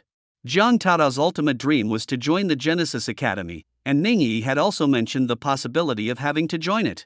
The Genesis Academy always held a mysterious allure in his mind. He didn't expect his sister to have already gotten in. Lin Maoyu realized there was a problem. How did his sister, who had been in the academy for less than half a year, manage to join the Genesis Academy? Even someone like Jiang Taodao, nurtured internally by the academy, hadn't made it. Bai Yuan said, Lin Mohan did join the Genesis Academy. According to the rules, I can't tell you about what goes on there. So, if you have any questions, you'll have to join the Genesis Academy and ask your sister yourself. You likely won't see her until you do. Without hesitation, Lin Moyu asked, how can I join the Genesis Academy? Bai Yuan was prepared, operating his communicator for a moment before Lin Moyu's device signaled an incoming message. I've sent you the conditions for joining the Genesis Academy. You can review them at your leisure. As for your sister, that information was meant to be shared with you and doesn't count as your reward. You may request something else. After thinking for a moment, Lin Moyu said, I would like a cooldown amulet. Director Chiu had a knowing look on his face. Bai Yuan laughed heartily, Old Chiu, I told you so. Director Chiu laughed as well, you really are perceptive, sir. You were spot on. Both of Lin Moyu's requests were within Bai Yuan's expectations. Bai Yuan, with a teasing glance at Lin Moyu, said, do you know how valuable a cooldown amulet is? Even a basic one isn't something you can easily buy. Lin Moyu nodded. It was indeed not something readily available, not even in the Academy's exchange. Bai Yuan continued, let's keep things separate. You performed excellently in the national exams and received your due rewards, we're even on that account. Your contributions in the trial are significant, but not enough to exchange for a basic cooldown amulet. However, I have a task for you. If you complete it, I'll help you acquire a basic cooldown amulet. Lin Moyu's eyes lit up, okay. A basic cooldown amulet would make things much more convenient for Lin Moyu, allowing him to repeat dungeons in a short time, significantly speeding up his leveling. Bai Yuan added, first, you need to level up to 20 before you can take on this task. For advice on leveling up, you can consult Director Chiu, he's an expert in that area. Once you reach level 20, contact me. Now, Lin Moyu had Bai Yuan's contact information in his communicator. Once he reached level 20, he could reach out to him. Acquire the cooldown amulet, join the Genesis Academy, find his sister. Lin Moyu set these goals for himself. After Bai Yuan left, Director Chiu finally sat back in his seat, smiling at Lin Moyu. From Bai Yuan's earlier attitude, he could tell that Bai Yuan thought highly of this young man. Director Chiu knew Bai Yuan well, and had never seen him treat anyone so amicably in all these years. Even the top geniuses from the Genesis Academy weren't spared from his scoldings. Bai Yuan's attitude toward Lin Moyu far surpassed that of other students. Were it not for knowing Lin Moyu's background, he might have suspected Lin Moyu was Bai Yuan's illegitimate son. Director Chiu smiled and said, there are many ways to level up, but the fastest method is definitely solo dungeon runs. However, soloing dungeons is difficult and dangerous. Most people only manage to clear them on normal difficulty and might not even face the final boss because they're unable to defeat it. Besides solo dungeons, you can find elite monster zones in the wild, there are quite a few such places. But those areas are crowded, often leading to disputes over territory. You could also seek out field bosses, which provide a lot of experience, more than dungeon bosses, and offer decent gear. However, field bosses are often claimed by major guilds, and those unaware of their respawn times are out of luck. Director Chiu listed various methods, but aside from solo dungeons, the others weren't very reliable. These approaches suited ordinary professionals but not Lin Moyu. Lin Moyu understood this but still listened patiently. Although not directly useful, it was still knowledge, perhaps useful someday. For instance, Director Chiu mentioned international public monster zones, which Lin Moyu hadn't heard of before. Director Chiu spoke nonstop for 10 minutes. Finally, seeing no reaction from Lin Moyu, he grew impatient. Bai Xin was right, you really don't talk much. I give up, no more jokes. Hand me your identity card, I'll handle the paperwork for you. Lin Moyu handed over his identity card, and Director Chiu quickly processed the paperwork, also giving Lin Moyu a special-looking teleport stone. This is a teleport stone for the dungeon hall. Within the academy grounds, you can use it to teleport into the dungeon hall. If you want to run dungeons, head there. By the way, this teleport stone is worth 1,000 points, already deducted from your points card. In the academy, everything operates on a trading system. To acquire anything, you must pay the corresponding price, whether in labor, points, or gold coins. There's no such thing as a free lunch. After leaving the academic office, Lin Moyu first thought to contact Ningyi. He had promised to help her level up and didn't intend to break his word. His communicator vibrated with a message from Ningyi, busy for a few days. Contact you when I'm back. Ningyi was unavailable, possibly off on another task. The first time Lin Moyu met her, she was also on a mission. He didn't find it particularly strange. At the Xiaojing Academy, everyone was busy, no one was truly idle. In a few days, the new students who passed the entrance exams to Xiaojing Academy would arrive. Once the classes commenced, the academy would become even busier. Lin Moyu didn't rush to activate the teleport stone. Instead, he checked the information Bai Yuan had sent him, requirements for entering the Genesis Academy. Level over 30. Just the first requirement left Lin Moyu somewhat shocked. Sister, over level 30 already? That's fast.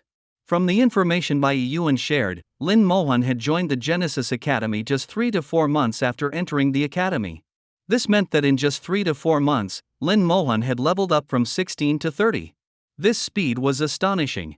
Normally, reaching from level 20 to 30 would take about a year, unless she could solo nightmare level dungeons like him, but such individuals were rare. Lin Moyu couldn't fathom how Lin Mohan had managed to level up so quickly. He would have to ask her when he saw her. After reviewing the level requirement, Lin Moyu continued with the next one: clear the level 30 dungeon, Abyssal Frontline, at Hell difficulty. This requirement seemed quite challenging. Hell difficulty was significantly harder than Nightmare level, demanding comprehensive skills in profession, mindset, technique, equipment, and abilities. Ordinary teams wouldn't stand a chance, only the most elite teams could clear it. When I reach level 30, I'll see if I can solo it, Lin Moyu thought, not even considering forming a team. Soloing was much more satisfying than teaming up. The third requirement, contribution points reaching 1,000. Contribution points were not the same as regular points. They could only be earned by completing academy-assigned tasks or by doing something beneficial for the academy. The Mermaid Island trial would earn him some contribution points, though he didn't yet know how many. Contribution points were essential for entering top-tier academies, which was why Jiang Taotao had said the trial was important to her. If she wanted to join a top academy, she needed enough contribution points. There were only 3 requirements, but none were simple. After memorizing them, Lin Moyu activated the teleport stone. A wave of noise hit his ears, the atmosphere lively and bustling. A Burial Grounds dungeon, normal difficulty, looking for a level 25 mage, preferably skilled in fire spells. A Blood Battle Orc Legion dungeon, nightmare difficulty, looking for a healer, levels 22 to 25, must be proficient in healing, full bronze set required. Night Tower, nightmare difficulty, need a level 30 or above knight, full silver set required, must have the protective Aegis skill. The environment resembled a marketplace, and Lin Moyu felt somewhat out of place. The dungeon hall, though part of the academy, couldn't be accessed by ordinary means. Only after passing the academic office's review, confirming eligibility, and purchasing a special teleport stone for 1,000 points could one enter. Initially, Lin Moyu thought the dungeon hall would be solemn and sacred. But now, it seemed like a marketplace. Numerous students were recruiting team members, sitting on the ground with signs stating their requirements, occasionally shouting out their needs. It wasn't much different from the entrances to various dungeons. Lin Moyu even wondered if this was truly the dungeon hall, questioning if he was in the right place. Looking past the crowd, he saw a large hall, which was indeed the dungeon hall. Lin Moyu walked in, and the noisy chatter fell silent as he entered. People inside spoke in hushed tones, and a peculiar sound echoed around the hall. Vortex-like dungeon entrances were scattered in the corners, with sounds emanating from each based on the dungeon's nature. There were over 100 such entrances, their sounds interweaving into a unique auditory tapestry. Each dungeon entrance had a crystal ball showing the dungeon's name, level requirement, entry rules, cooldown time, and other information. During his time at Western Sea High, Lin Moyu learned that the Empire controlled numerous dungeon resources. He hadn't expected Xiaojing Academy to have so many as well. In this world, dungeons were countless, and it seemed reasonable for the top academy in the Xinxia Empire to manage a layer of dungeon resources. After all, figures like Bai Xin hailed from Xiaojing Academy. More precisely, a significant portion of the Xinxia Empire's top contenders came from Xiaojing Academy. Above each dungeon entrance vortex hung a light screen, displaying records for that dungeon. Lin Mayu noticed these screens only recorded the top 3 entries for the highest difficulty. If a dungeon had a hell difficulty, only the top 3 for that level were recorded. For nightmare difficulty, the top 3 for that level were listed. This included clear times, team member names, each member's level, profession, and other details, serving as a reference for others. Teams attempting to conquer a dungeon could draw from these records, as previous teams had often found optimal setups. If you could improve upon them and set a new record, even better. This setup fostered a competitive spirit, encouraging teams to strive for the top spot. Appearing on the dungeon leaderboard was a great honor. "Hey, classmate." A gentle voice suddenly came from behind Lin Mayu. Turning around, he saw a female student, seemingly in her early 20s, standing behind him. She took a deep breath and mustered her courage. "Hello, classmate. "Is this your first time in the dungeon hall?" Lin Mayu nodded. She continued, "I'm Shu Han. "I can introduce you to everything about the dungeon hall." There's no such thing as a free lunch, especially in Shajing Academy, or gains require effort." Lin Mayu asked, "How much?" Shu Han immediately replied, 100 points will do." She seemed a bit nervous, perhaps because it was her first time doing this kind of thing. 100 points. Though it didn't sound like much, points weren't easy to earn. In fact, 100 points were not insignificant. Lin Mayu hesitated for a moment, and seeing his indecision, Shu Han quickly added, 70 points is also fine. "Let's stick with 100, Lin Mayu said, transferring 100 points to Shu Han. Once she received the points, Shu Han breathed a sigh of relief and smiled sweetly. "Thank you, classmate." The primary function of the dungeon hall is to access various dungeons, she began to explain. There were 95 dungeons in total, with 52 ranging from levels 40 to 70, 2 large dungeons, and 1 ultra-large dungeon. Large dungeons involved over 40 players, while ultra-large ones were also called 100-person dungeons. Lin Mayu asked, "What about dungeons above level 70? Shu Han shook her head. "Dungeons above level 70 aren't here." He understood, guessing that the academy managed all dungeons above level 70 and didn't allow free access in the dungeon hall. Those dungeons were crucial resources, containing valuable materials and equipment. Shu Han continued discussing the functions of the dungeon hall. For Lin Mayu, it was information he could eventually figure out on his own, but having someone explain it saved him time. For only 100 points, it was a worthwhile exchange. He still had over 130,000 points, so 100 points was just a small fraction. Each dungeon has corresponding clear records. Setting a new record can earn you rewards. Entry conditions vary, most require a basic level, but some demand an average level. Some unique dungeons have requirements for the highest or lowest level in a team. Dungeons were varied, with differing requirements. Lin Mayu asked, "Are there dungeons with no level requirements?" Shu Han shook her head. "There used to be, but after someone died in one, the academy set level requirements to prevent danger. In the wild, there are still dungeons without level requirements. The key difference between entering dungeons through the dungeon hall and those in the wild was safety. In the hall, you could exit a dungeon anytime and leave if danger arose, greatly enhancing safety. Unless you're instantly killed, dying was unlikely. In other words, the points spent were not in vain. From the level settings and ranking competition, Lin Mayu saw that the academy aimed to nurture its students, guiding them from low-level to high-level dungeons while ensuring their safety. Losing even one talented student at Shajing Academy would be a significant loss, so safety was paramount. Thus, levels were set for dungeons, ensuring students didn't aim too high without adequate preparation. Shu Han was thorough in her explanation, making Lin Mayu feel like he had gotten a great deal for a small price. He felt the 100 points were well spent. Through her explanation, Lin Mayu learned the specific rules of the dungeon hall. Besides meeting the dungeon's inherent requirements, entering a dungeon required an additional payment of points. At Shajing Academy, everything revolved around points, and entering dungeons was no exception. The higher the dungeon level, the more points required. You could also spend points to eliminate dungeon cooldown time. Even without a cooldown amulet, as long as you had enough points, you could repeatedly run dungeons. Lin Mayu felt a bit excited about this, knowing it could significantly speed up his leveling process. Shu Han led Lin Mayu to the center of the dungeon hall, where several crystal balls were arranged. She explained, "This is the task center and team recruitment center of the dungeon hall. The task center has various tasks, mainly involving collecting materials, equipment, and special items from dungeons.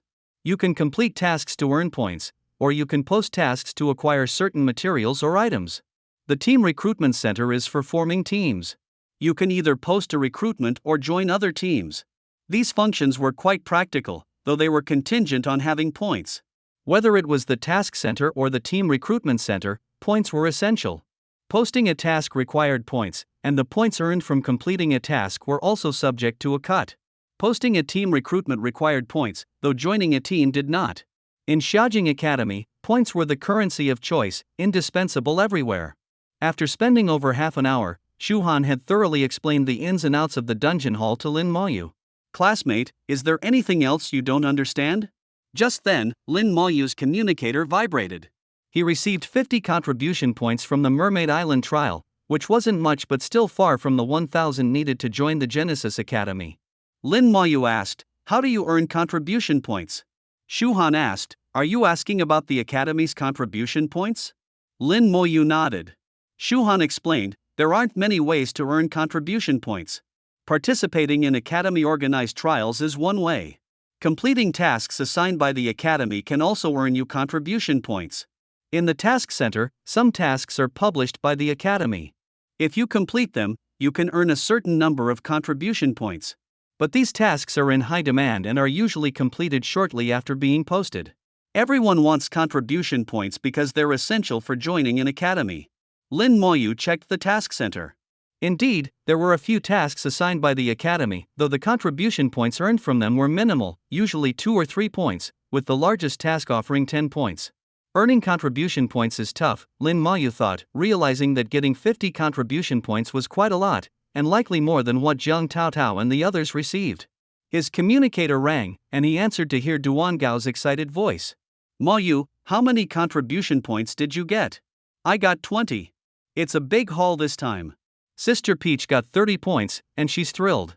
Lin Moyu replied softly, 50 points. "Wow. Sister Peach was right, you definitely got the most points. Gosh, getting 50 points at one go, that's more than several of my tasks combined. Next time there's a trial task, I definitely want to team up with you and ride your coattails." Duan Gao continued chatting excitedly before ending the call. Shu Han, standing nearby, was stunned. Earning 50 contribution points from a single trial task was incredibly difficult. Not only Shu Han, but several others nearby were also in disbelief. What kind of trial could award 50 contribution points? They had completed trial tasks before, usually earning around 5 to 10 points, and unless they performed exceptionally well, maybe 20 points. Earning 50 points at once was unheard of, except for advanced second-tier trial tasks. It must be a lie. How could the contribution points be so high? I haven't heard of any high-level trial tasks recently, and judging by his level, it doesn't seem very high either. Exactly, he's probably exaggerating. Lin Moyu ignored the murmurs around him and thanked Shu Han, feeling the 100 points spent were worth it. Shu Han quickly replied, "You're welcome, you paid for it. Are you planning to find a team to run a dungeon now?" Lin Moyu approached a dungeon entrance. It was the Mutant Forest, a level 17 dungeon, allowing entry for professions between levels 15 and 19. In the dungeon hall, there were only 2 low-level dungeons below level 20, with Mutant Forest being one of them. Entering the dungeon required 10 points, and removing the cooldown required 40 points. The current record for this dungeon was 58 minutes, set 3 years ago by a team of 5, 1 knight, 1 seer, and 3 mages, all level 19 with full bronze equipment. Their strong 3 damage setup allowed them to push through at incredible speed, maintaining the record for 3 years. The second place record was 1 hour and 17 minutes, nearly 20 minutes slower. Lin Moyu paid 10 points and chose to teleport into the dungeon at nightmare difficulty. Seeing Lin Moyu enter a low-level dungeon, the people in the dungeon hall erupted with chatter. "I thought he was some big shot. Turns out he's just a kid under level 20. Exactly, acting all high and mighty. Claiming to earn 50 contribution points from a trial, I bet it's 50 points instead. But he's brave to solo a dungeon. Ha, he'll probably come out with his tail between his legs." No one believed Lin Moyu's claim of earning 50 contribution points from a single trial task, dismissing it as absurd. Seeing him enter a low-level dungeon, they mocked him, thinking he was all talk. However, Shu Han felt differently, sensing something unusual about Lin Moyu. There was a confidence about him, a sense of having everything under control. Maybe he's telling the truth, Shu Han thought, surprising even herself. Earning 50 contribution points required outstanding performance, something she couldn't even imagine. Lin Maoyu found himself in an ancient forest, the wind rustling the leaves, creating a whispering sound. Underfoot lay a thick layer of fallen leaves, as if untouched for centuries. The forest resounded with the roars of beasts, striking fear into the heart. From the forest's edge, he could see beasts roaming within. The mutant forest, where beasts were altered by mysterious forces, turning into fearsome creatures. Bears, tigers, wolves, and various fearsome beasts roamed, along with hidden threats like snakes and mutant insects. In the forest, carelessness could lead to ambush. Breaking the record comes with rewards, Lin Maoyu thought. A large group of skeleton warriors appeared by his side, 108 in total. The skeleton warriors injured by the Mermaid Queen were now fully recovered. Go, he commanded. The skeleton warriors charged into the mutant forest with their characteristic clattering, like wolves among sheep, cutting through everything. Each beast took no more than 3 strikes to be felled. Killed level 17 mutant bear, gained 6,000 experience. Obtained beast hide *5.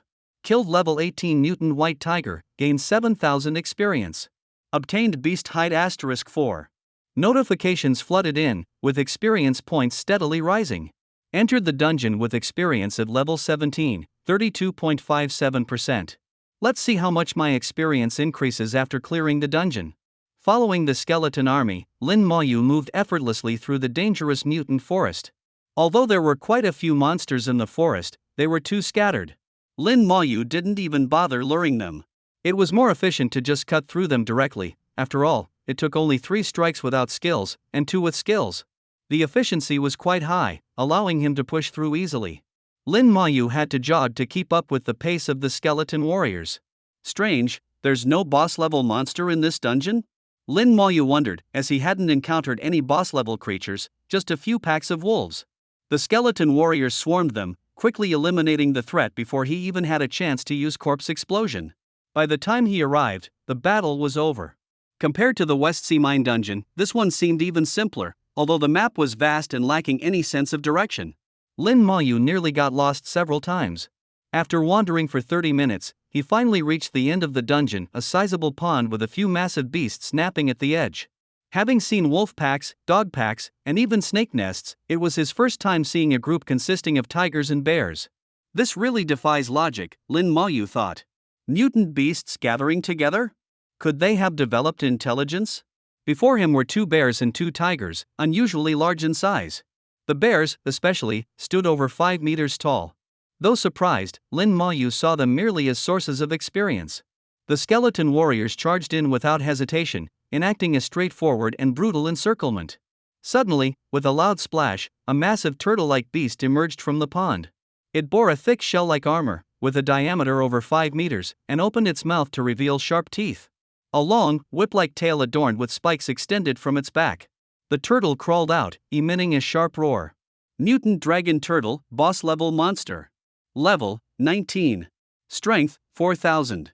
Agility, 500. Spirit, 500. Constitution, 7,000. Skills, bite, sweep, super defense. This boss had an incredibly high constitution, surpassing even Lin Maoyu's skeleton warriors and exceeding that of the level 24 Mermaid Queen. Such high constitution indicated immense vitality and defense.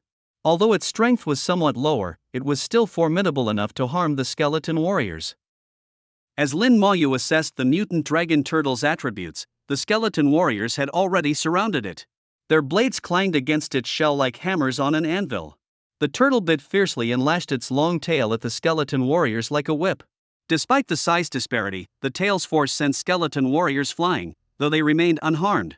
The tail, normally hidden within the shell, extended fully during the battle, reaching at least 10 meters. Each swipe knocked several skeleton warriors aside. The warriors leapt onto the turtle's back, hacking at the shell with their swords, but its high constitution rendered their attacks relatively ineffective. Agility and spirit are too low. High strength is useless if you can't hit your target, Lin Maoyu thought, as red light glowed in his palm. Skill, slow curse, a net of red light descended, marking the turtle with a red shackle symbol. Under the curse, its speed halved, making its movements appear sluggish. Realizing its predicament, the turtle retracted into its shell, emitting a faint glow. Skill, super defense, in the glow, Lin Maoyu saw the wounds healing rapidly. Where the skeleton warriors once inflicted minor damage, now they couldn't harm it at all.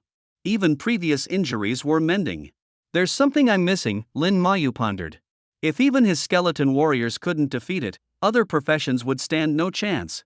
How, then, did others clear the dungeon? Suddenly, he understood. The top 3 teams used magic-based professions for damage, with no physical or archery professions. It fears elemental attacks, he realized, as flames appeared in his palm. Skill, Soul Flame, a flame ignited above the turtle, penetrating its body. The once still creature convulsed violently, letting out a deafening wail. Despite having powerful physical attacks through his skeleton warriors, Lin Mayu was fundamentally a mage, and his magical skill damage was substantial. Enhanced to level 20, his magic ignored defenses, proving more fearsome than elemental mages' attacks. Seeing its effectiveness, Lin Mayu continued to cast Soul Flame repeatedly. The mutant dragon turtle's cries grew louder as its massive body shuddered. It finally tried to charge at Lin Mayu, but the skeleton warriors held it back, giving it no chance. As it extended its head and limbs, the skeleton warriors seized the opportunity to strike, avoiding the shell and targeting exposed areas. Their blades glowed red as they activated skills, scattering flesh and blood with each strike. The turtle's screams intensified. Lin Mayu's spirit power drained rapidly as he cast Soul Flame repeatedly. He drank a bottle of basic spirit potion to replenish his energy. The turtle's resilience seemed endless, and Lin Mayu feared exhausting his spirit power before defeating it, returning to square one.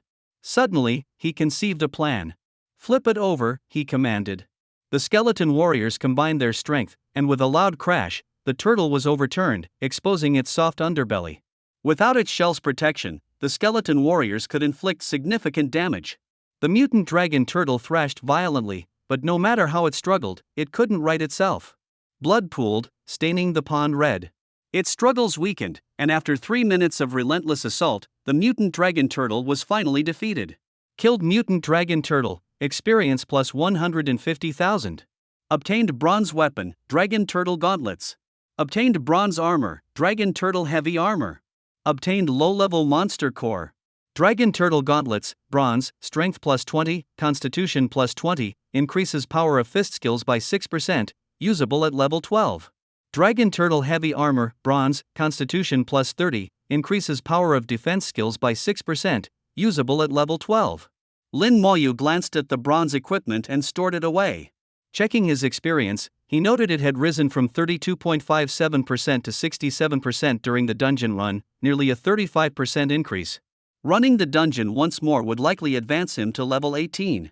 As Lin Mayu successfully defeated the mutant dragon turtle, a bell tolled in the dungeon hall. The sound echoed throughout the space, ringing 3 times, audible both inside and outside the hall. Wow, someone set a new dungeon record. It's been a while since a new record emerged. Let's see who the big shot is, so we can follow their lead. I didn't see any elite teams enter earlier, how strange. People stopped what they were doing, rushing inside the hall. Fortunately, it was spacious enough to accommodate hundreds without feeling cramped. All eyes were drawn to the glowing screen above the mutant forest dungeon, displaying a brand new record. Among the hundreds of eyes watching, no one could believe the new record that had appeared. The sound of swallowing echoed as someone pointed at the glowing screen with a look of disbelief. Is this even possible? One person, soloing a nightmare dungeon. Even if it's just a level 17 dungeon, it's not something one can solo. That's not even the key point. The critical part is the time. He did it in just 50 minutes, a full 9 minutes faster than the previous record. How did he manage that? The person is named Lin Mayu, and his profession is a necromancer. What kind of profession is that? I've never heard of it. Everyone shook their heads. I haven't heard of it either, it must be a new profession. Yeah, definitely a new profession. I've never heard of it before. Could it be a legendary profession? Amidst the discussions, Lin Mayu appeared at the dungeon entrance. He's out. He's out. Classmate, how did you do it? Some people can solo nightmare dungeons, but how did you manage to solo it and break the record? Boss, can you guide me? Surrounded by a crowd, Lin Mayu's lips twitched slightly. He looked up at the record he had set and understood what had happened. He then chose to pay points to remove the cooldown time. In the next second, Lin Mayu re-entered the dungeon. He's going in again. Is he soloing again? Doesn't he get tired from soloing? Let's not crowd him. We might scare him, after all, he's only level 17. Exactly, someone who's already level 30 was just calling him boss and asking for guidance. Have some shame. As the discussions continued, the crowd finally dispersed for the most part. Shu Han was also among them, her face still showing shock. That's truly amazing. Could it really be true that he earned 50 contribution points from the trial? Just as Lin Moyu entered the dungeon, his communicator vibrated with an incoming message. New record in Mutant Forest Dungeon, earn 1000 points, 5 contribution points, awarded only once. Lin Moyu was slightly taken aback, realizing that setting a new dungeon record not only granted points but also contribution points, though only once. It made sense, as allowing repeated rewards could be exploited by experienced teams to create new records by slight increments, thus farming contribution points. Naturally, the Academy wouldn't leave such a loophole. Regardless, earning contribution points was a pleasant surprise. Lin Moyu's primary intent was to level up, purely focused on leveling up. The skeleton warriors charged forth once more, sweeping through the beast monsters in the forest like wolves among sheep. With experience from the previous run, there were no wrong turns, and the pace was faster. In just over 20 minutes, Lin Moyu reached the dungeon's end. The skeleton warriors swarmed, and in the blink of an eye, 4 bodies lay by the pond. A massive water column rose as the final boss, the mutant dragon turtle, crawled out of the pond. Boom! Boom! Boom! Boom! ***. Skill, corpse explosion. 4 consecutive explosions rocked the mutant dragon turtle before it could even begin its assault. The massive spray of water reduced the pond's height, leaving a large crater on the ground, and the turtle was left battered and bruised. Flip it over. The skeleton warriors, prepared long beforehand, charged all at once. No one had ever used such a tactic. No profession could summon so many minions.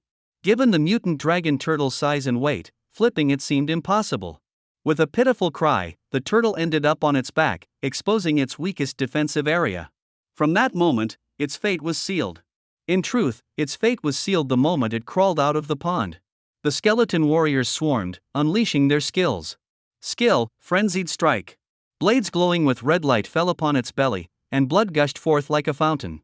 The process was much smoother than before, first stunned by the corpse explosions, then assaulted by the skeleton warriors' full force. In just 1 minute, the mutant dragon turtle was defeated. Killed mutant dragon turtle, experience plus 150,000. Obtained bronze weapon, dragon turtle longbow. Obtained low-level monster core. Dragon turtle longbow, bronze, agility plus 40, increases power of bow skills by 6%, usable at level 12. In the dungeon hall, the bell tolled again. Those who had just left rushed back in. What happened? Another new record? How is it still the mutant forest, and the score improved again?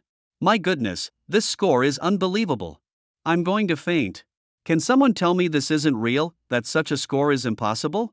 The new record time was fixed at 24 minutes and 32 seconds, not only breaking the 30-minute barrier but also surpassing 25 minutes. The previous record, held for over 3 years, was 58 minutes, achieved by a team of 5 with nearly perfect configuration. Unlike Lin Moyu, who single-handedly set an unimaginable record, breaking the existing record was exceedingly difficult, otherwise, it wouldn't have stood for over 3 years. I dare to bet that this record won't be broken for 100 years.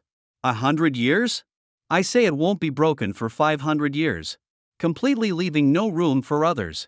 Do you think he'll attempt other dungeons to set new records? Very likely. I just can't understand how he dealt with the final boss turtle in the mutant forest dungeon, which was as hard as a rock. The turtle's constitution is absurdly high, nearly immune to physical attacks. Only elemental attacks can harm it. As a necromancer, elemental attacks are normal, but it's incredibly fast. I spent an hour just dealing with the turtle in the past. I really don't know how he did it. It's amazing. At this moment, Lin Moyu was glowing all over. With the defeat of the mutant dragon turtle, he finally leveled up to 18. From the moment he changed professions, it had been less than half a month, and he'd gone from level 1 to level 18, with astonishing speed. His attributes improved again, and the 4-dimensional attributes of the skeleton warriors reached 5,800. Through these dungeon experiences, Lin Moyu also recognized the skeleton warriors' limitations. Their physical attacks, though powerful, were too singular. Against monsters with extremely high physical defense, the skeleton warriors' effectiveness would be greatly reduced, possibly even nullified. The Soul Flame skill could compensate for this shortcoming, but it wasn't efficient against bosses and was limited by his total spirit. A necromancer shouldn't only have skeleton warriors. Keep leveling up. Once I reach level 20, I'll buy some skill scrolls to see if I can acquire new skills. Before reaching level 20, he didn't plan to use skill scrolls. At level 10, even if skills remain, the success rate of skill scrolls is significantly lower. It's better to use a batch at level 20. His profession was unique, unlike others, with no other way to acquire skills. Skill scrolls were his only option. Lin Mayu didn't even know how many skills he could have, being the first necromancer, a unique profession with no reference. Thus, he intended to use as many skill scrolls as possible to acquire all the skills. At the beginner level, a 100,000 coin skill scroll wasn't too expensive. But the price skyrocketed to 10 million for intermediate skill scrolls, which was a bit daunting. Take it one step at a time, don't overthink it. Lin Mayu emerged from the dungeon to find himself surrounded again. This time, however, people were much calmer than before. Classmate, can you share how you defeated the mutant dragon turtle? Yes, classmate, how did you do it so quickly? Any tips you could share? Many earnestly sought Lin Mayu's advice. Lin Mayu replied casually, just flip it over. Flip it over? The crowd suddenly had a revelation. Someone exclaimed, right, why didn't I think of that? That old turtle's shell is hard, but its belly is still soft. Exactly, just flip it over. Classmate Lin Mayu is truly a talent to come up with such a brilliant idea. Amidst the discussions, Lin Mayu headed to the adjacent dungeon. Level 20 dungeon, Spider Nest. The entry requirements ranged from level 18 to 22, allowing those above level 18 but not exceeding level 22. There are only 2 dungeons below level 20, the Mutant Forest and the Spider Nest. The Mutant Forest is a level 17 dungeon with the lowest requirement, allowing entry for those between levels 15 and 19. The Spider Nest is a level 20 dungeon, requiring participants to be between levels 18 and 22. Just from these 2 dungeons, one can see the Academy's strict level restrictions for dungeons, forming a comprehensive mechanism for training students. As students' levels gradually increase and their combat experience becomes richer, these requirements will eventually relax. Nightmare difficulty, entering the dungeon, Lin Mayu said as he spent 10 points to enter the dungeon. The wind howled through the cave, producing cries akin to a baby's wailing. The sound was intermittent and eerie, making the atmosphere even more intimidating. The cave was incredibly dim, and even with Lin Mayu's eyesight, it was difficult to see clearly. A flame appeared in his palm, the soul flame, which remained in his hand without a target, used solely for illumination. The flame wasn't very bright, illuminating only a small area. Lin Mayu roughly assessed his surroundings. The area was surrounded by rock walls, with a passage wide enough for 2 people to walk side by side, leading who knows where. The rock walls were riddled with small holes, some as small as a thumb, others large enough to fit a fist.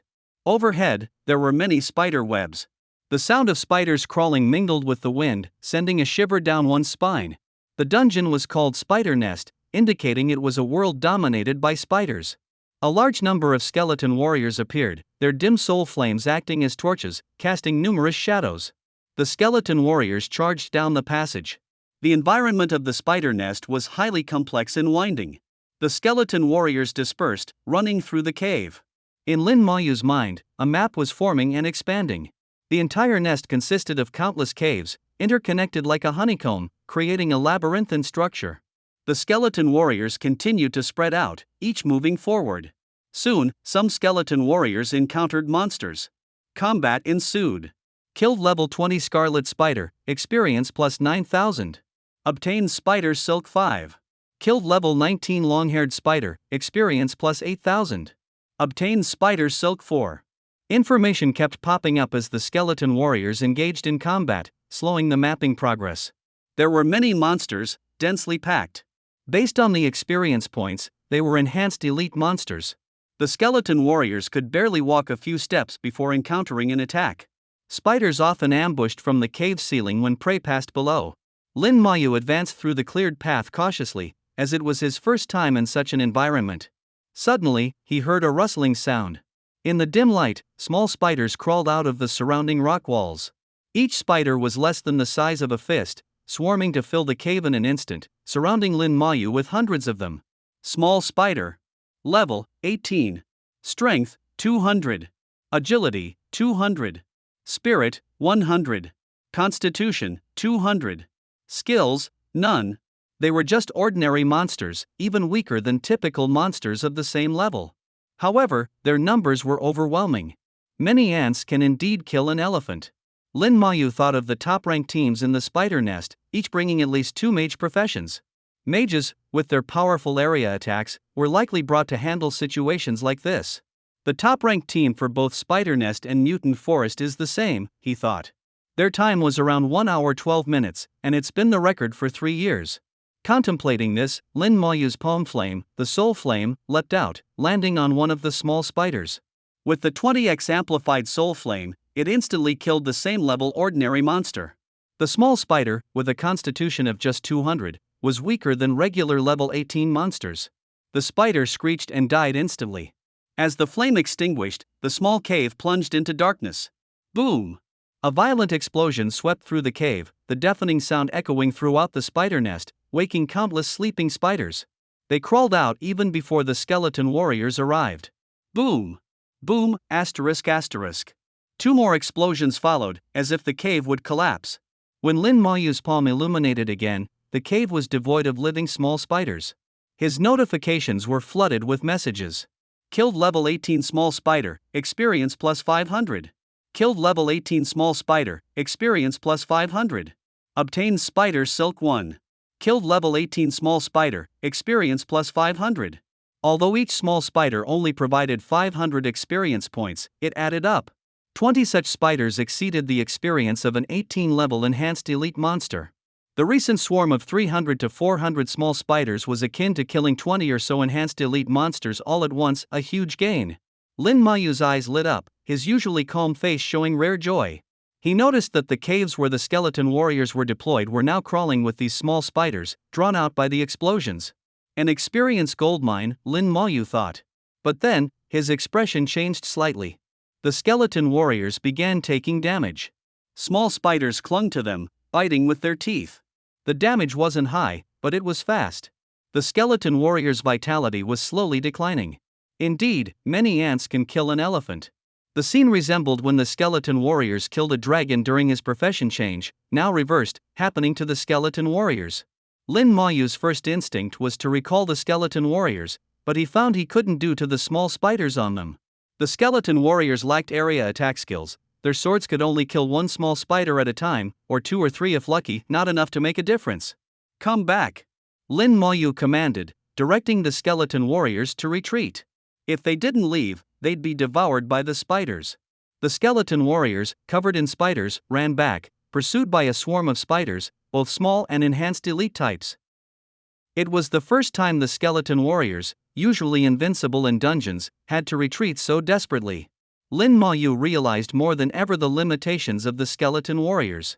High attributes, but with significant weaknesses and limitations. He could only hope for new skills at level 20. A skeleton warrior appeared in sight. Lin Mayu raised his palm. Skill, corpse explosion. Boom!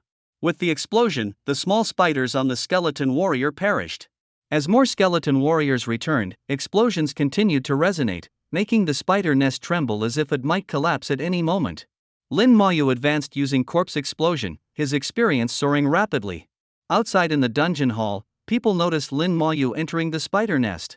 Is he trying to set another record? Hard to say, but the spider nest is a great dungeon. If I weren't over level 22, I'd love to run it a few more times. Yeah, the spider nest is a treasure trove of materials, a real moneymaker. Besides money, there's plenty of experience. Even though each small spider gives little experience, it adds up quickly. Many level 24 dungeons don't offer as much experience. Experience depends on the profession. Without mages or mages without area skills, it's a joke. The crowd discussed eagerly, curious if Lin Mayu would set another record. Inside, Lin Mayu was thoroughly enjoying his spree. To be precise, he was explosively enjoying it. Using corpse explosion to clear the way, he gained experience and materials in abundance. He left no cave unchecked, with 10 skeleton warriors forming groups to clear paths. Lin Mayu followed, ready to use corpse explosion at the first sight of small spiders. Unlike others who sought the shortest route to the dungeon's end, he intended to clear the entire dungeon, not missing a single monster. As time ticked by, Lin Mayu still hadn't emerged after an hour, leaving the onlookers outside a bit disappointed. Some felt this was to be expected. Previously, Lin Mayu had set new records due to discovering new methods. Now, his performance in the spider nest seemed more typical. Even if he doesn't set a new record, being able to solo nightmare difficulty is already impressive, someone commented. True, but the spider nest dungeon is somewhat unique. The difference between normal and nightmare difficulty isn't as large as in other dungeons. Yeah, at least the small spider's strength remains the same, there are just more of them. Let's disperse. No new record this time. Shu Han listened to the discussions but had a different opinion. She felt that things shouldn't be as they seemed, though she couldn't quite explain why. Inside the dungeon, Lin Mayu finally cleared the entire area. A total of 108 caves, with small spiders in 60 of them. I wonder if that's fixed or random. I'll find out next time I come in. Glancing at his experience, he was now at 18 level, 70%. One dungeon run had increased his experience by 70%, and this was just his first attempt, unfamiliar with the environment. The efficiency was remarkably high. Lin Mayu believed that next time, he could achieve the same experience gain with even less time. Time to check out the boss. He passed through cave after cave, heading to the deepest part of the dungeon. The spider nest's vast scale, with 155,308 caves forming a labyrinth, would have been daunting without the mental map he had formed. Even with it, it took him another 10 minutes to reach the correct path leading deeper in. At the entrance, thick spider webs sealed the way. The skeleton warriors hacked at the webs with their swords. The webs, incredibly tenacious, were tough to cut through. It wasn't a lack of effort from the skeleton warriors, it was simply unsuitable for them. A mage could have cleared these webs effortlessly with their attacks. After 5 minutes of chopping, the skeleton warriors finally cleared a path. With a clattering sound, they led the way, with Lin Mayu following behind. Upon passing through the tunnel, Lin Mayu arrived at the dungeon's end. In a massive cave, he encountered the dungeon boss, a gigantic spider with a body diameter of 7 to 8 meters. Its 8 spider legs spread out like massive pillars, each 15 meters long, about double its body length. The legs were covered in barbs, gleaming with a metallic sheen, suggesting that a swipe from them could be deadly. As Lin Mayu entered, the boss immediately noticed him. Lin Mayu signaled the skeleton warriors, and 112 of them charged forward with their swords. He cast his detection spell on the boss. Spider King, leader level monster. Level, 21. Strength, 5,000. Agility, 3,500. Spirit, 500. Constitution, 4,000. Skills, Web Spit, Acid, Gale. Its strength surpassed that of the mutant dragon turtle, and its agility was higher, but its constitution was weaker. It had 3 skills, 2 of which Lin Mayu could guess, but the last one, Gale, was unfamiliar to him. The Spider King reacted, spewing a massive web from its mouth. Skill, Web Spit, the skeleton warriors quickly dodged, but a few were ensnared by the descending web. Trapped, they swung their swords, trying to cut through the surprisingly tough web. The Spider King repeatedly used its web-spitting skill, trapping over a dozen skeleton warriors. Meanwhile, other skeleton warriors reached its legs, hacking away. Some leaped up, jumping 10 meters into the air, aiming for its body. The Spider King retreated swiftly, trying to evade the leaping skeletons. Suddenly, a flash of red flame appeared overhead, embedding itself into its body. The Spider King screeched in pain. A red glow enveloped its head, revealing a shackle symbol, and its movement speed halved. Skill, Soul Flame. Skill, Slow Curse. Lin Mayu joined the battle, interrupting the Spider King's actions and cursing it. The skeleton warriors successfully landed on the Spider King's body and unleashed their skill. Skill, Furious Strike. The Spider King's defense was far inferior to the mutant dragon turtles. Under the fierce assault of the skeleton warriors, it suffered severe injuries. It struggled frantically, its 8 legs lashing out like giant clubs, sweeping back and forth. Meanwhile, it spewed foul-smelling green liquid from its mouth. Skill, Acid, the corrosive liquid sizzled on the skeleton warriors, emitting wisps of smoke.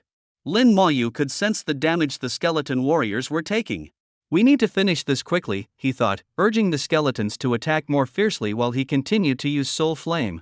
The Spider King's injuries worsened, and it let out a piercing scream. Its entire body suddenly contracted, its 8 legs coiling like a snake. The barbs on its legs faced outward as it began to spin violently, sweeping through the cave like a top. Skill, Gale. A fierce wind whipped through the cave. Many skeleton warriors were sent flying, their bones cracking under the force of the skill. The Spider King, executing its skill with great speed, then charged at Lin Mayu. A skeleton warrior rushed to Lin Mayu's side, lifting him high to avoid the sweeping attack. After 3 spins, the Spider King finally stopped. The skeleton warriors regrouped, surrounding it once more. Though some were injured, their bones cracked and scarred, their attack power remained unaffected.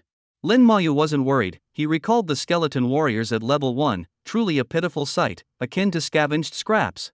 They were far improved now. The sound of combat echoed again, accompanied by the Spider King's screams. Suddenly, the Spider King leaped high, suspending itself from the cave ceiling, emitting sharp cries. The cave trembled, and small spiders emerged from holes in the walls by the thousands. The Spider King descended like a monarch commanding its army. Seeing this, Lin Mayu showed no fear. Instead, he smiled. "You're delivering yourself to death." A flash of soul flame passed, instantly killing a small spider. Boom! Boom! Boom! Asterisk asterisk. The cave erupted like fireworks, explosions ringing out continuously, over 100 in succession. Only when Lin Mayu's mental energy was nearly depleted did the explosions cease. The Spider King staggered, its legs covered in wounds and tattered flesh, not understanding what had happened. How had it become so devastated? Finally, the skeleton warriors delivered the finishing blow. Killed Spider King, experience plus 190,000. Obtained silver grade weapon, Spider Dagger. Obtained low-level monster core. Spider Dagger, silver grade, agility plus 40, constitution plus 40, assassin skills increase by 8%, usable after level 20. When I entered the dungeon, I had less than 1% experience, and now it's 81%. A full run through the dungeon yields an 80% experience increase. But it took too long, 1 hour and 32 minutes, not enough to break the record. It seems I need to find a direct route through the dungeon to set a record. Records earn points and contributions, too valuable to miss. Lin Mayu exited the dungeon. After 3 hours, few people remained outside, unlike the crowd that gathered when he set a record. "You finally came out, classmate. Did you clear the dungeon? Even if not, it's fine. This dungeon is monster heavy and exhausting to solo." Their kindness showed, as they were all students from Shajing Academy, potentially future teammates. They greeted each other with goodwill. Lin Mayu replied softly, "Thank you, I cleared it." "Really? You really cleared it?" Lin Mayu nodded, "Yes, I did." "Impressive. You soloed the nightmare-level spider nest. Though the dungeon is resource-rich, it's challenging. With so many monsters, only a mage like you could solo it." Shu Han, seeing Lin Mayu unharmed, breathed a sigh of relief. "It's good to see you're okay." Shu Han's timing was perfect, as Lin Mayu had a question for her. "Do you know which dungeons give more experience?" He initially thought that the experience gained in dungeons was primarily determined by their level. The higher the level, the more experience they would yield. But now it seemed that wasn't necessarily the case. The level 17 Mutant Forest dungeon and the level 20 Spider Nest dungeon only had a 3-level difference, yet the experience difference was nearly threefold. Moreover, once he became more proficient, his efficiency would improve even further. Shu Han didn't find it surprising. The Spider Nest dungeon is often called an experience paradise. Among dungeons below level 25, it offers the most experience. Experience paradise, Lin Mayu thought, was an interesting term. The sheer number of monsters meant that while each small spider didn't provide much experience individually, collectively, it was significant. Shu Han suddenly added, "But in my view, it shouldn't be calculated that way. If you disregard the consumption of points, the spider nest's experience isn't that much." Oh? Lin Mayu pondered this and understood what Shu Han meant. The high experience was due to the large number of monsters. However, locating and clearing them required time. This run had taken him 1 hour and 32 minutes to complete the dungeon. While the experience seemed high, nearly 3 times that of the Mutant Forest dungeon, he could clear Mutant Forest in just over 20 minutes. In the time it took to run Spider Nest once, he could run Mutant Forest 4 times, yielding more experience in the same time frame. So why did people call Spider Nest an experience paradise? The key lay in points. Repeatedly running the same dungeon required canceling cooldowns. For such low-level dungeons, the entry ticket was only 10 points, but canceling the cooldown required 40 points. Therefore, Spider Nest became known as an experience paradise. "Thank you," Lin Mayu sincerely thanked Shu Han. Shu Han waved her hand dismissively, "No need to thank me. You would have found out eventually." She could tell that Lin Mayu didn't seem very concerned about points. Is there a dungeon that's quick to clear and gives high experience? Lin Mayu asked. Quick to clear and high experience, Shu Han tilted her head, thinking. Dungeons like that were probably rare. After a moment, Shu Han's eyes lit up. You could team up with others for the Tyrant Desert Large Dungeon. In the dungeon halls, there were 3 special dungeons, 2 large dungeons and 1 extra large dungeon. Large dungeons typically required a team of 40 to complete, while extra large ones needed over 100. If the team was well equipped and high level, the number of people needed for a large dungeon could be reduced to 30 or even 25. This led to the emergence of a new profession, dungeon carriers. Many students formed teams to carry others through large dungeons, helping them level up. These carried players didn't need to lift a finger, they only had to pay a certain amount of points. Large dungeons had many monsters, offered high experience, and allowed for rapid leveling. Shu Han continued, the academy is strict about the level requirements for dungeons to keep us safe. But large dungeons are an exception. The Tyrant Desert Dungeon is a level 25 large dungeon. You can enter from level 20 and go up to level 30, spanning a full 10 levels. Once you reach level 20, you can look for a team at the team center. By spending points, someone will help you level up. After all, the higher the dungeon level, the harder it is to solo, and the more dangerous it becomes. Lin Mayu appreciated her kindness and thanked her softly. Shu Han giggled, no problem, no problem. I got points for helping, after all. It's late. I'll head back to rest now. If you have any more questions, feel free to ask me. She used a teleport stone to leave the dungeon hall. It was already late, and Lin Mayu checked the time, it was 9 p.m. After a full day of battle, he was indeed a bit weary. Although he had just leveled up, restoring all his attributes to their peak and healing any injuries, the mental fatigue from prolonged combat couldn't be erased. Additionally, his skeleton warriors had been injured in the recent battle. While not severely, they needed some time to fully recover. Lin Mayu looked at the dungeon and decided to return tomorrow. Activating the teleport stone, he left the dungeon hall. The academy was quiet at night. As Lin Mayu walked back to his dormitory, he reflected on how much had happened in just 2 days since arriving at the academy.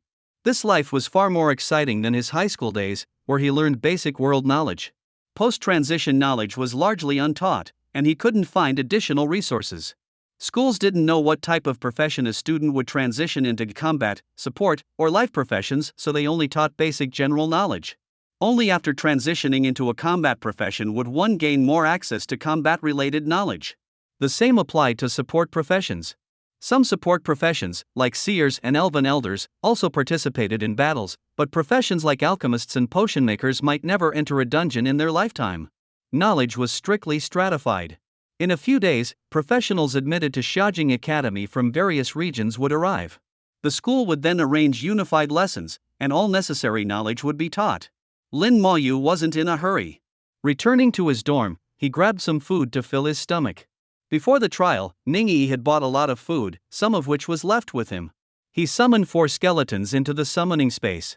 The number of skeleton warriors reached 116. Soon, faint breathing sounds were heard as Lin Mayu entered a meditative state.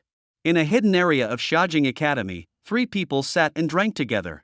Bai Yuan smiled, so, what do you think? Didn't I say this kid was good? Meng Anwen, seated opposite him, replied, he soloed the mermaid dungeon 3 times, securing all 3 mermaid tiers for this year. He gave the Sakura Nation folks a hard slap, humiliated the Onmyoji, and showed the Qianlong Academy bunch how lacking they are. They thought having academy training made them invincible, looking down on the national top scorer. They finally got a taste of their own medicine. Meng Anwen grinned mischievously, glancing at Hong Shan beside him. As the head of Qianlong Academy, Hong Shan naturally wasn't pleased that his students had been humiliated. With a snort, he ignored Meng Anwen. Bai Yuan chuckled, I put him in this trial to test his abilities. The kid talks too little, barely says a word. Meng Anwen sipped his tea. Did you find out his talent? I asked. It's amplification, but I didn't ask how much. I estimate it's not small. Meng Anwen gave Bai Yuan an odd look. Bai Yuan drank his tea. It's his secret. It's inappropriate to pry. Did I ever ask about your talent? Would you be happy if someone dug into it? If someone probed into his talent, Meng Anwen thought he'd be upset. True, let's not ask then. Amplification is a good talent, seen before. If his skills are strong enough, combined with this talent, his future is promising. Bai Yuan smiled, I agree.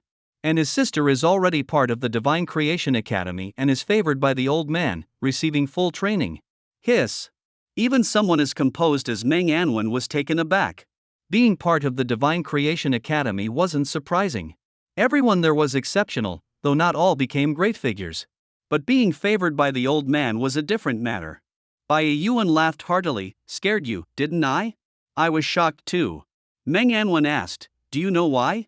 Bai Yuan shook his head. For the old man to favor her, there must be something extraordinary about her. You know how high his standards are. Would he take an interest in just anyone? It seems our race will soon have 2 rising stars, Meng Anwen said leisurely, sipping his tea. Han Shan, who hadn't spoken, suddenly interjected, 1 rising star and 1 lone wolf. Lin Moyu spoke too little, rarely interacting with others, truly like a lone wolf. The next morning, Lin Moyu's mental energy was fully restored. Casually, he summoned 4 skeleton warriors, bringing their total number to 120. After a simple wash-up, he used a teleport stone to transport himself from the dormitory to the dungeon hall. As usual, the area outside the dungeon hall was bustling. Many professionals were set up like a market, looking for teams. There were ordinary academy students as well as students from various colleges. Both were part of Xiaojing Academy, yet there was a distinct separation between them. Ordinary academy students had mostly gained admission through exams, while the composition of college students was much more complex. Some were internally trained by the colleges, enjoying a good family background, excellent lineage, and abundant resources from a young age. As a result, by the same age, they had far surpassed ordinary students in level. While others were taking entrance exams, they had already exceeded level 20 or even higher. This made them more arrogant, and some even looked down on ordinary students. People like Lingjin, for instance, didn't even respect Lin Moyu, the national top scorer. Historically, national top scorers and provincial 553 top scorers were indeed not as advanced as these college students when they first entered the academy. They started too late, with lower levels, less knowledge, and inferior equipment and skills. The only thing they could compete on was their profession. This situation typically improved only after 2 to 3 years, once they caught up in level and knowledge. Some outstanding individuals would eventually join the colleges and become part of them. Those who weren't exceptional enough remained ordinary students. The existence of colleges created a clear distinction between geniuses and ordinary students. Lin Moyu quickly grasped this dynamic and was indifferent to it. After all, it didn't affect his leveling up. Moreover, he had no intention of teaming up with others. He preferred soloing. Entering the dungeon hall, Lin Moyu headed straight for the spider nest dungeon entrance. The cooldown had just ended, saving him 40 points. He selected the nightmare dungeon and entered. The skeleton warriors appeared as commanded. Familiar routes, familiar caves. The map hasn't changed, it's the same fixed map as last time. Since that's the case, I can speedrun it. 20 minutes should be about right, Lin Moyu estimated silently, having a rough plan in mind. However, this time he didn't opt for a speedrun but instead optimized the route. He avoided some distant areas and deliberately chose nearby caves, drawing all the spiders, big and small, towards the skeleton warriors. This way, he could gain most of the experience while saving a lot of time, achieving optimal efficiency. According to his calculations, he could roughly double his running speed, clearing the dungeon in about 50 minutes and gaining approximately 70% of the experience. This would significantly enhance efficiency. It was a strategy he came up with last night, and it seemed sound. Following the skeleton team, Lin Moyu advanced, occasionally seeing skeletons leading hordes of spiders. Explosions echoed throughout the spider nest, and his experience points steadily increased. Halfway through, Lin Moyu began to glow with the light of leveling up. This was within his calculations, so he had already expended 80% of his mental energy after meditation, summoning 4 skeleton warriors. He knew he'd level up midway. After leveling up, his mental energy was fully restored.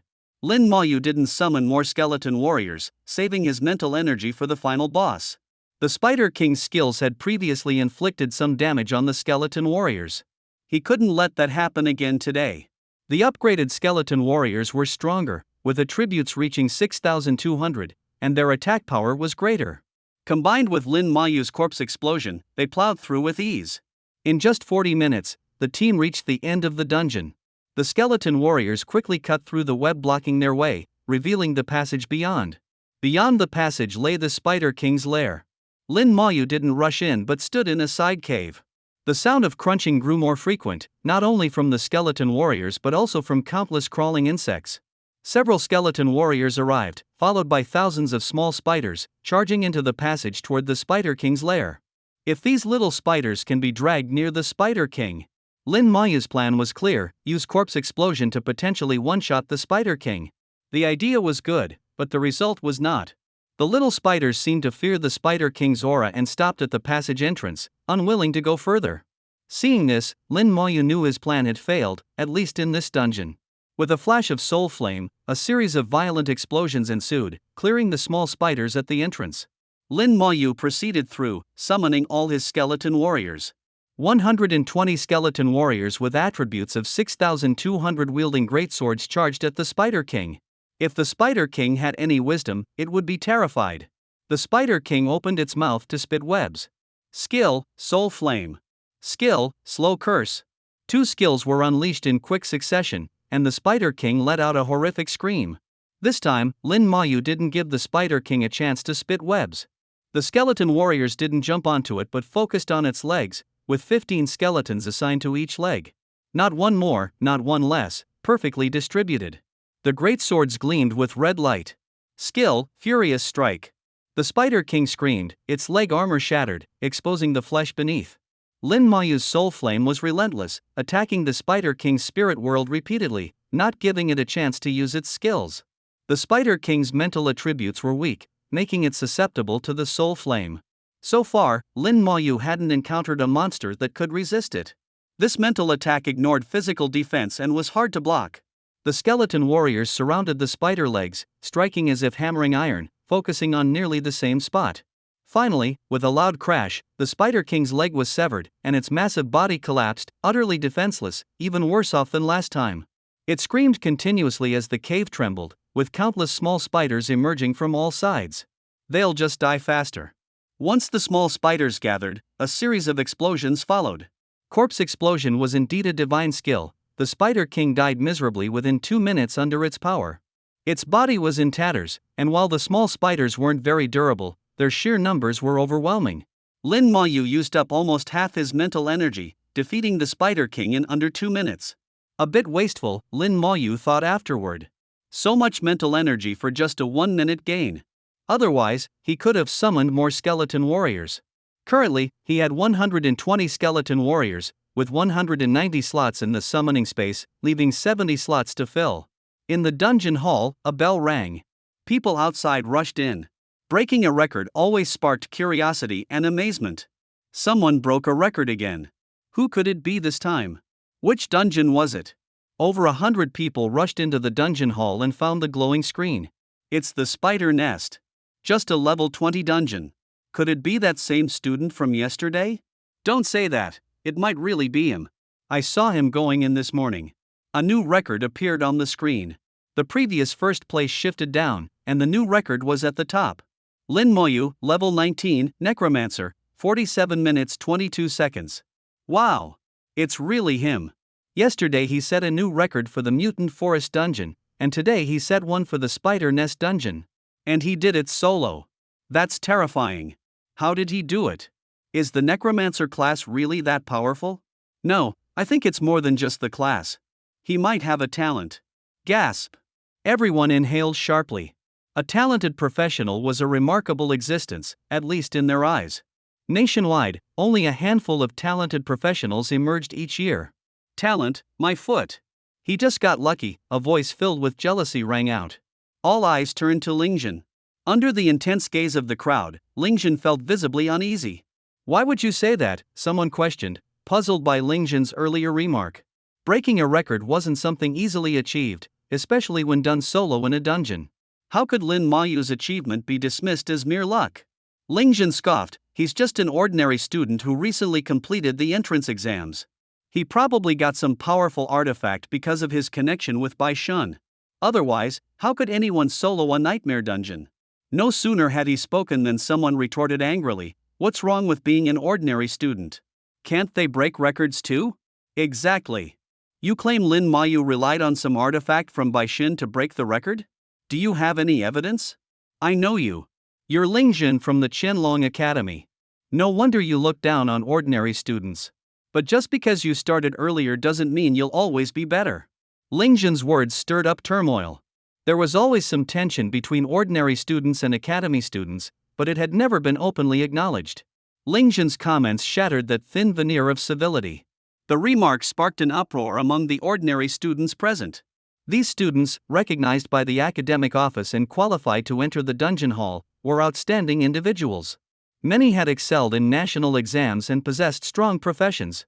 Although initially outpaced by academy-trained students, over time, this gap would close and even reverse. In the eyes of many excellent ordinary students, the academy-trained students were not exceptionally special. Naturally, those from the academy defended Lingjun, believing there was truth to his words. The two sides engaged in a heated argument, trading insults and nearly coming to blows. Amidst the chaos, Lin Mayu appeared in front of the dungeon. Hearing the fierce arguments, he was momentarily confused, unaware of what had transpired. Someone pulled him aside, asking, "Lin Mayu, did you just complete the national exams this year?" Lin Mayu instinctively nodded. "What was your score?" they pressed. "National top scorer," Lin Mayu replied honestly. Everyone was stunned. A national top scorer. Even the academy students were taken aback. While they might look down on ordinary students, a national top scorer was in a different league.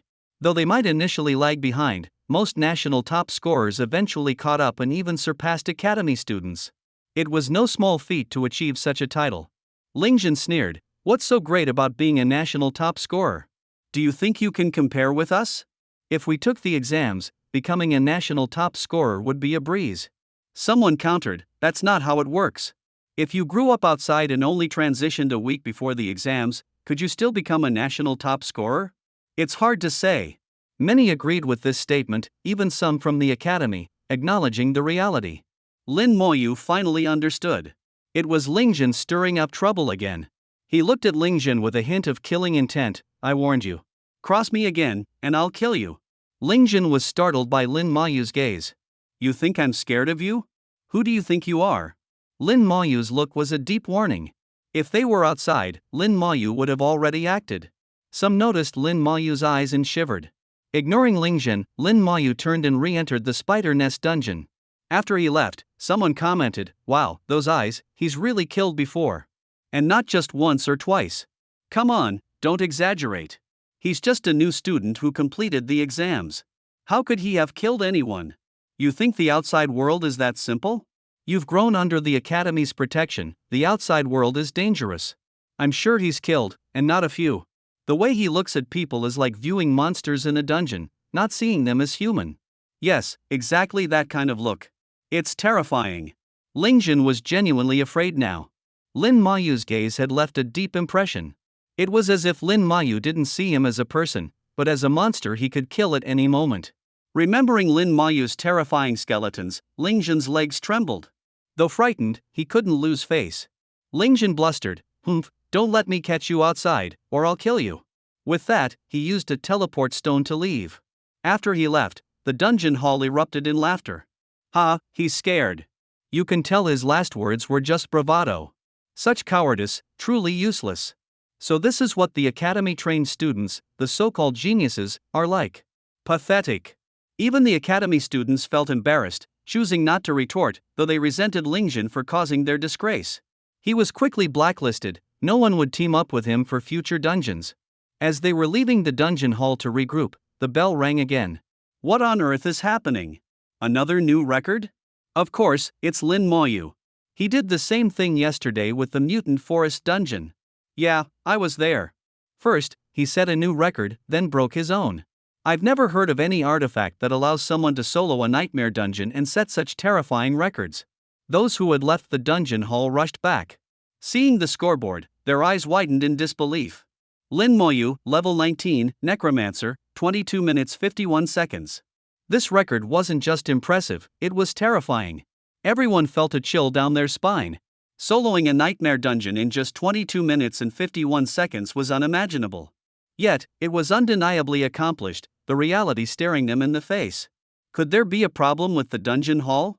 What nonsense! Even if you're out of your mind, the dungeon hall is flawless. Do you know how many years the dungeon hall has existed without issues? Then how did he do it? Go ask him. I'm not going. His gaze is too frightening. At that moment, Lin Maoyu appeared outside the dungeon, and the next second, he entered again. Inside the dungeon, Lin Maoyu checked his experience. Level 19, 74%. He needed just 26% more to level up. To speedrun earlier, he hadn't killed many small spiders, gaining little experience. Finishing this run should level me up. Having set a new record earlier, he received a reward of 1,000 points and 5 contribution points. Explosions echoed through the spider nest as Lin Maoyu and his skeleton warriors marched forward. By the time they reached the boss, Lin Maoyu was enveloped in white light. Level up. Finally reached level 20. Lin Maoyu exhaled deeply. Few in the world could level up as quickly as he did, soloing nightmare dungeons with astonishing efficiency. However, remembering that joining the Creation Academy required level 30, he felt he still had a long way to go.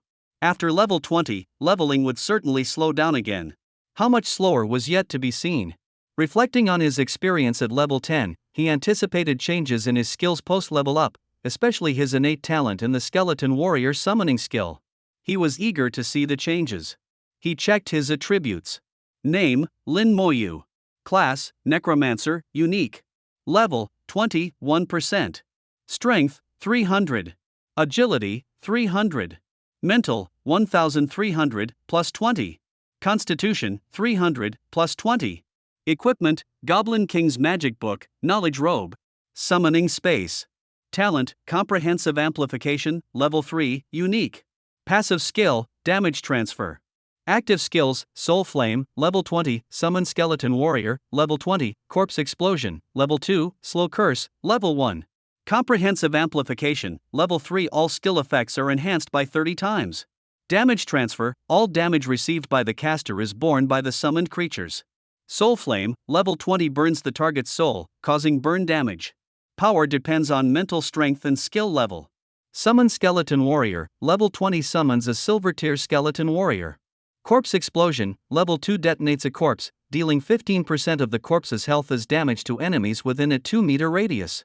Slow Curse, Level 1 curses enemies within 5 meters, reducing their speed by 5% for 1 minute. Even though he had anticipated changes, Lin Maoyu was still astonished by his transformation. The divine talent, Comprehensive Amplification, was Lin Maoyu's most crucial ability, the source of his immense power. Now at level 3, its amplification had increased from 20 times to 30 times, a significant boost. The power of Soul Flame, already a high-damage single-target skill, was now even more formidable. With a 30-fold amplification, its attack power was undoubtedly terrifying, proving very effective in interrupting boss skills. Another crucial skill was Corpse Explosion. Although still at level 2, its range had expanded to 60 meters after amplification, a substantial area. The damage had soared to 450% of the corpse's health, equivalent to 4.5 times the damage. If similar monsters were detonated, no enemy could withstand it. The Slow Curse skill also benefited from the talent upgrade, extending its range to 150 meters, with a slowing effect of 150% lasting for 30 minutes. Finally, Lin Maoyu checked the attributes of the skeleton warriors. At level 20, the skill had evolved the skeletons from bronze to silver grade, significantly enhancing their attributes. At level 19, with amplification, the skeleton warriors had a 4-dimensional attribute of 6,200, with a base attribute of 310 moderate, comparable to ordinary wild monsters. However, their large numbers allowed them to easily deal with monsters even without the talent amplification. Now, standing before him were silver-white skeleton warriors, slightly taller than their bronze counterparts, exuding a silvery sheen. Their bones appeared smoother, lacking the previous roughness. The swords they wielded were sharper, akin to meticulously crafted equipment, no longer appearing shabby. Every change indicated to Lin Maoyu that they had become stronger. Silver-grade skeleton warrior. Strength, 12,000. Agility, 12,000. Mental, 12,000. Constitution, 12,000. Skill, Berserk Strike, Level 2. Berserk Strike, Level 2 deals 300% of the user's strength as damage to the target, cooldown, 10 minutes. Seeing these attributes, Lin Maoyu felt a tingling sensation all over. Once again, he was astonished by his own capabilities. With 4-dimensional attributes exceeding 12,000, surpassing 5 digits, the base attributes were 400, not particularly high. The most formidable aspect was his talent. How much mental energy does it take to summon a silver grade skeleton warrior? Lin Maoyu pondered. With increased level and attributes, what about the consumption? He attempted to summon one. His mental energy dropped significantly. 1320 points dwindled to just 820. His eyebrows twitched involuntarily. Consuming 500 mental energy points is quite a lot. Seems like I need to find some equipment to boost my mental energy. With the current setup, he could only summon 2 at a time. Filling up the summoning space could take ages. At level 20, he could now wear silver equipment. Lin Maoyu decided to visit the marketplace to see if he could purchase suitable silver gear, as well as buy some beginner skill scrolls. At level 20, it was time to draw some skills. The newly enhanced silver-grade skeleton warriors effortlessly sliced through spider webs, charging forward. Facing the advancing skeleton warriors, the Spider King prepared for battle. This time, Lin Maoyu stayed back, wanting to observe the combat prowess of the silver-grade skeleton warriors. Skill, Web Throw. A massive web descended from above. Lin Maoyu initially thought the skeleton warriors would be ensnared again, but several suddenly leaped up, slicing the web effortlessly with their swords. Without pausing, they passed through the web, continuing their charge toward the Spider King. They become more agile, Lin Maoyu noted. It's like they have gained some intelligence, their combat ability has increased. He sensed a newfound agility in the silver-grade skeleton warriors. They could adapt and respond, no longer hacking mindlessly. If this continued, would future gold or platinum-grade skeleton warriors become akin to real warriors, similar to professional combatants? The Spider King repeatedly spat webs, all of which the skeleton warriors easily neutralized. Now at silver grade, the skeleton warriors were in a different league. Not only had their attributes increased significantly, but they also possessed combat awareness. In the blink of an eye, the skeleton warriors were at the Spider King's feet. Some of them swung their glowing red swords at the Spider King's legs. Skill, Berserk Strike. With a strength attribute of 12,000, plus a 300% attack boost, this skill was truly berserk. The red light illuminated the cavern, and like slicing through vegetables, the Spider King's legs were severed, sending it crashing to the ground amidst its screams. More skeleton warriors unleashed their skills, bringing their swords down on the Spider King. Defeated Spider King, experience plus 190,000. Obtained silver-grade weapon, Spider Staff. Obtained low-grade monster core. Spider Dagger, silver grade, mental plus 40, constitution plus 40, mage skill power increase by 8%. Usable at level 20. Seeing the notifications, Lin Maoyu was momentarily stunned. Was it over just like that? The skeleton warriors had unleashed a round of skills, and in less than 10 seconds, the dungeon boss was defeated. The Spider King couldn't even summon its minions against the silver-grade skeleton warriors with 4-dimensional attributes of 12,000. It was over too quickly. Lin Maoyu checked his experience and felt speechless. Despite gaining 190,000 experience, his experience bar only increased by 0.2%. Post-level 20, leveling up was several times slower. Typically, reaching level 30 from level 20 could take a year for the fast, and 2 to 3 years for the slow. Each 5-level increment marked a new phase, with level 25 being even slower. No wonder the Creation Academy required level 30. Anyone who reached level 30 quickly was truly extraordinary.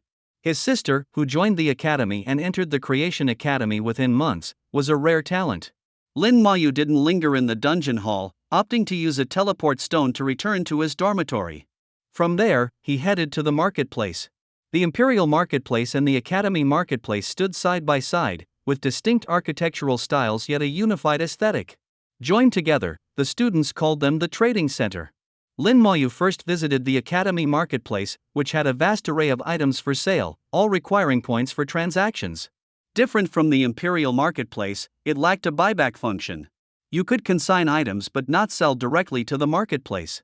He found several tasks, mainly collecting materials.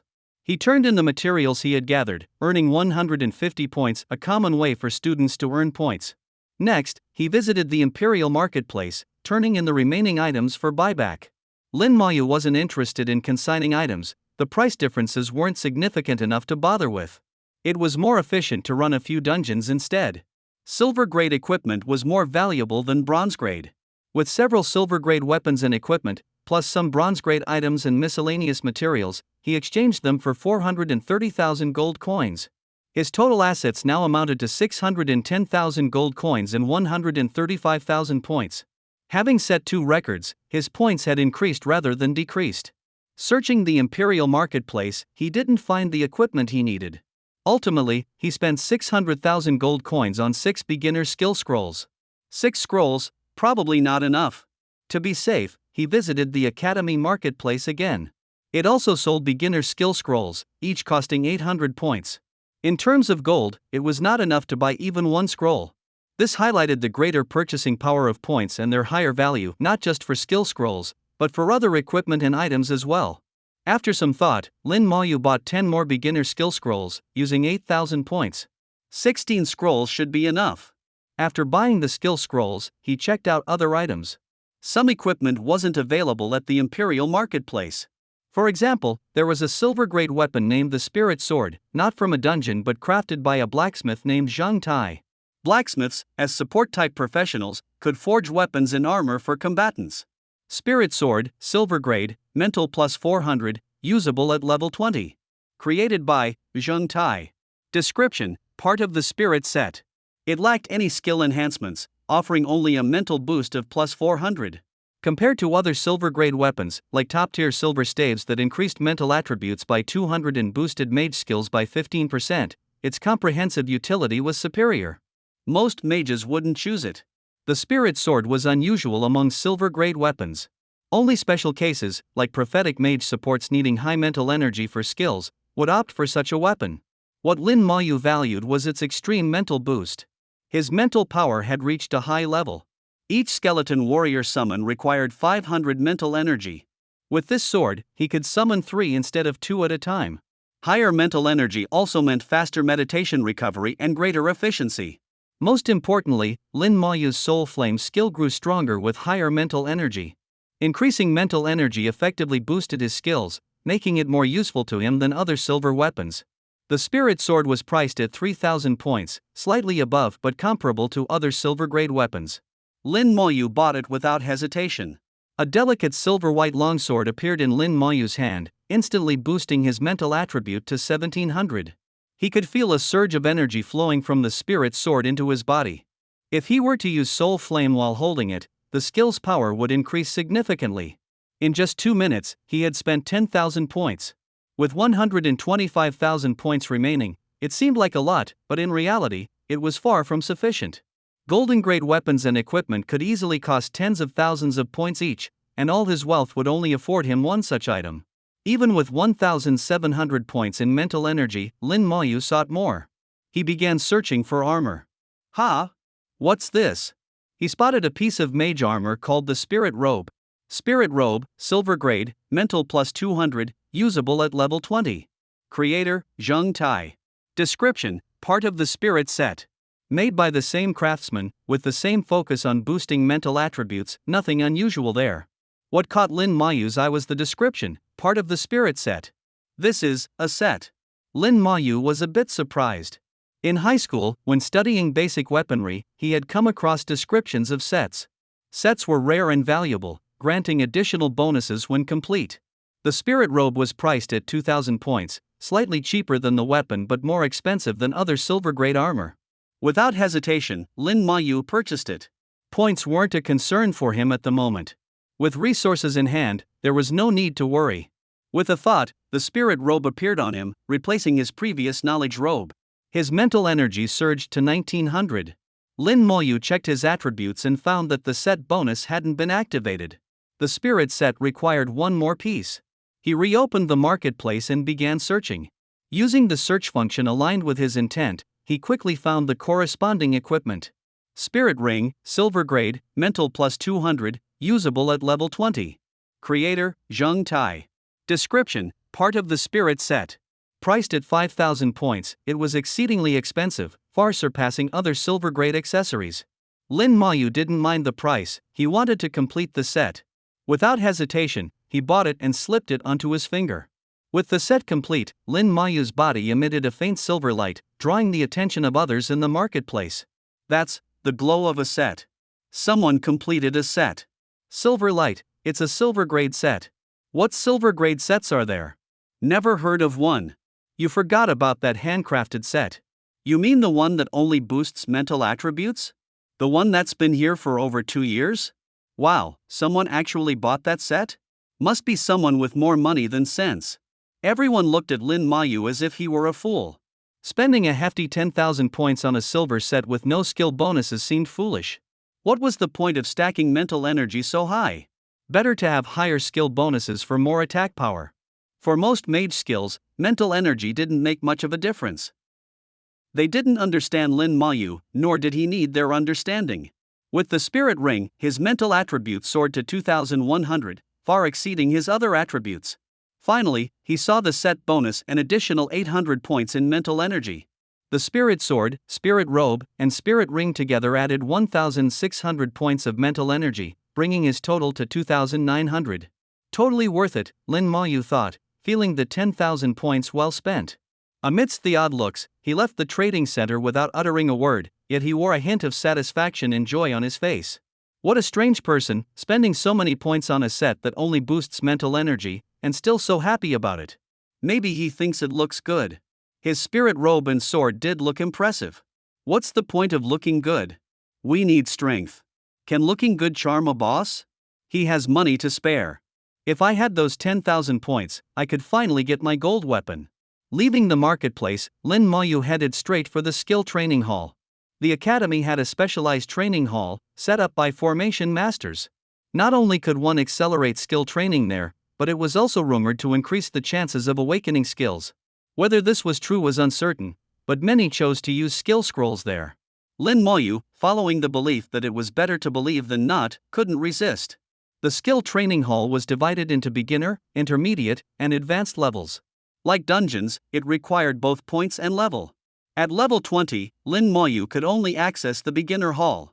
It cost 100 points for an hour of training in the beginner hall.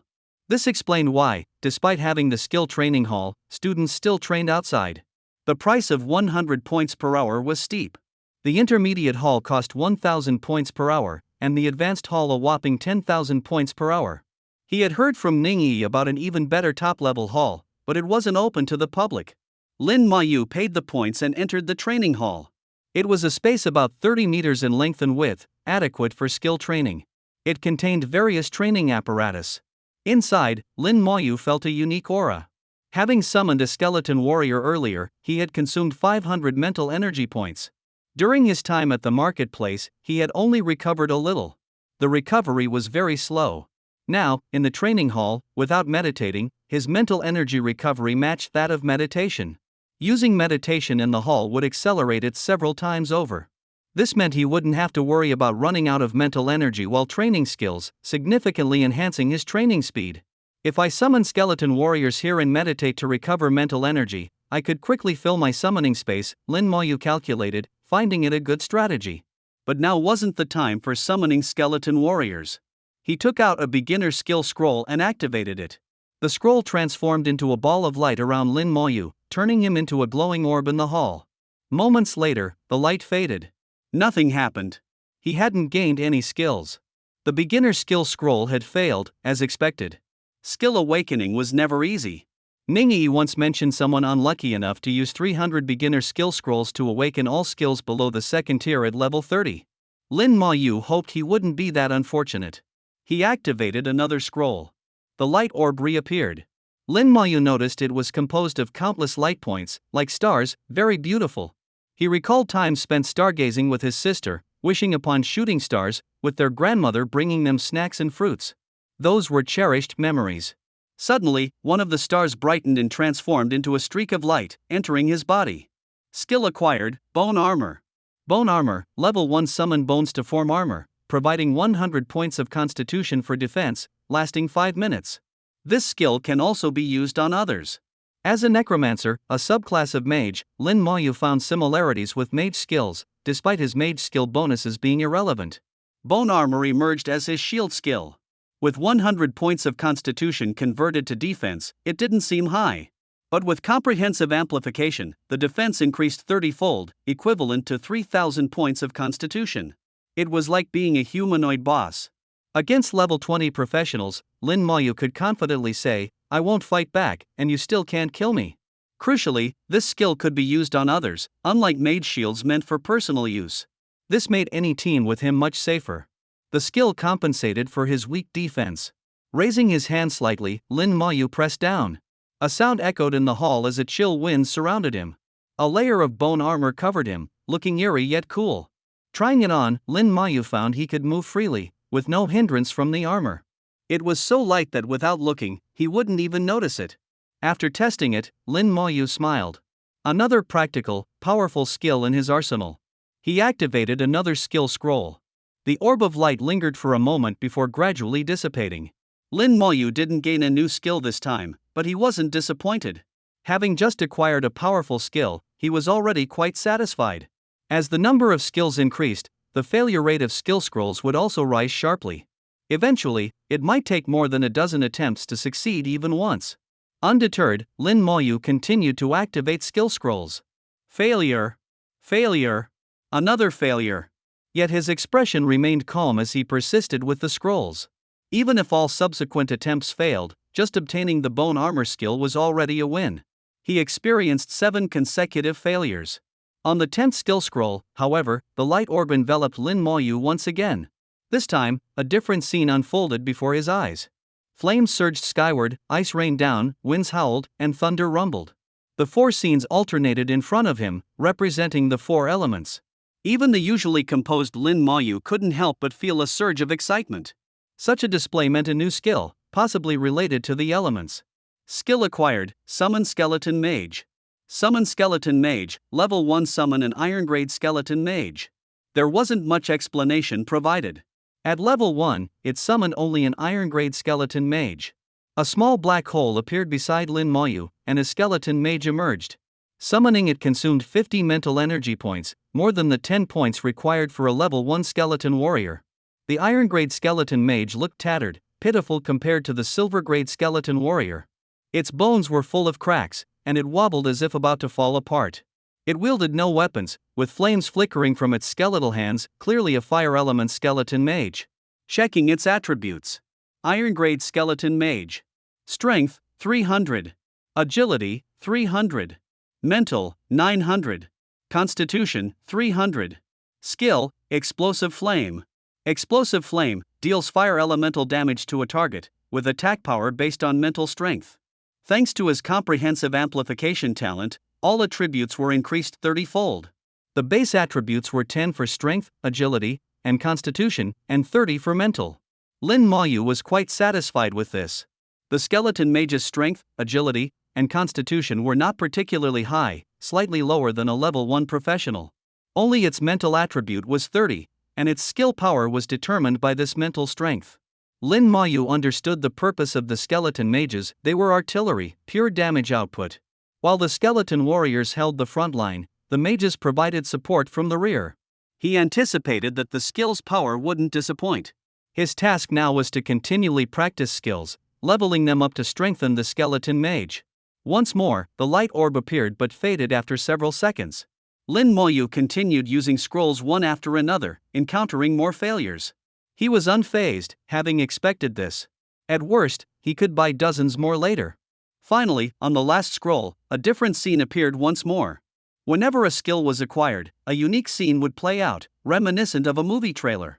This time, the preview was colorful and indecipherable to Lin Mayu. Understanding it wasn't important, what mattered was the result. Skill acquired, Elemental Resistance. Elemental Resistance, Level 1 passive skill, increases resistance to elemental attacks by 10% for both self and summons. He hadn't expected a passive skill. With damage reduced by 10%, and with comprehensive amplification, his resistance to elemental attacks would increase by 300%. This meant any elemental attacks damage would be reduced threefold, significantly enhancing his safety. While the skeleton warriors had high constitution, boss-level elemental attacks could still deal considerable damage.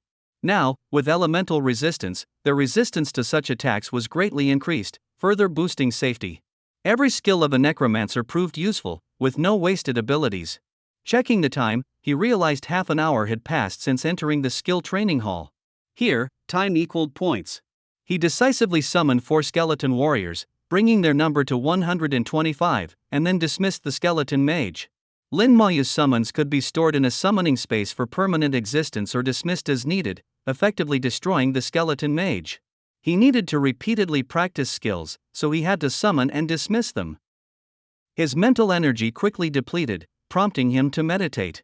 In the training hall, meditation restored mental energy rapidly, giving a clear sensation of swift recovery, almost addictively so. By the end of an hour, his mental energy was nearly replenished. Without hesitation, Lin Moyu paid for another 3 hours. Once fully recovered, he resumed practicing skills. Skeleton mages appeared and vanished repeatedly. When his mental energy ran out, he meditated again. This cycle continued without pause.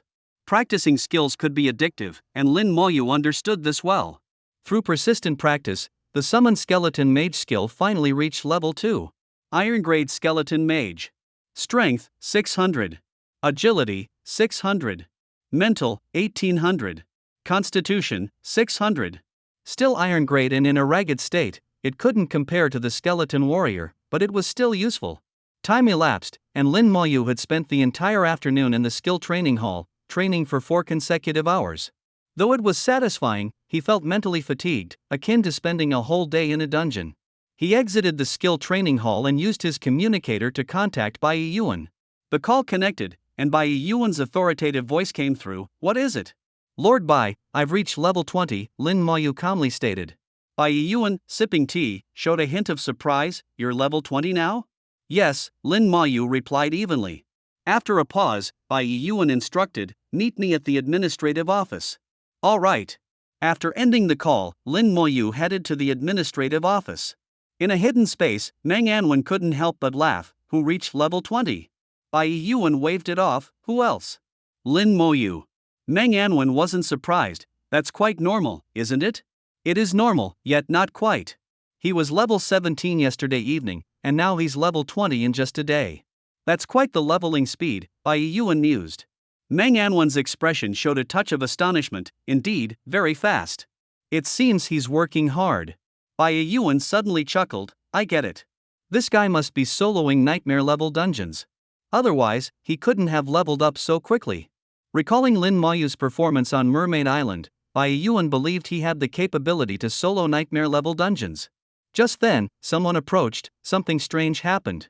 Bai Yuan greeted the newcomer with a smile. "Old Ning, what brings you here instead of overseeing the dungeon hall?" Ning Tairan spoke in a deep voice. "Something odd occurred in the dungeon hall. A young fellow has been setting new dungeon records back to back. Today, people even argued over it, almost coming to blows. They claimed you gave the young fellow some treasure, allowing him to set new records."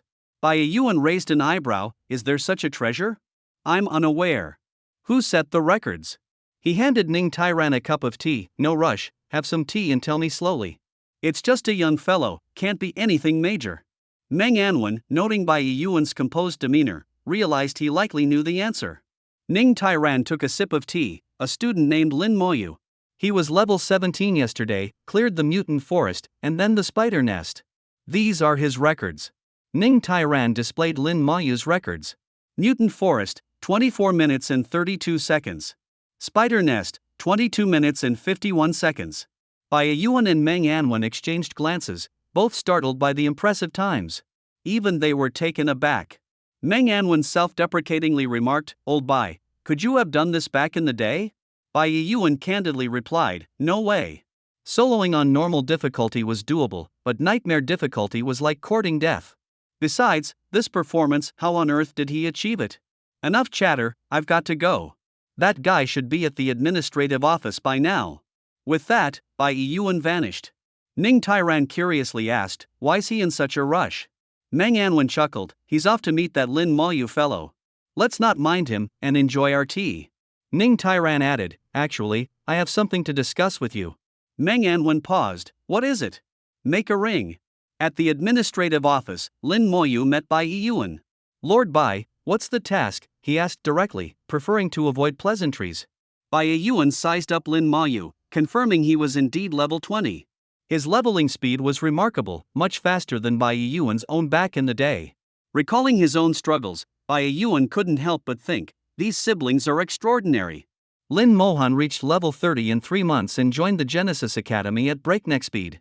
Her brother was even more astonishing. likely reaching level 30 in under 2 months at this rate. The task is simple: retrieve an item. Bai Yuan sat casually, his face adorned with a smile yet exuding an air of authority. Having occupied a high position for a long time, anyone would naturally develop an extraordinary presence. Ordinary people would be overawed by Bai Yuan's aura, but Lin Mayu felt nothing unusual and behaved as he normally would. Bai Yuan didn't put on airs. You've been to the dungeon hall, right? You should know there's a large dungeon called Tyrant Desert. Lin Mayu nodded. I know. Bai Yuan continued, your task is to go into the Tyrant Desert dungeon and bring back the heart of the tyrant. That simple? Tyrant Desert was a level 25 large-scale dungeon, capable of accommodating up to 40 people in a team, with a wide level range from 20 to 30. There would definitely be many monsters, and they wouldn't be weak. But for him, the more monsters, the better. With his corpse explosion skill, more monsters would only mean more experience for him. Bai Yuan chuckled, do you think it's going to be easy? Lin Mayu almost instinctively wanted to say yes. The heart of the tyrant isn't that easy to obtain. The reason Tyrant Desert is classified as a large dungeon, requiring a 40-person team, is because it's difficult. Although it's a level 25 dungeon, the difficulty is much higher than other level 25 dungeons. Bai Yuan stopped there, not elaborating further. Lin Mayu understood the implication. But Bai Yuan couldn't have known that Lin Mayu had already planned to go to Tyrant Desert. Bai Yuan tapped his fingers lightly on the table, producing a rhythmic sound. I'll give you 3 days. Bring back the heart of the tyrant within that time, and I'll get you a cooldown amulet. I understand, Lin Mayu replied softly. Before entering the dungeon hall, he had a strong desire for a cooldown amulet. But now, since he could spend some points in the dungeon hall to eliminate cooldown times, the need for the amulet seemed less pressing. Bai Yuan noticed Lin Mayu's expression and smiled somewhat mysteriously. Do you think that with the dungeon hall, the cooldown amulet is unnecessary? I can tell you, the cooldown amulet is very useful, beyond what the dungeon hall can offer. While the dungeon hall has many dungeons, none are the best, and there are no top-tier dungeons. In the future, you will definitely encounter the best dungeons, where cooldown times are shockingly long. Some top-tier dungeons have cooldown times that can last a month. That's when the cooldown amulet will come in handy. Lin Mayu asked, but this is just a basic cooldown amulet. Bai Yuan laughed heartily. Every advanced cooldown amulet starts as a basic one that can be upgraded. Complete the task, and I'll not only give you a basic cooldown amulet but also tell you how to upgrade it. This was something Lin Mayu hadn't anticipated. Alright, I'll bring back the heart of the tyrant. Lin Mayu accepted the task. Bai Yuan laughed. In 3 days, the academy will hold an opening ceremony. All the students who have enrolled in Xiaojing Academy this year will attend. Make sure you don't miss it. I understand. When Bai Yuan returned, Meng Anwen was still sipping tea, seemingly enjoying the distant view. So, are you satisfied with what you saw? Meng Anwen poured Bai Yuan another cup of hot tea. Bai Yuan smiled, the more I see, the more satisfied I am. This young fellow is calm, which suits my taste. I sent him to get the heart of the tyrant from the Tyrant Desert and gave him 3 days. Oh? Meng Anwen remarked, gathering so many people isn't easy. This guy won't form a team, he's definitely going solo. Soloing a large-scale dungeon. Meng Anwen's mouth twitched slightly. You did that in your younger days. Bai Yuan laughed, the brave don't speak of past glories. Meng An shook his head, I remember you went in at level 30 and came out quite embarrassed. Bai Yuan's smile vanished as he quickly drank his tea to hide his embarrassment. Like I said, the brave don't speak of past glories. At the entrance of the dungeon hall, the scene was bustling as usual. Lin Mayu's arrival immediately drew attention. He was quite the celebrity now. Though his level wasn't particularly high, he had set new records for 2 consecutive days with impressive results. If he wasn't famous, who would be? Lin Mayu's here. Is he going to break another dungeon record? Which dungeon will he attempt this time? Lin Mayu headed to the task center in the dungeon hall to check on tasks. He found several related to Tyrant Desert. If he made any gains inside, he could exchange them for points. Suddenly, he noticed a task for the heart of the tyrant, offering 100,000 points. This price was unusually high, enough to buy platinum-grade equipment. Considering Bai Yuan also wanted the heart of the tyrant, it made Lin Mayu suspect it was something special. Junior Mayu, are you planning to enter a dungeon? A voice interrupted. Looking up, he saw Shu Han standing beside him with a cheerful smile.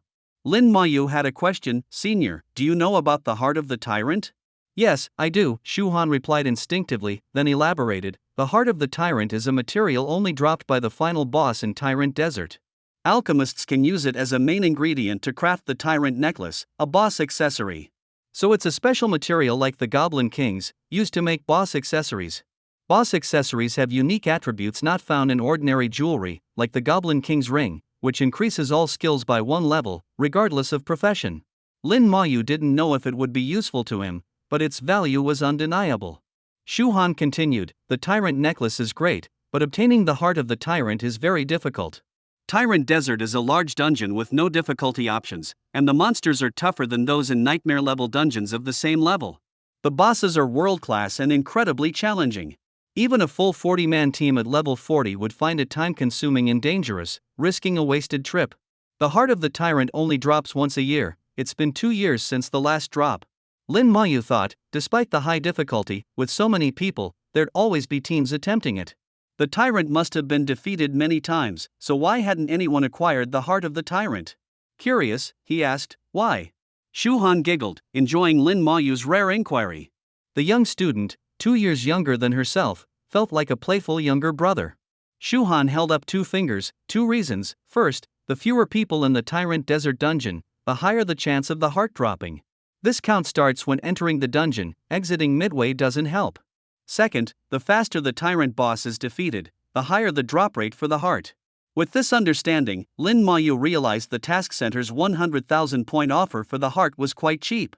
Not to mention Bai Yuan wanted it too. Even if Bai Yuan didn't, knowing its value now, Lin Mayu wouldn't sell it. A boss accessory would be quite useful for himself. Thank you, Lin Mayu sincerely thanked Shu Han.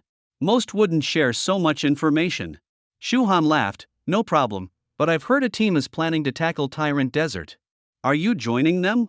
Lin Mayu shook his head, no team, I'm going solo. Shu Han covered her mouth in surprise. She thought Lin Mayu would find a team, not attempt a solo run. Soloing a regular dungeon was heard of, but never a large-scale dungeon. It seemed impossible, unprecedented in history. Junior, don't take unnecessary risks, Shu Han advised with concern. Lin Mayu chuckled and approached the Tyrant Desert dungeon entrance. The vortex for a large dungeon was much larger and distinctive compared to regular ones. Looking up, he saw the record displayed above the dungeon. The record, set 4 years ago, belonged to Filong Academy. Filong Academy, like Shenlong Academy, was one of several academies within the institution. The academy had a hierarchical system, with ordinary students, independent academy students, and elite academy students. Like an unwritten rule, students were unofficially ranked. Earlier, when Lin Jin was involved, tensions nearly escalated between ordinary and academy students. Competition existed within the academy. Shu Han, with concern, asked, "Are you really going to attempt it solo, Junior Mayu?" Lin Mayu nodded and was about to enter when a haughty voice interrupted from behind, "Don't block the way." Lin Mayu quickly pulled Shu Han aside as a knight in full armor, with a fierce expression, approached. If not for Lin Mayu's quick reflexes, Shu Han might have been knocked over. Behind the knight followed a group of people. The knight was burly, nearly 2 meters tall, and exuded a strong sense of intimidation. He cast a disdainful glance at Lin Mayu, then lifted his head arrogantly. "Our Bailey Academy is going to tackle the Tyrant Desert dungeon today. We will undoubtedly set a new record." A chorus of agreement erupted from the dozens of people behind him. The record for the Tyrant Desert dungeon had stood for 4 years, set by Filong Academy. The fact that no one had broken it in 4 years was a testament to the dungeon's difficulty. Shu Han whispered, "There's been talk these past few days that Bailey Academy is planning to raid the Tyrant dungeon. It's said they've made extensive preparations, with several of their key members holding their levels at 30. Some high-level students in the academy have even prepared full sets of gold equipment for them." Lin Mayu understood their strategy. Setting a new record would not only earn them a substantial amount of points and contribution scores but also serve as a mark of honor. Students in the academy would strive for this honor, which could serve as a stepping stone into top-level academies. The knight, representing Bailey Academy, made a high-profile announcement of their intention to conquer the Tyrant Desert dungeon and break the record set by Filong Academy 4 years ago. He then looked down at Lin Mayu, "Classmate, please step aside." Lin Mayu remained unmoved, showing no intention of giving way. I was here first, he said calmly, not caring to save face for the other party. The knight frowned. Classmate, are you hoping to join us in the dungeon? Sorry, we have a mission this time, maybe next time. Lin Moyu found it amusing. This guy had quite the ego, when did he ever ask to join them? Seeing that Lin Moyu still showed no sign of stepping aside, the knight felt a bit awkward and embarrassed, wondering why Lin Moyu was being so difficult. But with hundreds of eyes watching in the dungeon hall, he couldn't do anything to Lin Moyu. So, he decided to let it go. He shouted, "Everyone get ready to enter the dungeon." Just as he finished speaking, Lin Moyu turned to Shu Han and said, "I'm going in." Shu Han nodded, "Be careful." Lin Moyu vanished, and the vortex of the Tyrant Desert dungeon lit up, indicating that someone had entered. It was indeed Lin Moyu. The knight's lips twitched. Is this kid trying to cause trouble by going in alone? Does he have a death wish? Suddenly, the entire dungeon hall buzzed with excitement. He really went in. Attempting a solo run in the Tyrant Desert, he's a true master. I've never heard of anyone soloing a large-scale dungeon before. If he succeeds, he'll make history. It's unlikely. I don't think he can succeed. I went to Tyrant Desert once, and it's incredibly dangerous. A single misstep could cost your life. If it were anyone else, I'd say no way. But with him, who knows? The knight leading Bailey Academy's team felt a twinge of embarrassment. They had come prepared to set a record, yet everyone was more focused on this lone challenger. He noticed Lin Moyu was wearing silver equipment, while he himself was decked out in a full set of gold. At that moment, everyone from Bailey Academy felt a bit awkward. Realizing their momentum was waning, the knight knew they couldn't delay any longer. "Enter the dungeon," he commanded. The students from Bailey Academy hurried over and teleported into the dungeon. Before entering, the knight glanced at the record displayed on the screen, 16 hours, 45 minutes, 18 seconds, I will break this record. Tyrant Desert, as a large-scale dungeon, had a level requirement of 25, and the fees were naturally high. Lin Moyu paid 500 points upon entering. To remove the cooldown time, it would cost an additional 2,000 points. Repeated runs would cost 2,500 points each time, totaling 10,000 points for 4 runs. For the first time, Lin Moyu felt that his remaining 120,000 points might not last long. Points seemed to vanish quickly. Hopefully, the rewards for breaking the record are worthwhile. A hot wind swept through, kicking up a sandstorm. The scorching sunlight and rising temperatures indicated the harsh environment. In the distance, dunes obscured the view. Lin Moyu found himself in a basin surrounded by sand dunes. A large number of skeleton warriors appeared, 125 in total, quickly dispersing in all directions. A map began forming in his mind. Lin Moyu climbed a dune, gazing at the vast desert. Without a sense of direction, the sun overhead couldn't guide him. In this dungeon, unlike the real world, the sun wouldn't move, making cardinal directions indistinguishable. Judging by the 16-hour record, this dungeon must be enormous. Just then, one of his skeleton warriors sent an alert: an enemy had been encountered. A dry branch suddenly lashed out from the desert, entangling the skeleton warrior. But with 12,000 strength, the warrior easily severed the branch. A large tree emerged, 10 meters tall, its branches flailing wildly. The skeleton warrior swung its sword relentlessly, chopping the branches until only the trunk remained, barely alive. Lin Moyu arrived in time to cast a detection spell before the tree died. Desert Ghost Tree, Super Elite Monster. Level, 25. Strength, 5,000. Agility, 1,000. Intelligence, 2,000. Endurance, 6,000. Skill, Death Coil.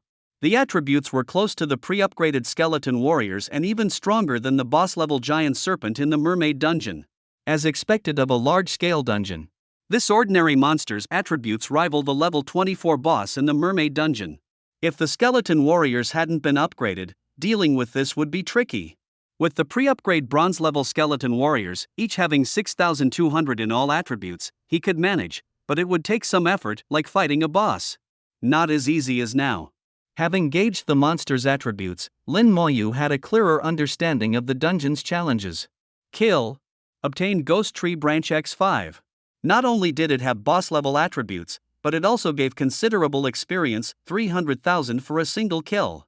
More alerts from the skeleton warriors indicated more encounters with desert ghost trees. This desert area seemed to be their territory, with many hidden beneath the sand, ready to attack any passerby. Skill, Bone Armor. Lin Mayu pressed his palm down, casting bone armor on himself.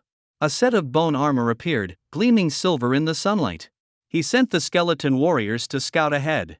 The range of control for the iron level skeleton warriors was 500 meters, bronze level was 1000 meters, and now at silver level, it extended to 2000 meters.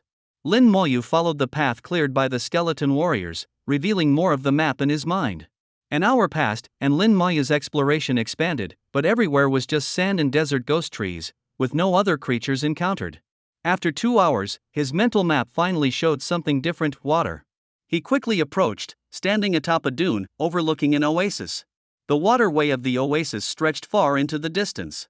Without hesitation, he recalled the skeleton warriors from other directions, summoning them en masse before him, then charged towards the oasis.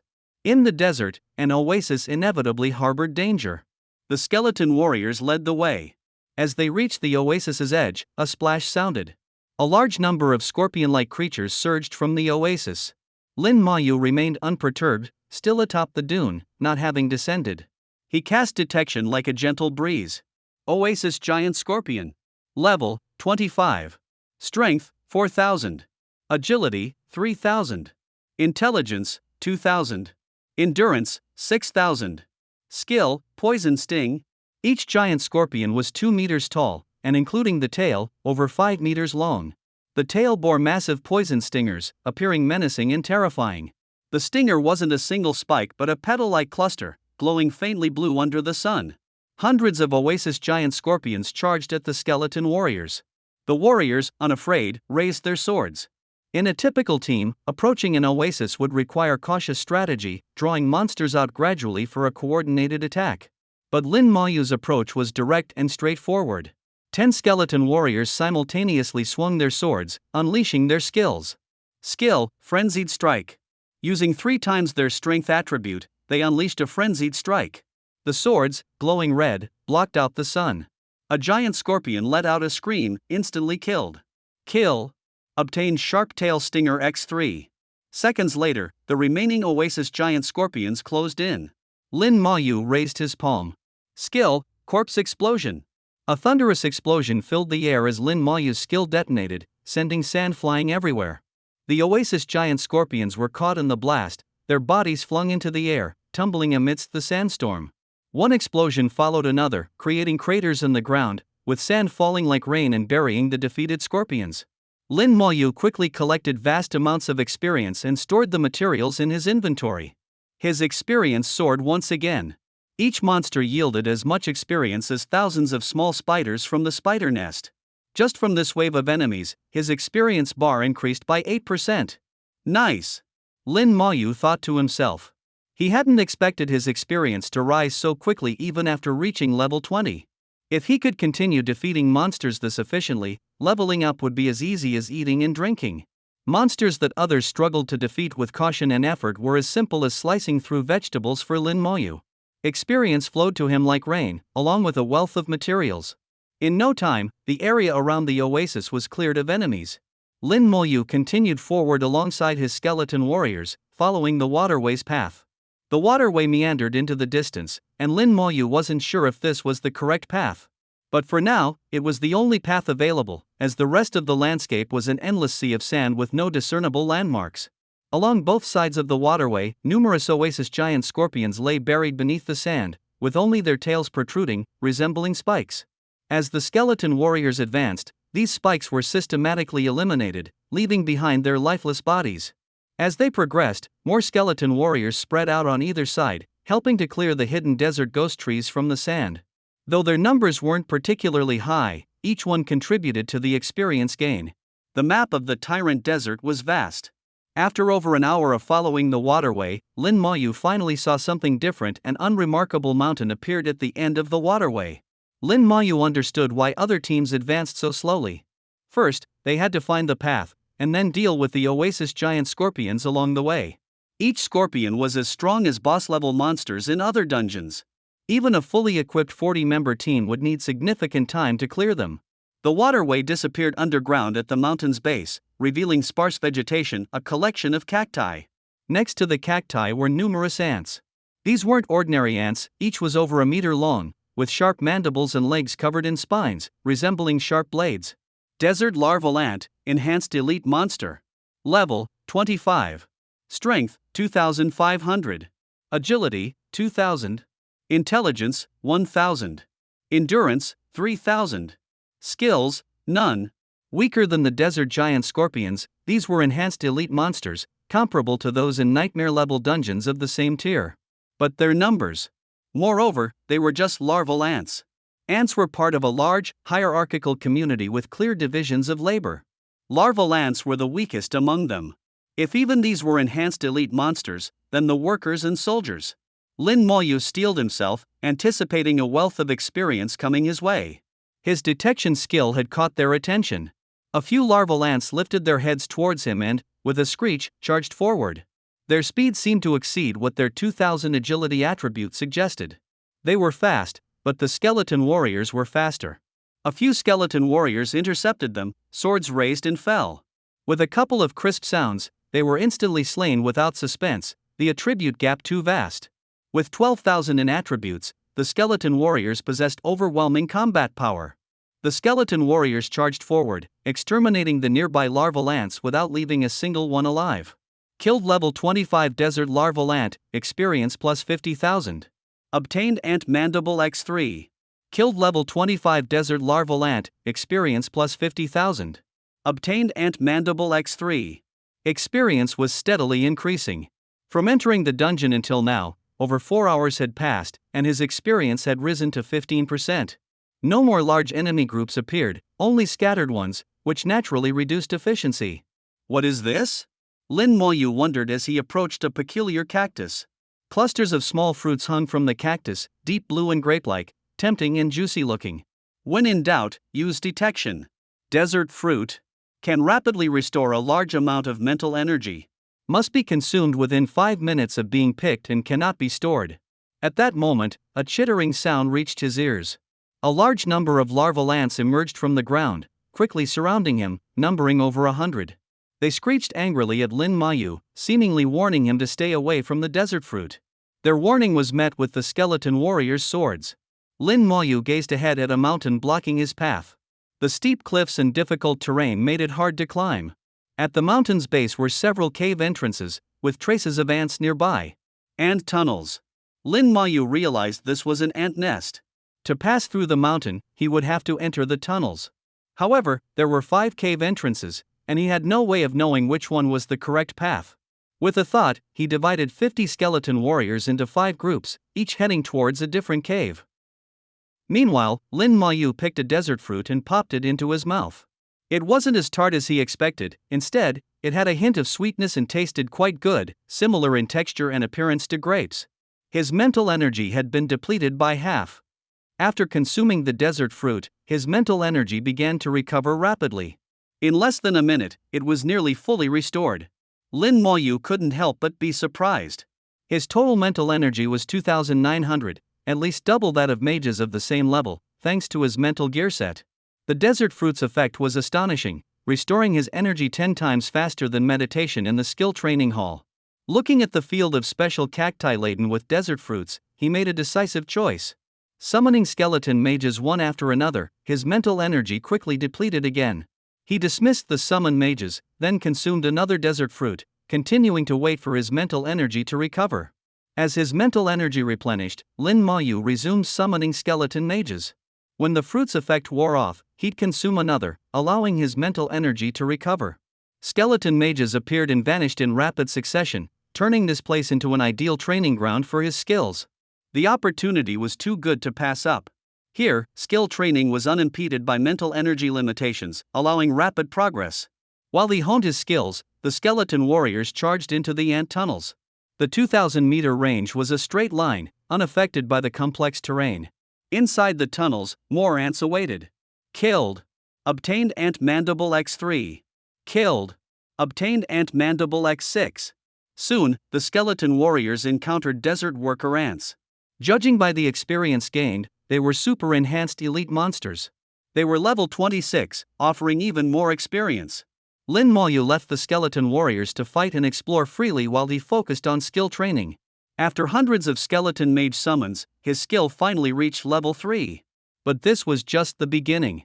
Lin Moyu was relentless, such an excellent opportunity couldn't be missed.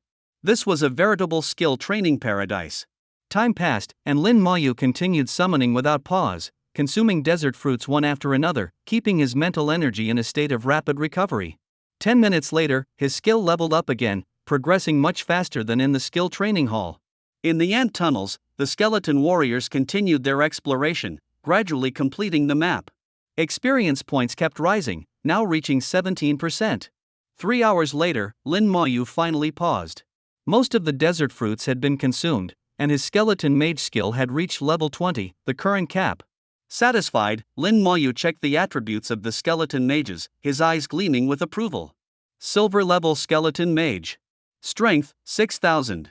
Agility, 6,000. Intelligence, 24,000.